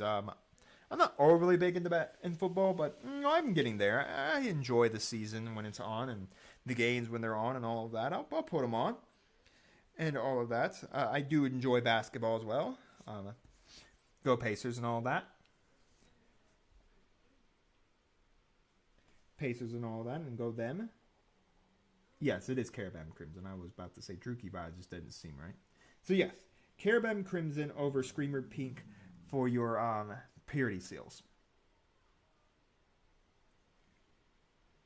You can also make these like red. I've seen people do them red. I have seen people make the purity seals red before as well. The aspect is that this is red armor with red purity seals. To me, it just doesn't always look good. I mean, if you're painting maybe black or like blue or even yellow and maybe any of the other colors for the Space Marine or any color that's besides red, I could definitely see you putting like red purity, like wax seals and stuff, as I try to keep it on camera. Wax seals and stuff, because then you contrast. But I've always done this purple style for my purity seals. Almost everybody has it. All right, put that away because I don't need that paint again. All right, let's get the egg Rex. Also, my purity seals don't really have writing on them as well. I kind of just keep them as parchment. I am probably going to do some more, going to do some writing over the purity seals. Give them a little bit more life and just highlight them. And the best way to do that is using black. I have actually tried it with some black, and I think I like going down the black the path of using like I think I tried once with like a brown, and I didn't like it.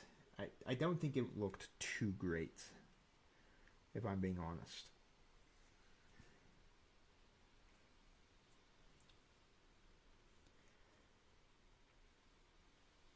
I guess we also got on that SpongeBob tangent because I was talking about finding the fun in the hobby, whether it's painting, whether it's going out to your local gaming store or anything, and I think that's how I got stuck on the song, the SpongeBob song. Also, let me know, I think I said it before, but let me know down in the comments if you watch later, what is your favorite SpongeBob episode? What's your favorite SpongeBob song? Are you more of a fan of modern SpongeBob or old SpongeBob? And what's your favorite, and also, all of you should have seen the SpongeBob movie, the first original SpongeBob movie. What's your favorite part of that movie and all that? What's your favorite scene in that? I think David Hasselhoff does a pretty good scene, but I think I like when they talk about now that we're men. Man, how much did the original SpongeBob sing? I swear, I mean, a lot of episodes have a lot of songs, like Ripped Pants, like completely like Ripped Pants. Holy crap! Like that's a iconic song because of him. And then like I remember the one where he makes the blow up muscle arms and he walks on them, has his feet dangling and all of that. I remember the karate episode where he can't do karate because he's associated with karate too much, so him and Sandy can't do karate, so they go down to the park and they see everyone doing hi-ya. Everyone's saying hi-ya, so they think it's karate. And so they end up doing karate anyways. And then everyone's like, I do love karate. And Mr. Krabs like, I do love money. And then Squidward's like, I hate you all. I'm still surprised that show can even go as long as it has. Give credit to the voice actors. But the problem is, if they ever retire or,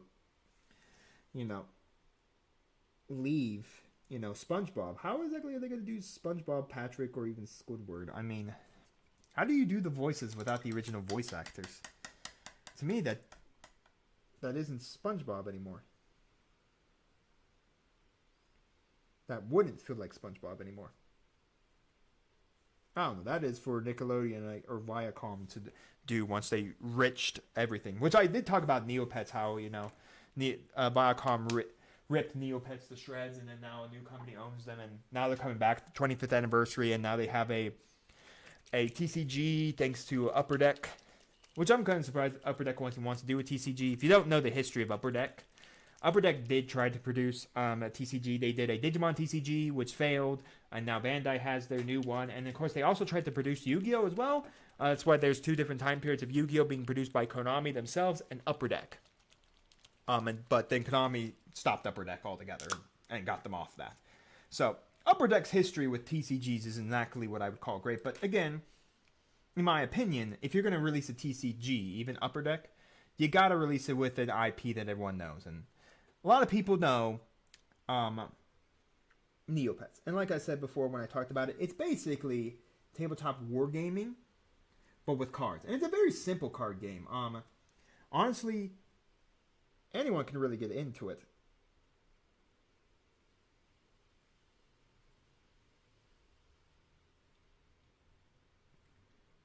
I think it's a simple card game that is just really, really good to play. A lot of fun to play. I think it has a lot of actions, and I mean, the second set drops in November.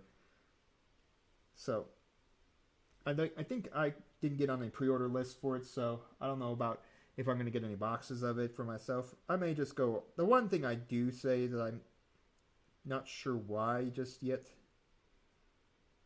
but it's not... You can't find the game on TCG Player. If you want to buy physical products... Yeah, I'll show you the ones is there in the helmet. There you go. But if you want to buy physical product for the game, you have to go on eBay. eBay! And I think TCG Player and eBay are like connected now. I think either eBay owns TCG Player or TCG Player owns eBay. I think it's the latter. I think eBay owns TCG Player, if I recall. Because now you can buy like comics and stuff off TCG Player, which would explain eBay's control of it all. But yeah, I mean, like, eBay controls it. eBay controls TCG Player, but they don't have Neopets. I haven't checked in some time, but last time I checked, they didn't have it. All right, so that is pretty much it, folks. We've done it all. We've shaded everything. All right, so now it's time to highlight the long step. This is the step that always I feel like takes the longest time out of anything else. Highlighting. You can get some base colors down, you can get some things going, but highlighting always feels like that takes the time. That you got to put your time down into it. So to highlight this, the armor, we're going to use some Evil Sun Scarlet. This is a very light kind of red, not overpowering red, so it's not going to overpower our armor or anything like that, but it's a nice red. Nice red overall. But yeah, I'm just wondering, why eBay? Why only eBay can I go and buy Neopets? I mean, sure, I could buy booster boxes off of Upper Deck. That's the one thing at least I'll give Upper Deck credit. Instead of Lorcana, when I first got into Lorcana, you couldn't find Lorcana cards anywhere. You were getting swindled and you were getting bamboozled by every Joe Schmo with cards on Facebook. But yeah, I at least will give credit to Upper Deck. At least there's product out there. And it was big. I mean, it was the best released card game on Gen Con this year. So, I mean, it shows how much people wanted to play it. And like I said, it's a really good game to get your kids into as well. And that's the problem, like, when, as a TCG content creator, when I'm playing, like, TCGs, the only two TCGs I think that really cater to children, before, of course, Neopets, I think personally is nothing more than just Pokemon. That's the only one that I can really think of that can cater to kids. And everyone says, well, Yu-Gi-Oh is a children's card game. I don't know if you checked out a Yu-Gi-Oh card lately, but there's about 10,000, there's about 100 words on there that do something, something, something, something, and then you have to remember something, something, something, something. Then you need to make sure that you know rule something, something, something, something, and you need to know all that. Magic, I think, is not really a kid's game. Neither is, I would have said Lorcana, but Lorcana feels like it has sped up now, and now is extremely high. And DBS, I don't think how many kids, DBS is really for the fans of Dragon Ball. You have to kind of be a Dragon Ball fan, and even Digimon, I think, is getting up to that point. But, like, that's what's really good about seeing another kid game that's so easy that you can pick up with your kids, and it's so quick to play. I think we just miss that in the TCGs a lot of the time, that some TCGs just that some people just, they aren't really made for kids. But again, that's just my opinion on it. I mean, I understand that, you know, all that, but nonetheless, we are highlight. But yeah, I really liked it. It was a really good game to play. I've only played one tournament because the shop has been busy on weekends, so he can't host other tournaments. But once he's hosting again, I would definitely be continuing to play that game. I found some real good enjoyment out of it. It's a good, just slow-paced game that takes some good strategy to it. I think once a second set drops and we have a little bit more of a card pool to play with, I think it will be good. Now, the big question is, how well will it be able to stack up to the big three is always the question. How well does it stack up to Pokemon, Yu-Gi-Oh, and Magic the Gathering? Now, in my opinion, nothing really stacks up to Magic the Gathering. Magic the Gathering is the granddaddy of all card games, and stacking up to Magic the Gathering is simply saying that you somehow are better than Magic the Gathering, the granddaddy of all card games. Yu-Gi-Oh, I feel like, because the way they gouge out people and where the format, and every time people complain about the format of Yu-Gi-Oh, and it feels like the format changed and maybe didn't change. I have a love-hate relationship with Yu-Gi-Oh, if I'm being honest. I love the game. I just do not want to get back into physical play of Yu-Gi-Oh. I think it's a good way to really expand your mind on combos and thought processes and stuff like that. But again, I have a love-hate relationship with the game. Pokemon I played a little bit back in my day. I didn't play a lot of it, but I played some. I still thought it was a fun game. I think my best game I had was against a friend, and we were doing this Ball State, doing this tournament for this club, and we were both playing at the highest level. We were in an overtime at that point, and we were both trying to just figure out how to win at that point. So, nonetheless, it was a really good game. I really enjoyed it. And when I play Magic, I only play Commander. I don't play any other form of Magic. I don't do like Standard or Modern or anything like that, mainly because I don't think my wallet would be able to take it. But yeah, I really don't play a lot of physical card games much. I think because, honestly, if I'm being honest about my physical card gaming, even DBS for me, I played physically just a little bit, but honestly, I put more physical time into models. Because that's the thing, is like, for me, it's like I can put on a simulator. I can get content out of a simulator every day of the week. Well, for a battle report channel, I have to have models. I have to have terrain. I have to have things ready to go.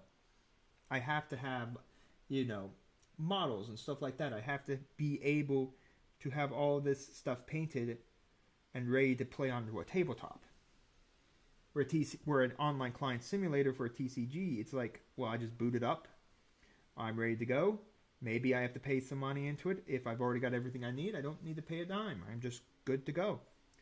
And I think that's where I come off of why I think I find that miniatures, why I put more time into my miniature hobby than I do my TCG hobby. Not saying that I make bad content for the TCG, but why I don't really see myself being able to like balance out like ever wanting to get back like to Pokemon or Yu-Gi-Oh, because I find myself not really just having that time to really like sit down and play the games. And honestly, I don't think I even have the funds to fund every game. I can only really maybe fund one game, and that right now I'm thinking is just Neopets.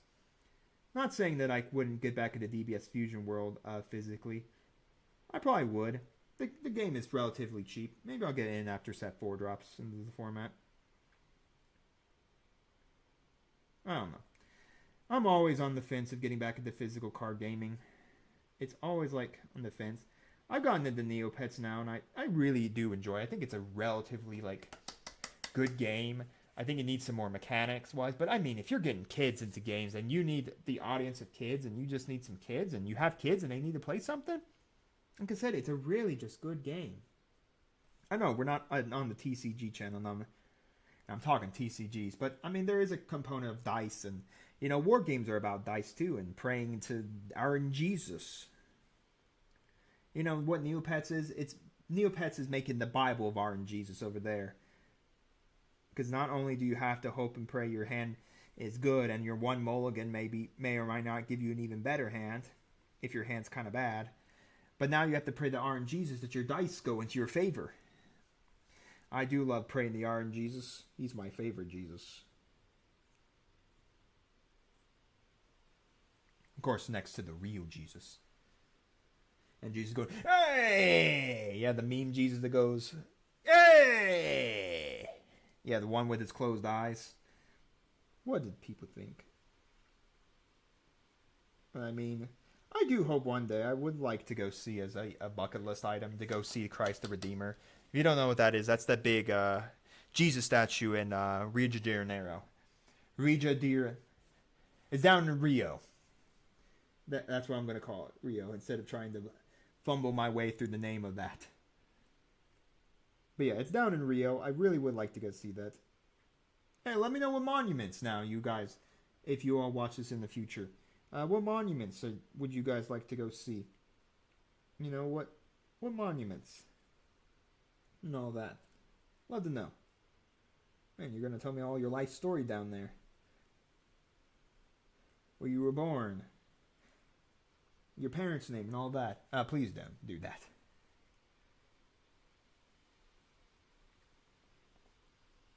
Alright. Like I said, this is going to be the process that takes forever.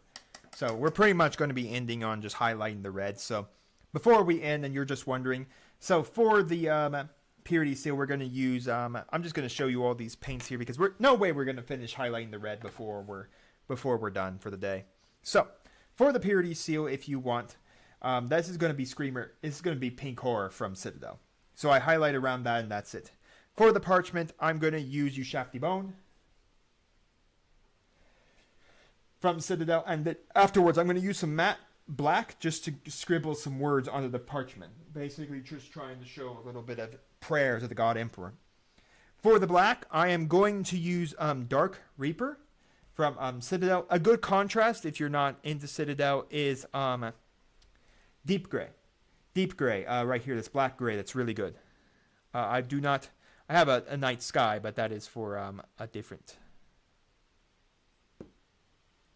No, wait, is it Night Sky? What do I do? No, it's Night Sky, sorry. If you're going to do Dark Reaper, Night Sky is your thing. Deep Gray is for my marble basing. This is the desaturated blue gray. This is kind of what Dark Reaper is. It's a blue gray. So if you don't have Citadel paints, this is a good contrast to it. It's not exactly a one-to-one match, but it's a good match nonetheless.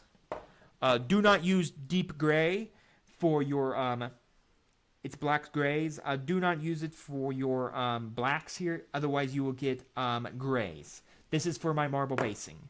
I use this as my base for my marble bases of my custom army. So again, Dark Reaper or Night Sky over the black. And then the steel, I'm going to use Shining Silver from Army Painter to paint that. And then the browns, once again, you all know how I like to do my browns. It's fur brown. So that pretty much will cover basically the entirety of this model. As for the rest of the stuff, the head we painted up before. The parts that clearly look metal will be metal. The same thing goes for this. For the guns, the gun casings are going to be, for the guns, just to tell you all, the gun casings are black. So I'm going to hit that with our Dark Reaper. No, not Dark Reaper. Our Black Templar. So those will be all black. And all of that. And of course the power sword's main casing is black, and then everything on like the teeth and all that, that's all steel. Same thing as we saw before. And then of course for this pauldron over here, this is going to be a white color right here, this like tassel. And then of course we have this little eagle, which would be gold, and the skull there, which would be gold. And then of course once I'm done, I would then use, because I need to apply its decal, I'm going to use some art coat from the Citadel, technical art coat from Citadel over this first layer, and then I'm going to stick down the decal of the Blood Angel symbol. And then after that has dried, or after that has been sealed down, then I'm going to use another thing of art coat to seal that down.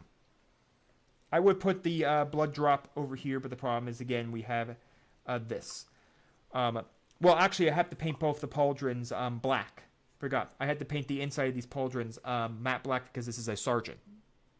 So I had to do that. Well, but that's just a little quick, Speedy Gonzalez form of what I would do next.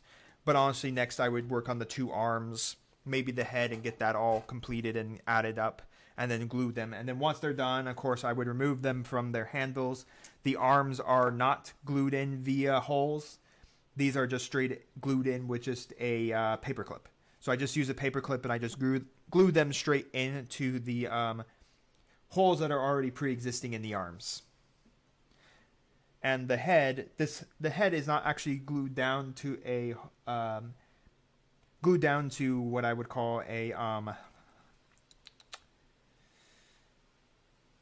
it's not on a paper clip. It's actually glued down directly to the block. So I'll just snap it off the block and then clean off the bottom and hook it in. The reason why I had the head for bolt action in the paper clip is because that allows me to get the underside of the head, because it's there's a little more skin that's viewable on that head. And again, I will of course put pictures of the completed models once I have completed them in the community tab, where I do also put a lot of other pictures of completed models as well.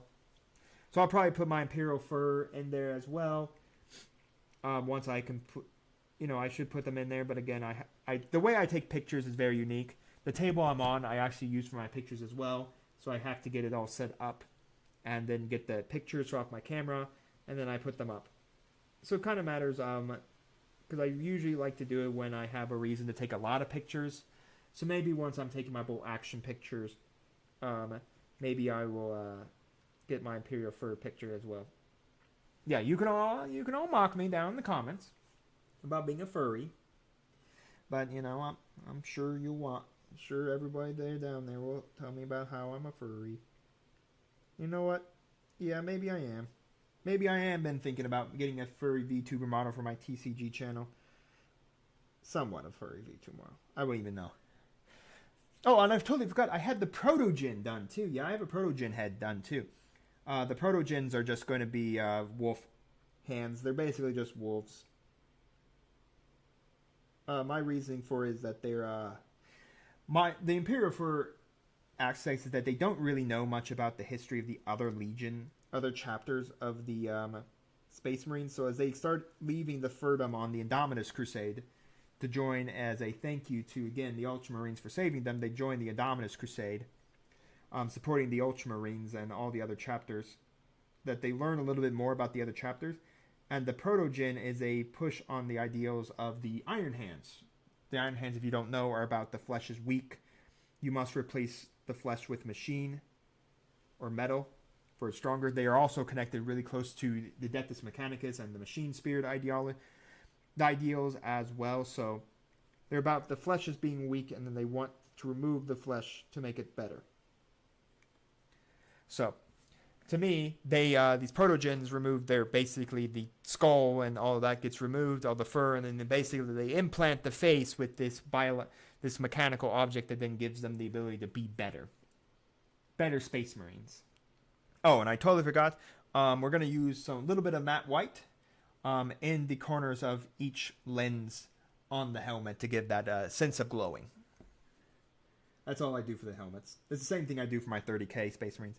Again, a lot of this stuff you can actually find. Now, while my 30K Blood Angels have a completely different paint scheme altogether, like right now, they wouldn't be even highlighted by Evil Sun Sky. We would have gone right into Fire Dragon Bright and made them quite orangey, which I don't think is wrong. That's what I actually watched for that video where people highlighted them using just straight Dragon Fire Bright.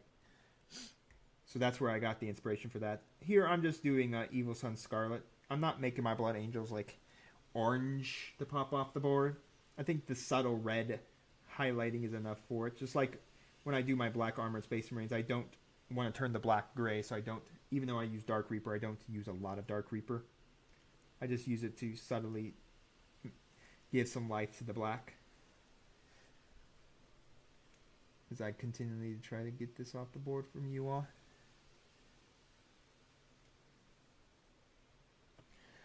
As we continue the work here. So I would like to thank everyone again for the breaking over 1,000 subscribers. All those who tuned in, all those that are going to tune in later, all those who tuned in maybe even for just a minor of a second. I want to thank you all for tuning in. It has been a great time with you all. Painting, discussing, talking, ranting, all my fun things to do. Yeah, I think I could do more of these live streams every now and then.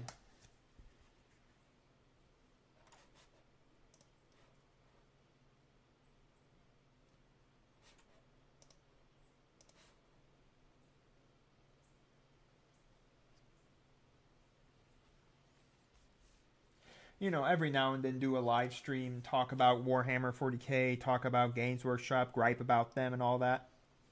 And maybe just paint some models, because I think it was a successful day, It was a successful, fun day. Like I said, maybe if you all can break, if I either one or two happens, maybe if I break monetization, I'll do a full 24-hour stream of just painting models in celebration of becoming monetized. I probably won't do that, if I'm being honest. Maybe I will more or less just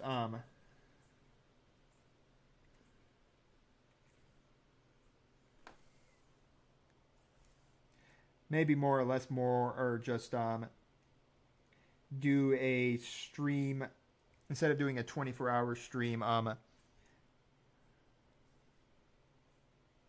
Maybe only doing it once we bust at that 2,000 subscribers. Maybe if we break 2,000 subscribers, I will do a 24-hour painting stream. But again, I would rather you guys bust over 2,000 subscribers before I do that.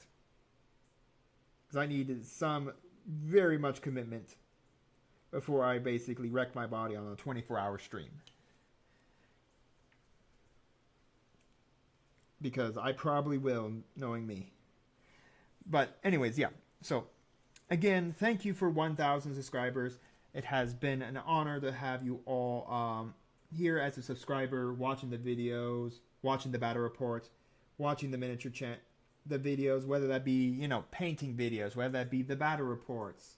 I don't think everything has been a hit, if I'm being honest. I mean, but that's YouTube. That feels like YouTube at times, where it's like some things are a hit, some things are not a hit. Whether or not it's the algorithm or whether or not it's me, that's to be discussed. But again, I would always take it as more or less that, a low-faring video, probably because it isn't on a topic that is well known.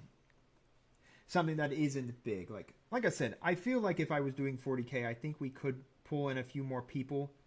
Because like I said, it feels so sad when you say, well, what war game do you play, or what war game do you know? And everyone's like, 40K. And everyone's like, well, have you heard of this other war game? And it's like, no. I mean, sure, some people saw BattleTech because, again, thanks to the controversy of GW, everyone decided to go to BattleTech.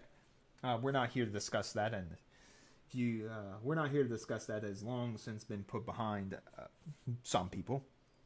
But nonetheless, people said BattleTech, and it was like, well, what about all these other war games? What about Mantic? Who? And what about, And that's the problem. I think unless it has a strong enough IP, or the company is a well enough known IP, I think sometimes it just the games fall. I mean, there's a lot of indie games out there, like indie miniature games, and I feel like they don't get enough. Like Marcher, which I saw recently on a video from Tabletop Time. They talked about a game called Marcher, and it looks really cool. It's basically a steampunk World War II game, where I think the lore of it is that World War II and World War I have bled together. So it's a weird era war. But nonetheless, a lot of the models look really cool, and what makes that game really excited for me to go pay some money and get some of the models is because of the fact that the models can be proxied for Guard. You can proxy them up for Imperial Guard. The models are really good. There's a tank out there that's pretty much not a blatant ripoff of a Lehman Russ, but it looks like is a Sherman Lehman Russ, if that makes any sense. Basically, it's a Sherman tank, but it has the Sponson cannons on the side. And it looks really, really cool. Unfortunately, it's all 3D printed right now. I know there's a Kickstarter from them to make their models physical. Marcher's models, physical right now. It looks like it would only be for America right now. But nonetheless, that is something that interests me. It's a little indie studio making a very indie game that is basically just a weird era, pseudo-historical war game, where the whole idea is that World War I and World War II have bled together, and we have steampunk. It kind of looks like, I don't know if everyone played Battalion. I remember playing Battalion 2 on the Wii. Man, I played hours on Battalion 2 in the Wii. I used to, when we had a family video down here before it became a Dollar Tree, or Dollar General, whatever it is, it's a dollar store. Before it became that, I used to rent that game and play it pretty religiously on my family's Wii. I should go buy those games physically. Like Battalion 1. I never played Battalion 1 on the GameCube. I didn't play a lot. Also, what video game console did you all start out with? I started off with the 64. Now, I don't think I ever played Mario 64, which is kind of surprising. I had a 64 but never played. But then I grew pretty much into like the GameCube. I played a lot of GameCube back in my day. I remember Star Wars. I don't know if anyone remembers this game. Star Wars, not Empire at War. That's the computer game. I played that a lot too. Still play it. Love it. Star Wars. Oh my gosh, what's the name? Rogue Squadron. Rogue Squadron, and then there was Rogue Leader. For the GameCube. Those were really good Star Wars games. And of course, we played a lot of Battlefront back in the day. I think we played it on PS2. I remember playing a lot of Ratchet and Clank. Yeah, so I grew up kind of around the GameCube. I grew up around Nintendo. Remember when our family first got the Wii? I remember, it. Our family just gotten the Wii. I remember we didn't really have much of the games, and then my grandmother had come over. I think my grandparents were watching us at my parents' folks' house, and they had gone out. And I remember we asked her to get some games for the Wii. I remember the first game I played on the Wii, besides, of course, Wii Sports, the little console game that came with it. I remember very vividly, I remember playing Boom Blocks. I don't know if everyone remembers playing Boom Blocks, but I 100% remember playing Boom Blocks. But yeah, so I played a lot of Nintendo in my life. And of course I have moved on. I've played PlayStation 5 and all that. But honestly, if I'm being frank, video games for me are very every now and then. Like, I play like on my PS5, I play like a free game called Enlisted, which is basically like a free like battle simulator for World War II. And I think I find a lot of fun in that. Mostly just yelling at myself. But I feel like that's almost all games at this point, yelling at yourself. Or yelling at the computer, or yelling at TV screen or something like that. But yeah, I mean, the latest game I picked up was, of course, Space Marine 2. Love it. Haven't completed it yet, but I have loved Space Marine 2. The problem is I just haven't paid for the online subscription for PSN yet. I'm not sure if... I feel like I should to get the true value of the game and go PvP on it so I can play that. You know, and actually get my money's worth on the game. But yeah, I don't know. Maybe I will. I mean, at least try to get my money's worth for the PvP.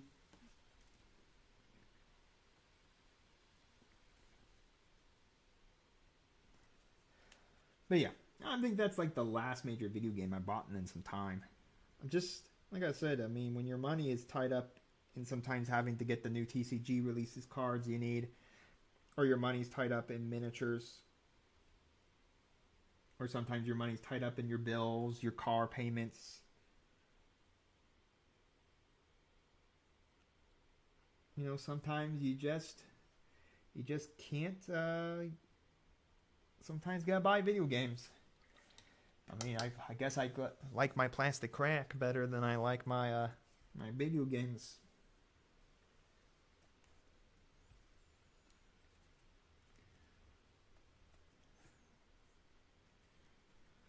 Well, again, thank you to everybody, and thank you to everybody who will view this afterwards. Again, I will rip the VOD of painting the infantry soldier and make it into a getting on the tabletop video. I'm probably going to do it as a silent one. Honestly, I think I talked early in the video about that. I'm not really into script writing. I tried it. I just don't think it's for me.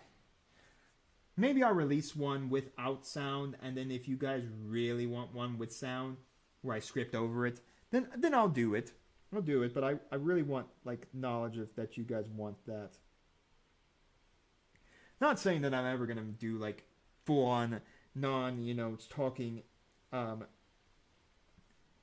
tabletop or getting on the tabletop, but I might do two.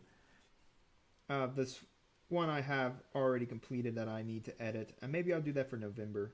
Give a try to these silent type ones, because there's a lot of people that get success from like just silent videos where it's just like they don't even talk. Like they only show you working on the model, only show you the paints and stuff like that, and they write out everything for you.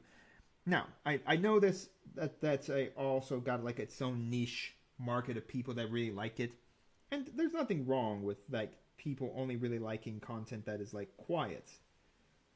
Like some people only like scripted content. Again, everyone has their own like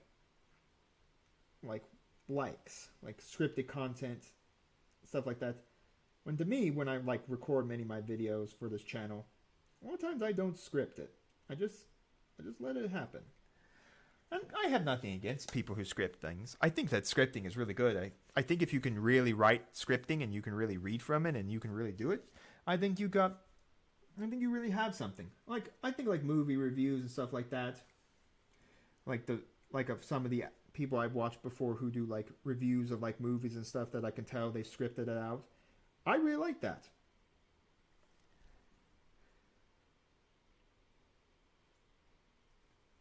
I just think for me personally, I don't know if I like it.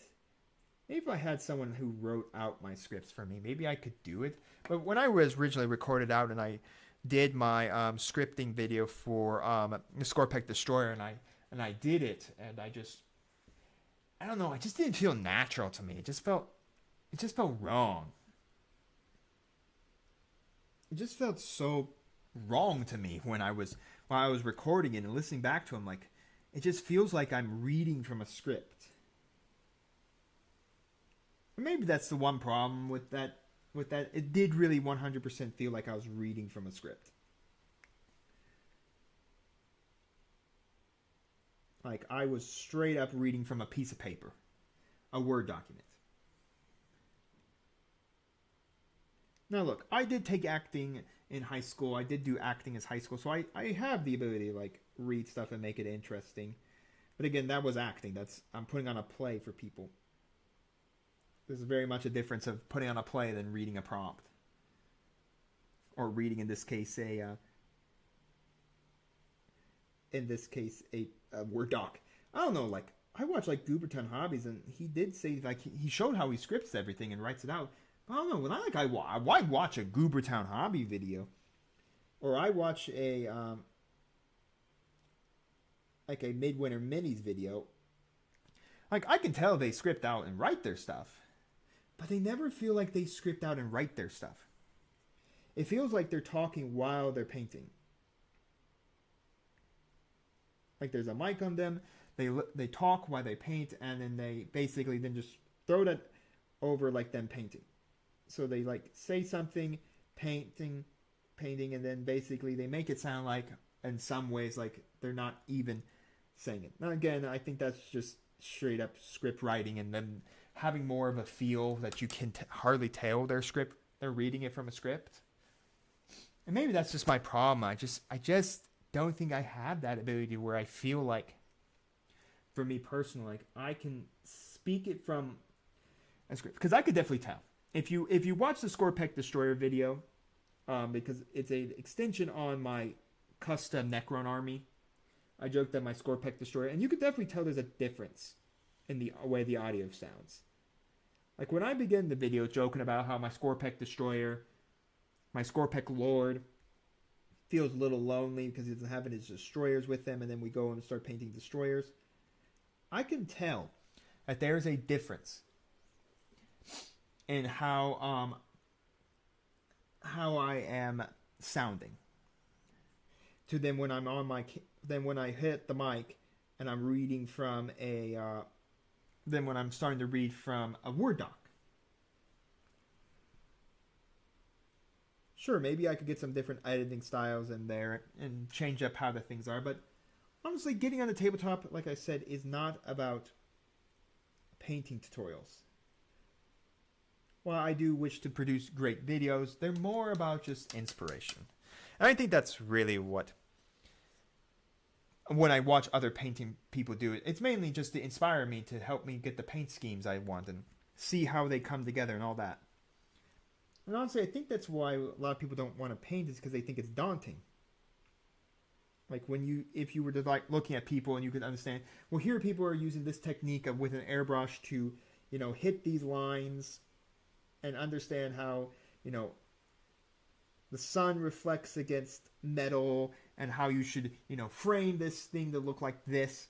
For a lot of new people, that's daunting. For me, even from me, like new, that's daunting. And heck, I'm someone who's been in this hobby for a couple years now, and I haven't even done, or in somewhat even feel really comfortable even trying right now, like non-metallic metals. Like that, like I'm not fully comfortable just going down that pathway just yet. Heck, I'm not even comfortable wanting to say whether or not I want to even enter any model into a painting competition.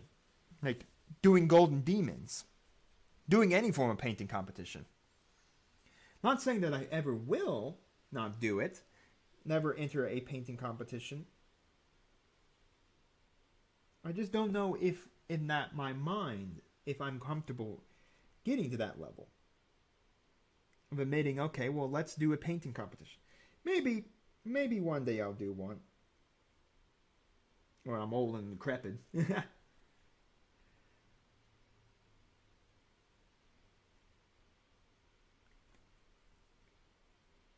But yeah. Getting on the tabletop to me, I believe, needs to be. Now, again, one of my first getting on the tabletop, my May the 4th video. Woo, gosh. Blech. That was a half a battle trying to figure out how to record that, man. That was my first video recording painting videos. I was recording it with breaks in between out because I was really admiring Casey from eBay Miniature Rescue. So I was trying to emulate somewhat of what he does with his painting videos, and I felt it never worked. It wasn't great. And of course, slowly over time, like when I started out, like when my Sherman exploded, I was really happy about it. And don't get me wrong, I'm happy when any video does really, really good. Really, really good. Overall. But I feel like for those videos, when I look back at like my Sherman, my King Tiger, when I look back at those videos and I see how long I just randomly spoke about what we're going to do and what we're painting, and then I would speak while we're painting, and then, it didn't look great. And of course, that did push the style. Like, those would make long videos at time, and I don't think people want to watch long painting videos. Which I sometimes think why some 40k videos, like when I painted my Necron, I think were shorter because, again, everything was already assembled, so I wasn't sub-assembling painting or anything like that. Oh, there's a lot of stuff I can learn. Again, only being in the hobby for a couple years and only really being on YouTube for a couple years now, I think there's a lot I can still pick up and learn. I mean, there's a lot of things I want to learn. There's a lot of stuff I should learn. I mean, there's a lot of stuff that even I have right now don't really. Like, object source lighting. I still don't have much of a feel for that, and I should get back into learning some more object source lighting. And all of that.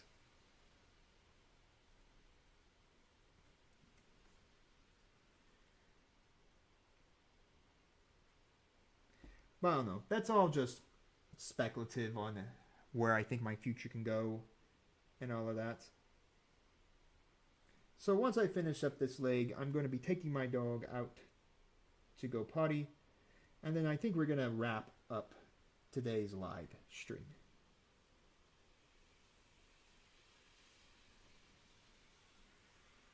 I mean, that is 2 legs done and practically the back nearly done. So, I mean, not bad. Again, like I said, highlighting is when we start getting into some time when you're chunky. But again, if you're going to get into edge highlighting, Space Marines are really good at doing it because they got a lot of chunky lines. Straight chunky lines.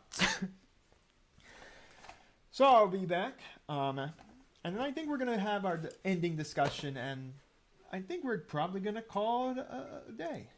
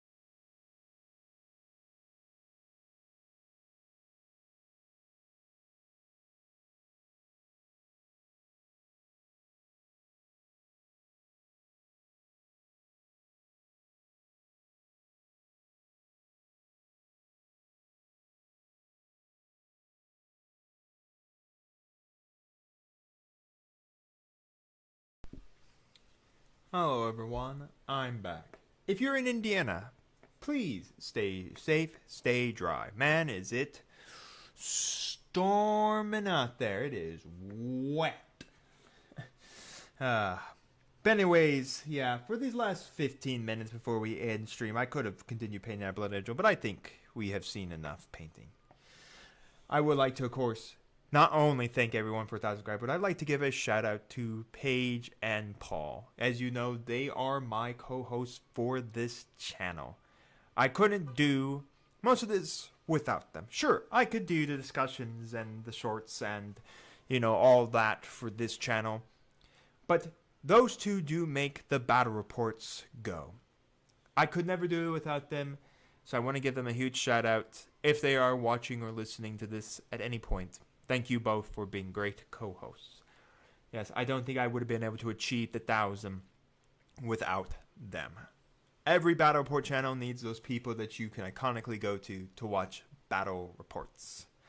And Paul and Paige are definitely that. I know we're still in our Be Right Back screen, but I don't know what else you guys want to stare at.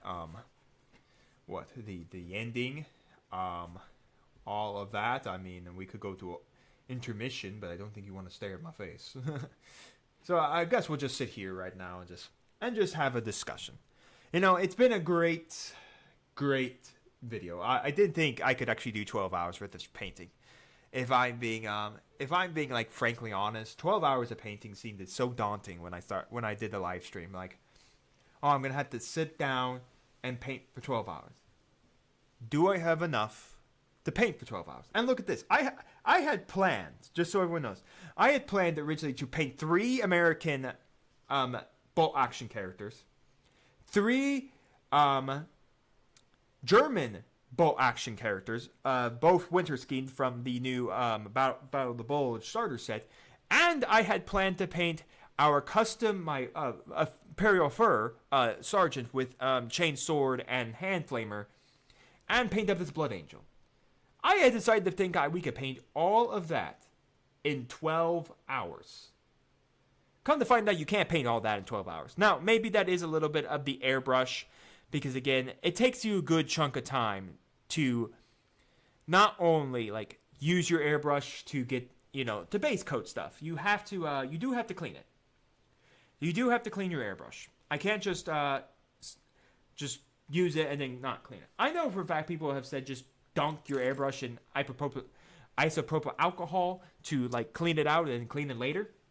As much as that is probably a good idea and probably would have saved some time of just popping it off the airbrush thing and then just throwing in some isopropyl alcohol and then cleaning it that way. I'm not sure if that's the best idea, but I've heard it. I have a second airbrush. I have another one if I need to use an airbrush period. But yeah, so that took some time to clean it, but afterwards, we got through that American Soldier pretty well. Right before noon, we had him washed, and we had the body washed. I think we were just finishing up highlighting the body, and by the time afternoon, after I got done eating, after we discussed a little bit of bolt action, and all of that, we looked a little bit at the app that needs to get updated. We looked at all that. We got him done. We did his base, we did everything for him, and we had a long discussion about basing models too. And honestly, I think this video, more or less, this live stream was more not just also painting. It was a discussion about the hobby. That's what also I was doing, painting and discussing. We painted bolt action. We painted 40K. While we only finished 40K bolt action, we didn't finish 40K. We still finished a model. Now, what could I do in 24 hours? I don't know. I don't know what we would even do for a 24-hour stream. Like I said, if you guys want 24 hours, let's hit 2,000 subscribers. If we hit 2,000 subscribers, I'll definitely sit down for 24 straight hours and paint.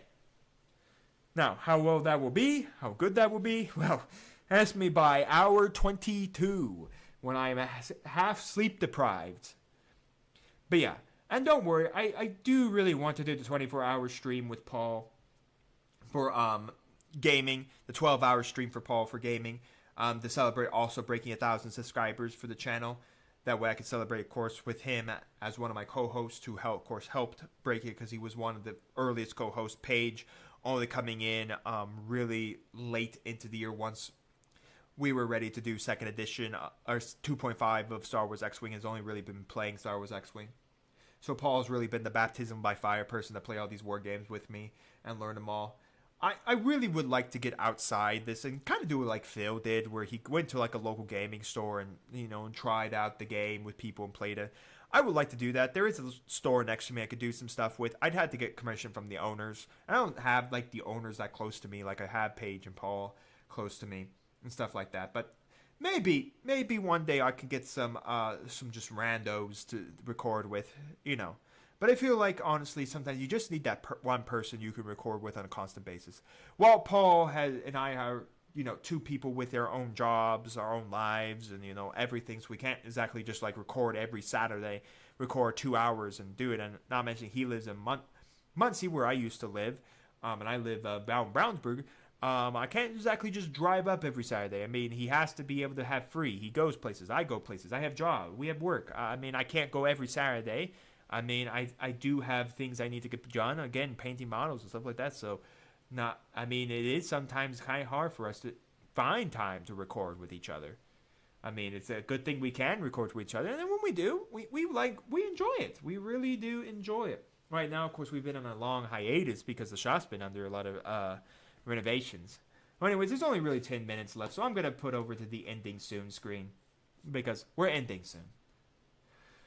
Yeah, well, one thing about these screens, if you don't know, the old P2 Play logos is still on them. I have never updated them because I don't do enough live streaming to where it's financially worth it to change it. Now, I do need to change it probably to the Mama Dragons, TCG Gaming, and our logo for all three of our channels together. I have started the gaming channel, by the way. If you didn't know, I actually did start the gaming channel. That is now officially live. That is Mama Dragons Gaming.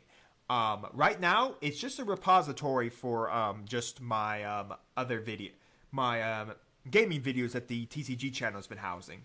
So I'm finally pulling those over. I hope to get all the gaming stuff off of Twitch finally and get it into YouTube. And I plan in 2025 to start recording Kirby for that. My first true game series I'm going to do is Kirby. So yeah, throw another channel on my playlist. Now, I don't have really much of an idea of when exactly I'll release like a video schedule for that channel. Like this channel, I release at least shorts. I at least try to get shorts out Monday through Friday. Most of them are from battle reports. I think most of almost my shorts have come from battle reports now. Unless there's not a battle report coming out, there's not really a need for me to record my own shorts. Maybe come October, I'll have to start recording my own shorts because I don't see the next battle report coming out to maybe possibly mid-October. I don't know. My hope is that we can get it out pretty earlier than that. Or at least I can get it out. Again, I'm the sole editor of the channel, so yeah. I hope you've enjoyed the editing of everything on the channel. I hope you've been enjoying the battle reports, the shorts, the painting videos. Like I said, not every video is going to be a smash hit. I understand that. I understand that every painting video is not going to be great. Every battle report isn't going to be great or anything like that. But again, my hope would be one day that Warhammer 40k can actually come to this channel and be played by Paul and me, and really we can actually feel like I have really hit the pinnacle of the hobby when I can finally say I played Warhammer 40k. I played it. I have played it. I played it at 500 points and 1,000 points. It was a lot of fun. Again, but we were just me and my opponents were just having fun. We weren't really playing competitive. We were playing at 500 and 1,000 points. It's hardly competitive. Nonetheless, it's been nice, breaking 1,000 subscribers. I would like the next milestone to be to get this channel monetized, get some more. Use this and the TCG channel to have a small income come off of it so I can use it to, fund maybe painters to paint models, or heck, even start funding painters just to paint terrain. Like, literally just to get people to paint terrain. Here's a STL file. Can you print it for me? Can you paint it so I can use it? Like, that's what I would like. I do have some people that I have, that some of the two printers I have worked with, do paint as well. So I should look into them and maybe just start, every so often having them print STL files for like, for resin-based terrain and just having them paint it. Like, get terrain and stuff going, and because I really feel like that's my one problem. My terrain right now, it feels like, if you don't know, is all paper terrain from like Combat Storm. There's nothing wrong with that terrain. My goodness, print as much paper terrain as you want. I mean, it's completely free. Buy Combat Storm. By the way, if you're a big fan of Combat Storm or Heroes, and you yourself want to get into Combat Storm, or you're a big fan of our house rules or our custom mission that we just released, affiliate link is in the description of every single video. Not this live stream, but every single video there's an affiliate link. If you guys want to support the channel and want to get a really good game, Combat Storm is a great tabletop war game. It's a great large-scale battle war game, like what 40K is. But you could just grab Army Men for like dollars or like $10, or even something off Amazon, eBay. I could buy lots of Army Men probably for $10 on eBay and get a whole bunch of Army Men. And then just have some fun. It's a great war game. It gets you into line of sight. It teaches you cover. It teaches you a lot of little things that then can be built on when you go play 40K, or you play like Age of Sigmar, or you play other war games. Like line of sight does not change from war game to war game. It's literally bend down. Who can you see? Okay, you can shoot. So yeah. My hope would be by 2025 we're playing bolt action. I don't know about 40K. That probably won't come until 2030, if I'm being honest. But I would really like to get bolt action. I really like to get Austin Panzer. There's just so many war games I just want to get on the channel. Like Marvel Crisis Protocol, I want to get on the channel. I want to get these games on the channel. And maybe I have to start looking into getting other, like, randos and seeing if they're okay with recording. And I would be the only audio you would hear and all that. Yeah, it's like, it's kind of what I would hope for, you know? That's what I kind of hope for.